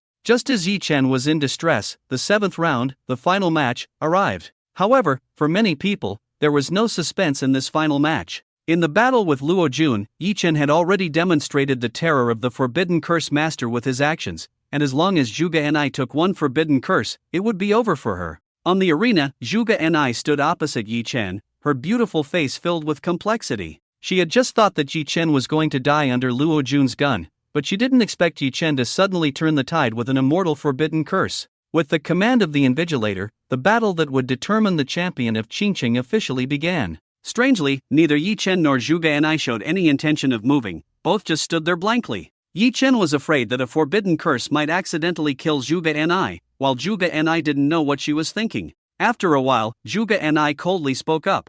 Yi Chen, if you need to rest, I can wait for you to rest before making a move. I don't want to take advantage of you. No need, you can just make your move. Yi Chen waved his hand, looking troubled. He went through all the forbidden curses he currently knew, but not a single one could be used. The forbidden curse either has no attack power, such as instant dance, burning reincarnation, and dead spirit return, which have other effects, or the forbidden curse with attack power has no weak ones. Good. Then don't blame me for being rude, because I have a reason to win. There was a firm look in Zhuge Ni's eyes, and then she opened the scriptures and directly cast the skill. Exploding Phoenix Fire. Flames instantly rose on the stage, turning into one after another terrifyingly high-temperature fireballs, roaring towards Yi Chen. Forbidden Curse Instant Dance. Faced with the incoming fireballs, Yi Chen immediately sacrificed a piece of his liver, exchanging it for a 5-fold increase in agility. Since he couldn't fight back, he could only delay until Zhuge Ni's mana was exhausted. He only had 140 points now, and in order to enter the Supreme Academy, he had to get a full score, which also meant that he couldn't lose this match. Yi Chen's figure moved quickly in the flames, like a ghost shuttling through the sea of fire. His movements were so fast that every moment his position was changing, and those incoming fireballs could only fly past him, unable to touch him at all. On the stage, the flames were raging, but Yi Chen's figure moved through them as smoothly as flowing water. This scene made everyone watching amazed. As a forbidden curse master could have such high agility, it was simply unbelievable. But soon, they realized something was wrong. Why can't Yi Chen attack and only dodge? Didn't he just win with that thunder forbidden curse? Maybe the thunder forbidden curse consumed too much, and Yi Chen can't use it a second time for a while? That must be it, otherwise how do you explain him just dodging without attacking? Let me guess, Yi Chen must have been attracted to Zhuge Ni's beauty and developed a soft spot for her, that's why he's not attacking. Your information is outdated. I heard from a reliable source that Mr. Zhuge has already taken Yi Chen as his disciple. He must be intentionally giving the top spot to Zhuge Ni. On the stage, watching Yi Chen only dodge without attacking, Zhuge Ni gritted her teeth, her pretty face full of humiliation. Yi Chen, can you only dodge? Zhuge Ni gnashed her teeth. In her eyes, Yi Chen's behavior of only dodging without attacking was clearly intended to humiliate her. It was like a powerful old horse playing with a weak lamb with a mouthful of salt and pepper. Is there a rule against dodging? Yi Chen shrugged. All right, I want to see how you dodge. Crimson Flame Sea. Zhuge Ni shouted, her long hair moving without wind, and in an instant, the air above the stage became extremely hot, with the temperature rapidly rising. Zhuge Ni's whole body was ablaze with flames, displaying a dazzling crimson gold color that was truly shocking. The crimson gold flames formed a sea of fire, besieging Yi Chen. Yi Chen frowned, then quickly leaped left and right to dodge. The sea of fire was raging, but Yi Chen's figure moved through it as smoothly as flowing water. His movements were so fast that each dodge was precise,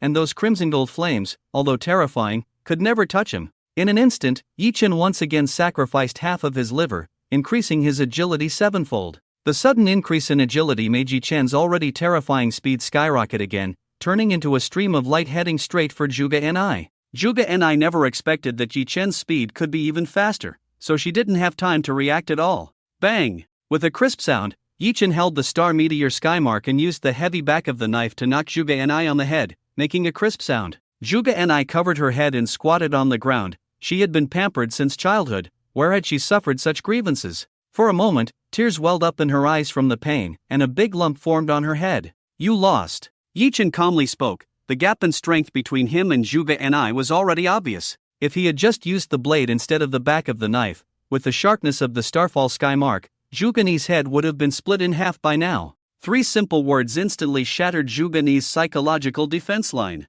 Humiliation. This is naked humiliation. She would rather be carried off the stage like Luo Jun than accept this humiliating defeat. Who told you I lost? I did not forfeit, nor did I lose my fighting power. This match can continue. Zhuge Ni stood up angrily, refusing to admit defeat. In the blink of an eye, several fireballs were once again smashed towards Yi Chen. Yi Chen frowned. He didn't expect Zhuge Ni to be so stubborn. In that case, he might as well just kick her off the stage next time. To prevent accidentally killing Zhuge Ni, Yi Chen still did not use any other forbidden spells, only using the dance of instant movement. Watching Yi Chen dodge left and right like an eel, Zhuge Ni's anger grew even stronger. I can't lose. I don't want to lose. I absolutely refuse to lose to this annoying guy. The pride in Zhuge Ni's heart caused her aura to skyrocket, and her flame power reached its peak. With a cry, she quickly formed seals with her hands in front of her chest, and a more powerful flame power than before spewed out from her body, causing the book in front of her to flip rapidly.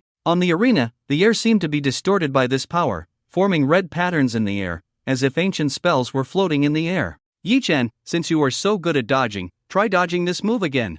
Zhuge Ni's voice was filled with raging anger. Dragon Flame Curse. Zhuge Ni suddenly pushed her jade hands forward, and the red patterns instantly converged into a huge flame tornado, roaring towards Yi Chen. This flame tornado was different from the previous sea of fire. It seemed to have a life of its own, dancing wildly in the air, releasing terrifying high temperatures with each rotation, as if it wanted to burn everything to ashes. After using this skill, Zhuge Ni's body was already covered in sweat, her face slightly pale. Obviously using this skill also had a great consumption for her. The book was also damaged quite a bit. Remember, this is an epic level equipment. Looking at the damaged book, a touch of heartache flashed in Zhuge Ni's eyes. But as long as she could win, everything was worth it. She firmly believed that Yi Chen had absolutely nowhere to hide from this move. Sure enough, this time, no matter how Yi Chen dodged, this flame tornado followed him closely like a bone maggot. A skill with lock-on tracking ability? Yi Chen frowned slightly, then seeing Zhuge Ni not far away, he immediately thought of a solution. With 7 times the agility, he just flashed and appeared behind Zhuge Ni. For a mage, without the protection of teammates, facing a fast opponent, releasing a skill with lock-on tracking ability is equivalent to suicide. Have you not learned this simple lesson in class? Yi Chen's voice rang in Zhuge Ni's ears. And at this moment, the flame tornado, like a raging fire dragon, was rushing towards them at high speed. At this rate, the flame tornado would definitely hit Zhuge Ni before hitting Yi Chen. Stop it. Yi Chen calmly spoke, waiting for Zhuge Ni to stop using this skill, then he would kick her off the stage and end this farce directly. Facing the approaching flame tornado, Zhuge Ni's face turned pale, then a touch of humiliation flashed in her beautiful eyes. You wish. Zhuge Ni not only did not cancel the release of the Dragon Flame Curse skill, but instead increased the output of her spiritual power, making the flame tornado even more violent. It seemed that they were going to perish together in this rhythm. Nimi. Zhuge Qianqing outside saw this scene and immediately stood up in shock.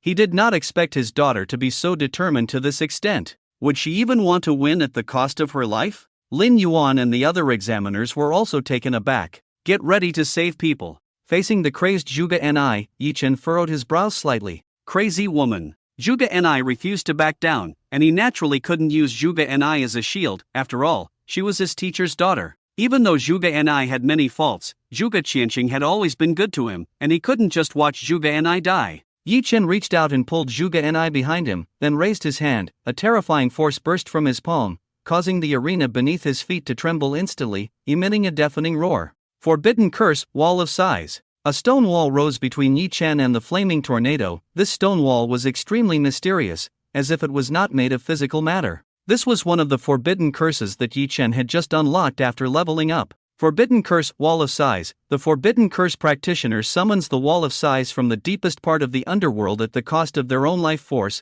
blocking frontal attacks. If the attacker's level is not more than 20 levels above the forbidden curse practitioner, the attack is ineffective. The effect of this skill was as straightforward as its name, with Yi Chen summoning the wall of size at his current level of 18, making it impossible for any transferee below level 38 to break through this wall, only able to sigh at it. The fierce flaming tornado struck the wall of size, but did not make any sound. The raging flames were slowly consumed by the wall of size, eventually turning into nothingness. As the wall of size dissipated, Yi Chen's figure remained steady, while Zhuge Ni was securely protected behind him, unharmed. Several examiners, seeing Yi Chen resolve the flaming tornado, also instinctively stopped in their tracks. What kind of power is this? Zhuge Ni stood still, her beautiful eyes filled with disbelief. She had prepared to die with Yi Chen, but he easily deflected her full-force attack and protected her. At that moment, Zhuge Ni finally realized the terrifying power gap between her and Yi Chen. Fool, stop daydreaming and turn around.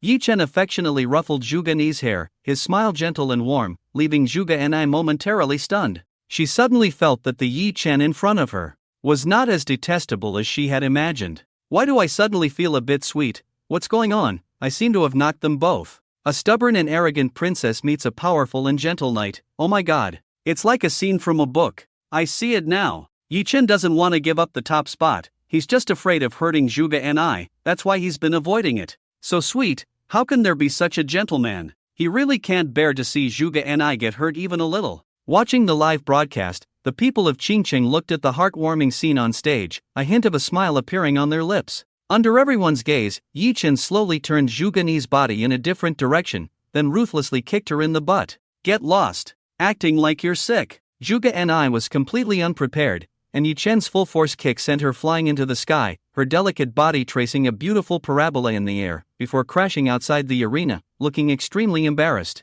People of Qingqing. Examiners. Zhuge Qianxing. Yi Chen's sudden and forceful kick left everyone stunned. Even on Zhuge Ni's perky butt, there was a clear imprint of a size 43 shoe, clearly visible, and the live camera even gave a close-up shot. At this moment, the people of Qingqing couldn't help but open their mouths in disbelief. One moment it was a sweet hormonal atmosphere, the next moment it turned into a violent beating? Kicking a beautiful girl into a sorry state, is this acceptable? Yi Lin. Spit spit spit. Zhuge Ni climbed up from the ground, spat out the sand in her mouth, her face turning red with anger. She had just started to change her impression of Yi Chen, but this kick undoubtedly shattered all her illusions. Yi Chen showed no mercy, and Zhuge Ni could clearly feel that one side of her buttocks had been swollen from the kick, with one side larger than the other, and the larger side even faintly aching. This is not over between us. Just you wait. Zhuge Ni threatened, turned around to leave, but as she lifted her leg, a sharp pain shot through her buttocks, making her gasp in pain.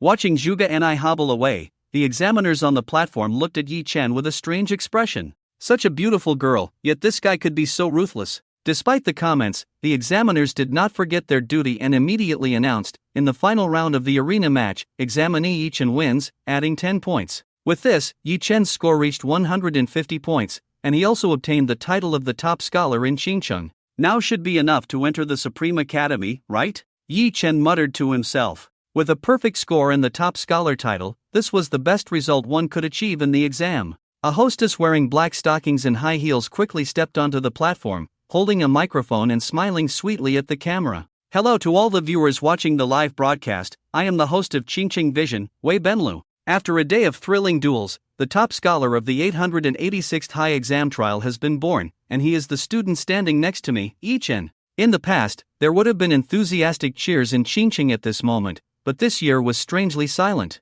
Yi Chen, as the top scholar of this session, do you have anything to say to the viewers behind the camera? Wei Benlo asked Yi Chen. No, Yi Chen replied truthfully. No, nothing? Wei Benlo was taken aback for a moment, then as a professional host, she immediately resumed her sweet smile. Yi Chen, you are really aloof, huh? As the top scholar, do you have any thoughts or anyone you want to thank? Thank the examiner for letting me advance by 2 rounds, Yi Chen answered truthfully. Don't you want to thank your parents? Wei Benlu asked. I am an orphan, Yi Chen replied truthfully. Wei Benlu. Cold sweat dripped from Wei Benlu's forehead. How could she continue this interview? This might become a major black mark in her career. She quickly changed the topic and continued, so, Yi Chen, do you have any wishes? I want to enter the Supreme Academy, Yi Chen replied truthfully. With this statement, many viewers watching the live broadcast looked puzzled. Isn't the best academy the Daxia Academy? Where did this Supreme Academy come from? Wei Benlu breathed a sigh of relief,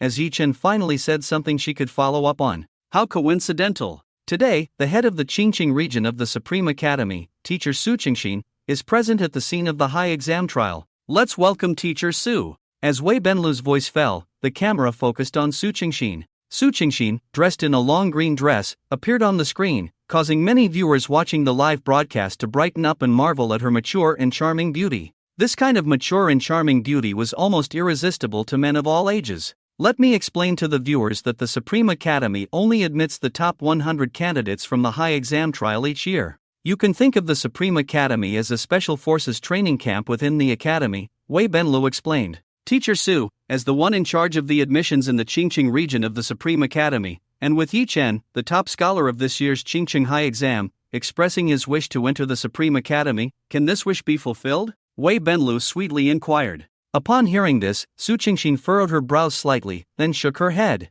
Yi Chen, don't blame me for being straightforward, but it seems like your wish may not come true. With these words from Su Qingxin, everyone present, including Yi Chen, Wei Benlu, and all those watching the live broadcast, were stunned. What did she mean? Although the Supreme Academy sounded impressive, was it really to the extent that even the top scholar of a city would look down on it? Even Zhuge Qianqing, with his golden-rimmed glasses, furrowed his brows slightly, as he had vaguely guessed something. The faces of Lin Yuan and the other examiners showed no surprise, indicating that they had long known that Su Qingxin did not think highly of Yi Chen. Why? Yi Chen couldn't help but ask. With a perfect score of 150 points and the title of the top scholar of Qingqing, under these 2 conditions, the Supreme Academy should not reject him. As you know, your profession is a forbidden caster. Su Qingxin's tone was very cold. Since the existence of forbidden casters, there have been a total of 11 cases, and the average lifespan of these 11 individuals is 22 years. The longest lived one among them lived to be 24 years and 10 months.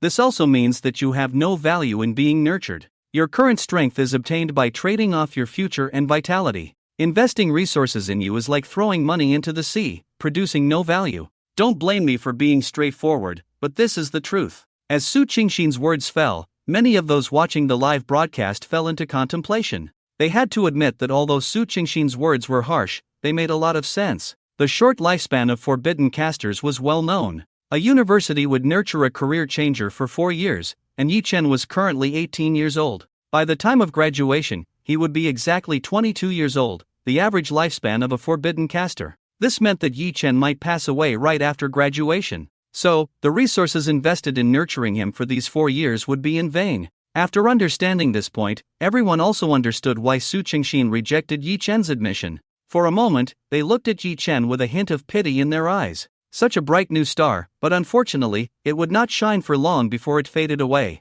I understand, Yi Chen calmly nodded. Although somewhat disappointed, it was not a big deal. He had tried his best, but if Su Qingxin didn't see his worth, there was nothing he could do. He couldn't just tell Su Qingxin in front of everyone that he was actually immortal, as that would probably lead him not to the Supreme Academy but to some research laboratory. Just then, a figure appeared beside Yi Chen. The person was wearing a windbreaker, had golden-rimmed glasses, and exuded an elegant temperament. He was Zhuge Qianqing. Seeing Zhuge Qianqing intrude into the examination room, Lin Yuan and the other examiners frowned but didn't say much. After all, the name of Mr. Zhuge was well known, and the college entrance exam had already ended, so Zhuge Qianqing's intrusion wouldn't affect anything. They chose to turn a blind eye. Su Qingxin, on the other hand, had a complex expression when she saw Zhuge Qianqing, and Zhuge Qianqing's expression seemed somewhat unnatural. It seemed like the two were acquainted. Teacher Su, the issue you are worried about may have already been resolved by me. Zhuge Qianqing pushed his glasses and placed a warm hand on Yi Chen's shoulder.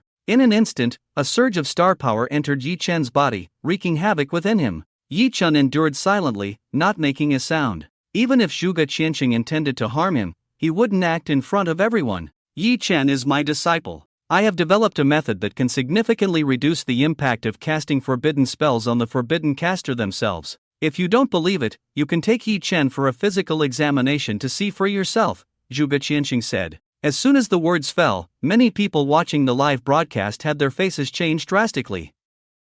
Some of the prominent figures in Qingchang with daughters looked at Zhuge Qianxing with even more fervor. There were indeed rumors before that Mr. Zhuge had taken on a disciple. Now, Zhuge Qianxing openly admitted in front of everyone, undoubtedly confirming Yi Chen's identity as his disciple. Yi Chen was moved, as Zhuge Qianxing had undoubtedly shifted all the attention onto him. As time passed, as a forbidden curse practitioner, he would definitely arouse suspicions from those with ill intentions. By speaking these words in front of everyone, Zhuge Qianxing was undoubtedly protecting him, putting himself in the spotlight, and any doubts would only fall on Zhuge Qianxing.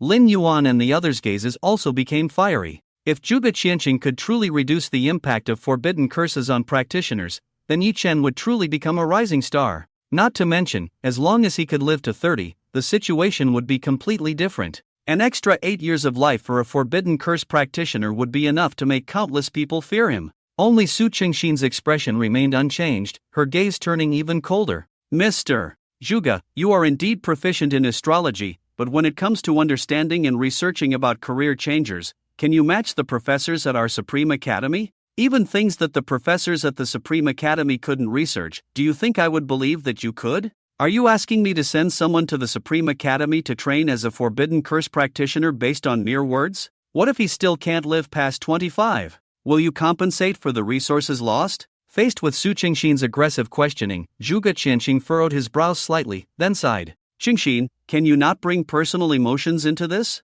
I am seriously discussing this matter with you. You just need to check Yi Chen's body, and then you will know, right? He had already damaged Yi Chen's body to a perfect extent, and Zhuge Qianxing was confident that he could deceive Su Qingxin without any issues. Mr. Zhuge, I am not bringing personal emotions into this, I am also seriously discussing this matter with you, Su Qingxin said coldly. At this moment, the gazes of countless people were filled with curiosity. Even the most foolish could see that there was a story between Zhuge Qianxing and Su Qingxin. Our Supreme Academy will not accept a forbidden curse practitioner. Mr. Zhuge, please stop pestering about this, Su Qingxin said coldly. Zhuge Qianxing helplessly furrowed his brows. He could tell that Su Qingxin was determined to reject Yi Chen now. Forget it, teacher. If the Supreme Academy doesn't want me, then so be it. It's just a school, Yi Chen said, not wanting to see Zhuge Qianxing in a difficult position. At this moment, a mocking voice suddenly rang out. Such arrogance, just a school? As soon as the words fell, the cameraman immediately focused the camera on the source of the voice.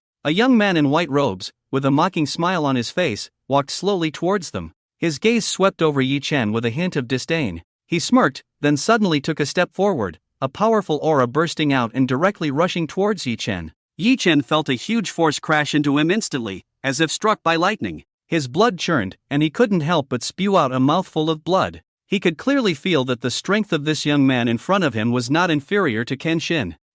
Just a forbidden curse practitioner, a flash in the pan, and you dare to boast here? You got the top spot, and now you think you're invincible? Anyone who can enter the Supreme Academy is a top talent, aren't they? The young man sneered repeatedly. Remember, the one who defeats you, Yun Guanlo, a freshman at the Supreme Academy, about to enter sophomore year. Silence. Whether it was the Qingshe Square or the people in Qingcheng watching the live broadcast, it was silent at this moment. The crowd was stunned, their eyes filled with amazement. Just moments ago, they had only heard the host Wei Benla talk about how powerful the Supreme Academy was, but they didn't have a concrete idea. However, when Young Wenlu made a move and struck Yi Chen so hard that he spat out blood, they finally understood how terrifying the Supreme Academy was. Young Wenlu had just entered his second year, which meant he had only studied at the Supreme Academy for a year. And Yi Chen? He was the top scorer in this year's Qingcheng College entrance examination. The strongest person in all of Qingcheng, and also a forbidden curse master.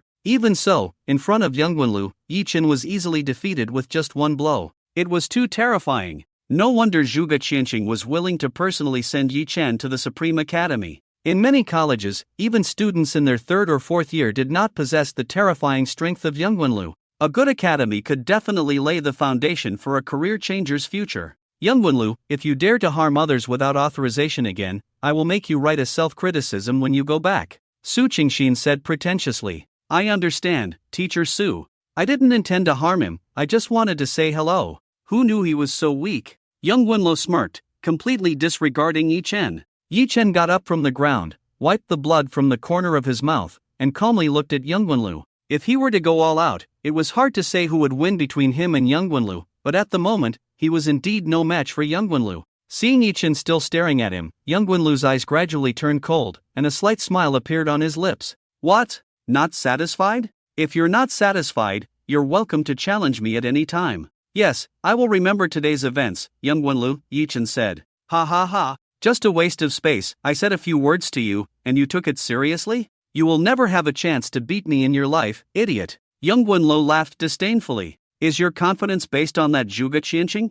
You're just a frog in a well. Some people in Qingqing respect him and call him Mr. Zhuge, but in the whole daxia, he's nothing. Su Qingxin's refusal to admit Yi Chen meant that it was impossible for him to enter the Supreme Academy. No matter which other college Yi Chen went to, he would not be able to catch up with him at the Supreme Academy. As a student of the Supreme Academy, Young Wenlu was well aware of the gap between the Supreme Academy and those ordinary colleges. Whether in terms of resources or teaching staff, they were not comparable to ordinary colleges. Since you are so confident, let's make a bet, shall we? Yi Chen asked calmly. Young Wenlu insulted him, which he didn't care much about, but when Young Wenlu insulted Zhuge Qianqing, he had crossed Yi Chen's bottom line. Oh, what's the bet? Young Wenlu became interested. 1 year from now, I will challenge you at the Supreme Academy to see if the students of the Supreme Academy are truly unbeatable, Yi Chen said. Do you dare to challenge me? Ha ha ha. Young Wenlu laughed so hard that tears came out, looking at Yi Chen as if he were looking at a clown. Yes, to determine the outcome, and to decide life and death, Yi Chen said seriously. As soon as these words were spoken, not only Young Wenlu was stunned, but everyone else was in an uproar. This was a matter of life and death. How terrifying it was for a forbidden curse master to fight for his life, everyone knew it well. Yi Chen, don't be impulsive. Zhuge Qianqing quickly grabbed Yi Chen. Although Young Wenlu was arrogant, he did have the capital to be arrogant. This guy's level was already close to level 45, and in another year, breaking through level 50 and approaching level 60 was not impossible. Don't worry, teacher, I'm not impulsive. Yi Chen gave Zhuge Qianqing a reassuring look. Zhuge Qianqing frowned, not because he was worried that Yi Chen would lose, but because he was worried that Yi Chen would accidentally expose the secret of his immortality. To determine the outcome, and to decide life and death? Young Wenlu grinned, his expression also becoming serious. Good. I accept this bet, Young Wenlu. This scene was also recorded live. The people of Qingcheng were all shocked. They never expected Yi Chen to be so bold, daring to challenge Yun Guanlo to a life and death duel. Now Yun Guanlo can defeat him with one blow, and a year later Yun Guanlo will only become stronger. Where does his confidence come from? Since Teacher Su insists on rejecting Yi Chen's admission, I won't bother anymore. Goodbye, said Zhuge Qianqing. Without saying anything else, Zhuge Qianqing, followed by Zhuge Ni and Yi Chen, prepared to leave. Zhuge Qianqing, don't you have anything else to say to me? Su Qingxin gritted his teeth. No, Zhuge Qianqing didn't look back, his expression unchanged. Su Qingxin's face suddenly turned pale. Watching this scene, Yi Chen silently followed behind Zhuge Qianqing, feeling a bit itchy in his heart. The relationship between Zhuge Qianqing and Su Qingxin is definitely not simple. What exactly is the relationship between these two? Zhuge Ni also unusually did not cause trouble for Yi Chen, silently following Zhuge Qianqing, because she also wanted to know. Girls' curiosity about gossip is obviously greater than boys'. Back in Qingcheng, Yi Chen was about to ask what was going on when cheers erupted. He looked up and saw Gao Zhenyu leading the teachers and students of Qingcheng High School rushing towards him, their faces filled with excitement. Our top scholar is back. I've seen this kid since he was little. Taking out a loan to change careers, who dares to do that? Qingcheng High School finally produced a top scholar.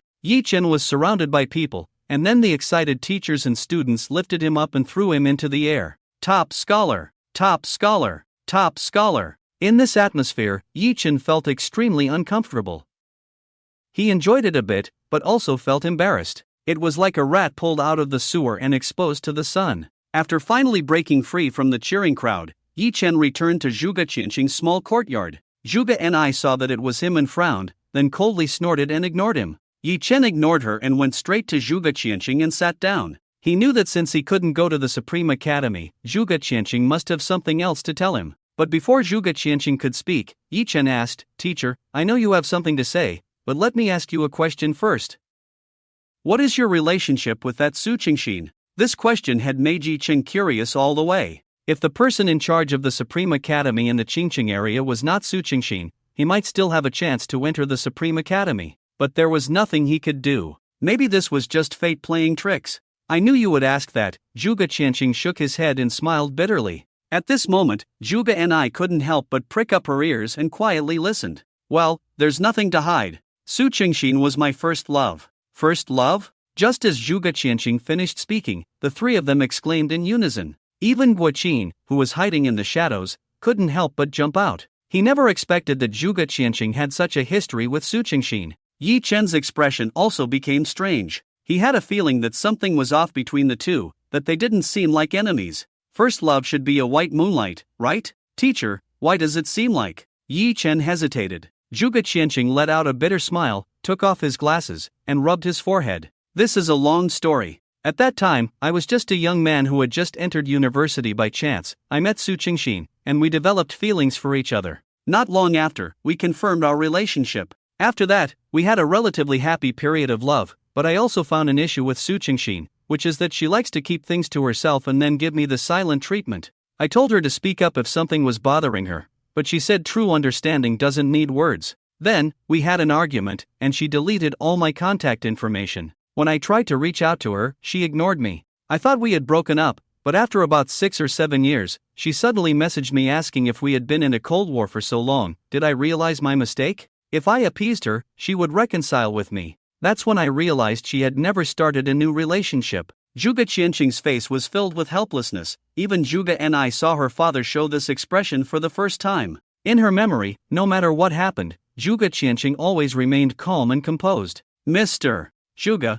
what were you doing at that time?" Guo Qin couldn't help but gossip. Zhuge Qianqing looked at Zhuge Ni with a strange expression and said, "At that time, Ni had just been born. I was holding the baby." Yi Chen, Guo Qin, Zhuge Ni. For a moment, the three of them didn't know what to say. If they talked about Su Qingxin, she really did remain faithful to Zhuge Qianqing for 6 or 7 years. If they mentioned Zhuge Qianqing's issues, who could imagine someone giving the silent treatment for 6 or 7 years? Even if Zhuge Qianqing didn't say what happened next, they could guess. It's no wonder things turned out this way. Su Qingxin never really liked Yi Chen, who was a forbidden spellmaster, and with Zhuge Qianqing's involvement, she couldn't accept herself even more. "Alright, let's not talk about this." Zhuge Qianqing put on his glasses and returned to his usual calm demeanor. He first looked at Zhuge Ni. "Ni, with your strength and talent, you should be able to enter the Supreme Academy. You don't have to refuse because of me. The Supreme Academy is indeed the top academy in Daxia."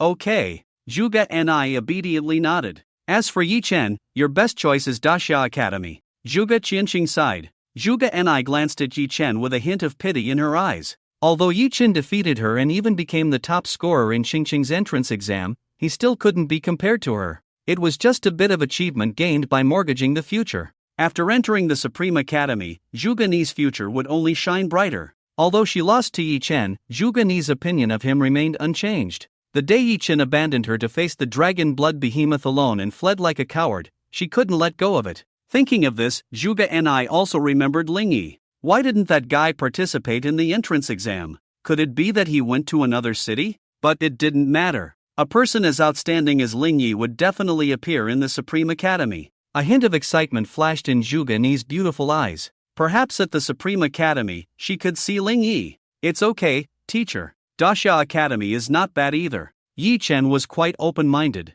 He had lived in the slums for over 10 years, so Daxia Academy was definitely better than the slums of Qingcheng. "Both of you should get ready, the admissions office should be here soon." Just as Zhuge Qianqing finished speaking, the wooden door of the courtyard was knocked on. Before Zhuge Qianqing could respond, the door was pushed open, and Su Qingxin entered with Yang Wenlu. Just after hearing Zhuge Qianqing's story about Su Qingxin, the three of them had interesting expressions when they saw the people involved. Su Qingxin didn't notice anything amiss and walked straight to Zhuge Ni. She then took out a golden admission letter from a delicate leather folder and handed it to Zhuge Ni with a gentle smile. "Zhuge Ni, on behalf of the Supreme Academy, I formally invite you to become a member of our Supreme Academy." "Thank you, Teacher Su." Zhuge Ni took the admission letter and looked at the embossed golden characters on it. a bright light flashed in her eyes. The Supreme Academy was highly respected even by her father, so it must have extraordinary qualities. Juga and I held the admission letter from the Supreme Academy, swaying it in front of Yi Chen as if showing off.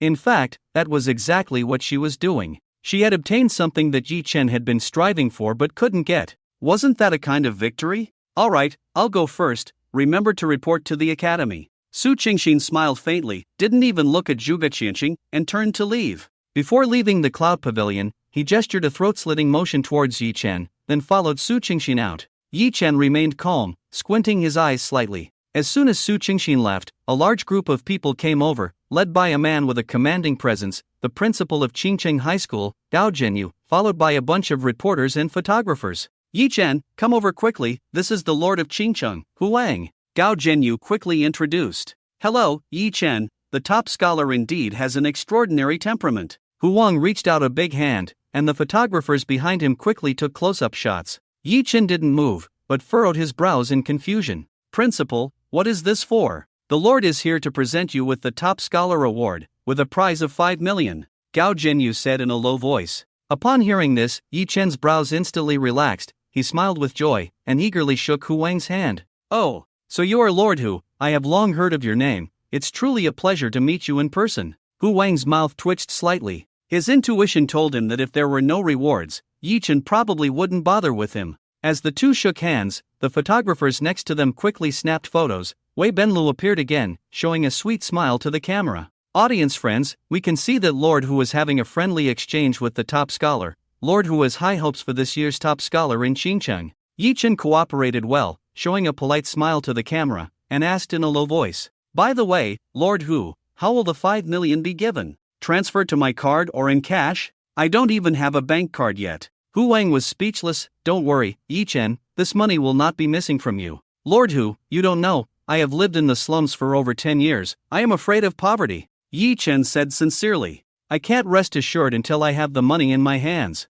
Hu Wang. Although 5 million was not a small amount, as the Lord of Qingcheng, could he really owe 5 million and not pay? Xiaolu, speed up the process, go directly to the award presentation. Hu Wang said helplessly. Okay, Lord Hu. Wei Benlu obediently followed suit, skipping the cumbersome procedures and going straight to the award ceremony. 3 hostesses in Cheongsam came with 3 trays. The first reward is 5 million in cash. This is the official encouragement from Qingcheng. We hope Yi Chen will be modest and create more brilliance. Hu Wang smiled as he handed a sign with 5 million written on it to Yi Chen. The photographers snapped photos on the side, and only after the photos were taken did Hu Wang hand a card to Yi Chen. The second reward is a bundle of epic self-selected skill scrolls. As soon as this was said, many people's pupils suddenly contracted. A self-selected skill scroll, and its epic level, this reward was indeed generous. This meant that no matter what profession you were, you could choose an epic skill that suited you. When Hu Wang handed over the precious scroll to Yi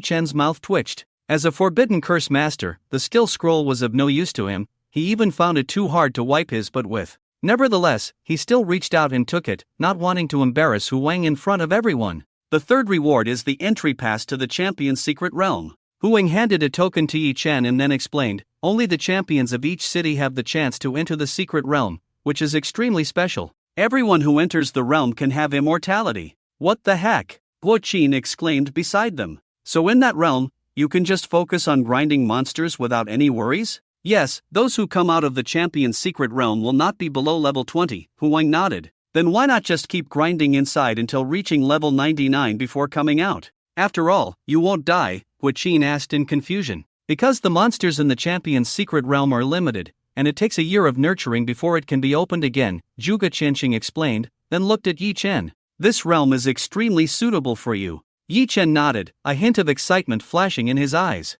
If he could go all out, he wouldn't hold back. Hu Wang patted Yi Chen's shoulder firmly and said, Yi Chen, work hard and strive to bring back the title of national champion for our Qingcheng. There's a national champion title? Yi Chen asked. Of course, the person with the highest level coming out of the champion's secret realm will be the national champion. Hu Wang explained. What rewards does the national champion receive? Yi Chen asked. This was what he cared about.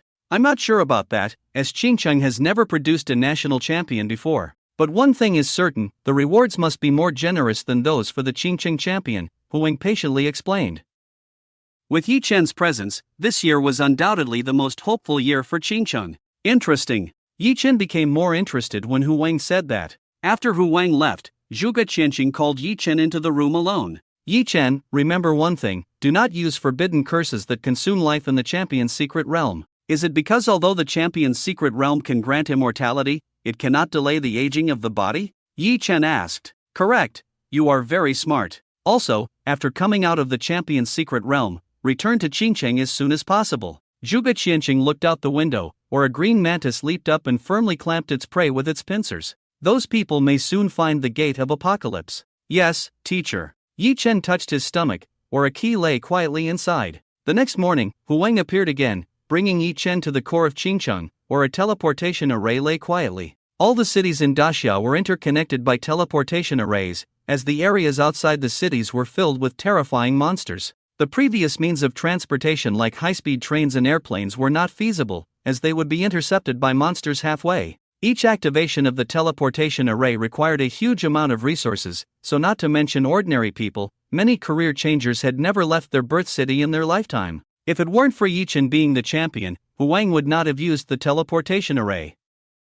Yi Chen, work hard. With Hu Wang's encouragement, the teleportation array lit up brightly. The scene in front of Yi Chen shattered like a puzzle, and he felt as if he were soaring in the air, experiencing a strong sense of weightlessness that made him extremely uncomfortable. When the scene in front of him reassembled, Yi Chen found himself in a completely unfamiliar place. After being in this world for so long, this was the first time Yi Chen had left Qingcheng. Yi Chen blinked his eyes, looked up, and in his line of sight, there appeared a towering city wall, soaring into the clouds, as if it were a huge mountain spanning the horizon. On top of the city wall, flags fluttered, embroidered with a fierce giant dragon, ferocious and domineering. Outside the city wall, there was a boundless horde of monsters, roaring and howling, constantly pounding against the wall, but unable to cross the thunderous moat. Yi Chen stood still in place. He had never seen such a magnificent sight, a world he had never imagined in Qingcheng. The prosperity of the big city, the terror of the monsters, and the strange atmosphere that came rushing towards him all left him feeling shocked.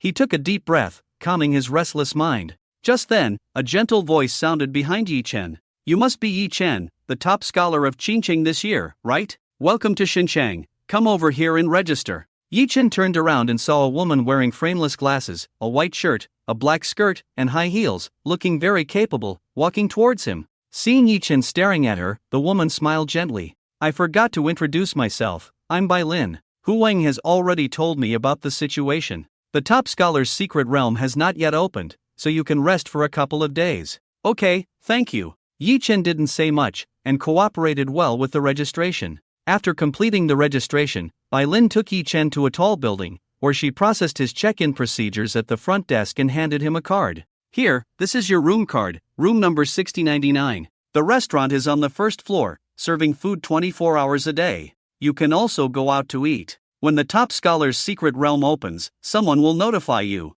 After that, Bai Lin handed Yi Chen a business card. If there's anything urgent, you can contact me directly. Okay. Yi Chen nodded. After Bai Lin left, Yi Chen found his room. The room was not very big, but it looked very clean and tidy, with a faint scent of aromatherapy in the air. From the window of the room, he could see the entire Xinjiang. Yi Chen stood at the window, gazing at the night view of Xinjiang. The tall buildings were densely packed, each emitting its own brilliance, dazzling and magnificent. The streets were bustling with traffic, and pedestrians were constantly coming and going. Everything was completely different from Qingcheng. In the distance, the dragon flag on the city wall fluttered in the wind, as if telling the glory and splendor of this city. Yi Chen felt the desire to go out for a walk. Since he had nothing else to do, he might as well explore this city he had never been to before. Just as Yi Chen was about to get up, there was a sudden noise at the door, and a very pleasant voice of a girl came. Strange, why can't this room card open the door? Open it for me.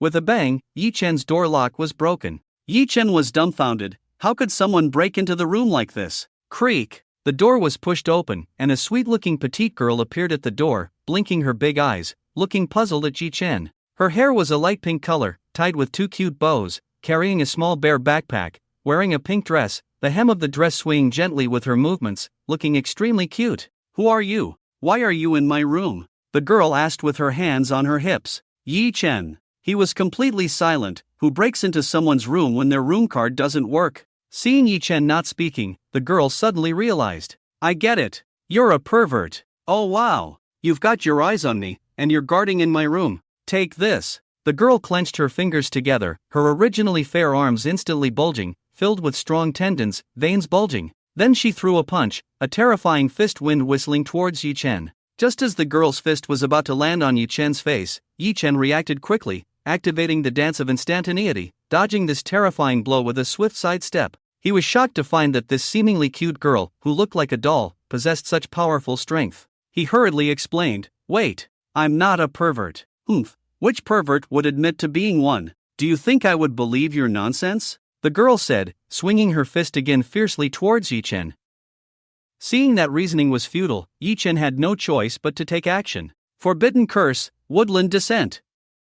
In the cramped room, numerous green plants instantly sprouted, green vines shot out like tentacles, entwining around the girl's fist.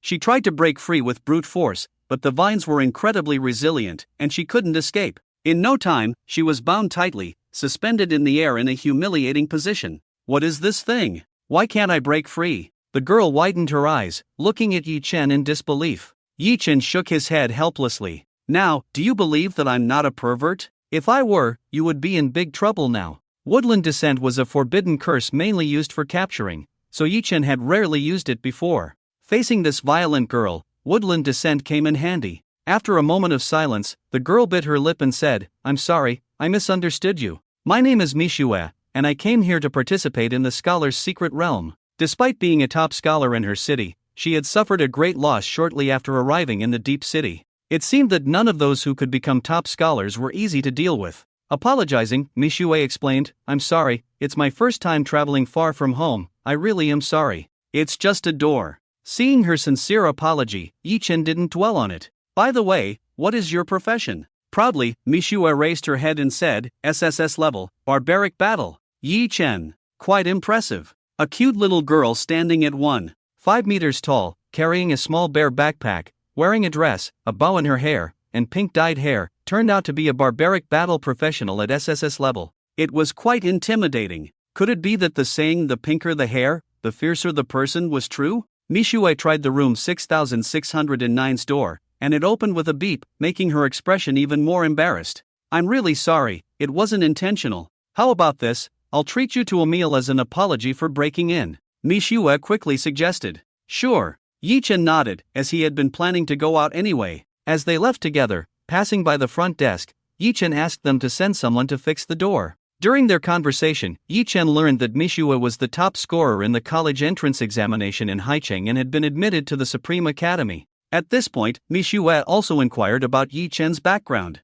"By the way, which city are you from? You must also be a new student preparing to enter the Supreme Academy, right?" In Mishue's eyes, Yi Chen's formidable strength, being able to subdue her with just one skill, must have come from a major city's top scholar. Despite both being top scholars, there were differences among them. For example, scholars from cities like the Deep City were definitely more formidable than those from smaller cities. "I am from Qingcheng, the Supreme Academy. I did want to go, but they didn't want me," Yi Chen shrugged helplessly. "What?" Mishue exclaimed, startling everyone around. "With your strength, how could the Supreme Academy not want you? And what is Qingcheng?" Qingcheng is probably an unknown small city in Daxia. As for why the Supreme Academy didn't want me, do you know a profession called the Forbidden Curse Master? Yi Chen said. Forbidden Curse Master? No wonder. Mishue's eyes filled with guilt. "Let's not talk about these sad things, I'll take you to eat." Mishue pulled Yi Chen into a restaurant, where there were quite a few diners.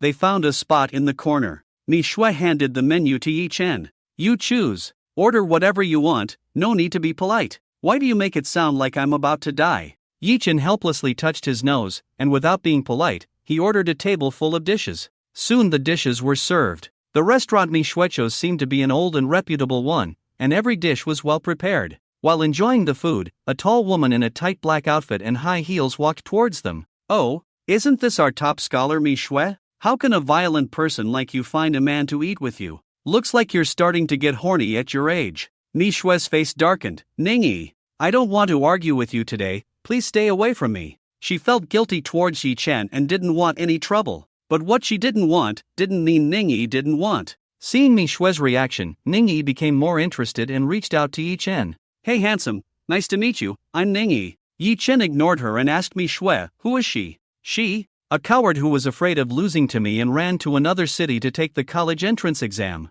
Mi Shui raised her head proudly. First ignored by Yi Chen, then mocked by Mi Shui, Ning Yi's face darkened, but then she smiled and said to Yi Chen, hey handsome, what do you see in Mi Shui? She has nothing, just a flat iron board. Why not come with me? I'll introduce you to some pretty girlfriends. Ning Yi slightly lowered her body, revealing her assets. Yi Chen calmly stepped back. Hello, please stay away from me, you have bad breath. Mi Shui couldn't hold back and sprayed out the noodle she had just eaten, which landed on Ning Yi's face. Ning Yi wiped off the noodles, her face turning dark. Just as Ning Yi was about to react, a slender man walked into the restaurant. He was dressed in expensive Versace, exuding a commanding presence. He walked up to Ning Yi and wrapped his arm around her waist. Seeing the man, Ning Yi's face softened, and she pointed at Yi Chen and Mi Shui, accusing them of bullying her. The man looked at Yi Chen and Mi Shui, then calmly said, apologize. His tone was calm but authoritative. When Yi Chen and Mi Shui didn't respond, the man's eyes narrowed, a dangerous glint in them. I'll give you one last chance to apologize. With that, the man revealed his profession and level. Wu Shaoqi, Angel Paladin, level 22. This level made Mijia's face serious, and even Yi Chen's pupils slightly contracted. Level 22, the level of this Wu Shaoqi is indeed intimidating. It is likely that this guy comes from a city in Daxia that ranks high, where the resources of monsters in both novice dungeons and the wilderness are much richer, and the level advancement of job changers will be faster. In the end, Xinjiang is just a corner of the world.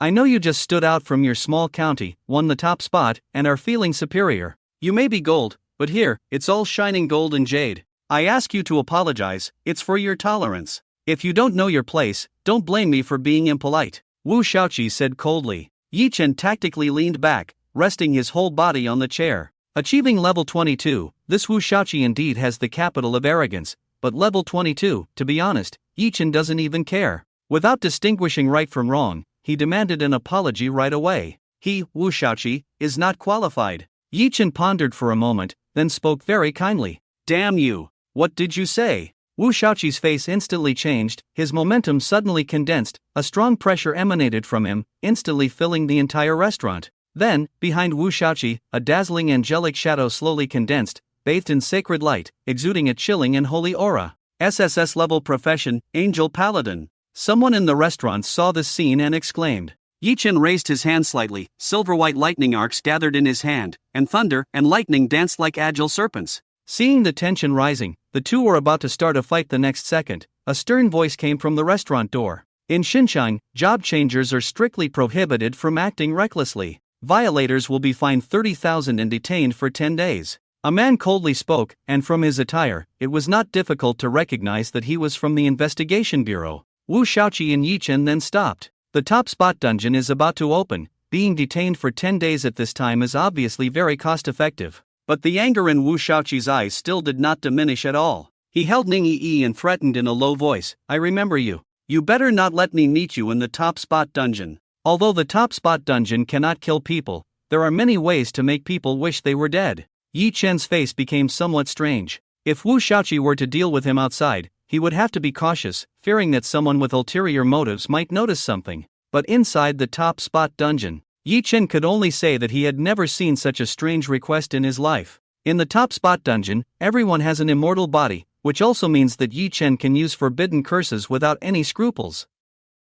To be modest, in the top spot dungeon, all the top spot winners combined may not be enough for Yi Chen alone. Seeing Wu Shaoqi leave after making a harsh statement, Mijia felt a bit embarrassed and said to Yi Chen, I'm sorry for causing you trouble. It's okay, it's not your fault. Yi Chen replied, then couldn't help but ask, how do you know her? Why did she bite you as soon as she came up? She's my sister. Mijia sighed. Of course, she's my half-sister from my stepmother. From childhood, she has been jealous of me in every way, wanting to compete with me in everything, from job levels, skills, equipment, appearance, to figure. She was afraid of being surpassed by me in the city's college entrance exam, so she had my dad find a way to transfer her to a small city for the exam. There, she somehow met Wu Shaoqi, and since then, she has been arrogant in front of me. Mijia said helplessly. Is this Wu Shaoqi very powerful? Yi Chen asked. Very powerful. Misha nodded very seriously. He is not only a genius himself, but even the family power behind him is extremely formidable. The Wu family in Shenzhen City can be considered one of the top existences. After finishing the meal, Misha's mood seemed a bit low. Clearly, she wanted to invite Yi Chen to dinner to apologize, but instead, Yi Chen ended up offending Wu Shaoqi and Ningyi, making Misha feel even more guilty. Yi Chen didn't take this matter to heart. After returning to the hotel, the door had been repaired. He lay down on the bed and fell asleep soundly. The next morning, his door was knocked on. Yi Chen thought it was someone from Belan's group coming to inform him that the top secret realm was opening. However, when he opened the door, he saw a variety of food piled up in front of him, colorful packaging and enticing aromas filling the entire corridor. Yi Chen blinked, looking at the scene in front of him in confusion. Had the food come to life? Nowadays, do food items knock on doors by themselves? Just as Yi Chen was puzzled, a pink little head popped out from the pile of food. Misha? What are you doing? Yi Chen asked in confusion. Misha's face showed a hint of embarrassment and apology. We will be staying in the top secret realm for a month, and I couldn't think of anything else to give you, so I bought you a bunch of food to make sure you don't go hungry in the realm, Misha said softly, her eyes revealing a hint of anticipation. Yi Chen chuckled speechlessly, but he didn't refuse Misha's kindness. Instead, he accepted all the food she brought. Seeing Yi Chen's acceptance, Misha smiled, her eyes forming crescents. Time passed quickly, and on the third morning in Shenzhen City, Belan appeared again, this time not as the main character. She was holding a registration form and following behind a man in a suit. Are you Yi Chen? I am the person in charge of this top secret realm expedition, Zhang Kanki. The top secret realm is about to open. Please gather downstairs in 10 minutes. The man in the suit showed a polite smile. Yi Chen nodded, then quickly packed up and put all the food Misha bought into his backpack before leaving the room. As soon as he reached the square downstairs, Misha ran towards him with a large bag that was extremely disproportionate to her figure,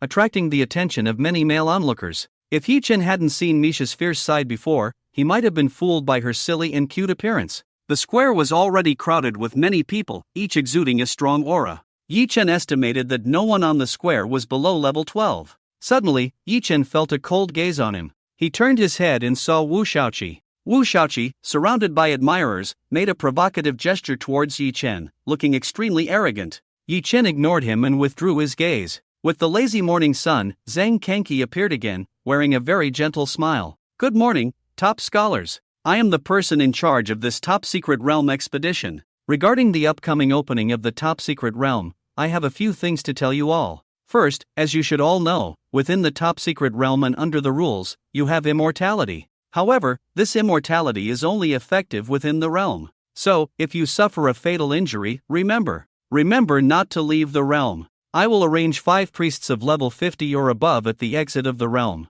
If you suffer a fatal injury, you must receive treatment before leaving the realm, otherwise. Zhang Kanki did not continue, but everyone present understood his meaning. If you leave the realm without receiving treatment, it will truly be a matter of life and death. The second point, if you lose an arm or a leg, remember to bring your severed limbs with you as much as possible. Regenerating severed limbs is much more troublesome than reattaching them, and the regenerated limbs may not be as functional as your original ones. The third point. Zhang Kanki's face turned serious. Remember not to be swallowed by monsters. If you are swallowed by a monster, your body will be completely digested. Even if you have an immortal body, that feeling will definitely not be pleasant. The faces of the crowd all changed slightly. Being chewed up in the blood-filled mouth full of monster fangs, then swallowed into the stomach, digested in stomach acid comparable to strong sulfuric acid, and finally expelled through the intestines. Throughout this process, you will remain conscious and unable to die, just the thought of it is chilling.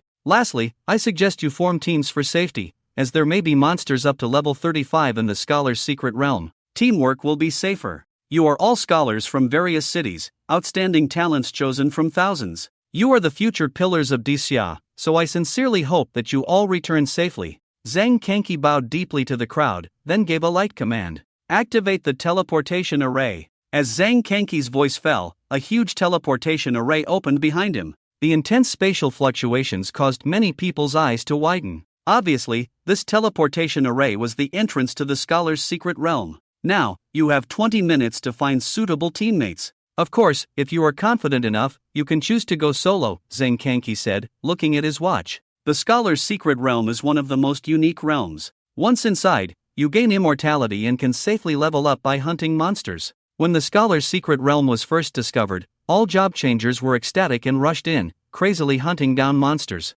Before long, the monsters in the scholar's secret realm were almost hunted to extinction. Fortunately, the Disya authorities intervened, controlling access to the realm and allowing the monsters to recover, thus preserving the realm. Subsequently, this realm became a benefit for each year's scholars, with the monsters inside being harvested annually like leeks. Yi Chen, shall we team up? Mi Shui looked at Yi Chen and asked. Sure, just follow me. Yi Chen nodded, not refusing. He had a decent impression of Mi Shui, and in his eyes, she was a good partner to have. After all, as a berserker, strength was one of the best attributes. Yi Chen handed his starfall mark and backpack filled with food to Mi Shui. Mi Shui happily accepted everything, as the weight was nothing to her. But while Mi Shui was pleased, others were not. Mi Shui's petite and cute appearance had already caught the attention of many boys present. Seeing Yi Chen casually giving everything to the petite Mi Shui, some boys frowned. Hey, don't you have any gentlemanly manners? How can you make a girl carry everything? A tall, thin boy scolded Yi Chen, then turned to Mi Shui gently. Why don't you team up with me instead? I won't let you do these heavy tasks. Get lost. Mi Shui clenched her fist, her fair and delicate arm instantly bulging with muscles, exuding a strength that could not be ignored. The sudden change in Mi Shui startled the tall, thin boy, who widened his eyes in disbelief at the instant muscular transformation of Mi Shui's arm. The air around seemed to freeze, and everyone's gaze focused on these unexpected conflict participants. No one expected that Mi Shui, with pink hair tied up in buns, looking cute and silly, would appear so majestic when she stretched her arms. The strong contrast made many people's mouths twitch. Mi Shui casually picked up the star meteor marks and backpack on the ground, effortlessly slinging them over her shoulders. The tall and thin boy looked at her relaxed demeanor and could only helplessly close his mouth, as Mi Shui seemed like she could knock him out with a single punch. 20 minutes passed. Almost everyone chose to team up. After all, within the top scholar's secret realm, the level of monsters could reach as high as 30 plus. Moreover, the number of monsters was limited, so besides guarding against monsters, the scholars were also competitors to each other. If one was alone and encountered a group of 3 to 5 people, they would basically have to accept their misfortune. There were even cases of being tied up and left in a corner, not gaining any experience points until the end of the secret realm, which had happened in previous years. As a top scholar from Xinjiang, Wu Shaoqi's level was as high as 22, so there was a constant stream of people looking to team up with him. After all, as one of the most powerful cities within Daxia, Xinjiang provided Wu Shaoqi with the best education and conditions since childhood. His strength naturally far surpassed scholars from other smaller cities. Before long, Wu Shaoqi's team had over a dozen people, including the tall and thin boy who had just been humiliated by Mi Shui. When Zhang Kangqi announced that they could enter the top scholar's secret realm, Wu Shaoqi, with Ningyi in his arms, led his group of over a dozen people past Yi Chen. These over a dozen people were the top figures of the same year in a city, but at this moment, they respectfully followed behind Wu Shaoqi. When passing by Yi Chen, Wu Shaoqi's footsteps slightly paused. I've investigated you, Yi Chen, right? From Qincheng, a small county the size of a palm. Wu Shaoqi's smile was full of malice. To have level 18 in such a small county is indeed a rare talent, but a country bumpkin is always a country bumpkin, unable to rise to the occasion. I'll give you one last chance. Kneel down, kowtow to me 3 times, say sorry, and we'll forget about that day's incident. Otherwise, once you enter the top scholar's secret realm, you'll bear the consequences. Wu Shaoqi crossed his arms, slightly raised his head, waiting for Yi Chen to kowtow to him. The teammates behind him also stared at Yi Chen with hostility. Obviously, if Yi Chen didn't apologize, he would face the siege of this group when encountered in the top scholar's secret realm. In Wu Shaoqi's view, by offending him, Yi Chen was lucky to be given a chance, as he was simply too kind. However, Yi Chen's response was extremely simple. He rolled his eyes and calmly uttered 2 words, brain dead. Wu Shaoqi's smile instantly froze on his face, then his expression slowly turned dark, as if brewing a storm. Wu Shaoqi's eyes became deep and cold, a terrifying aura slowly emanating from him, filled with suppression and horror. The surrounding air seemed to tremble under his aura, and people's heartbeats involuntarily accelerated. Is this the value of a top scholar from a big city? Many people couldn't help but change their expressions. In their respective cities, they were the top scholars, but at this moment, under Wu Shaoqi's aura, they felt like they couldn't catch his move. Wu Shaoqi walked step by step towards Yi Chen, each step seeming to carry a heavy weight that couldn't be ignored. You're good. Yi Chen, once you enter the realm, I'll show you what it means to be better off dead. Wu Shaoqi leaned against Yi Chen, his tone icy cold. At that moment, everyone held their breath, nervously watching the scene unfold. They knew Wu Shaoqi was truly angry, and Yi Chen was likely in trouble. Sure enough, the next moment, Yi Chen's expression changed. He clutched his stomach in pain and retreated, his face filled with horror as he looked at Wu Shaoqi. Everyone then noticed a fierce wound on Yi Chen's stomach, blood gushing out continuously, revealing his internal organs faintly through the wound. Sarang! Sarang! Quick, save him! Zhang Kanki's face changed drastically as he hurriedly rushed over to Yi Chen with 3 priests. These 3 priests were originally supposed to help the top scholars heal at the exit of the secret realm, but now they were needed here. Zhang Kanki's heart finally eased when one of the older priests nodded at him, indicating that Yi Chen could be saved and was not in mortal danger. If a top scholar died before entering the secret realm, Zhang Kanki would be in big trouble. Thinking of this, Zhang Kanki coldly looked at Wu Shaoqi, his eyes icy. This sudden scene shocked everyone present, as no one could have imagined that Wu Shaoqi would actually attack Yi Chen directly. Even Wu Shaoqi himself did not expect it, as he was in an extreme state of confusion. Who am I? Where am I? What am I doing? He was certain he did not lay a hand on Yi Chen, as he would not be foolish enough to harm him in front of everyone. Wu Shaoqi was not stupid enough to be caught killing a top scholar in public, even if he was from the Wu family. But then, what about the wound on Yi Chen's body? Could it be that he did it himself? To frame himself? A flash of insight crossed Wu Shaoqi's mind. Although this idea was absurd, it was the only possibility. You despicable scoundrel! Wu Shaoqi pointed at Yi Chen's nose and shouted sternly. At this moment, Yi Chen was slowly recovering under the treatment of the 3 priests, and upon hearing Wu Shaoqi's accusation, his eyes turned red. He tugged at Zhang Kanki's trouser leg and said with a look of grievance, "Teacher Zhang, forget it, I'm just from a small county town, I can't compare to children from big families like Wu Shaoqi. Anyway, I'm not dead, let's not make a big deal out of this." Zhang Kanki's heart trembled slightly as he looked at Yi Chen's sincere eyes, feeling a soft spot in his heart being touched. Originally, he was hesitating on how to deal with Wu Shaoqi, as logically speaking, if one attempted to harm another top scholar before entering the secret realm, their qualification would be revoked. However, considering Wu Shaoqi's backing from the Wu family, cancelling his qualification would also bring trouble. After seeing Yi Chen in this state, Zhang Kanki became firm. Although he could not revoke Wu Shaoqi's qualification, he would not let Wu Shaoqi off easily. Unable to bear Yi Chen's appearance, Wu Shaoqi snapped, "You cunning scoundrel, still pretending? You want to die, don't you? I'll grant your wish, I'll kill you now." Wu Shaoqi directly revealed his angel paladin profession, radiating a dazzling golden light. "Enough!" Zhang Kanki shouted loudly, his voice booming like thunder, causing everyone present to feel a palpitation, as if a fierce tiger had awakened, exuding a powerful aura. Wu Shaoqi's face turned slightly pale. "Teacher Zhang, listen to me. Things are not as you think, it's this despicable and cunning." Wu Shaoqi's words were cut off by Zhang Kanki. "Wu Shaoqi, I said enough. This is not the Wu family, you have no right to act recklessly here." Zhang Kanki's eyes were cold. "Everyone here saw clearly what happened, do you still want to argue?" Wu Shaoqi pressed against Yi Chen, and the next moment, a deep wound appeared on Yi Chen's stomach, blood gushing out like a fountain. "What happened is clear to everyone, isn't it? It's really not what you think it is." Wu Shaoqi just wanted to explain, but he was interrupted again, this time by Yi Chen. Under the full treatment of the 3 priests, Yi Chen's wound had healed, but his face was still pale due to excessive blood loss. "Teacher Zhang, don't make it difficult for him. Otherwise, he will retaliate against me. It was actually me who cut open my own belly." "Don't make it difficult for him," Yi Chen said in a frightened tone. Seeing this, Zhang Kanki felt even more heartache for Yi Chen. Compared to the hesitant Wu Shaoqi, Yi Chen, who had grown up in a small county, was more approved by Zhang Kanki. "Yi Chen, rest assured, the truth will be revealed as it is." Zhang Kanki made his promise, then looked at Wu Shaoqi with a sharp gaze.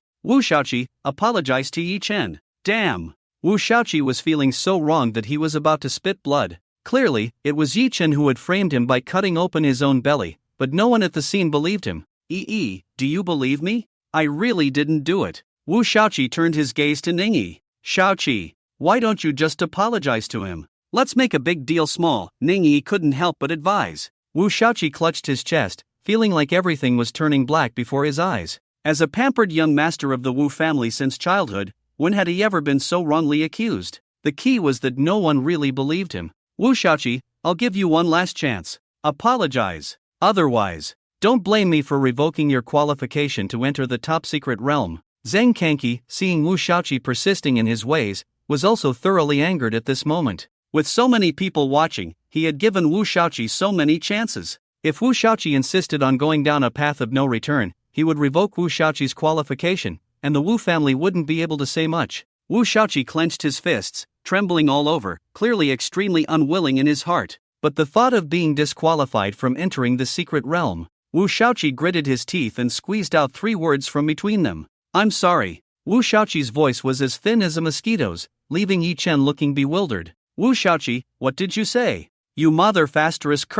Wu Shaoqi erupted again, about to rush over and kill Yi Chen, but when he saw Zhang Kanqi's icy gaze, he forcibly suppressed the anger in his heart. Apologizing was like preserving one's integrity. It would be difficult the first time, but with repetition, it would gradually become insignificant. Wu Shaoqi took a deep breath, then closed his eyes and shouted, Yi Chen, I apologize to you, I'm sorry. Seeing Wu Shaoqi apologize, Zhang Kanqi's expression finally softened a bit. Since you are willing to apologize, let's consider the matter settled. However, you must be the last one to enter the secret realm as punishment. Wu Shaoqi felt a darkness descend upon him at these words. With his strength, he could have been the first to enter the secret realm and seize the opportunity. But now, because of that bastard Yi Chen, he had gone from being the first to the last. He couldn't help but cast a cold and resentful gaze at Yi Chen, swearing that if he didn't make Yi Chen wish he were dead after entering the secret realm, he wouldn't be Wu Shaoqi. At this moment, Yi Chen also noticed Wu Shaoqi looking at him, so he made a face at Wu Shaoqi from an angle where no one else could see, along with a middle finger. Already suppressing a belly full of anger, Wu Shaoqi couldn't take it anymore when he saw Yi Chen provoking him. His eyes turned red, and he charged towards Yi Chen again, spitting out the same 4-letter curse as Lu Haizhu, F****CKU. Enraged by Yi Chen's antics, Wu Shaoqi charged at Yi Chen once more. However, Zhang Kanqi was prepared this time. When Wu Shaoqi charged halfway, he was pinned to the ground and couldn't move. Wu Shaoqi, if you dare to lay a hand on him, do you really want to be disqualified? Zhang Kanqi shouted sternly. He made a face at me. That guy is pretending, he's pretending all the way. Wu Shaoqi shouted hysterically, his eyes bloodshot. Zhang Kanqi turned to look at Yi Chen in confusion, only to see Yi Chen's face full of innocence and confusion, making it clear that he was an honest person. Enough! Wu Shaoqi, how long are you going to make trouble unreasonably? Zhang Kanqi frowned, then turned to the 2 job changers holding Wu Shaoqi. Keep an eye on him. Don't let him cause any more trouble. Yes. The 2 job changers nodded solemnly and dragged Wu Shaoqi aside. And all of this had nothing to do with Yi Chen anymore. Thanks to Wu Shaoqi, he took the first step onto the teleportation array with Mi Shui. I'm sorry, I've caused trouble for you. Mi Shui felt even more guilty in her heart. If it weren't for her, Yi Chen wouldn't have offended Wu Shaoqi, and wouldn't have been so seriously injured before the start of the secret realm. Yi Chen leaned close to Mi Shui's ear and whispered, I caused the injury myself, he was framed by me. Mi Shui widened her watery eyes in shock. So Wu Shaoqi was wrongly accused? No wonder that guy was so agitated. She now realized that the seemingly honest Yi Chen in front of her was actually more cunning than she had imagined. As the teleportation array flashed, Yi Chen and Mi Shui had already arrived in a completely new world. The top scholar's secret realm was located in a forest, surrounded by a faint mist, as if every step was on a cloud. Inside the secret realm, ancient trees towered, birds sang, and flowers bloomed, like a fairyland on earth. But beneath this beauty, there were obviously hidden dangers. The mist in front rolled and churned, and a huge monster emerged from the mist,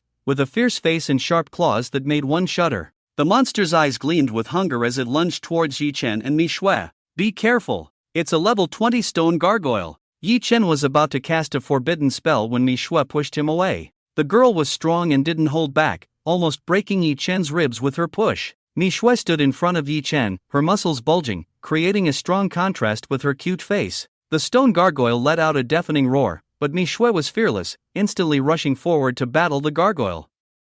The level 20 stone gargoyle was no match for Mi Shui, as she punched it relentlessly, causing stone chips to fly off its body. As time passed, it was only a matter of time before Mi Shui killed the gargoyle. Just as the battle between Mi Shui and the gargoyle reached a climax, the sky suddenly darkened, and blue thunder dragons rolled in the clouds, as if the wrath of the gods was about to descend. Boom! A thick thunderbolt struck down like the sword of a god, directly hitting the stone gargoyle. The level 20 stone gargoyle was instantly turned into a pile of stone rubble by this thunderbolt. Mi Shui covered her mouth in astonishment, her eyes filled with shock. Instant kill? Instantly kill a level 20 monster? This probably required a job changer with a level above 25 to achieve. At the same time, a prompt sounded in Mi Shui's mind. Team up to kill the level 20 stone gargoyle, reward 70 experience points. She turned around dazedly and looked at Yi Chen behind her. Did you kill that stone gargoyle? Why do you have lightning magic? Mi Shui was puzzled. Because I'm a forbidden spellcaster.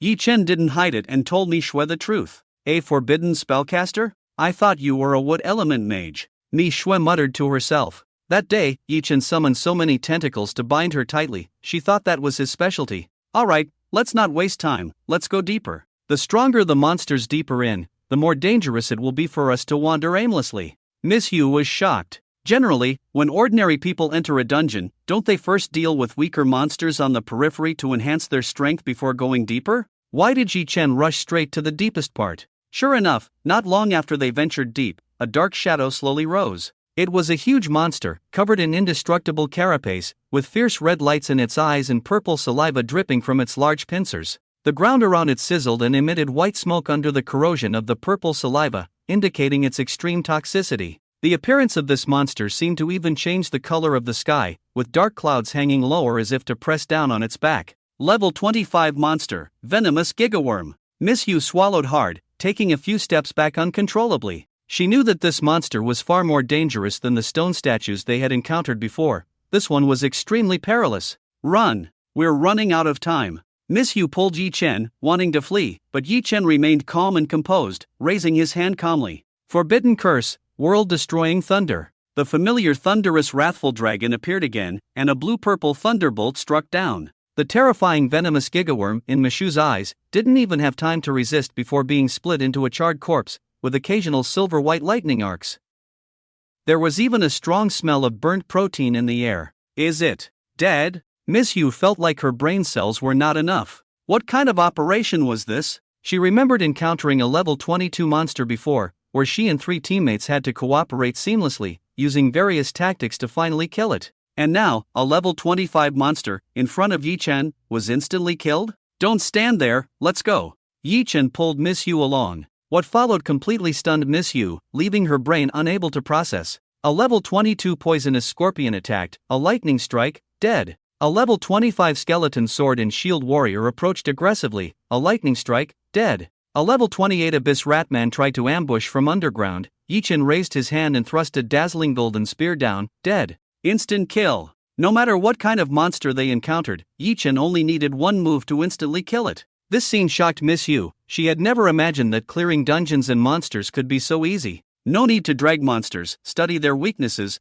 or avoid their dying counterattacks. Without a word, casting a forbidden curse and leaving, it was so chic. She hadn't even realized she had leveled up from 17 to 18. Wait, I get it. After Yi Chen once again instantly killed a level 23 goblin, Miss Yu suddenly realized, looking pleasantly surprised as if she had solved a historic puzzle. You are a forbidden curse master. In the scholar's secret realm, you are immortal, so you can maximize the power of the forbidden curse, releasing it each time with a determination to kill, naturally making it extremely powerful. Yi Chen. He thought Miss Yu would have figured this out when he mentioned he was a forbidden curse master. Although this girl had well-developed muscles, her brain seemed not particularly sharp. Of course, it wasn't entirely Mishu's fault. It was just that Yi Chen's actions were too extraordinary, instantly killing monsters of any level he encountered. It was like when you were playing basketball, and on the court, you saw a guy shouting orchid butterfly soars, cloud steps, and then every time he jumped from half-court to dunk, your brain would definitely freeze for a moment.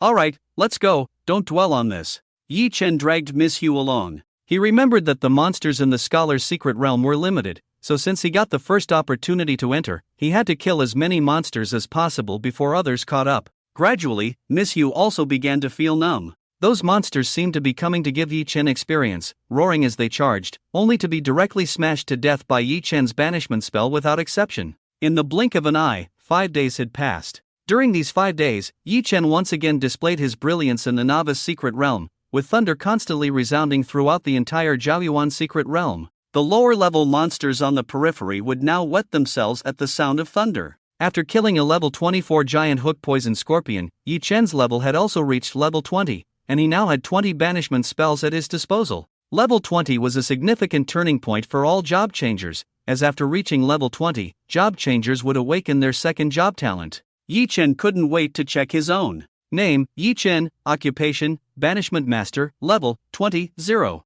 1%, strength, 200, plus 300, agility, 300, spirit, 600, plus 710, job talent 1, endless spell, banishment master can unlock a banishment spell with each level up. Job talent 2, Ultimate sublimation, all skills used by the banishment master will automatically be sublimated into banishment spells. Skills: world-destroying thunder, dance of instant, burning reincarnation, fire of hell, undead, eternal frozen eye, return of the dead, yangsho swordsmanship, eternal gangjin, wall of size, woodland descent. Glancing at his second job talent, Yi Chen's pupils suddenly constricted. Originally, he couldn't use skill scrolls, whether they were common, rare, epic, or legendary. This was because the skills released by banishment masters could only be banishment spells. This also meant that he could only master up to 100 skills at most, which was a significant limitation in the later stages. For example, fire mages like Zhuge and I, after reaching a high level, could master up to thousands of fire magic spells to deal with different situations and enemies.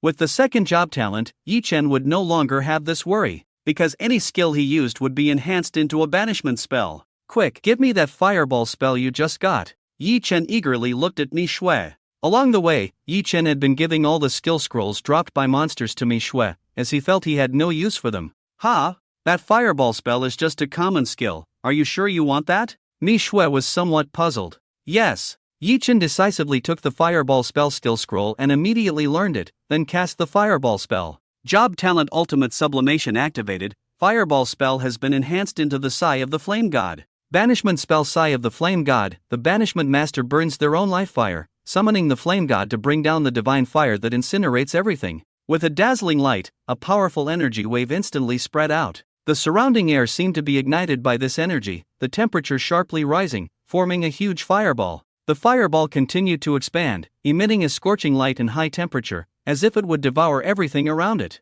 Yi Chen infused his own life fire into the fireball, making it even more dazzling, emitting a golden red light, as if a real sun was burning on the ground. A hint of surprise flashed in Yi Chen's eyes, just as he expected. With the ultimate sublimation job talent, he no longer needed to worry about banishment spells. He could simply find the corresponding type of low-level skill scroll for the type of banishment spell he wanted. Even epic skill scrolls and common skill scrolls made no difference to him, as they would all be enhanced into banishment spells. He could just buy the most common skill scrolls, which cost only a few thousand each. I hit the jackpot. Yi Chen was extremely delighted, while other banishment masters would surely be kicking themselves if they had this job talent. After all, life is not enough in the first place. It's better to give an extra life than more forbidden curses. But for Yi Chen, it's different. He doesn't have any other advantages except for having more lives. Having more forbidden curses undoubtedly gives Yi Chen more adaptability and tactics when facing opponents stronger than himself. Let's go level up.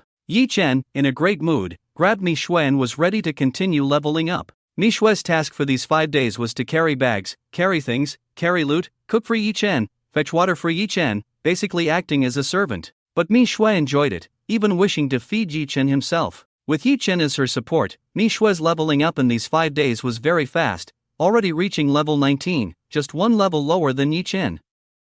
At this moment, Yi Chen called her to continue leveling up, and she happily followed along. But after taking a few steps, she bumped into a broad back. Yi Chen quickly covered her rosy mouth. Shoo, look, what's that? A hint of excitement flashed in Yi Chen's eyes. Not far away, there was a clear spring, with flowing water resembling a small waterfall, continuously rushing into the spring. A golden toad was squatting on a huge black rock next to the spring. Its skin shimmered with a dazzling light under the sun, as if coated with a thin layer of gold dust. This toad was unusually large, about 4 to 5 meters tall, with a pair of bright vertical pupils exuding a mysterious aura. Mi Shui took a closer look and her beautiful eyes shrank instantly. This is the Golden Toad of Wealth. The Golden Toad of Wealth. This was an extremely special creature, and its name was well known to every job changer. The Golden Toad of Wealth would swallow all treasures into its belly, hiding them in its huge stomach. The higher the level of the Golden Toad of Wealth, the more valuable treasures it would have in its belly. No wonder Yi Chen and Mi Shui were excited. The Golden Toad of Wealth in front of them was at level 26. If they could capture it alive, the loot from one Golden Toad of Wealth could even surpass the total loot from 100 other creatures combined. Quietly approach. I'll control it, you catch it, got it? Yi Chen whispered to Mi Shui. Mi Shui's pink head nodded quickly like a pecking chicken. Greedy, timid, and extremely fast, these were the labels on the Golden Toad of Wealth. Moreover, the Golden Toad of Wealth could only be captured alive, not hunted. If it sensed a deadly threat, it would immediately secrete highly corrosive stomach acid, digesting all the treasures inside its body, leaving nothing for the hunter. Mishue crawled on the ground, slowly moving towards the golden toad of wealth. The golden toad of wealth was extremely alert. As long as it sensed any movement, it would immediately flee. Fortunately, Mishue was very patient. It took her a full hour to move slowly under the eyelids of the golden toad of wealth. Mishue quietly reached behind her and made an OK gesture to Yi Chen, indicating that he could make a move.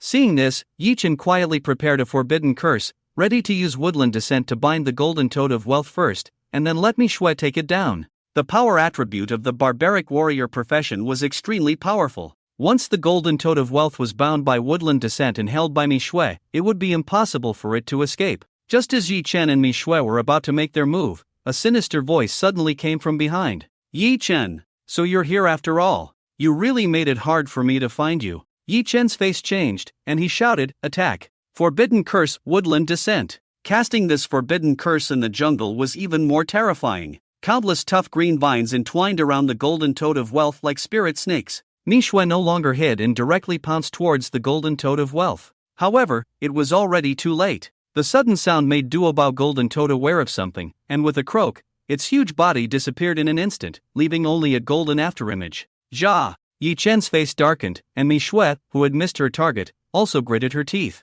The duck that was about to reach her mouth unexpectedly flew away, leaving anyone in a bad mood. Rustling sounds came, and then Wushuoki and his group emerged from the dense bushes, with many people following behind them, obviously wanting to watch the excitement. Watching the excitement is in the genes of the people of Daxia, no matter when or where. You hid really well, making it hard for me to find you. I will settle the score with you for what happened outside. I will make you understand what it means to suffer. Meeting the enemy made Wushuoki stare fiercely at Yi Chen. TSK, this kid is in trouble. Being blocked by Wushuoki and his men, he has nowhere to run. Wushuoki has leveled up again in the Imperial Scholar's secret realm. He is now level 23. There are few who can match him in a one-on-one fight, not to mention he also has a group of teammates. It can only be said that his luck is really bad. The Imperial Scholar's secret realm is so big, yet he managed to run into Wushuoki. The crowd following to watch the excitement discussed one after another, looking at Yi Chen with a hint of sympathy. They knew that facing the furious Wushuoki, Yi Chen was bound to be in big trouble.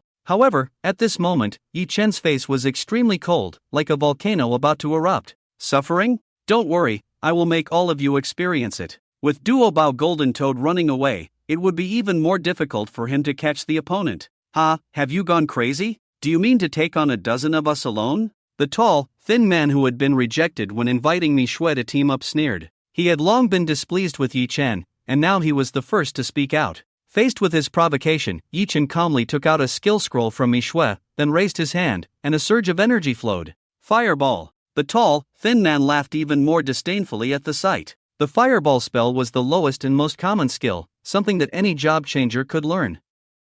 He couldn't believe that this guy wanted to deal with him using a fireball spell. It was simply wishful thinking. However, his smile quickly froze on his face. Yi Chen lightly raised his finger, and the seemingly ordinary fireball suddenly swelled several times, turning into a golden red sun with a diameter of several meters, carrying terrifying heat, and fiercely smashing towards the tall, thin man with the force of a thunderbolt. This scene, like a divine fire descending from the sky, was shocking, and faintly, one could even hear a faint sigh. No, this can't be happening. Help me! The tall, thin man screamed in terror, desperately trying to evade, but the fireball was too fast, and he had nowhere to escape. The sun slammed viciously into him, exploding, and the high temperature and shockwave instantly engulfed him. He couldn't even scream before he turned into a charred corpse. This sudden change left everyone stunned, mouths agape, not knowing what to say. This was a fireball spell? Why did it feel so wrong? The tall, thin man was at least a city's top scholar, level 18, and yet he was killed in an instant by a fireball spell? It was like you just entered the door, and the other person shouted that you had arrived. The charred corpse twitched slightly, revealing a pair of blood-red eyes. His expression was completely distorted, obviously in extreme pain. Although the rules of the Imperial Scholar's secret realm could protect him from death, the pain of being burned was real. He should be the first person to survive in the world with 100% burn area. Yi Chen, we are all the future pillars of Daxia, and you actually resorted to such ruthless means. Are you still human? Ningyi next to Wushuoki immediately accused Yi Chen. Don't worry, I am a kind-hearted person and cannot stand biased actions. I advocate equality for all, so what he has experienced, you will be able to experience soon. Yi Chen spoke calmly. At the same time, he picked up a skill scroll in his hand again. Ice spin spell. The few people targeted by Yi Chen suddenly felt a chilling sensation as if they were being stared at by a ferocious beast. Like the fireball spell, the ice spin spell is also a very common skill. Specifically, it condenses a sharp spiral ice cone that rotates and stabs towards the enemy. But when cast by Yi Chen, the ice spin spell underwent a tremendous change. Countless sharp ice edges, as thick as 100 feet, formed in midair, resembling transparent crystal pillars emitting a bone-chilling cold. They rapidly rotated in the air, like a huge ice-colored spinning top, carrying destructive power, whistling towards Wu Shaoqi and his group who were still in shock. How is this possible? How can the ice spin spell have such power? This is unreasonable. And why does he know both fire and ice spells? Wu Shaoqi was also shocked, and immediately used his professional skill, the Angelic Paladin, raising a shining holy shield high to resist the ice edge's attack.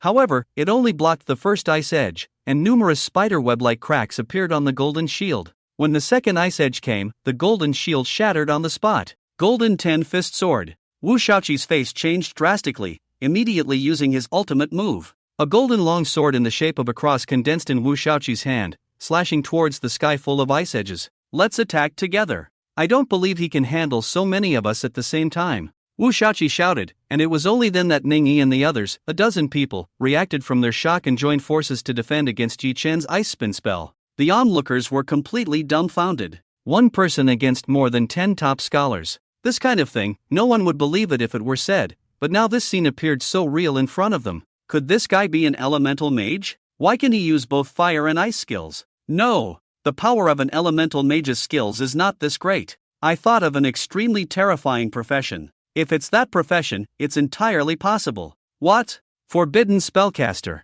As soon as these three words were spoken, countless people gasped in shock. Forbidden spellcasters are notorious for their short lives, losing limbs if they use too many skills. But if it's within the top scholar's secret realm, the playing field for a forbidden spellcaster is greatly expanded. After all, within the top scholar's secret realm, everyone is immortal, which means that the forbidden spellcaster no longer has to hold back on many forbidden spells. As expected, Yi Chen's third move directly confirmed their speculation. Falling rock spell. Yi Chen raised his palm and once again released an ordinary-looking skill. The falling rock spell summons a large rock to fall from the sky towards the enemy. But after Yi Chen cast the falling rock spell, what fell from the sky was no longer an ordinary rock but a brilliant celestial body. The star drew a dazzling light trail in the void, like a meteor carrying the power to destroy the heavens and the earth, directly smashing towards Wu Shaoqi and the others. Where the star passed, the space seemed to be torn apart, emitting a hissing sound. Wu Shaoqi and the others turned pale, never having seen such a terrifying skill before.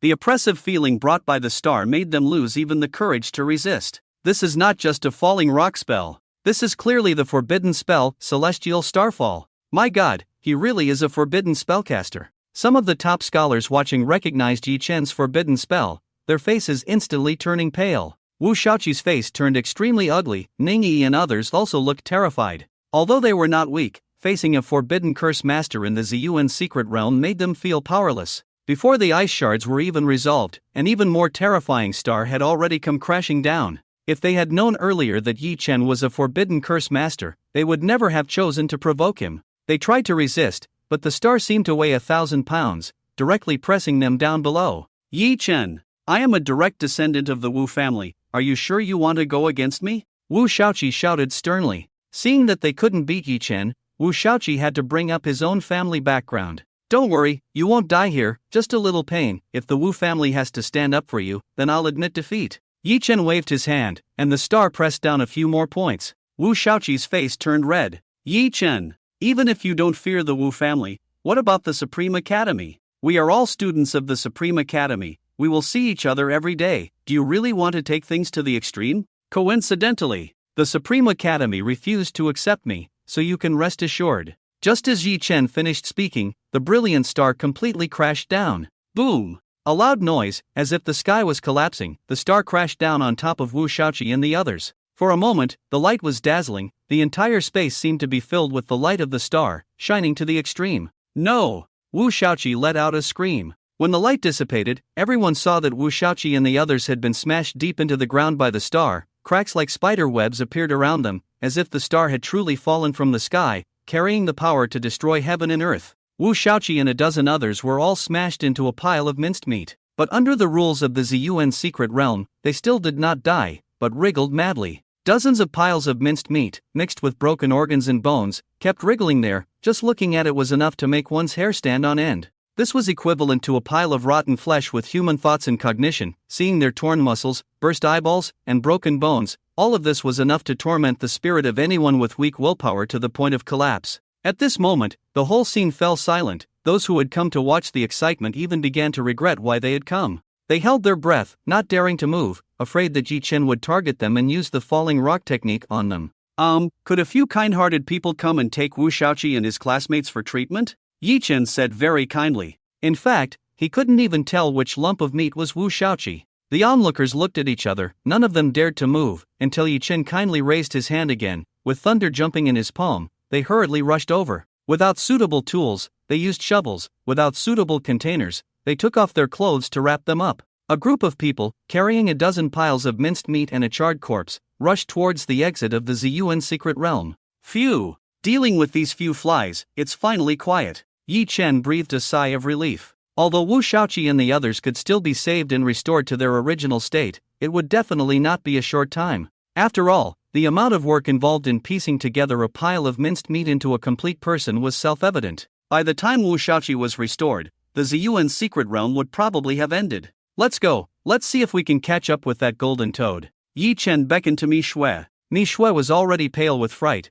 Without saying a word, she carried everything on herself. She now realized that she had already walked in front of the gates of hell before. She dared not imagine what would have happened if she had mistaken Yi Chen for a pervert at that time, Yi Chen giving her a similar treatment. Her fate probably wouldn't be any better than Wu Shaoqi and the others. Is it possible for a beautiful girl to turn into a slime? At the exit of the top scholar's secret realm, Zhang Kanki was prepared with 3 priests and over a dozen professional medical staff. Although today is only the 6th day since the top scholar's secret realm opened, with over 20 days left until the end, in previous years, there were already people seriously injured by this time, so they had to be cautious. These top scholars this year are quite formidable. It's already the 6th day, and not a single one has arrived yet, Zhang Kanki said with a smile. Priest 1, yes, in previous years, we would already be busy by this time. It's clear that the strength of this year's top scholars is extraordinary. Priest 2, I hope they all have a smooth journey, so we can also relax a bit. Priest 3, indeed.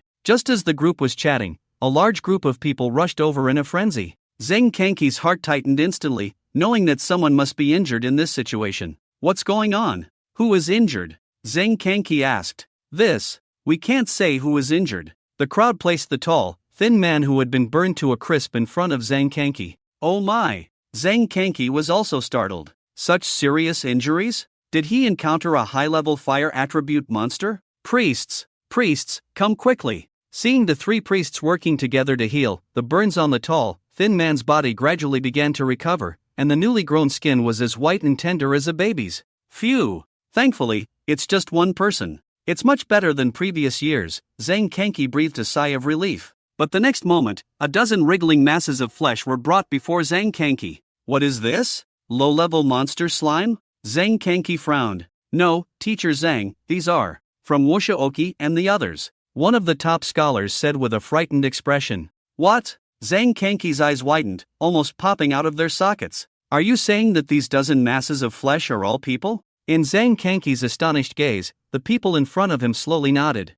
Zhang Kanki's vision darkened, and he almost fainted on the spot. He had just praised this year's top scholars for being formidable, but in the blink of an eye, these so-called top scholars had turned into masses of flesh? The 3 priests were also dumbfounded. Priest 1, what's going on? How did they end up in such a miserable state? Priest 2, were they flattened by some giant monster? This is too pitiful. Priest 3, indeed. To restore a dozen masses of flesh to a dozen living people was an incredibly daunting task. Zhang Kanki quickly borrowed several high-level priest nurses from the deep city. After they saw the dozen masses of flesh, their eyes lit up one by one. If they could handle this well, it would undoubtedly be a highlight in their professional careers. Soon, the exit of the top scholar's secret realm became bustling with activity. On the other side, Yi Chen and Mi Shui were also busy. They chased after the direction where the golden toad had fled, but to no avail. Not to mention the golden toad, they didn't even see a single hair of it. Those bastards got off too easy. Yi Chen frowned. If it weren't for Wu Shaoqi and the others causing trouble, the golden toad would never have escaped from his hands. The golden toad had already been frightened once, and now it could be hiding anywhere in the secret realm. Finding it again would be extremely difficult. Forget it, let's focus on leveling up. Helplessly, Yi Chen had to give up on the idea of continuing to pursue the golden toad. The top scholar's secret realm was so vast that it was like finding a needle in a haystack for the two of them to locate the golden toad. Yi Chen, with Mi Shui, began to push deeper into the top scholar's secret realm. After awakening his second job talent, Yi Chen preferred to use small skills like fireball. After all, forbidden spells required chanting and had a certain skill cast time, making both humans and monsters wary. But the fireball spell can be cast instantly, and when cast instantly, the fireball spell will reach the power of a forbidden curse under the effect of extreme sublimation, making it extremely effective for sneak attacks. After quickly dealing with the monsters blocking the way, Yi Chen and the two continued to explore deeper into the top scholar's secret realm. Soon, they encountered several batches of terrifying monsters again. The closer they got to the center of the secret realm, the more monsters there were, and the stronger they became. Gradually, level 30 monsters also began to appear. Faced with level 30 monsters, Yi Chen's expression became extremely serious. Because level 30 monsters are no longer easily killed with just one forbidden curse, it requires 2 forbidden curses. Alright, let's stop here for today. Seeing the bright moon hanging high, Yi Chen stopped in his tracks. Although his mana was not yet depleted, his spirit was beginning to tire. Despite having an undying body, Yi Chen also needed regular rest. He lit a campfire and then let Mi Shui take the night watch for him. This little girl had gained so much experience following him around, so it was only fair for her to take a night watch. In order to fall asleep quickly, Yi Chen picked up the starfall mark, and with a firm tap on his head with the back of the knife, he instantly achieved a sleep quality as pure as a baby's. Listening to Yi Chen's steady breathing, Mi Shui couldn't help but mutter to herself, "He's really a strange person." From childhood to adulthood, almost all the males who approached her, except for her father, had ulterior motives,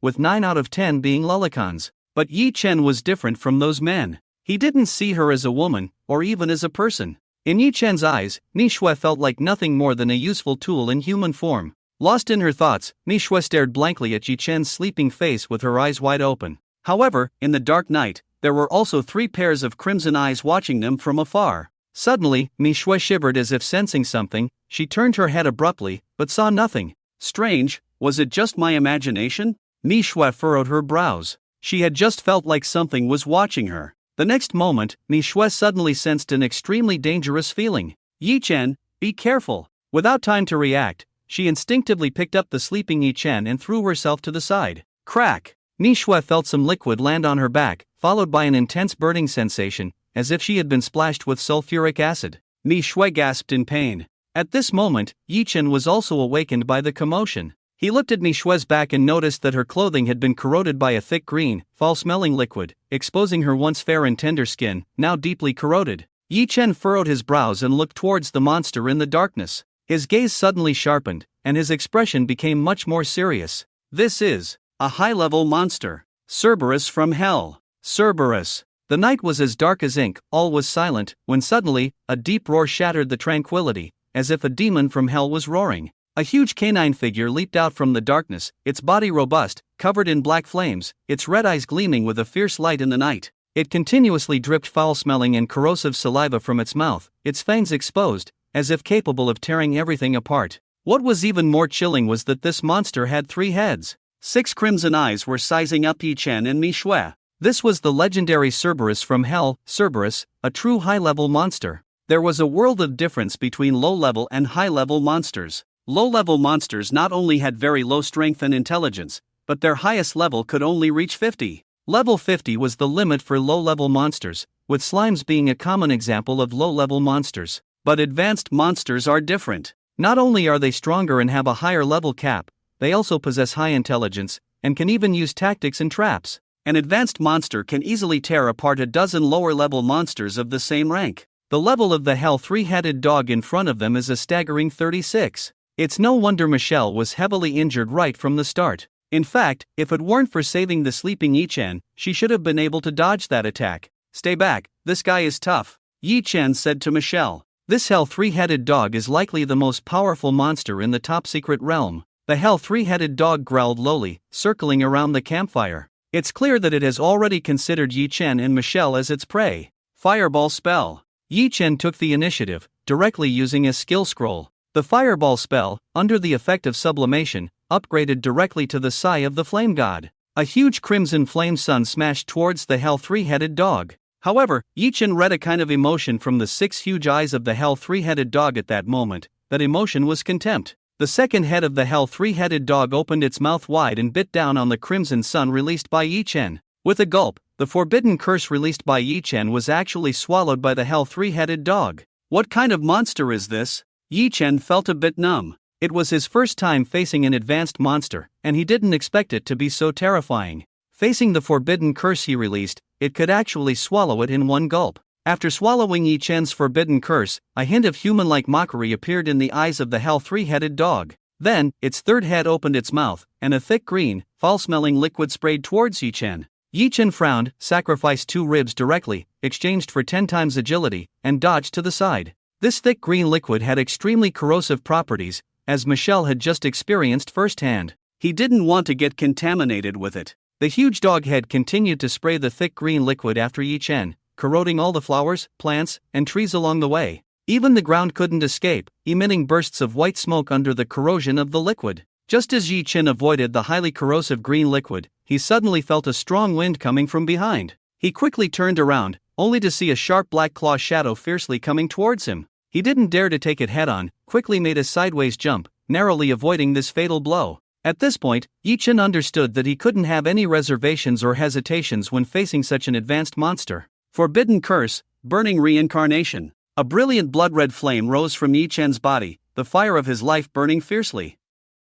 Without the double 3-dimensional attribute bonus of burning reincarnation, Yi-Chen would not be able to compete with this hell three-headed dog. Beast, you like to swallow, don't you? I'll let you have your fill. Yi-Chen raised his hand, and the metal elements in his body continuously surged out, gathering into a dazzling golden spear in his hand. Forbidden curse, eternal gold. The golden spear in Yi-Chen's hand was like a meteor tearing through the night sky, carrying an unstoppable momentum, fiercely stabbing towards the hell three-headed dog. The spear, with the unique luster of eternal gold, seemed to be able to penetrate all obstacles. A hint of fear flashed in the eyes of the hell three-headed dog, but was quickly replaced by ferocity. It growled lowly, the second head opened its blood-filled mouth, spewing out billowing black flames, trying to resist Yi-Chen's attack. However, the forbidden curse of eternal gold excelled at pinpointing weaknesses. Its destructive power might not be as strong as the world-destroying thunder, but its attack power was definitely top-notch. The spear, like a dragon entering the sea, unstoppable, directly pierced through the black flames,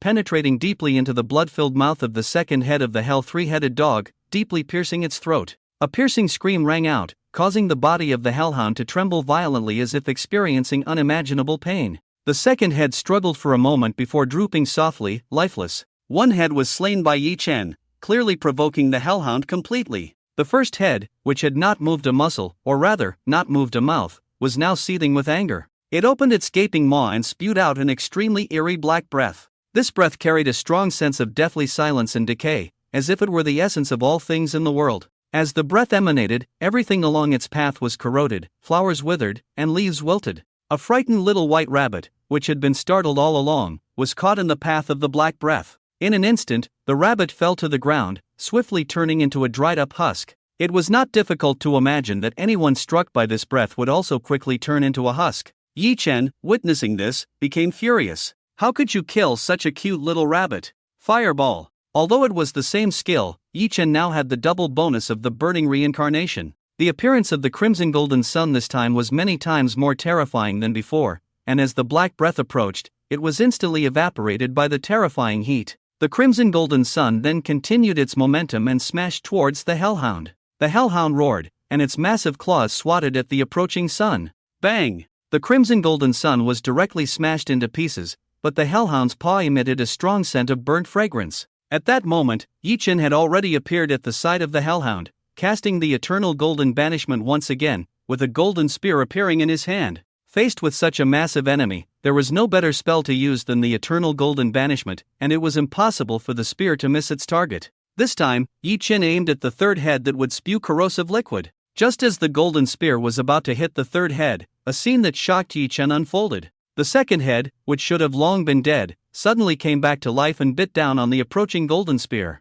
Vocal. Feigning death? Clang. Accompanied by the sound of clashing metal, in Yi-Chen's astonished gaze, the suddenly revived second head accurately bit into the golden spear formed by eternal golden banishment. Yi-Chen clearly remembered that this head had just been pierced through the head by the eternal golden banishment and should have been dead beyond recovery. However, in the blink of an eye, all the injuries on the second head had healed completely, as if nothing had happened. Could it be that this thing also has an immortal body? Yi-Chen looked at the hellhound in disbelief. By now, the injuries on the hellhound's body had completely healed, and the three heads let out terrifying roars simultaneously. The second head stared fiercely at Yi-Chen, its eyes filled with malice and hatred. Then, the massive hellhound leaped towards Yi-Chen. Dodging and shouting loudly at Michelle hiding nearby, Yi-Chen said, "I remember you have a lot of chocolate in your backpack, quickly throw it to me." "Ha? Are you hungry?" Michelle was stunned. Weren't they currently dealing with the advanced demon, the hellhound? Why did Yi-Chen want to eat chocolate at this time?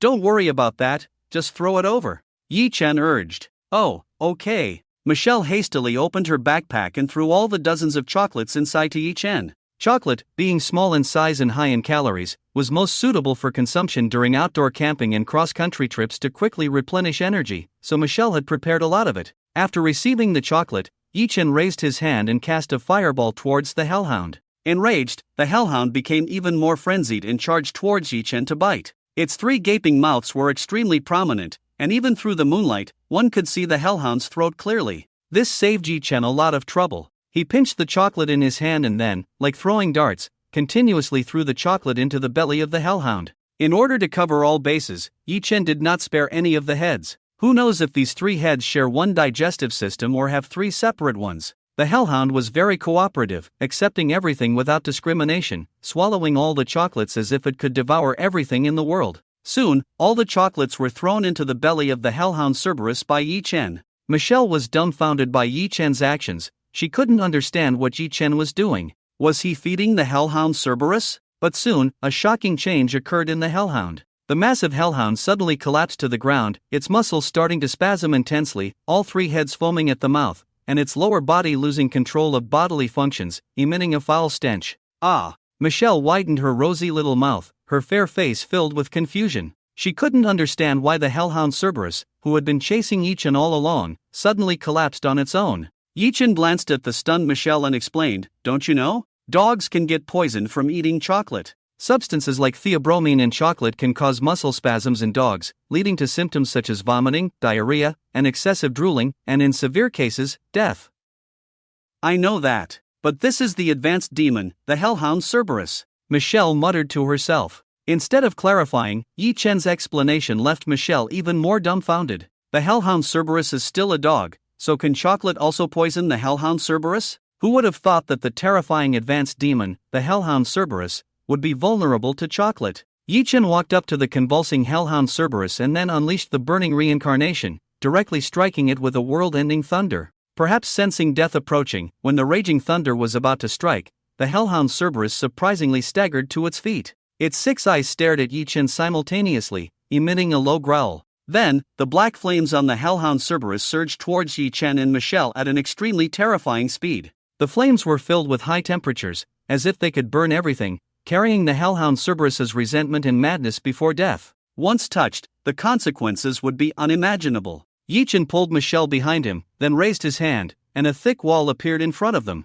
Forbidden curse, wall of size. Yi-Chen's current level had reached level 20. Unless a monster above level 40 or a job changer intervened, they could not break through the defense of the wall of size. Otherwise, they could only choose to bypass the wall of size to attack Yi-Chen. Although the hellhound Cerberus's final counterattack was extremely terrifying, when faced with the wall of size, it could only sigh and shake its head. The black flames hit the wall of size and were directly annihilated, leaving no trace of cracks on the wall. At this moment, the thunder summoned by Yi-Chen had already descended. With a loud bang, the hellhound Cerberus was directly struck into a charred corpse by the thunder. Killed the level 36 advanced demon hellhound Cerberus, rewarded with 720 experience points. Advanced demons provide twice the experience points of low-level demons. With the boost of this experience, Yi-Chen leveled up to 21. However, before he could be happy, Yi-Chen discovered another problem. Although the black flames released by the hellhound Cerberus before its death did not directly harm Yi-Chen and Michelle due to the obstruction of the wall of size, it quickly spread around,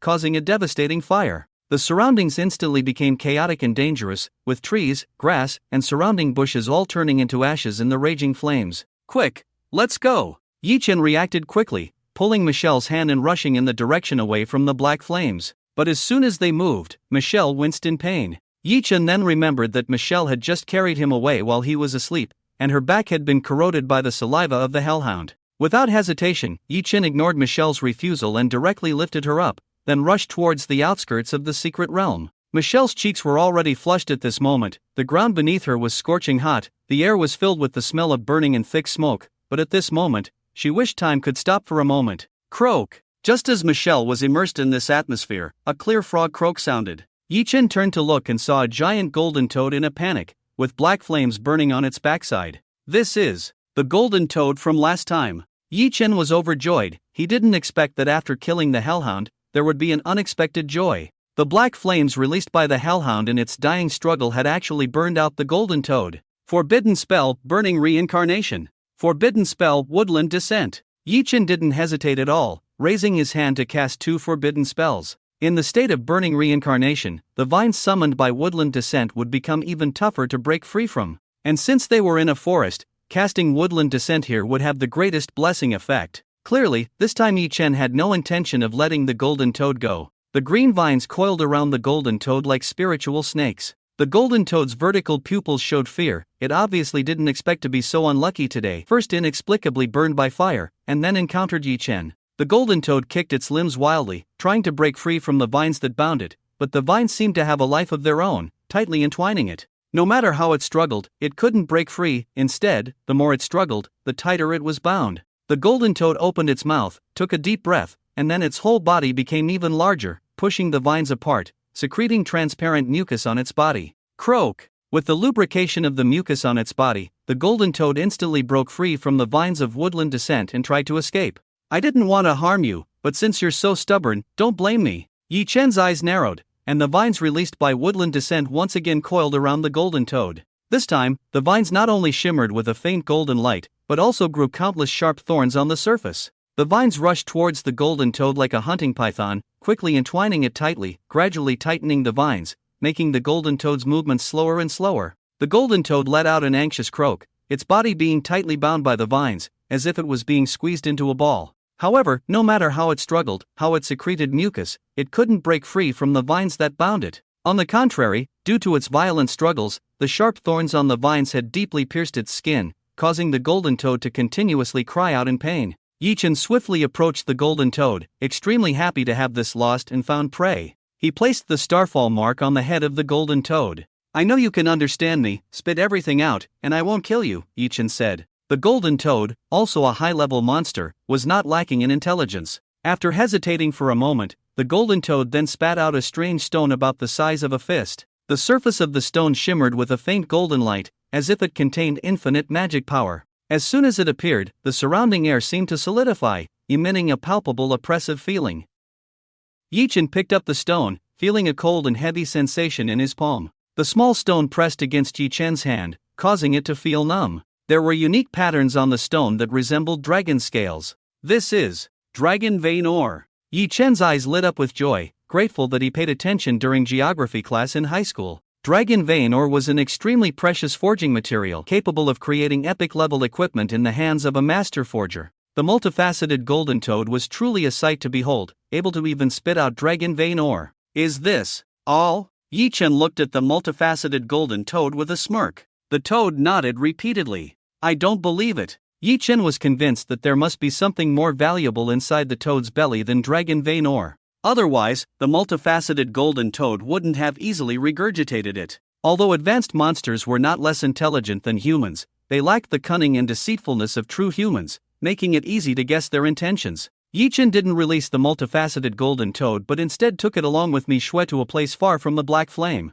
Yi Chen then left the toad aside, took off his yin-yang twin bracelet, and put it on Michue's hand to heal her back injuries caused by the hell three-headed dog's corruption. Under the effect of the yin-yang twin bracelet, Michue's back, which had been corroded by the hell three-headed dog, slowly began to heal. However, the scars still looked fierce, and she would need a professional like a beautician to repair them after leaving the top scholar's secret realm. After healing Mi Shui, Yi Chen hung the multifaceted golden toad on a towering tree and gave Mi Shui a task. Every 3 minutes, she had to punch the toad's bloated belly. If it spat something out, she would let it rest for 5 minutes, otherwise, she would continue punching. Upon hearing Yi Chen's instructions, the toad croaked in protest, but Yi Chen paid no attention to a toad's protests. He hummed a song and went to prepare food. The girl picking mushrooms carries a large bamboo basket, walking barefoot through the forest and hills in the early morning. Along the way, Yi Chen picked up all kinds of mushrooms without hesitation. Soon, he returned with a pile of strange mushrooms. By then, Mi Shui had been torturing the multifaceted golden toad for a while. Although the toad had spat out many things, they were nothing compared to dragon vein or, resembling mere scraps of metal. Yi Chen was certain that the toad was still hiding something valuable, so he didn't release it. Instead, he went to the side to start a fire and cook for supper. Forbidden Curse, Woodland Descent. Forbidden Curse, Inferno of Industry.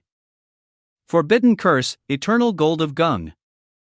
3 consecutive forbidden curses were released, providing firewood, a source of fire, and an iron pot made of eternal gold of Gung. This action left Mi Shui and the multifaceted golden toad dumbfounded. They never expected that forbidden curses could be used in such a way. Using a forbidden curse to start a fire was one thing, but using it to make a pot? Was that even reasonable? As the water in the pot began to boil, Yi Chen nodded in satisfaction, sliced all the colorful mushrooms, and threw them in. Some of the mushrooms were originally white, but they all turned green. The boiling water tossed the mushrooms around, making Yi Chen salivate. Brother, can we eat this? They look poisonous. Mi Shui couldn't help but speak up. What do you know? A friend from the southern clouds told me that the more colorful the mushrooms, the more poisonous they are. However, the more poisonous they are, the more delicious they become. Yi Chen said convincingly. While we have immortality in the top scholar's secret realm, we won't have a chance to eat them later. Really? Mi Shui blinked her eyes, clearly skeptical.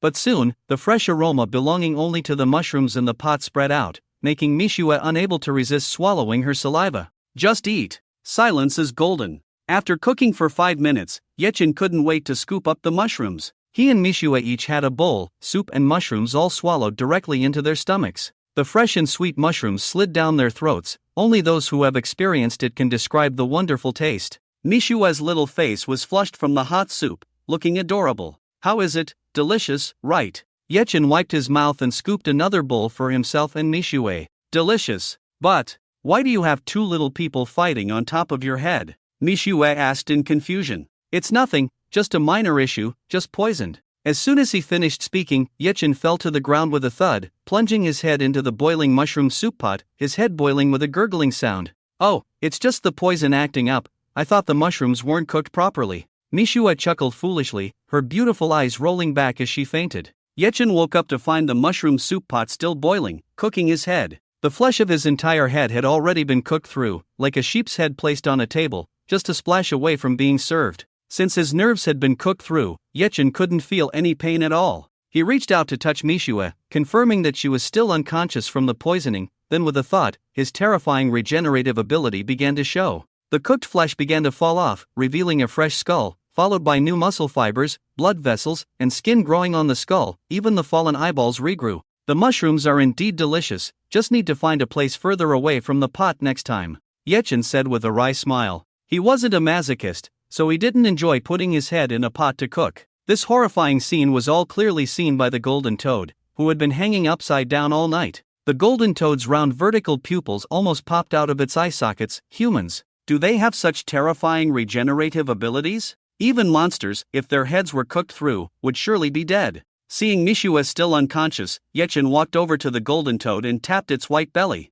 I say, you've been hanging upside down all night. Are you not willing to spit out the treasure? Do you have to hang yourself to death before you're satisfied? The golden toad remained silent, apparently unwilling to give up. Seeing this, Yi Chen didn't bother to force the stubborn toad any longer. He woke Mi Shui up, then handed the golden toad and their belongings to her, before embarking on the monster hunting journey once again. With 24 days left until the Zhaoyuan secret realm closed, he didn't believe the golden toad could withstand 24 days of torture. In the following journey, Yi Chen and Mi Shui worked together seamlessly. Yi Chen was responsible for casting forbidden curses to kill monsters, while Mi Shui was in charge of tormenting the golden toad to make it spit things out. The two of them wreaked havoc in the Zhaoyuan secret realm, rapidly gaining experience points. In the blink of an eye, half a month had passed. Only 5 days remained until the Zhaoyuan secret realm closed. At the exit of the Zhaoyuan secret realm, 3 priests with dark circles under their eyes walked out of the operating room looking exhausted. One of the priests sighed in relief and said to Zhang Kanki, "Thank goodness, the surgery was successful. Wuxiaoqi and the others have almost fully recovered."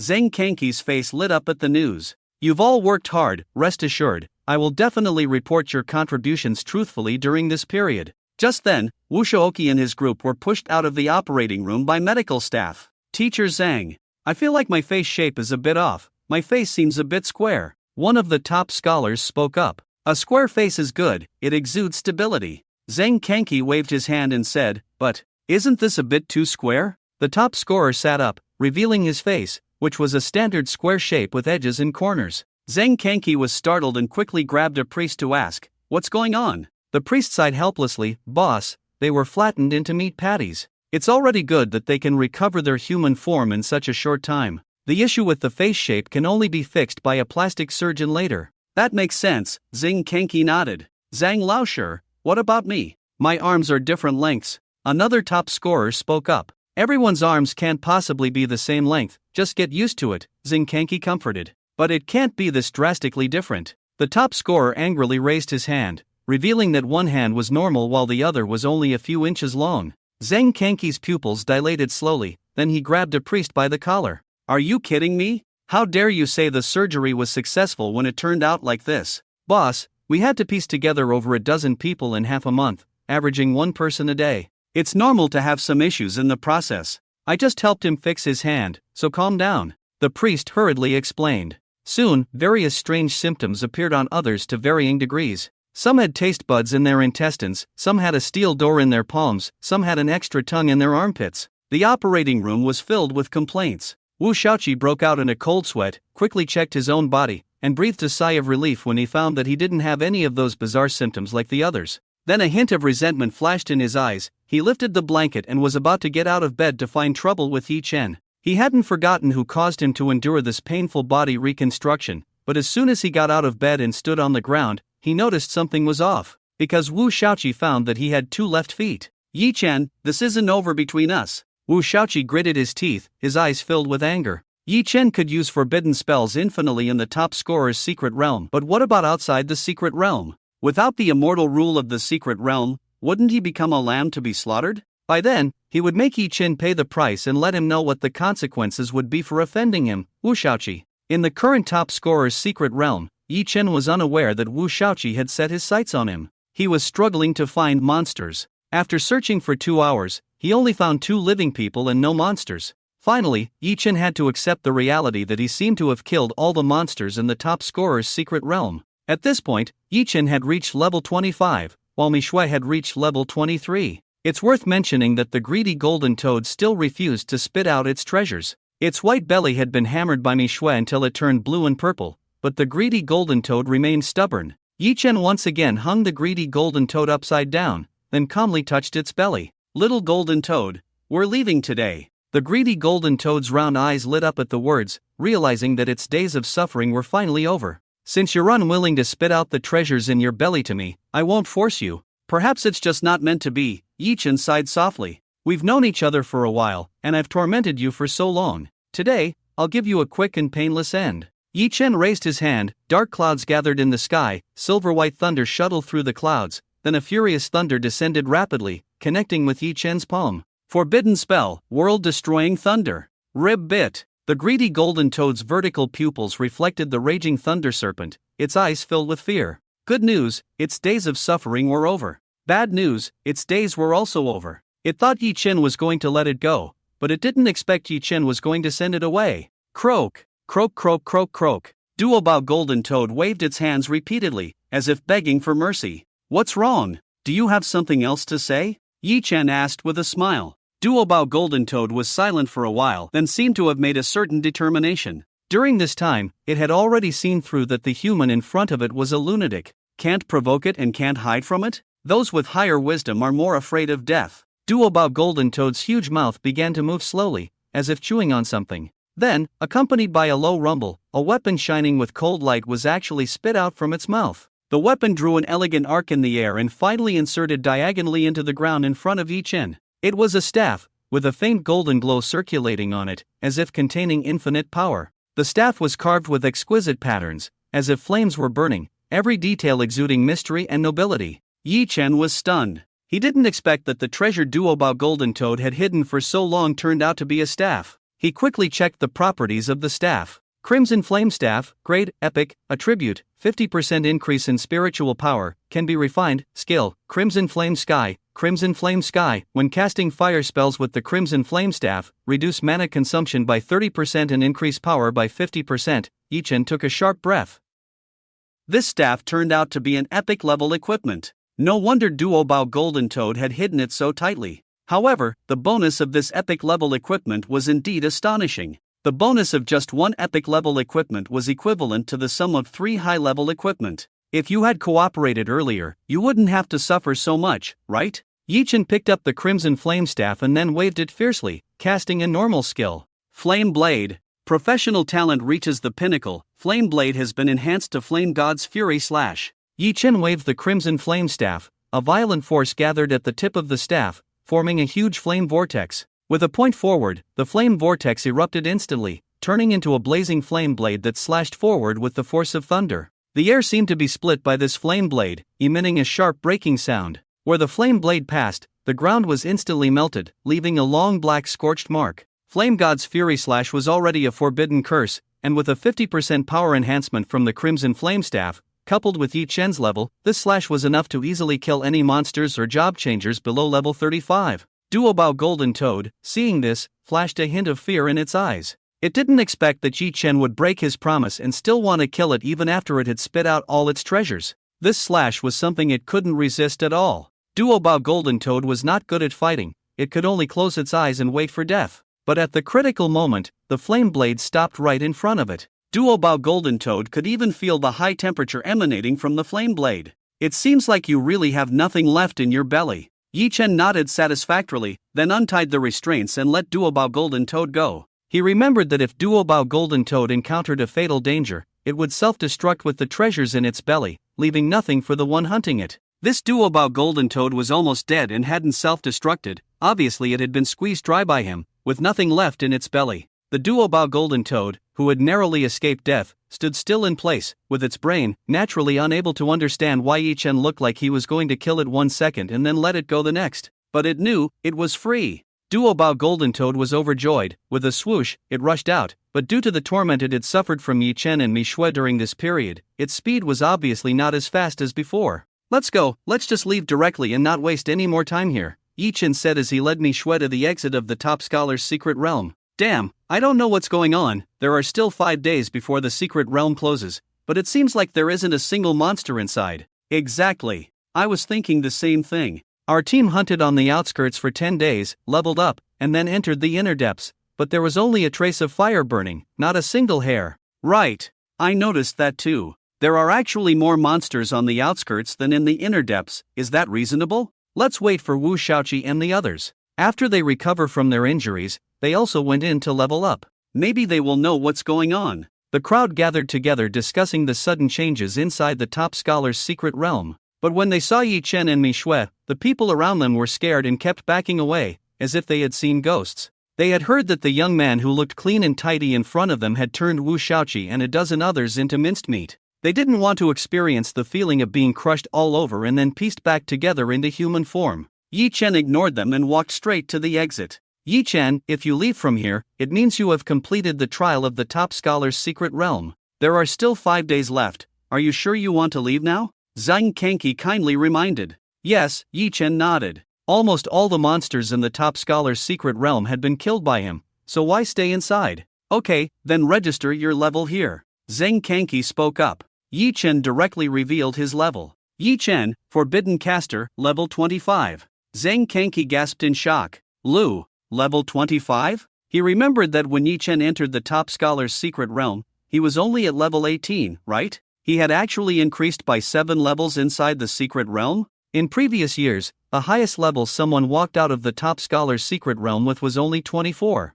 Yi Chen had already broken the record. The commotion quickly caught the attention of others, and they looked at Yi Chen with astonishment. Looking at Yi Chen's level, they seemed to understand why there were no monsters left in the inner depths. Did this guy really kill all the monsters in the inner depths? Meanwhile, Wu Shaoqi, who had recovered from his injuries and wanted to quickly level up before the top scholar's secret realm closed, let out an angry roar. What the hell is going on? Why are there no monsters left? Teacher Zhang, can I go now? Yi Chen asked. Oh, yes, you can. Yi Chen's voice brought Zhang Kanki back from his shock. It was too terrifying. In just a month, he had increased his level by 7, which was simply unbelievable. Zhang Kanki couldn't imagine how fast Yi Chen's efficiency was in killing monsters in the secret realm. No wonder forbidden casters couldn't live past 25. When God opens a window for you, he will close the door and use it to crush your head. If forbidden casters could have the same lifespan as other professions, there would be no need for other professions, just find a 36E and headbutt it to death.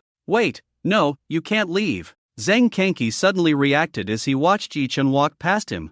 Your level is the highest so far. You are likely to be the national top scholar of this year, so you have to stay until the secret realm closes. National top scholar, are there any rewards? Yi Chen asked directly. Of course. Zhang Kanki nodded. In addition to the honor, the official de Xia will also give you generous rewards. How generous? Yi Chen's eyes lit up. About as thick as 3 or 4 floors. After hearing Zhang Kanki's explanation, Yi Chen decisively decided to stay. Originally, he had planned to return to Xinjiang as soon as possible. After all, he had thoroughly offended Wu Shaoqi, who was the big shot in Xinjiang. It's better to avoid trouble. But since there is a reward, that's another story. Yi Chen waited patiently, and soon, 5 days passed in a flash. The top scholars in the secret realm began to come out one after another, but at this moment, their faces were extremely ugly, as if they had eaten several pounds of something. During these 5 days, some of them, in a team of 5, only managed to kill 4 monsters in total, with not a single kill per person.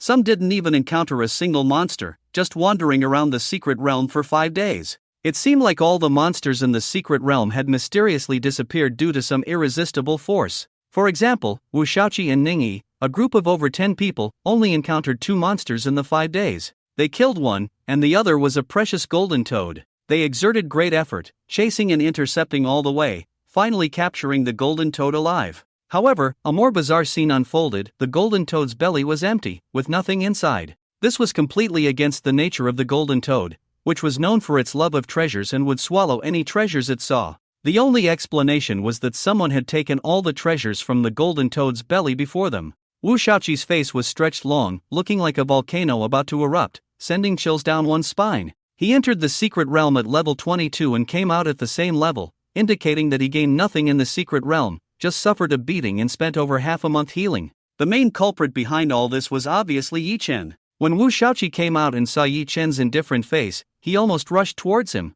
If not for Yi Chen, he could have gained at least 3 or 4 levels in a month, even a chance to compete for the national top scholar position. However, Wu Shaoqi suppressed his inner turmoil, giving Yi Chen a cold glance before retracting his gaze. If they were to fight in the secret realm, he was definitely no match for Yi Chen. He wouldn't be foolish enough to stumble in the same place twice, but this matter was far from over. As everyone left the secret realm, all their levels were clearly recorded. The person with the highest level was undoubtedly Yi Chen, as he had slaughtered all the monsters in the realm. Congratulations, Yi Chen, you are the highest level person in this secret realm this time, praised Zhang Kanki. Even though he had anticipated this result, Zhang Kanki couldn't hide his shock. The title of National Top Scholar had always been dominated by students from top big cities. Scholars from big cities could reach level 20-something even before entering the secret realm, far surpassing the scholars from small county towns who were only at level 10 or so. Yi Chen had undoubtedly broken this rule, as Xinjiang was a truly deserving small city.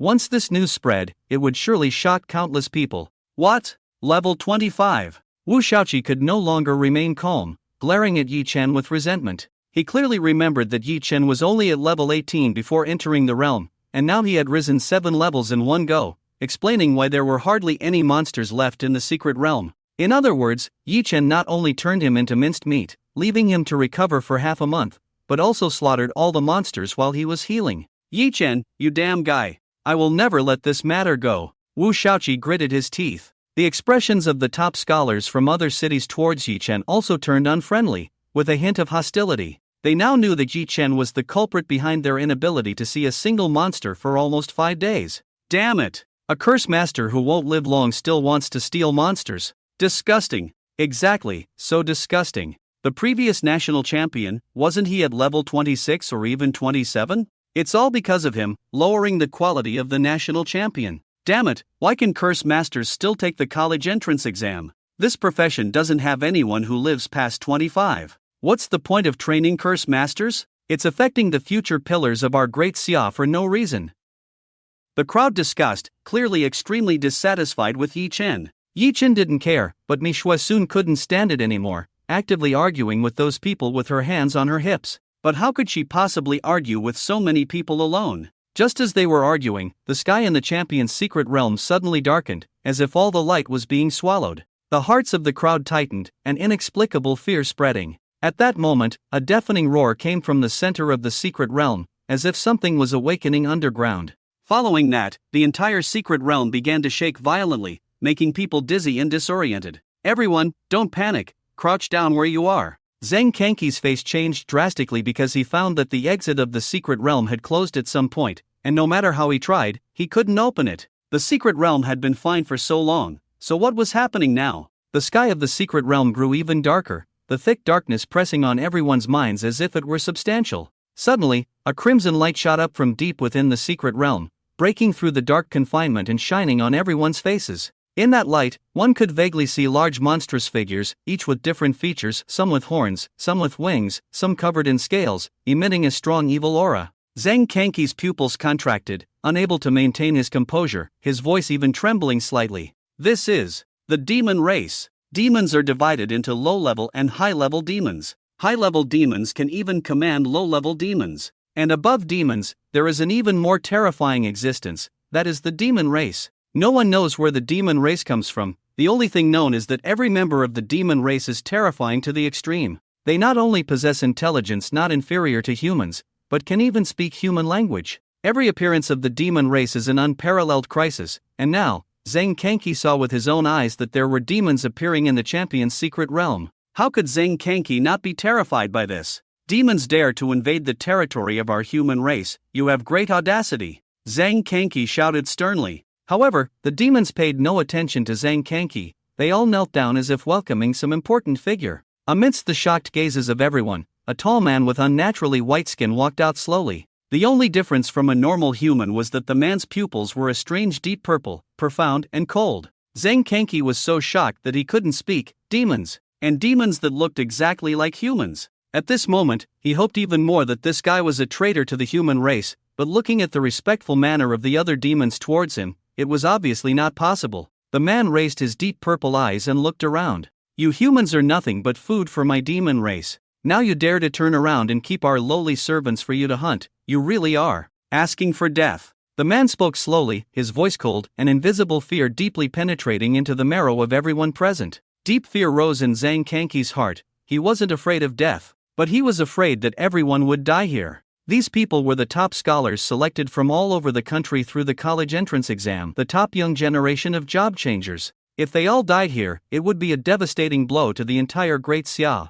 Everyone, hide behind me. Don't worry, the anomalies here will definitely be noticed by the people of Deep City soon. Maybe they are already on their way here. Zhang Kanki comforted the candidates, then stepped forward slowly, facing the demons in front of him. A terrible momentum rose from Zhang Kanki, who turned out to be a level 70 professional. However, the demon man who looked like a human showed no panic on his face. He glanced at Zhang Kanki with disdain. Ruta, he's yours, I want to have some fun with these humans, he said. Yes, sir, a figure like a tower responded in a deep voice. He took a step forward, causing the ground to tremble. Standing at 3 meters tall, he had 2 horns on top of his head and was covered in red armor with a metallic sheen. The man then tried to bypass Zhang Kanki and attack Yi Chen directly. Zhang Kanki took a step forward and swung a big knife towards the man, trying to stop him. But at that moment, Ruta charged directly at Zhang Kanki. Don't disturb the sir's enjoyment. Despite his huge size, Ruta's speed was incredible, and he sent Zhang Kanki flying with a head-on collision.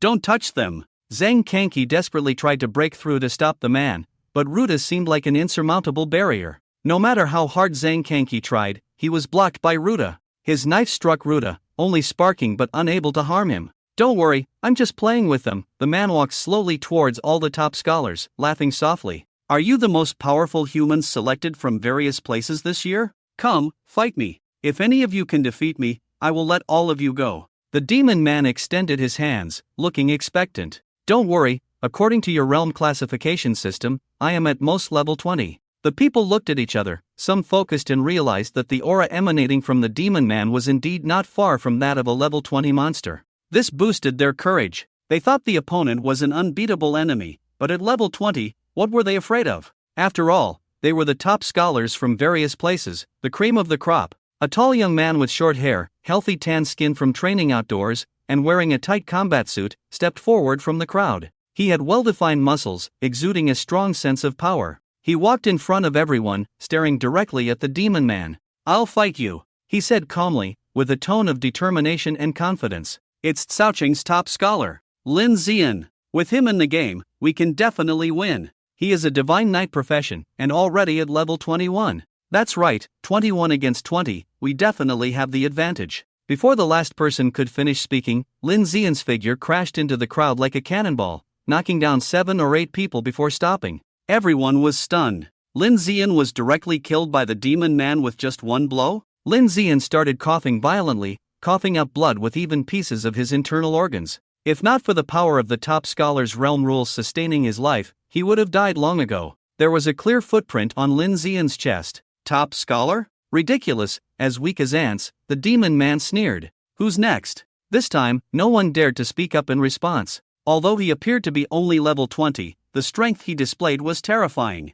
Many people didn't even see how the demon man made his move, and Lin Zian was already critically injured. What's wrong? Are you all so scared that no one dares to come up? The human race is indeed a bunch of cowards without any backbone, sneered the demon man. The young people present were all hot-blooded individuals, and this statement immediately angered many of them. People kept attacking the demon man, only to be swiftly defeated by him and left on the brink of death. The so-called top scholars appeared powerless in front of this demon man. Wu Shaoqi swallowed hard, trembling as he slowly stepped back. He was one of the few who could see the trajectory of the demon man's attacks, but precisely because he could see clearly, he understood even more the terror of the demon man before him. Despite being only at level 20, it was clear that even if level 30, or even level 35 professionals were to arrive, they would not be a match for the demon man in front of them.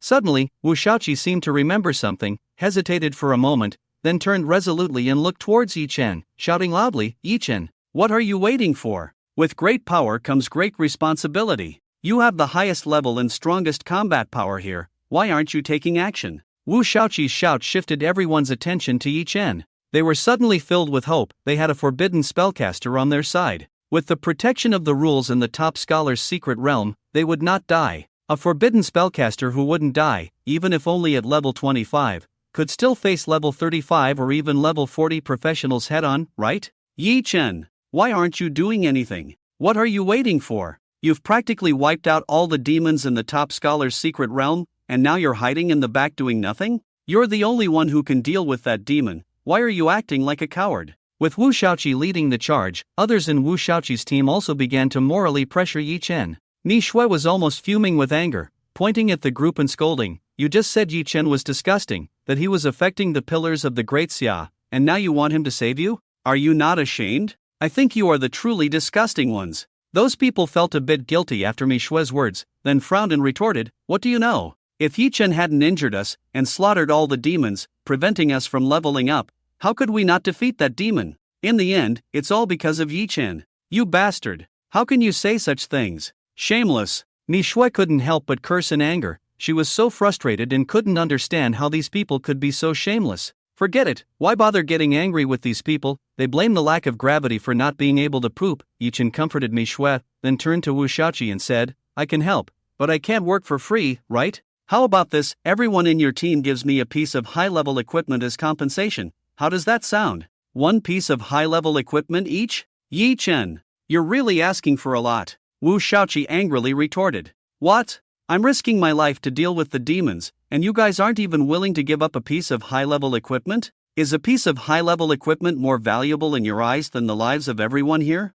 Yi Chen sarcastically remarked, engaging in moral blackmail. As soon as he said this, the gazes of the other top scholars towards Wu Shaoqi and his group changed instantly, with a hint of hostility. Wu Shaoqi's face turned green in an instant. Overwhelmed by anger, he gritted his teeth, glared fiercely at Yi Chen, took a ring off his hand, and shoved it into Yi Chen's hand. Kid, be careful with your life, don't waste it. You don't need to worry about that, Yi Chen replied with a smile. Seeing Wu Shaoqi handing over an equipment piece, although the others in his group were reluctant, they could only reluctantly take off a piece of equipment and hand it to Yi Chen with a dark expression. Looking at the dozen or so high-level equipment pieces in front of him, Yi Chen's mouth almost split to his ears. A dozen pieces of high-level equipment were sold, plus the 5 million reward from Qingcheng. He is now a solid multi-millionaire. He has to sell 300 to 400 kidneys to have this much money. Looking at the extremely cheerful Yi Chen, Wu Shaoqi's face twisted slightly. Yi Chen, you've taken the things, why don't you make a move? Yi Chen ignored him and handed all the equipment to Mi Shui. Keep these for me. Be careful. Mi Shui's beautiful eyes were full of worry. Yi Chen nodded and walked towards the demon man. The demon man was also interested in sizing up Yi Chen at the moment. Humans are truly interesting, even at a time like this, they don't forget to fight among themselves. Yi Chen ignored the demon man and raised the crimson flame staff, concentrating his mental power at the tip of the staff. Fireball spell. At the moment Yi Chen released the spell, everyone couldn't hold back. What is he doing? Casting a forbidden curse? Why cast such a low-level fireball spell? With the demon tribe being so powerful, doesn't he have any sense? Even the corner of the demon man's mouth couldn't help but twitch. Using a fireball spell to deal with this lord, you are truly delusional. He raised his hand to crush the small fireball, but at that moment, the small fireball suddenly expanded violently, almost instantly forming a crimson golden sun. Boom! The crimson golden sun fell, directly engulfing the demon man, the temperature around rapidly rising, and a surge of heat waves rushing towards them. Everyone was stunned. Yi Chen's fireball spell. Why was it different from theirs? Whether it was the chanting of the spell or the fluctuations of the casting, they could confirm that Yi Chen had indeed released a fireball spell. Is the power of fireball spells so great these days? Only Wu Shaoqi and his group had darkened faces. After all, they had witnessed the horror of Yi Chen. The fireball spell was still reasonable. Casting a falling rock spell to drop a small asteroid, that was outrageous. After a moment of daze, everyone was pleasantly surprised. Saved. We won, we won. Although the Forbidden Curse Master is short-lived, his combat power is really impressive. Just as everyone was immersed in the joy of victory, the blazing fire suddenly disappeared in an instant, as if it had been instantly swallowed by a black hole. And the demon man appeared in the same spot, his face calm, with severe burn marks on his right arm. I can feel that you are different from the others. I admire you. Be a dog under this lord, and this lord will grant you endless glory. How about it? The demon man extended an invitation to Yi Chen.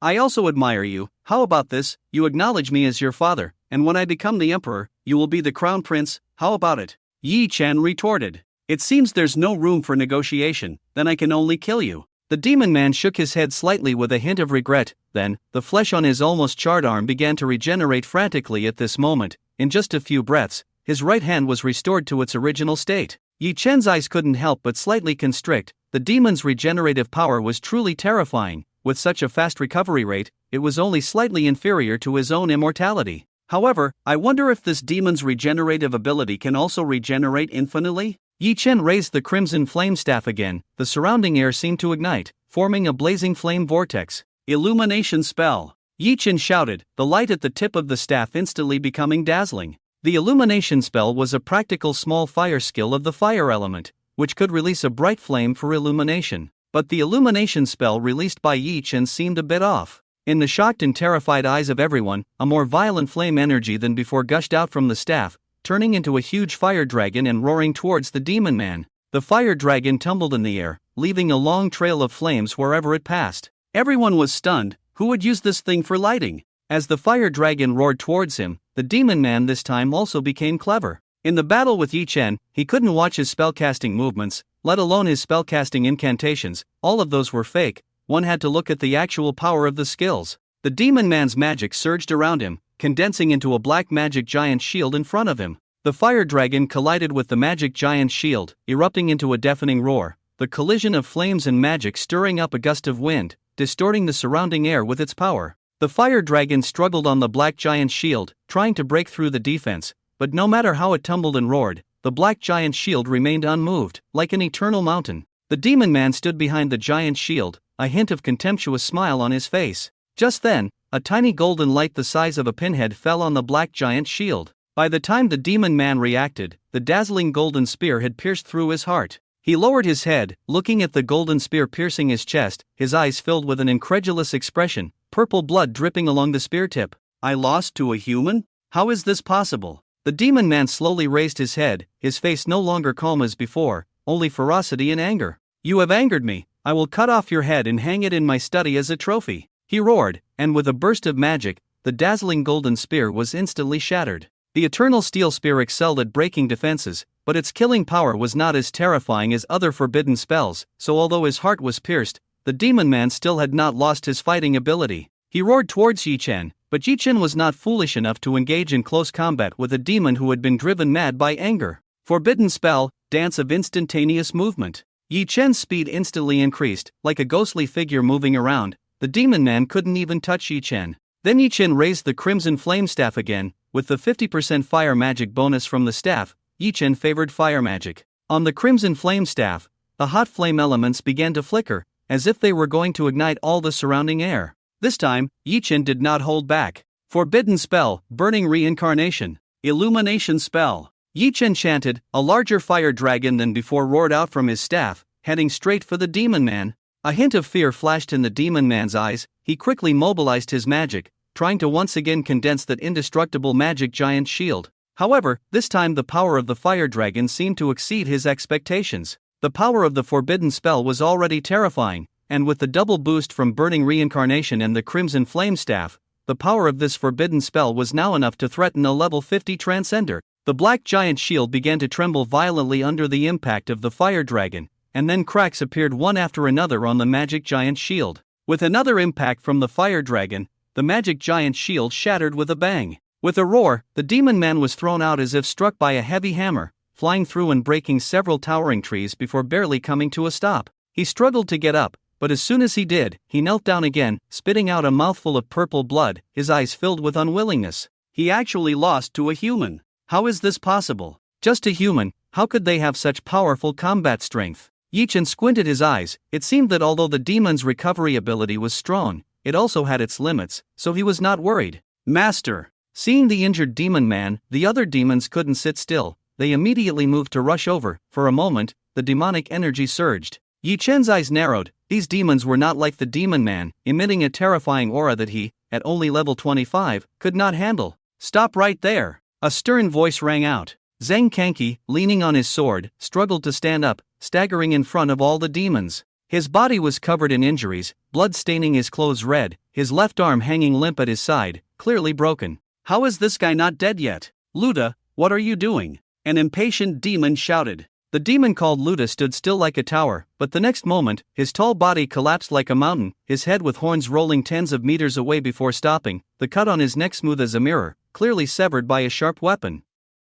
Luda! Many demons were shocked. They never expected Luda to die at Zhang Kanki's hands. Zhang Kanki raised his sword, his eyes flashing with madness. Come on, you demon scum! I want to see how many of you I can take down before I die. At this moment, Zhang Kanki was clearly gravely injured and dying, but he exuded a terrifying aura that made all the demons hesitate to approach. However, soon some demons reacted, and a demon with wings on its back and a fierce face attacked Zhang Kanki directly.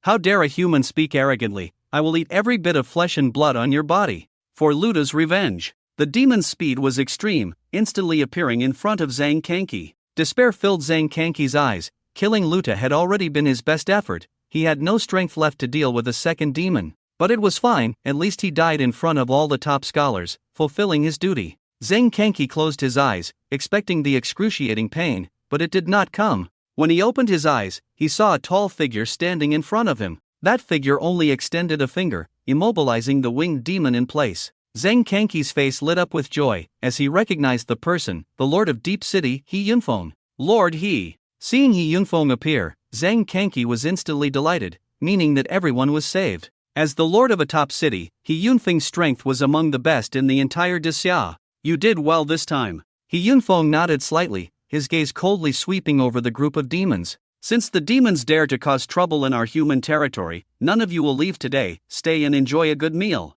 We have an old saying in Dixia, welcome the coming, speed the parting. Since you are here, then all of you shall be buried here. He Yunfeng's voice had just fallen when a bright light burst from his fingertips. The head of the winged demon was instantly consumed by the intense light. When the light disappeared, the winged demon had turned into a headless corpse. The other demons, seeing this, couldn't help but take a few steps back in fear. Killing a demon with one blow, this terrifying strength made all the scholars excited. They couldn't help but imagine that in the future, they might also perform feats like He Yunfeng, scaring off countless demons alone. Sir, we should go, the human strong will arrive soon. A demon flashed to the side of the demon man, helping him up. The demon man's eyes were full of unwillingness, staring fiercely at Yi Chen. Your name is Yi Chen, right? This lord remembers you. I am Gara. One day, I will peel off your skin, cut off your head, and take it as my trophy. You can't even protect yourself and dare to threaten others.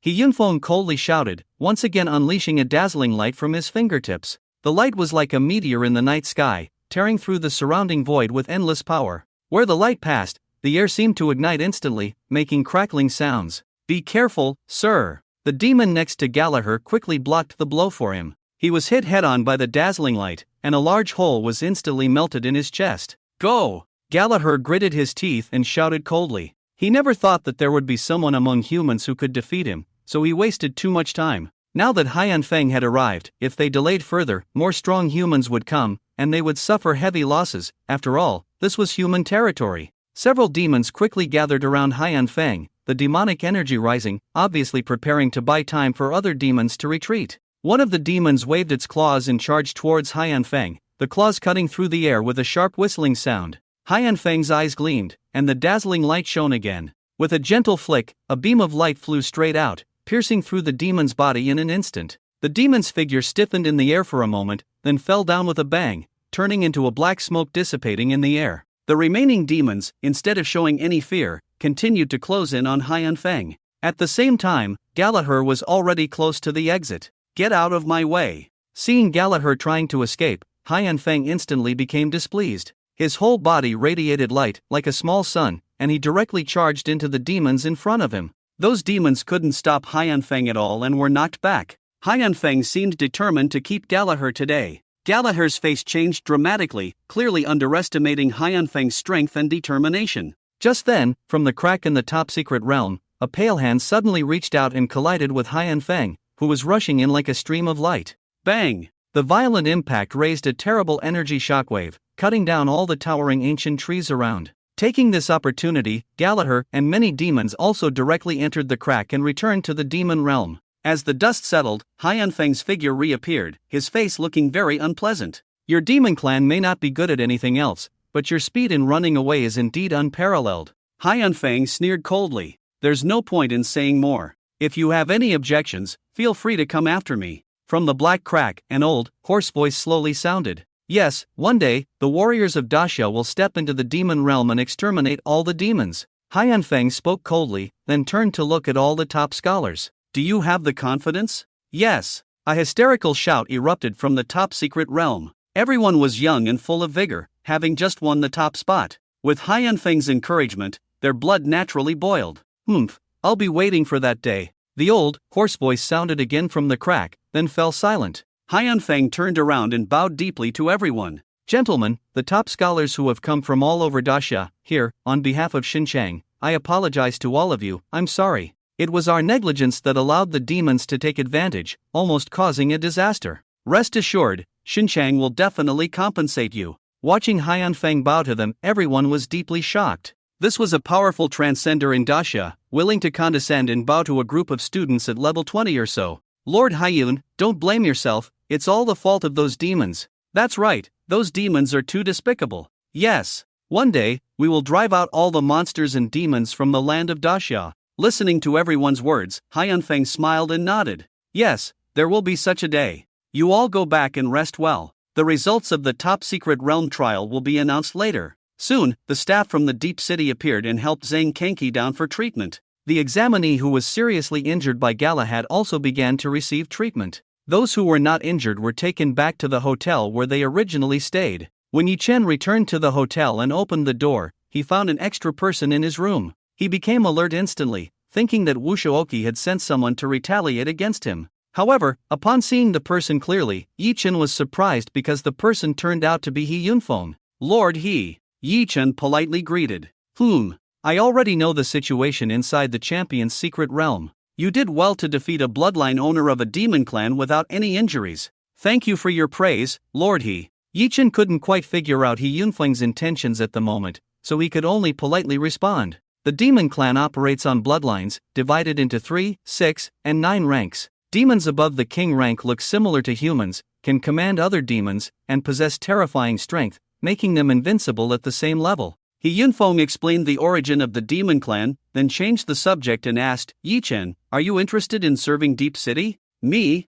Yichen pointed to his own face in confusion. Are you sure? I know you are a forbidden curse master. Training a forbidden curse master is indeed a laborious and costly endeavor, but with the demons stirring, Deep City does need a terrifying presence to deter them. After listening to Yi Yunfeng's words, Yichen fell silent. There are restrictions on teaming up to fight monsters. Firstly, the level gap between the highest and lowest level members in the team cannot exceed 10 levels. Secondly, after a monster dies, experience points are distributed based on the effort put in, with a minimum of 1 point. To train a forbidden curse master, one must level up with them without letting them use forbidden curses. If they cannot use forbidden curses, the experience points they receive are extremely limited. The cost in resources and manpower to train a forbidden curse master to level 90 is enough to train hundreds of other equivalent level professionals. This is why almost no one is willing to train forbidden curse masters. Major powers look down on it, not wanting to engage in unprofitable deals. Smaller powers are envious but cannot afford it. He Yunfeng's intention was clear: if he served Deep City, they would train him and use him as a strategic weapon, akin to a nuclear warhead. If the demon clan were to launch a major attack one day, it would be his time to sacrifice himself for Deep City. Deep City, with its abundant resources, was willing to invest in his training. If Yi Chen were truly just a forbidden curse master, he would have gladly accepted. However, he also possessed immortality. His speed of leveling up in Deep City would definitely not be as fast as if he were to fight monsters on his own. Lord He, although I would like to agree, I need to consult my teacher first. To avoid arousing He Yunfeng's suspicion, Yi Chen mentioned his cheap master. Your teacher? Who is your teacher? He Yunfeng was greatly surprised that someone would take on a forbidden curse master as a disciple. Zhuge Qianxing. Oh, so it's Mr. Zhuge. He Yunfeng's eyes narrowed slightly, a glint of sharpness flashing in his eyes. Could it be that Mr. Zhuge has already foreseen something? Alright, rest assured. When you return to Qingcheng, I will accompany you back, and I will personally speak to Mr. Zhuge about this matter. He Yunfeng sighed softly. After repelling the last major demon attack, peace barely lasted for less than 100 years. The demons are showing signs of activity again. A storm is brewing. He Yunfeng opened his mouth as if he wanted to say something, but in the next moment, his gaze suddenly became sharp as he looked towards the door of Yi Chen's room. Yi Chen also looked over, sensing someone approaching the door. Knock, knock, knock. The door was being knocked. Mr. Yi Chen, hello, I am the hotel attendant, here to bring you some fruit to calm your nerves. A very sweet female voice spoke from outside the door. With a gesture from He Yunfeng, Yi Chen walked over and opened the door. Standing outside was a cute woman dressed in a maid outfit, wearing cat ears and black stockings, holding a fruit tray. Hello, Mr. Yi Chen, may I come in? The woman's voice was sweet, her eyes almost seductive, and Yi Chen suspected that she was in a seductive state. However, based on his experience of living in the slums for many years, Yi Chen immediately guessed what the woman was up to. With He Yunfeng in the room, Yi Chen was not afraid at all, so he directly stepped aside. Yes, come in. Thank you. The woman walked in with the sound of her high heels, and considerately closed the door behind her. As she passed by, a faint fragrance entered Yi Chen's nostrils. She bent down to place the fruit tray on the table, and in that moment, the short-made skirt revealed a hint of allure, but she seemed unaware and even deliberately played with the fruit tray, as if wanting Yi Chen to look longer. Yi Chen was extremely repulsed by this behavior, so he stared at her critically. Alright, please come and enjoy the fruit tray, Mr. Yi Chen, the woman said very gently. Yi Chen did not refuse, but walked over and sat down. He had wanted to eat, but the poisoning method of this fruit tray was too low. Sister, the smell of medicine on this fruit tray is unbearable, and what's more, the powder on top hasn't been stirred evenly. Are you not ashamed? Even a stupid pig wouldn't eat this fruit tray, right? The woman's face changed slightly. Mr. Yi Chen, what are you talking about? The powder sprinkled on the fruit is just plum powder. She sweetly wrapped her arms around Yi Chen's neck, exerting a pressure like 2 mountains on his shoulders. Since Mr. Yi Chen doesn't want to enjoy the fruit tray, then enjoy me instead. No, you smell like dead fish, I refuse. Yi Chen pushed the woman away, noticing some makeup powder on her face up close. The woman's beautiful face could no longer maintain its sweet appearance, becoming somewhat sinister. I thought you looked pretty good, so I planned to give you a chance before killing you. But since you don't appreciate it, then just die. The woman shouted fiercely, and a sharp dagger instantly stabbed towards Yi Chen's heart. The dagger emitted a faint purple light, obviously coated with poison. In that moment, Yi Chen realized that the woman was actually an assassin class professional above level 50. Wu Shaoqi was indeed willing to spare no expense to kill him. If he were alone, he could probably fight back against this woman. But unfortunately, today he wouldn't have the chance to do so. Before the woman's dagger could touch Yi Chen, a large hand gripped her wrist like a pair of iron tongs, and He Yunfeng, with a cold expression, walked out slowly. Who sent you? He Yunfeng's tone was extremely cold, clearly showing his anger. Lord He Yunfeng? At first, the woman was impatient, but when she turned to see the man's face, she instantly turned pale with fear. He Yunfeng, the man with the highest combat power in Shen City, how could he be in Yi Chen's room? Originally, when Wu Shaoqi asked her to assassinate a top scholar, the woman was reluctant, as the risk was too great. But Wu Shaoqi offered too much, making her willing to take the risk this time.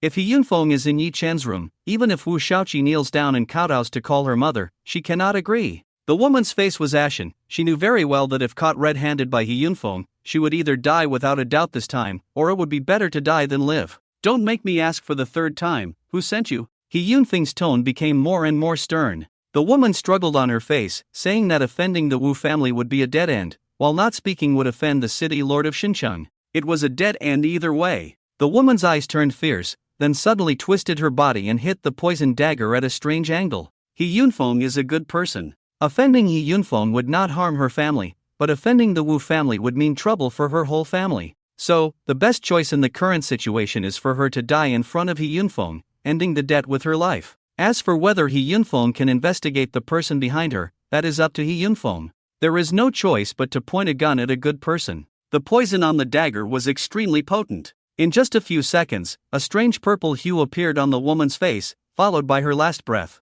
To instantly poison a level 50 professional, the poison must be at least at the level of a 40th level poison master. Mobilizing two professionals above level 40 at once, and even scaring a level 50 professional to commit suicide, the umbrella behind this is really big. He Yunfeng narrowed his eyes, his face so dark it could drip water. In Xincheng, there are only a few forces with the courage and ability to do such things. Combined with Yi Chen offending Wu Shaoqi in the scholar's secret realm, the identity of the woman assassin and the mastermind behind her were about to be revealed. Xincheng, Wu family. Yi Chen remained silent on the side, wanting to see how He Yunfeng would handle the situation. Yi Chen, rest assured, I will give you an explanation for this matter. I will make Wu Shaoqi apologize to you in person. He Yunfeng took a deep breath and said. Upon hearing the apology, Yi Chen almost laughed out loud. Wu Shaoqi sent someone to kill him, and the consequence was just an apology. This punishment seems too heavy.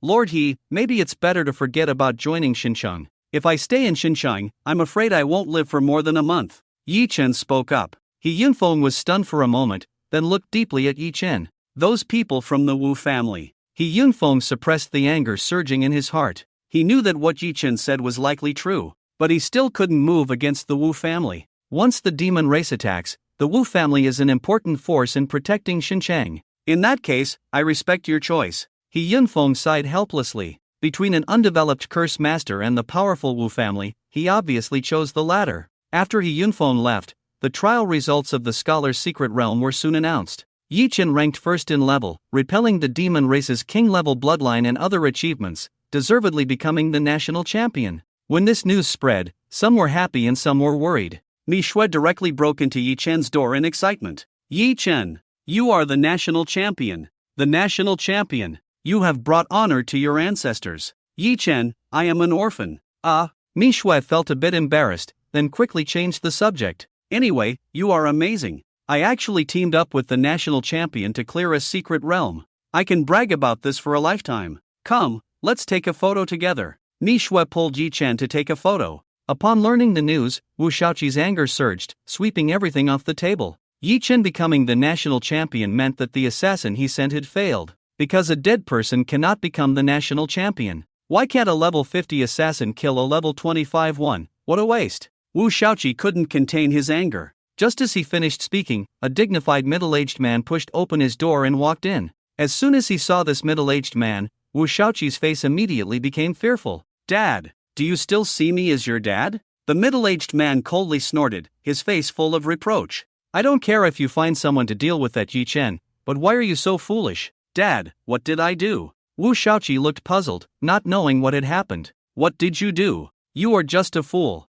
I should have kept you in check from the beginning. The assassin you hired went in front of Lord He Yunfeng to assassinate a top scholar. Are you not a fool?" Wu Shaoqi was scolded by the middle-aged man, and he finally realized the seriousness of the problem. "Dad, what should we do now?" Wu Shaoqi quickly asked. The middle-aged man wanted to slap Wu Shaoqi to death on the spot, but considering he was his own son, he held back. "You are from the Wu family's main line, He Yunfeng will at most give you a light punishment, so don't worry. Pack your things now, and come with me to apologize to He Yunfeng. Don't cause any more trouble for me," the middle-aged man sternly ordered. Wu Shaoqi dared not say a word in response, feeling more resentment towards Yi Chen in his heart. Soon, Yi Chen also received the reward for being the national top scholar, personally presented by Lord He Yunfeng. The reward for being the national top scholar was simple, just 2 items, a legendary skill scroll and a legendary equipment. When He Yunfeng announced the contents of the reward, almost everyone present looked at Yi Chen with extreme envy. Legendary skill scroll, legendary equipment.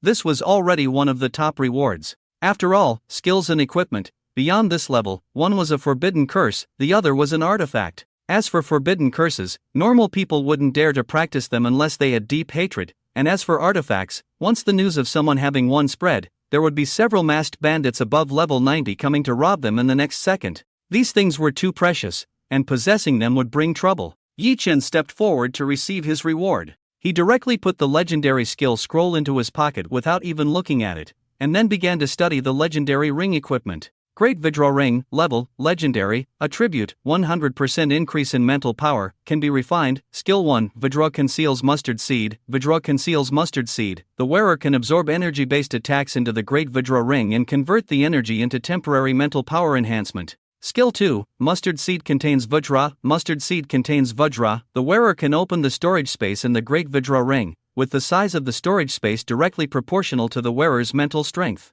Hiss. After seeing the attribute enhancement and skills of the Great Vajra Ring, Yi Chen couldn't help but inhale sharply. This Great Vajra Ring directly doubled his mental power, and it also had a rare spatial attribute. It could absorb energy-based attacks and convert them into temporary mental power. Yi Chen couldn't help but imagine a scene where a powerful mage bombarded him with countless skills, trying to kill him. However, after a series of attacks, the opponent would find that he was not dead, but instead used the Great Vajra Ring to absorb and convert these skills into mental power enhancement, and then directly use a forbidden curse to kill the opponent. With this in hand, coupled with his undying body, wouldn't he become stronger the more he was hit? Yi Chen couldn't wait to take off his Burning Moon necklace and put on the Great Vajra Ring. The Burning Moon necklace was just a high-level equipment with a mental power enhancement of only 200 points, which was incomparable to the Great Vajra Ring. The moment Yi Chen put on the Great Vajra Ring, he felt a significant enhancement in his mental power, and everything around him became much clearer in his perception.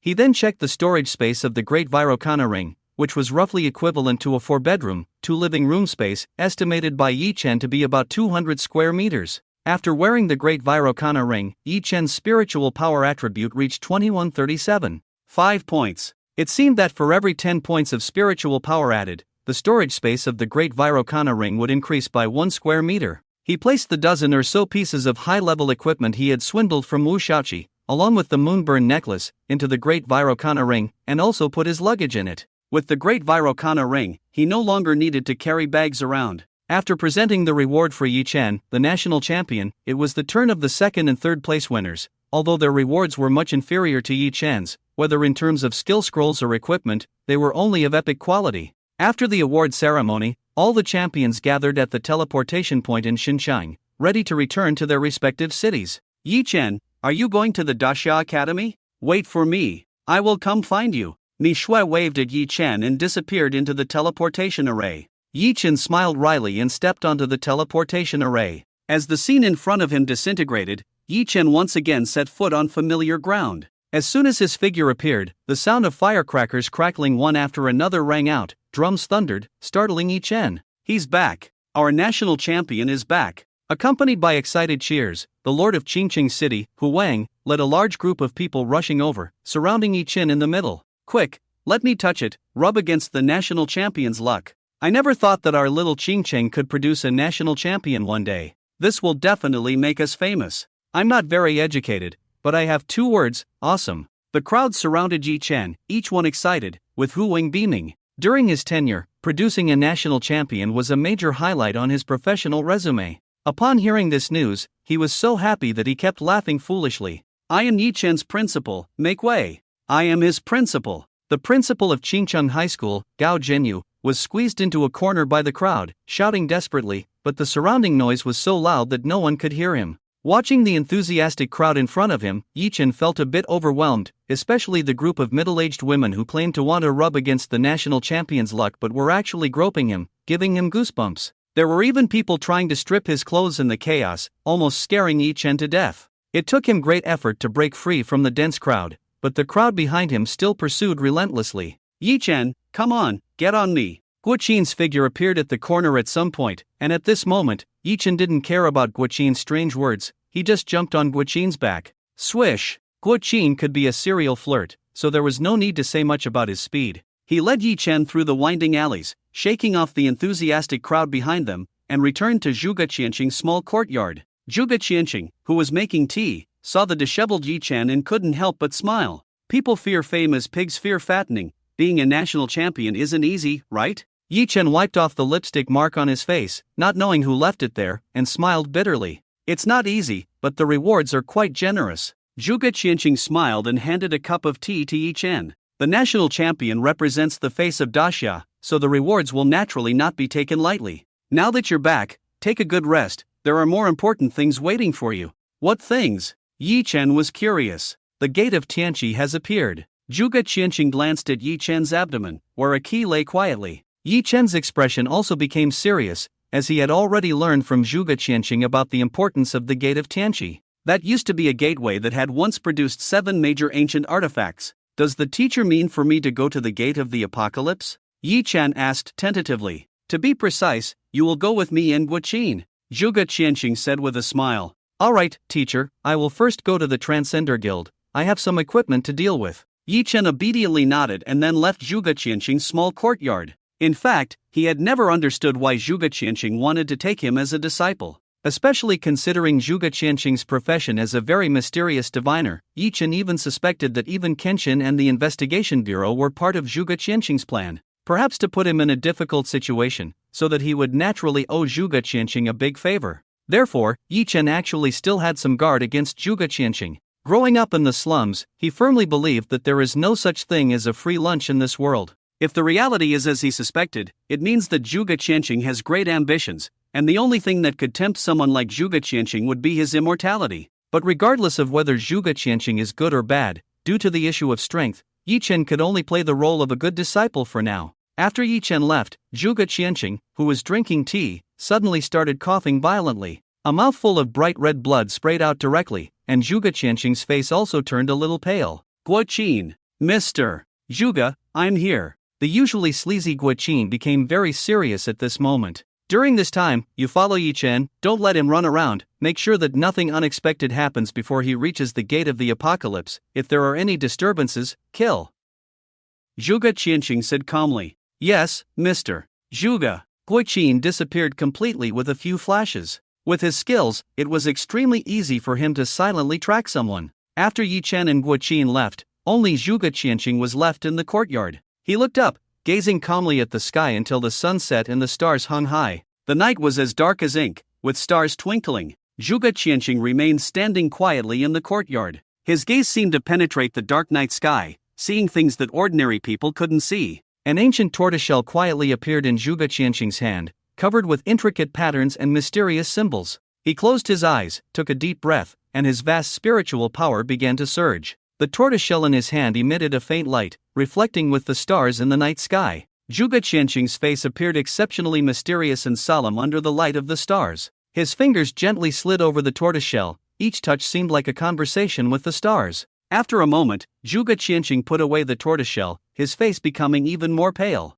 It seems that Yi Chen still doesn't fully trust me, but at this point, I can only try my best. I really don't have much time left. Transcender Guild. To avoid trouble, before entering the Transcender Guild, Yi-Chen put on a face-changing mask. The appearance of the mask could be changed according to one's will, and at this moment, Yi-Chen turned into an ordinary face that couldn't be found in a crowd. After confirming, Yi-Chen walked into the Transcender Guild, bypassing a man in a suit who was ready to receive him, and approached a young lady in black high heels. Hello, I have equipment and skill scrolls to sell. Alright, esteemed Transcender, please follow me. The young lady showed a beautiful smile and led Yi-Chen to the trading area. In the trading area, Yi-Chen saw a familiar figure. It was a tall woman, dressed in tight leather clothes that outlined perfect curves, with long flowing hair and delicate features, attracting the attention of passing transcenders. However, upon seeing the beauty, Yi-Chen furrowed his brows instead, because this beauty was Zhu Guanai. He secretly rejoiced that he had put on the illusion mask, otherwise, encountering Zhu Guanai might have led to unnecessary trouble.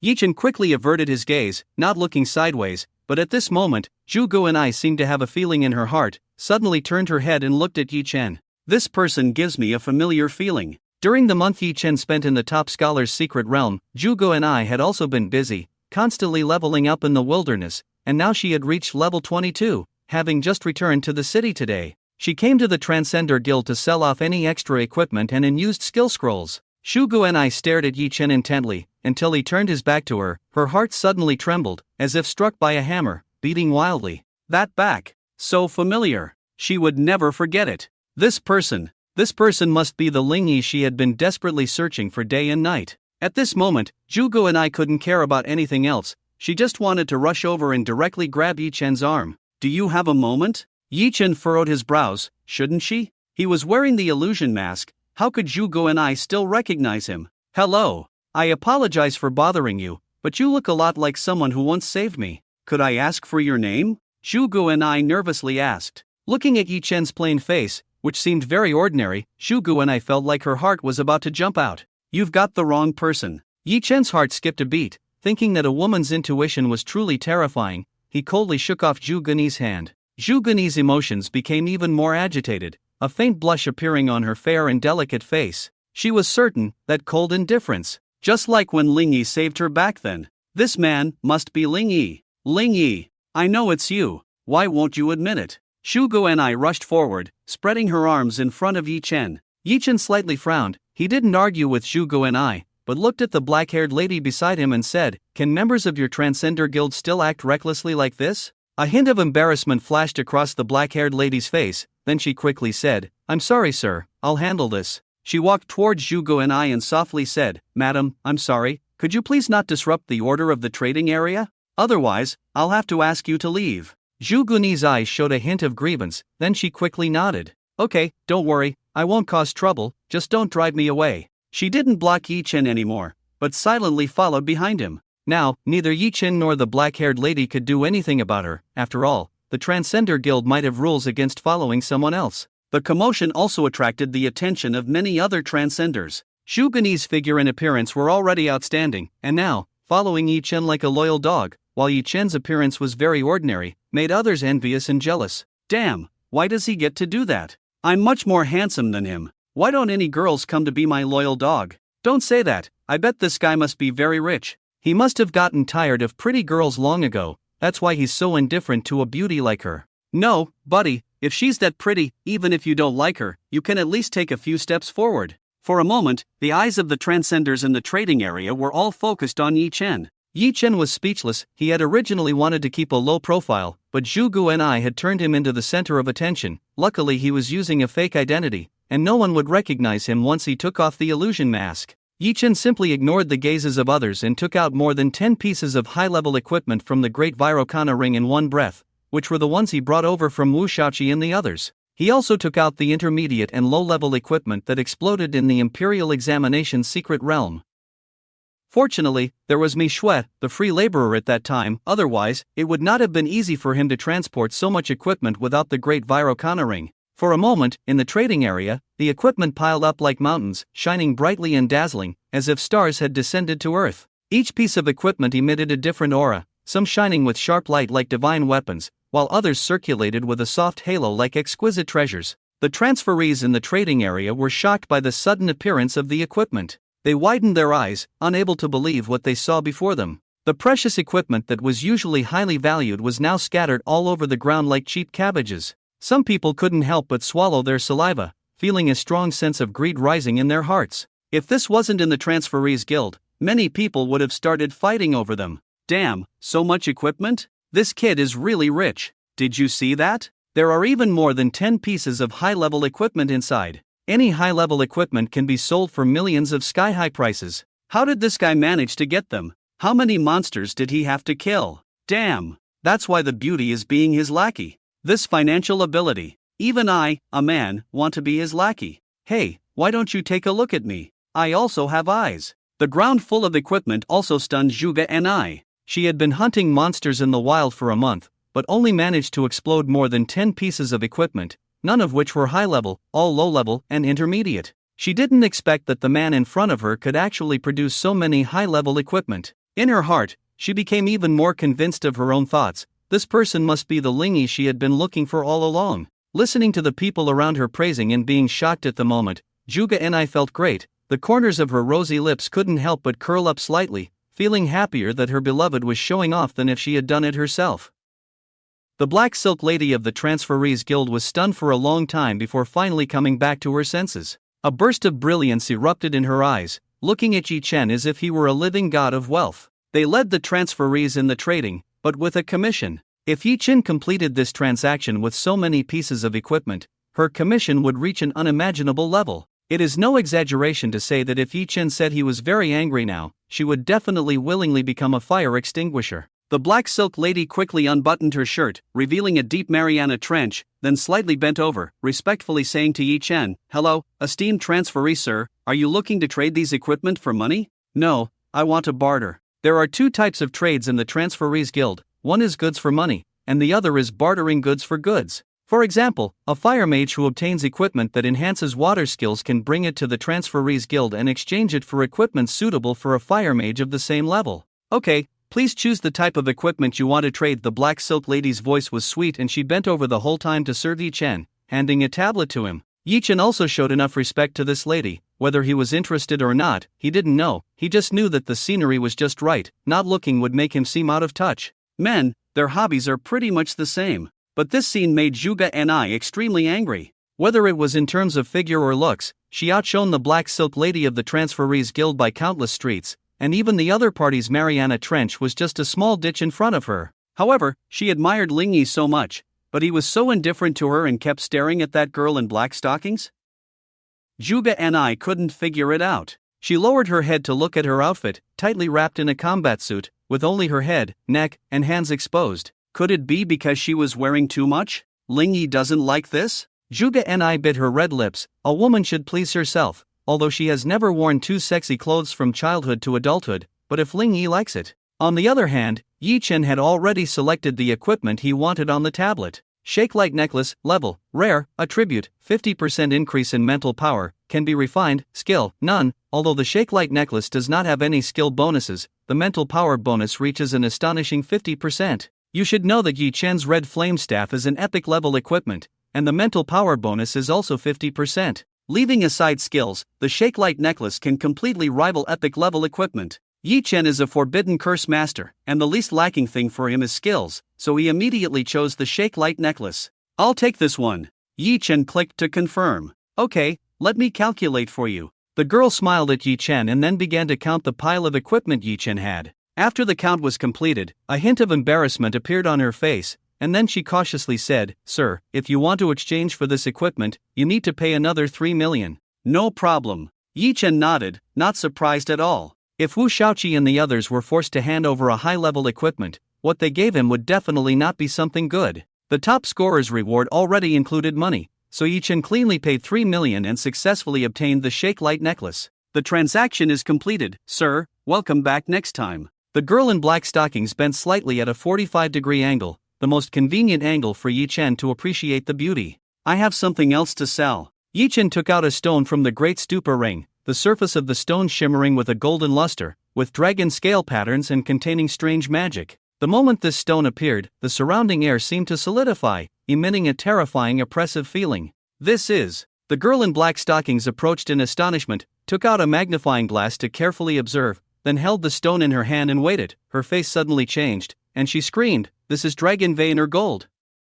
Her scream attracted the attention of everyone around. What? Dragon vein or gold has appeared? It can be used to forge epic level equipment. Incredibly precious. Dragon vein or gold, with visible dragon veins and containing dragon power, indestructible, capable of breaking anything. For forging sword type equipment, dragon vein or gold is the first choice. This dragon vein or gold is the size of a fist. If you can find a master blacksmith to work on it, you can probably create a true divine weapon. The faces of the crowd were full of shock, far more shock than when Yi-Chen took out a dozen high-level equipment. In front of dragon vein or gold, a dozen high-level equipment is nothing. Zhuge Ni looked at Yi-Chen with eyes full of admiration, almost showing hearts in her eyes. This is the man she Zhuge Ni likes. What's wrong? Why are you all so excited? Just as everyone was discussing and marveling, a calm and dignified voice came from the crowd.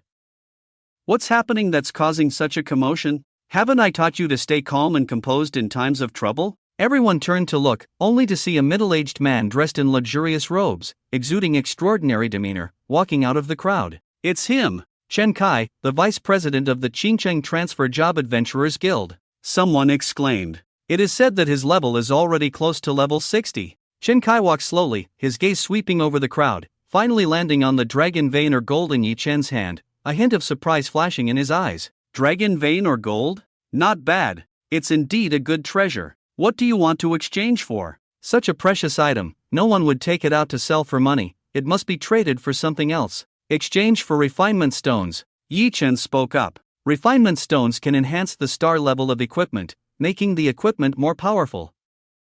A rare grade equipment refined to 7 stars can even rival an epic grade equipment that has not been refined. No problem, dragon vein or gold, how about exchanging for 800 pieces? Chen Kai said. 1,000 pieces, Yi-Chen said firmly. Chen Kai looked deeply at Yi-Chen, then smiled. Alright, 1,000 pieces it is. Consider it making a friend. If you have more dragon vein or gold in the future, don't forget about the Qingcheng Transcendent Guild. Okay, Yi-Chen nodded. Soon, the staff brought over 1,000 refinement stones, and Yi-Chen directly stored them all in the Great Void Ring. Chen Kai was amazed by this move, realizing that this person was not simple with equipment that had storage function. Happy cooperation. With that in mind, Chen Kai reached out his hand to shake Yi-Chen's hand, showing a smile on his face. Then, Chen Kai turned to the black-haired lady who was just scolded. Did you see that? Stay calm in situations, don't shout loudly, it damages the reputation of our Qingcheng Transcendent Guild. I understand, the black-haired lady said in a low voice.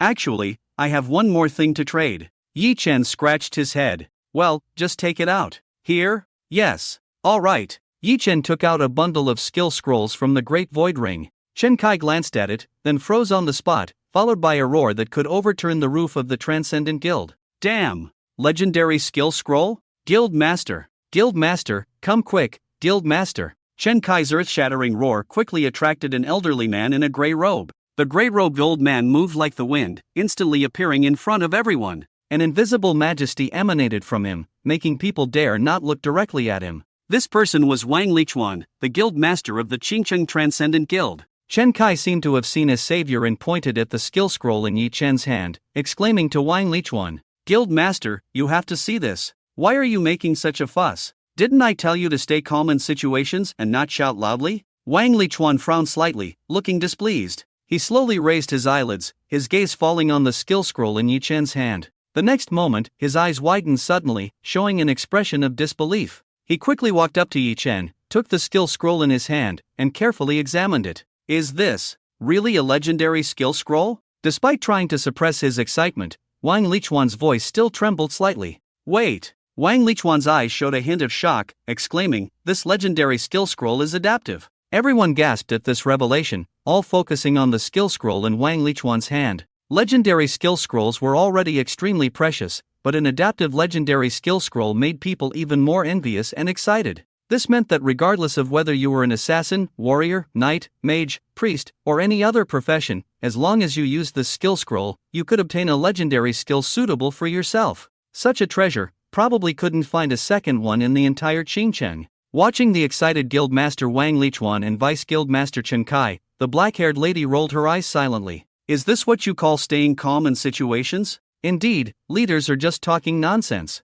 Sir, may I ask what you are planning to exchange with this bundle of legendary skill scrolls in our guild? Wang Lichuan calmed his excited emotions and looked at Yi Chen with a hint of respect in his eyes. Being able to take out such a treasure for trading, the person in front of him must either have amazing strength or a powerful background. Wang Lichuan naturally wouldn't want to offend the other party. I want to exchange for all the common skill scrolls in the Qingqing Transcender Guild, Yi Chen said. Whom?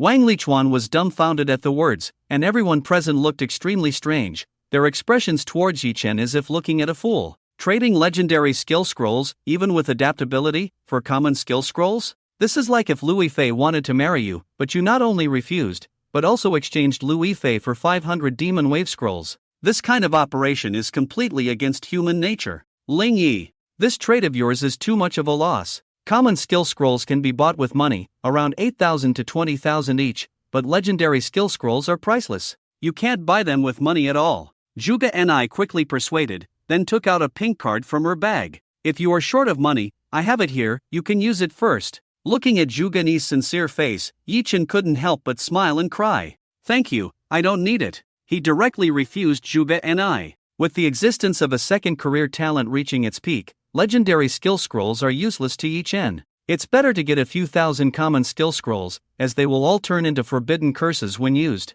Are you sure you want to use legendary skill scrolls to exchange for common skill scrolls? Wang Lichuan asked cautiously. Yes. Yi Chen nodded. Wang Lichuan was instantly excited at the words. This deal was simply a huge profit for their Transcender Guild. Chen Kai, hurry. Help this gentleman bring all the common skill scrolls from our Transcender Guild, not a single one can be missed. Wang Lichuan urged anxiously, afraid that Yi Chen might suddenly change his mind. Yes, President. Chen Kai happily took people to fetch the scrolls. Sir, please come this way. Wang Lichuan quickly stepped aside, respectfully leading Yi Chen to the lounge. Watching Wang Lichuan's humble appearance, everyone was shocked. Who is Wang Lichuan? He is the president of the Qingqing Transcender Guild, someone who can sit on equal footing with the city lord Hu Wengping. When they usually see Wang Lichuan, he always has a carefree demeanor, as if Mount Tai collapsed in front of him and he wouldn't change color. Such a person actually had a bowing and scraping appearance. But it's understandable, Yi Chen gave too much. Exchanging legendary skill scrolls for common ones is no different from giving them to the Transcender Guild for free. After inviting Yi Chen into the lounge, Wang Lichuan personally poured tea for Yi Chen. Here, please have some tea. Wait a moment, they will bring the skill scrolls over soon. By the way, I don't know how to address the young brother, Wang Lichuan asked with a smile. Lu Ben Kai. Wang Lichuan's expression twitched slightly. Even if you make up a fake name, at least make it somewhat decent. Does he really think he's not online? Young brother is really humorous. Since the young brother doesn't want to say, then I won't insist, but please accept this. Wang Lichuan took out a black card from his pocket and handed it to Yi Chen. The card was embedded with intricate golden patterns, emitting a faint light, looking very exquisite. This is the highest level membership card of our Transcender Guild. With this card, you can enjoy a 30% discount on purchases within the Qingqing Transcender Guild, and a 15% discount in any Transcender Guild in the Great Xiao Realm. Yi Chen looked at the black membership card in front of him and couldn't help but be stunned. He didn't expect Wang Lichuan to give him the highest level membership card directly. Thank you, President Wang. Yi Chen took the card and smiled slightly. You're welcome. As long as you have such good things next time, don't forget about our Qingqing Transcender Guild, Wang Lichuan said with a smile. Soon, Vice President Chen Kai brought the staff of the Transferers Union and moved tens of thousands of bundles of skill scrolls over. Among them were skills from various professions, which were all the inventory of the Qingqing Transferers Guild. Looking at the tens of thousands of skill scrolls, Yi Chen's eyes lit up as if he saw tens of thousands of brand new curses. With a wave of his hand, he stored all these skill scrolls in his storage space. Thank you, President Wang. I'll take my leave now. With everything done, Yi Chen didn't want to linger in the Transferers Guild any longer and stood up to leave. Alright, then I'll wish us a pleasant cooperation next time in advance. Wang Lichuan shook hands with Yi Chen, and both of them smiled happily. After watching Yi Chen leave, Chen Kai beside Wang Lichuan whispered, President, should we send someone to protect him secretly? Yi Chen took out so many good things, which had already attracted the attention of many transferers in the trading area. Those people looked at Yi Chen as if they were wolves eyeing their prey. Wang Lichuan shook his head, no need. Anyone who can produce Dragon Vein or Gold and Legendary Skill Scrolls cannot be a simple person. Taking the initiative may instead cause him to be resentful. Yi Chen walked straight out of the gate of the Transferers Guild and found a figure waiting for him at the door. When Zhuge and I saw Yi Chen, her beautiful eyes lit up instantly. Ling Yi, you finally came out. Quick, come home with me. There's a fraud pretending to be you, and I want to prove it to my dad that you and that shameless imposter are not the same person. Zhuge and I pulled Yi Chen and wanted to walk towards home. Zhuge Qianqing told her that Yi Chen and Ling Yi were the same person. She wanted to prove to Zhuge Qianqing today that Yi Chen and Ling Yi were two different people. Although Ling Yi's appearance was plain and far less handsome than Yi Chen, in Zhuge Ni's eyes, Ling Yi was much more pleasing. And Ling Yi was much better than Yi Chen. Being able to produce Dragon Vein or Gold and Legendary Skill Scrolls with just one move, Yi Chen was no match for him. Yi Chen was speechless at this moment. Letting him prove that Ling Yi was better than Yi Chen? Wouldn't that mean I'm winning against myself? You've mistaken me for someone else. I'm not Ling Yi. Yi Chen pulled his hand away from Zhuge and I. Impossible. Don't lie to me. I will never forget your back. Zhuge and I said firmly. I told you, you've got the wrong person. Yi Chen was a bit exasperated. Then tell me, who are you? Faced with the aggressive Zhuge and I, Yi Chen finally lost his patience. Unreasonable. He turned and walked away, too lazy to argue with Zhuge and I. When he turned into a less crowded area, he directly activated the dance of instant disappearance and slipped away. He didn't believe Zhuge and I could catch up with him. Stop, Ling Yi. I really have no ill intentions. Zhuge and I hurriedly caught up with Yi Chen. Seeing that Yi Chen completely ignored her, she bit her red lips helplessly and then made a phone call. Seeing Yi Chen and Zhuge and I arguing, those who followed Yi Chen with ulterior motives had to dispel the idea of harming him. Although they didn't know Yi Chen's identity, they were very clear about Zhuge Ni's identity. She was Mr. Zhuge's only daughter. In Qincheng, unless one was out of their mind, who would dare to touch Mr. Zhuge's daughter? Along the way, Yi Chen deliberately turned into alleys, with Zhuge and I following closely behind. Soon, the two arrived at a sparsely populated area, and Yi Chen was about to activate the dance of instant disappearance to shake off Zhuge and I when he saw two investigators ahead. I never expected that Ling Yi, who was rumored to have killed the underground King Kenshin, would have such an ordinary appearance. Truly, looks can be deceiving. Huang Lidian stared at Yi Chen's face, unable to help but sigh. His disciple, Su Xiu, was extremely nervous, in a state of high alert. After all, the guy in front of them was the terrifying murderer who killed Kenshin. Yi Chen frowned and glanced at Zhuge and I. It was obvious that these two investigators, Huang Lidian, were brought by Zhuge and I. Seeing Yi Chen's cold gaze, Zhuge Ni's heart trembled, and she quickly explained, Ling Yi, don't misunderstand, Uncle Huang and the others are not here to arrest you.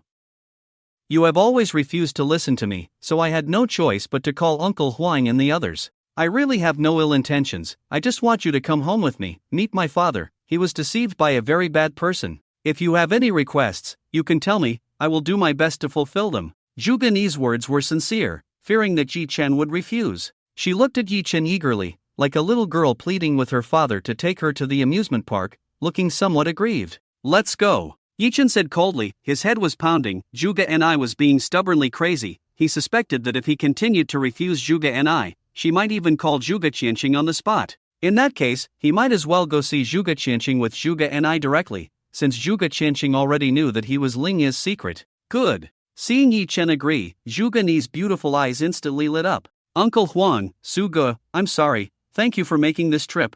Zhuge and I apologized to Huang Lidian and the others embarrassedly. It's okay, we also want to see if the person who killed Kenshin really has 3 heads and 6 arms. Huang Lidian looked coldly at Yi Chen. The Kenshin case, he had almost investigated thoroughly, but suddenly the higher-ups forced the case to be closed. This had always been a knot in Huang Lidian's heart. Seeing Yi Chen and Zhuge and I walk away, Su Xiaocai on the side spoke up. Master, it seems that Ling Yi and Yi Chen are indeed 2 different people. Not necessarily, maybe they used some kind of face-changing prop. Forget it, it's meaningless to dwell on this when the case is closed. Huang Lidian smiled bitterly and shook his head. He was just a small investigator. Even if he had emotions, he could only cooperate with the decisions from above. Are you saying? Yi Chen used the illusion face to change into another person's appearance, went to the Adventurers Guild to sell skill scrolls and equipment, and coincidentally met an INI, who mistook him for Ling Yi, and now she's pulling him over here? Even Zhuge Qianqing couldn't help but be stunned when he heard this news.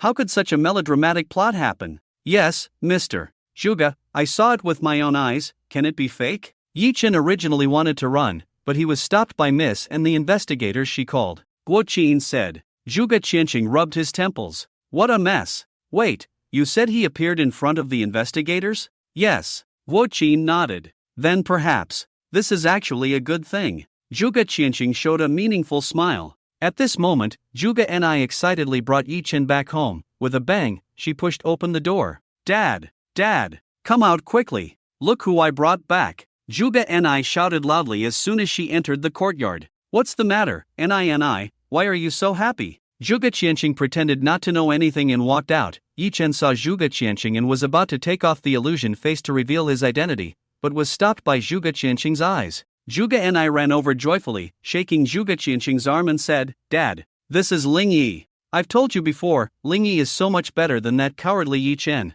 Yi Chen is not even worthy to shine his shoes. You didn't believe me. You kept saying that Yi Chen and Ling Yi are the same person. Look, now I've brought him back to you. I'm telling you, today Ling Yi was so impressive at the Adventurers Guild. He took out dozens of high-level equipment by himself, as well as Dragon Vein or Gold and Legendary Skill Scrolls. You didn't see how shocked everyone was looking at his expression. At that time, Ling Yi was the focus of the crowd, attracting attention from all around. Juga Ni seemed to have opened the floodgates and couldn't stop talking, extremely happy, with a bright smile on her face. Guo Qin nodded beside her, feeling deeply moved, and said, Miss hasn't smiled like this in a long time. Excitedly, Juga Ni described to Juga Qianqing how excellent Yi Chen was, praising him to the skies, making Yi Chen himself a little embarrassed. Then Juga Ni changed the subject, eagerly saying, Dad, if you really want to choose a disciple, why not kick out that Yi Chen and take Ling Yi as your disciple? Ling Yi is 100 times stronger than that cowardly Yi Chen.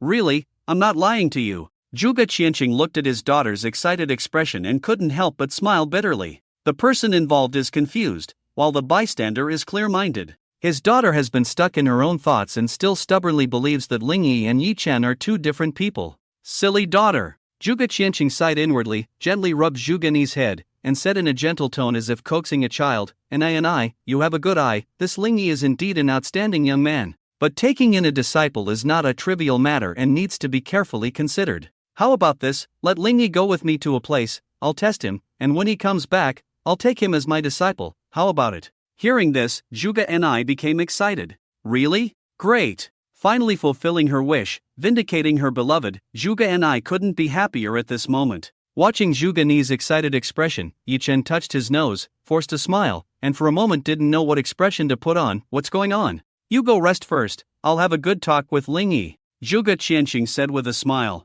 Okay. Juga Ni raised her eyes and sneakily glanced at Yi Chen. When she found that Yi Chen's gaze didn't fall on her, she pouted and returned to her room. Recalling their two meetings, the first time her clothes were burned into rags by fire, and the second time she wore a convenient combat bodysuit, she had never dressed up properly. She had already decided to take a bath and put on a nice outfit to amaze Ling Yi. After Juga Ni left, Juga Qianqing couldn't help but glance at the silent Yi Chen and asked, Aren't you curious why I didn't let you reveal your identity in front of an INI? Teacher has his reasons for doing so, Yi Chen said calmly. Juga Qianqing smiled faintly, took a sip of tea, and explained, although this incident was a coincidence, it's not necessarily a bad thing. Think about it, by meeting the investigator as Ling Yi and appearing at the location of the Gate of Tianqi, you have effectively eliminated any suspicion of being Yi Chen, right? Yi Chen nodded in agreement and continued, in this way, Yi Chen has never appeared at the Gate of Tianqi, and I can fully act as Ling Yi. Of course, in this way, if Ling Yi were to disappear from the Gate of Tianqi, it wouldn't matter, and no one would care because it was a false identity to begin with.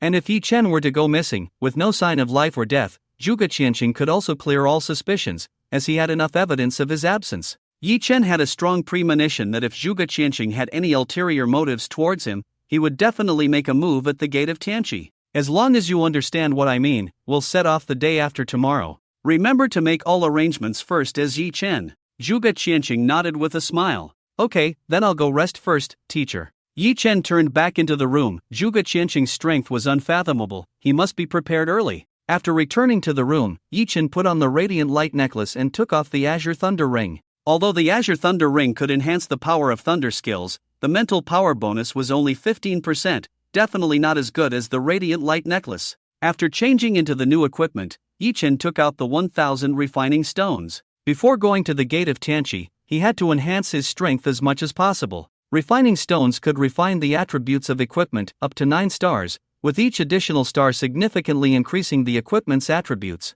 Yi Chen thought for a moment and used the first refining stone on the Great Vajra Ring. The Great Vajra Ring was his only legendary equipment at the moment, so using the refining stone on it was obviously the most cost-effective. Yi Chen held the refining stone and slowly approached the great Vajra ring. The refining stone began to emit a faint light in his hand, a miniature star. He gently pressed the refining stone against the great Vajra ring, and a mysterious power surged instantly. The great Vajra ring seemed to sense the power of the refining stone, starting to vibrate slightly and emitting a brighter light. However, the next moment, the light dimmed instantly, and the refining stone shattered into pieces. Obviously, this refining attempt failed. However, Yi Chen did not give up but took out the second refining stone. The success rate of refining equipment was already low, otherwise, there would be equipment refined to 9 stars everywhere. After breaking hundreds of refining stones in a row, a dazzling light suddenly appeared. In the light, the great Vajra ring trembled madly, and the texture on the surface of the ring became more complex and exquisite. As the dazzling light gradually dissipated, the great Vajra ring in front of Yi Chen had been completely renewed. The texture on the surface of the ring became more refined, with a radiant glow, as if containing endless mysterious power. Yi Chen quickly checked the attributes of the Great Vajra Ring. Great Vajra Ring, Grade, Legendary, Attribute, Mental Power Enhancement 120%, Current Refining Level, 1 star. Skill 1, Vajra conceals mustard seed. Vajra conceals mustard seed. The wearer can absorb energy-based attacks into the Great Vajra Ring and convert the energy into temporary mental power enhancement. Skill 2, Mustard Seed enters Vajra. Mustard Seed enters Vajra. The wearer can open the storage space in the Great Vajra Ring, with the size of the storage space directly proportional to the wearer's mental strength. A hint of surprise flashed in Yi Chen's eyes. Just by refining 1 star, he directly gained a 20% increase in mental power, which was equivalent to wearing another high-level equipment. The mental attribute bonus of high-level equipment is generally only around 20%. Having tasted the sweetness, Yi Chen continued to bombard the Great Vajra Ring with refining stones. However, it seemed that refining to 1 star had already consumed all of Yi Chen's luck. He continued to bombard the ring with 700 to 800 refining stones in a row, all of which failed. Damn, is the probability too low? Yi Chen felt a bit overwhelmed. Could it be that he was actually unlucky? Although the higher the level of the equipment, the harder it is to refine. Failing to refine a star out of 700 to 800 refining stones was too much. At this point, Yi Chen had only a little over 100 trial stones left in his hand. He hesitated whether to continue using them on the Great Vajra Ring or on the Crimson Flame Staff. At this moment, a demonic voice suddenly sounded in Yi Chen's mind. The less money you have, the more you should go all in. 3rd time all in. 4th time all in. 5th time all in. All in. All in. All in. All in is a kind of wisdom. Thinking of this, Yi Chen gritted his teeth, took a gamble, and went all in directly without hesitation. More than 100 refining stones surrounded the Great Sumeru Ring, which was as busy as Tom Cat playing the trumpet. Bang! Bang! Bang! Every time the sound of a failed refining stone breaking rang out, Yi Chen would feel a pang of heartache. Can't be? Can't all of them fail? Yi Chen felt like he was playing a game of gold shovel with only 1 card missing, making his heart skip a beat with each refinement. 10, 50, 100. As it seemed like they were all going to fail, Yi Chen's face turned green. With 1,000 refining stones, only 1 star was refined, and even the old non-guild members would look at him with pity and offer him a cigarette. Just when Yi Chen thought it was all over, the last 2 refining stones seemed to sense the despair in his heart. Their brilliance was more dazzling than any of the previous refining stones, shooting straight towards the Great Sumeru Ring. As they descended, the Great Sumeru Ring trembled more violently, as if a powerful force within was awakening. Amidst the swirling light of the Great Sumeru Ring, mysterious runes seemed to be pulsating. Suddenly, a dazzling light burst forth from the Great Sumeru Ring, and it burst forth twice in succession. Ah! Ah! Ah! Yi Chen was dumbfounded. When he picked up the Great Sumeru Ring, he discovered that it had successfully been refined to 3 stars. His mental power bonus had also reached an astonishing 160%. Yi Chen was overjoyed. He hadn't expected to succeed at the last moment. Indeed, gambling was a kind of wisdom. At level 25, his base mental power was 750 points, but with the Great Sumeru Ring, staff, and other equipment, his mental power had reached 3,225 points. If he were to activate the Burning Reincarnation again, 6,450 points. This terrifying number made even Yi Chen himself gasp in shock. A fiery look flashed in his eyes, and now, if he were to go all out, there would probably be no one below level 50 who could match him. With his undying body, he could probably take on a level 60 job changer like he did with Kenshin before. However, he also had to worry about encountering job changers skilled in trapping and sealing skills. If the opponent didn't intend to kill him but only wanted to seal him, then his undying body would be rendered useless.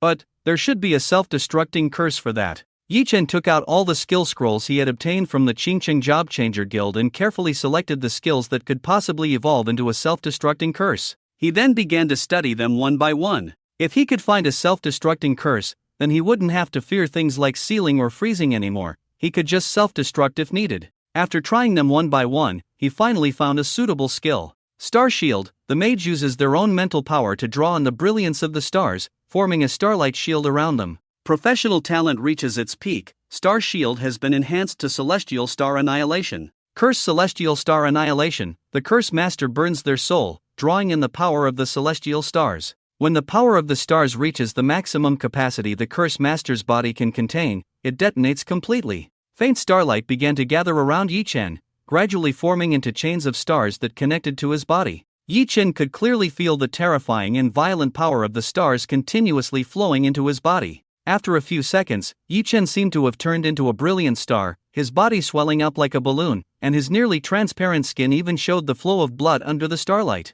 Yi Chen quickly stopped casting the star shield. If he continued, he would explode on the spot. It probably takes about 5 seconds from casting to detonation. With this curse, Yi Chen also breathed a sigh of relief. In this way, in case he encounters enemies who want to seal him at the gate of apocalypse, or if Zhuge Qianqing wants to seal him, he can self-destruct on the spot. The Shaking Light Necklace, the 3-star Great Vajra Ring, and tens of thousands of skill scrolls in the storage space are his confidence to play at the gate of apocalypse. Yi Chen breathed a sigh of relief. Next, he should go out and wander around as Yi Chen, brushing up his presence. This way, if he happens to get something good at the gate of apocalypse as Ling Yi, no one will suspect him. Yi Chen took off the illusion mask, changed his clothes, and prepared to go to the Ji family. Apart from Zhuge Qianqing, the only people he was somewhat familiar with in Qingcheng were Uncle Ji and Ji Lingyu. Yi Chen was slightly stunned. He didn't expect to see Zhuge Ni in the courtyard as soon as he opened the door. Today's Zhuge Ni was completely different from usual. She was dressed in a white slim long dress, the hem of the dress gently swaying in the breeze, like a graceful flower on a high peak.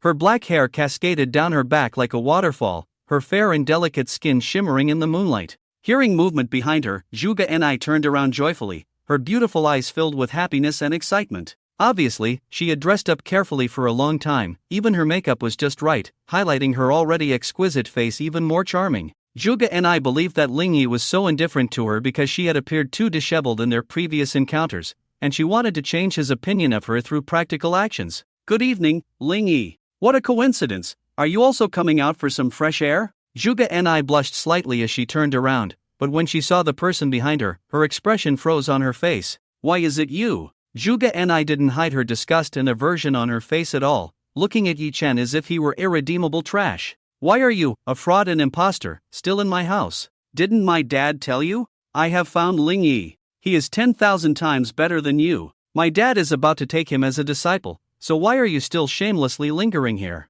Pack up and leave." Yi Chen couldn't be bothered to argue with Zhuge Ni and just wanted to leave. Wait. But when Yi Chen tried to leave, Zhuge Ni became unwilling and reached out to stop him. She already detested Yi Chen, having spent 2 hours dressing up meticulously without letting Ling Yi see, only to have Yi Chen see her first.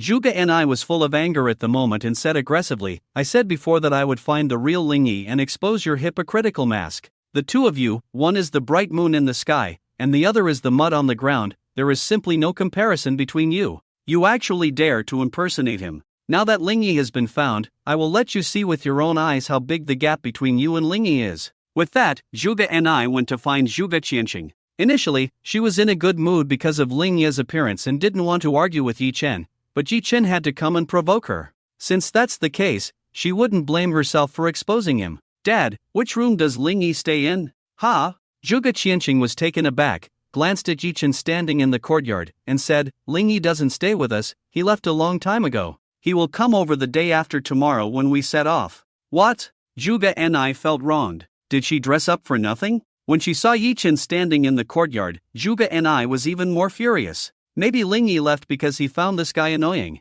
"Why are you still here? What are you standing there for?" "Eisby," Yi Chen rolled his eyes. If this woman didn't have a good father, he would have cast a banishment curse on her. He even doubted whether Zhuge Ni was really Zhuge Qianqing's biological daughter or if Zhuge Qianqing picked her up from a trash can. Zhuge Qianqing can directly infer that he has an immortal body based on some clues, which can be said to be incredibly insightful. Zhuge Ni is as reckless as having 2 eggs hanging under her eyebrows, relying on her poor brain to do whatever she wants all day long, completely ignoring the truth right in front of her eyes, and insisting that she and Lingyi are a couple. The gap between this father and daughter is indeed too big. Yi Chen walked out and hailed a taxi to leave. Driver, go to Erxian Bridge on Shanghua Avenue. The taxi arrived in front of a small manor, where dozens of bodyguards stood around the manor, exuding restrained aura but giving off an unfathomable feeling, obviously all formidable professionals. After being attacked by Kenshin last time, Uncle Ji seemed more willing to spend money on security. Just as Yi Chen walked up to the Golden Gate, a bodyguard stopped him and sternly said, "Stop.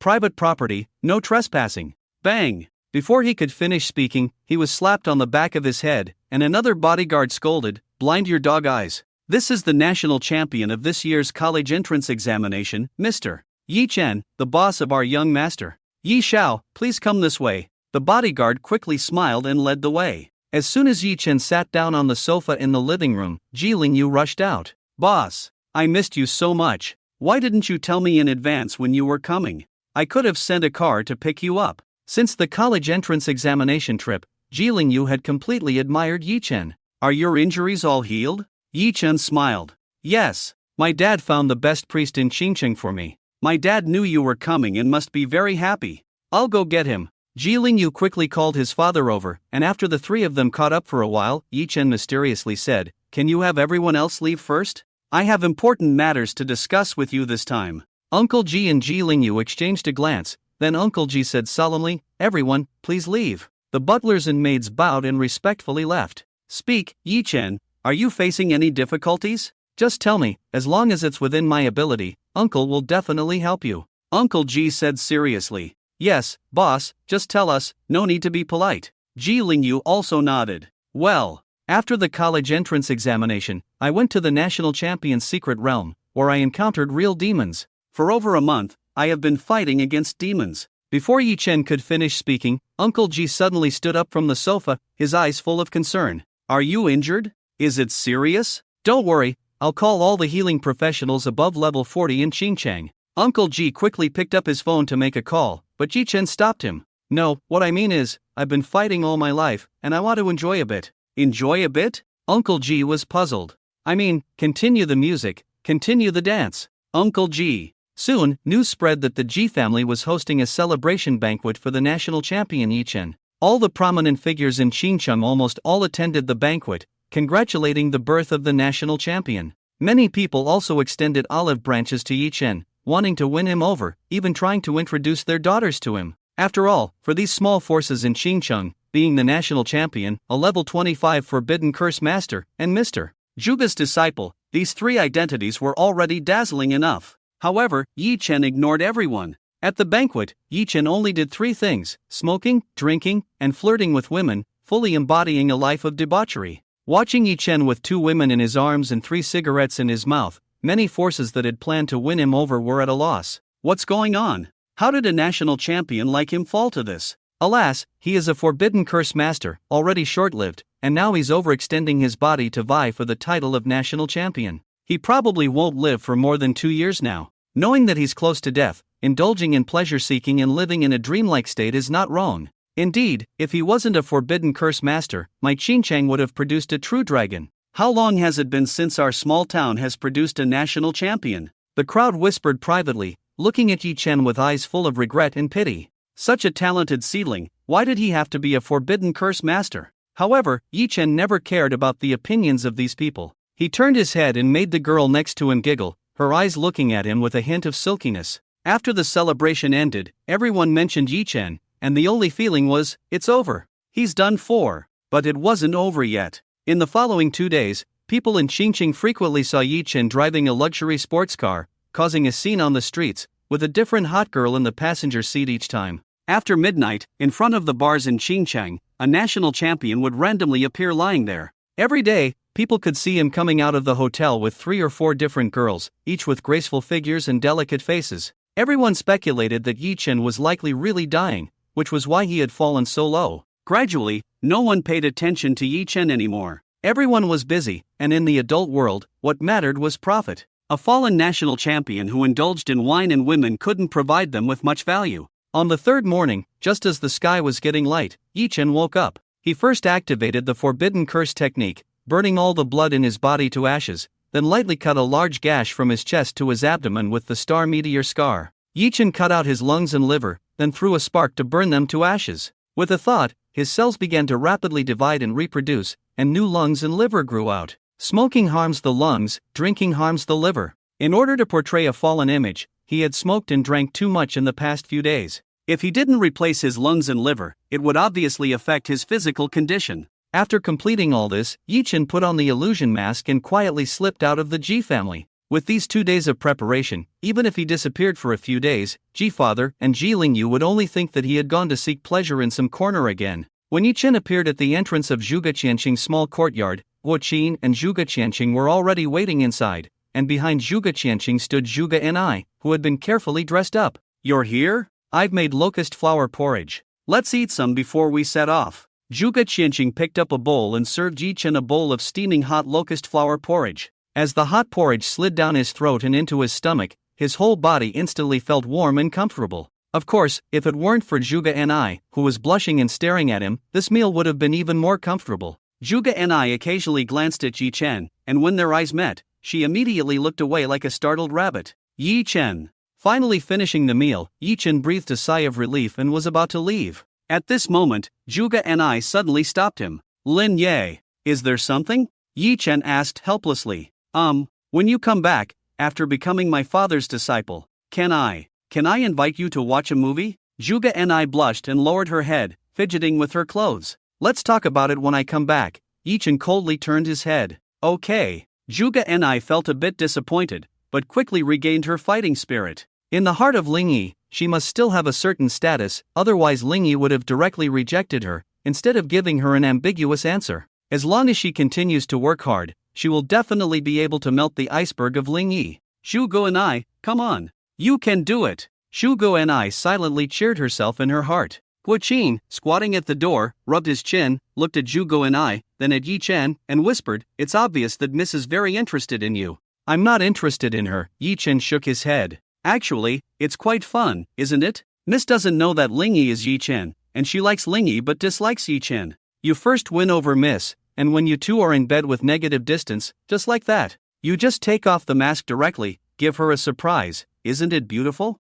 Then shout out, 'Fool, there is no Lingyi, I have always been Yi-Chen,' and then start a crazy sprint." The more Guo Qin said, the brighter his eyes became, and he suddenly slapped his thigh. "Yes, why didn't I think of such a fun way before? Let the other party be forced to connect with the person they hate. Isn't this a kind of oxymoron? But the ox is you, Yi-Chen." Guo Qin's mind is really beyond help. This guy can almost associate all sorts of strange things to very strange aspects. You talk to him about beans, he shows a strange smile. You talk to him about tigers, he shows a strange smile. You talk to him about fans, he shows a strange smile. Even if you talk to him about the meteor shower tonight at 8 o'clock, he can still show a strange smile. Sometimes Yi-Chen really wants to pry open Guo Qin's head and see how his brain is growing. "What are you talking about?" Zhuge Qianqing walked out with a smile that was not a smile. Nothing, mister. "Zhuge, let's set off quickly," Guo Qin said with a forced smile. If Mr. Zhuge knew that he was teaching Yi-Chen how to bully Zhuge Ni, Mr. Zhuge would definitely skin him alive. "You better." Zhuge Qianqing glanced at Guo Qin, making Guo Qin shiver all over. "Let's go." Fortunately, Zhuge Qianqing did not intend to argue with Guo Qin. Guo Qin breathed a sigh of relief, quickly got into the black SUV parked at the door, and took on the role of the driver. Yi-Chen and Zhuge Qianqing sat in the back seat. "Teacher, are we going to the teleportation array?" Yi-Chen asked. "No, we don't need to. The gate of Tianqi is in the wilderness of Qingcheng. And stop calling me teacher, it's easy to expose your identity. Just like Guo Qin, call me Mr. Zhuge Qianqing." Zhuge Qianqing pushed his glasses and smiled. "Okay." Yi-Chen nodded. Guo Qin stepped on the gas pedal, and the SUV shot out like an arrow. At the city gate, seeing Zhuge Qianqing sitting in the car, no one dared to stop them, and they were let through directly. The black SUV drove out of Qingcheng unimpeded. Once out of the city, the road instantly became bumpy. Zhuge Qianqing took out a piece of paper and a pen, wrote and drew on it, and then handed it to Guo Qin.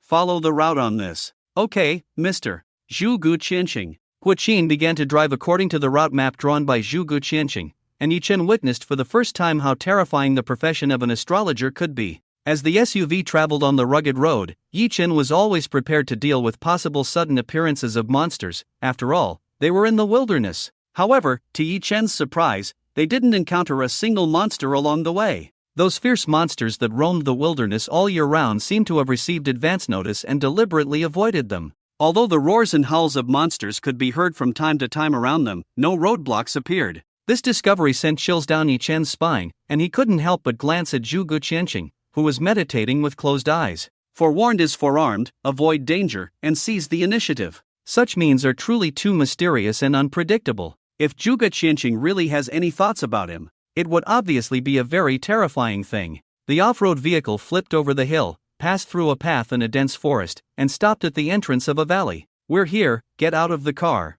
Zhu Guqianqing opened his eyes and walked towards the valley with Yi Chen and Guo Qin. There was a faint white mist in the valley. Shortly after entering the valley, Yi Chen saw many figures gathered ahead. In front of the crowd stood a huge stone gate, towering high and wide, carved with various patterns of sun, moon, stars, mountains, rivers, dragons, phoenixes, and chilants, appearing both mysterious and solemn. This gate stood abruptly in the valley. What was eerie was that the gate could only be seen from the front. If viewed from other directions, only the empty valley could be seen. Is that the gate of the apocalypse? Yi Chen couldn't help but exclaim as he looked at the stone gate in front of him. Yes, Zhu Guqianqing's eyes behind the golden wire frame also showed surprise. Even he, for the first time, saw the gate of the apocalypse with his own eyes. "Mr. Zhuge, you finally came. If you hadn't come, I would have sent someone to see if you had any accidents," a middle-aged man in a sharp suit said indifferently. Behind him were a group of job changers, each emitting a terrifying aura, obviously none below level 30.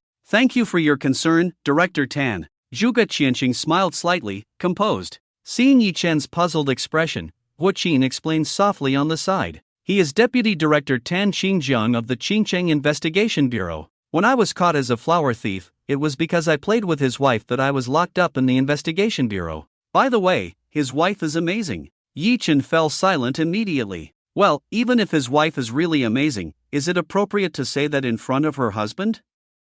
Yi Chen suddenly felt that Tan Xinjiang was indeed a person who could hide his thoughts well. Despite everything, he hadn't killed Guo Qin, just arrested him and put him in prison. Beside Tan Xinjiang, Yi Chen also saw a familiar figure. At a glance, he recognized that the tall, thin man who had tried to kill him in the bureau was there. However, the tall, thin man obviously did not recognize him after wearing the illusion mask, standing cold-faced behind Tan Xinjiang. After some pleasantries between Tan Xinjiang and Zhu Guqianqing, Tan Xinjiang directly cut to the chase. "Now that Mr. Zhuge is here, to avoid any more dreams in the night, please open the gate of the apocalypse." Tan Xinjiang took out a mysterious key with intricate patterns engraved on it, as if containing the mysteries of the world. "No problem." Zhu Guqianqing smiled slightly and glanced back at Yi Chen and Guo Qin. Yi Chen and Guo Qin immediately understood and followed. Watching the backs of the three, a hint of hidden killing intent flashed in Tan Xinjiang's eyes. "Mr. Zhuge, why do I feel a chill on my back?" Guo Qin shivered and asked. "It's normal. I've set up a trick. Tan Xinjiang can't wait to kill us right away." Zhu Guqianqing smiled faintly. The ancient key he gave Tan Xinjiang was fake, so naturally it couldn't open the gate of the apocalypse. In response to Tan Xinjiang's questioning, Zhu Guqianqing explained that he had set a restriction on the ancient key, and only he himself could open the gate of the apocalypse. Tan Xinjiang knew that Zhu Guqianqing wanted a share of the gate of the apocalypse, but he could only reluctantly accept it. After all, taking advantage of the fact that no one knew the gate of the apocalypse had appeared, they could seize the opportunity. Once the news spread, the gate of the apocalypse would definitely attract the most top-notch strong individuals. By then, they wouldn't even have the qualification to enter the gate of the apocalypse. "Mr. Zhuge, do you need to take out the real ancient key of the apocalypse?" Yi Chen asked. "No need, just approach this gate." Zhu Guqianqing shook his head with a smile. As they spoke, the three of them walked up to the stone gate. Zhu Guqianqing approached the stone gate and then pretended to bring the Tianqi ancient key close to the stone gate, making some movements. At that moment, Yi Chen clearly felt that the Tianqi ancient key inside his stomach seemed to have some kind of connection with the ancient and simple stone gate in front of him, emitting a faint warmth. The Tianqi gate in front of him also seemed to respond, without any earth-shattering phenomena or dazzling light, just like an ordinary door opening. With a low and long mechanical sound, the stone gate slowly opened, revealing a pitch-black passage that seemed bottomless. An ancient and mysterious aura rushed out from the passage, making people can't help but feel awe. Seeing the Tianqi gate, Tan Xingjiang's eyes instantly lit up. Even with his identity, a hint of surprise and greed couldn't help but appear in his eyes. After all, this was the legendary Tianqi gate, the place where 7 origin ancient artifacts had fallen out. Even true divine artifacts were insignificant when facing origin ancient artifacts. It was precisely because of this that the terrifying war broke out back then, until all the origin ancient artifacts were destroyed, ushering in a brief period of peace. Mr. Zhuge, it's time to return the Tianqi ancient key to me, Tan Xingjiang said coldly. The dangerous aura emanated from the transcendent behind him, indicating that if Zhuge Qianqing wanted to seize the Tianqi ancient key, they would have to erupt into a major battle before entering the Tianqi gate. Of course, the Tianqi ancient key belongs to Director Tan. Zhuge Qianqing nodded and handed the fake Tianqi ancient key to Tan Xingjiang. Mr. Zhuge is indeed a smart person. After taking back the Tianqi ancient key, Tan Xingjiang showed a faint smile. At that moment, a sudden exclamation came from behind, causing Tan Xingjiang's face to freeze. The Tianqi gate actually exists in this world? It's truly shocking. Wang Lichuan, the president of the Qingcheng Transcendent Guild, and the vice president Chen Kai led a group of transcendents appeared in the valley. Tan Xingjiang's face immediately darkened. It was one thing for Zhuge Qianqing to get involved, but why did even the people from the Transcendent Guild come? Did you call them? Tan Xingjiang gritted his teeth and questioned Zhuge Qianqing. Does Director Tan think I, Zhuge Qianqing, would do such a foolish thing? Zhuge Qianqing raised his eyebrows in response. At this moment, Zhuge Qianqing was also puzzled as to why the people from the Transcendent Guild had received the news. But soon he figured it out and glanced at Yi Chen intentionally or unintentionally. From the motive perspective, it was most likely Yi Chen who had called the Transcendent Guild. After all, if he wanted to deal with him, the more chaotic the situation, the more advantageous it would be for him. This kid was indeed a cunning little fox. Zhuge Qianqing's face turned somewhat unsightly. Haha, Mr. Zhuge, Director Tan, what a coincidence. Are you also here to seek treasures? Why not take me along? Wang Lichuan laughed heartily. President Wang, you haven't done anything yet, but you want to share as soon as you arrive. Isn't that a bit inappropriate? Tan Xingjiang said coldly. True, then let the people from our Transcendent Guild take the lead and explore for you. How about that? Wang Lichuan pondered for a moment before saying. With that said, Tan Xingjiang's expression improved slightly. They didn't know what dangers lay inside the Tianqi gate, but if the people from the Transcendent Guild were willing to act as cannon fodder, he would naturally be happy. At this point, he had no better way. After all, it was impossible for Wang Lichuan to leave empty-handed once he had arrived. In that case, let's do as President Wang says, Tan Xingjiang said, pinching his nose. Thank you, Director Tan. Director Tan is generous. Wang Lichuan laughed extremely happily and led the way towards the Tianqi gate. As he passed by Yi Chen, he gave him a glance but did not greet him. Yi Chen looked as if he knew nothing, calmly following Wang Lichuan and the others into the Gate of Apocalypse. The dark passage extended towards the depths of the Gate of Apocalypse. The world behind the door was not as bizarre as Yi Chen had imagined, nor was it filled with monsters. On the contrary, it was extremely quiet, with nothing around, so quiet that one could hear their own breathing. After passing through the dark passage, another door appeared ahead. This time, it was a metal door that could only accommodate one person, with modern circuit patterns engraved on it, emitting a faint light. This door stood out from its surroundings, as if forcibly torn from another world. Why is there another door? Is this the Real Gate of Apocalypse? Wang Lichuan and the others looked puzzled when they saw this door. They turned to Tan Xingjiang, as he held the ancient key to the Gate of Apocalypse. Tan Xingjiang took a deep breath, then stepped forward and lightly pressed the ancient key on the door. Yi Chen also took a few steps forward, looking genuinely curious about how the door would open. With a sudden heat in his stomach, the metal door in front of them opened with a bang, a strong light bursting out from behind it, instantly illuminating the dark passage. The intense light made it difficult for everyone to open their eyes, and it took them a while to adjust before they could see what was behind the metal door, leaving them stunned. How could the world behind the Gate of Apocalypse be like this? This is impossible.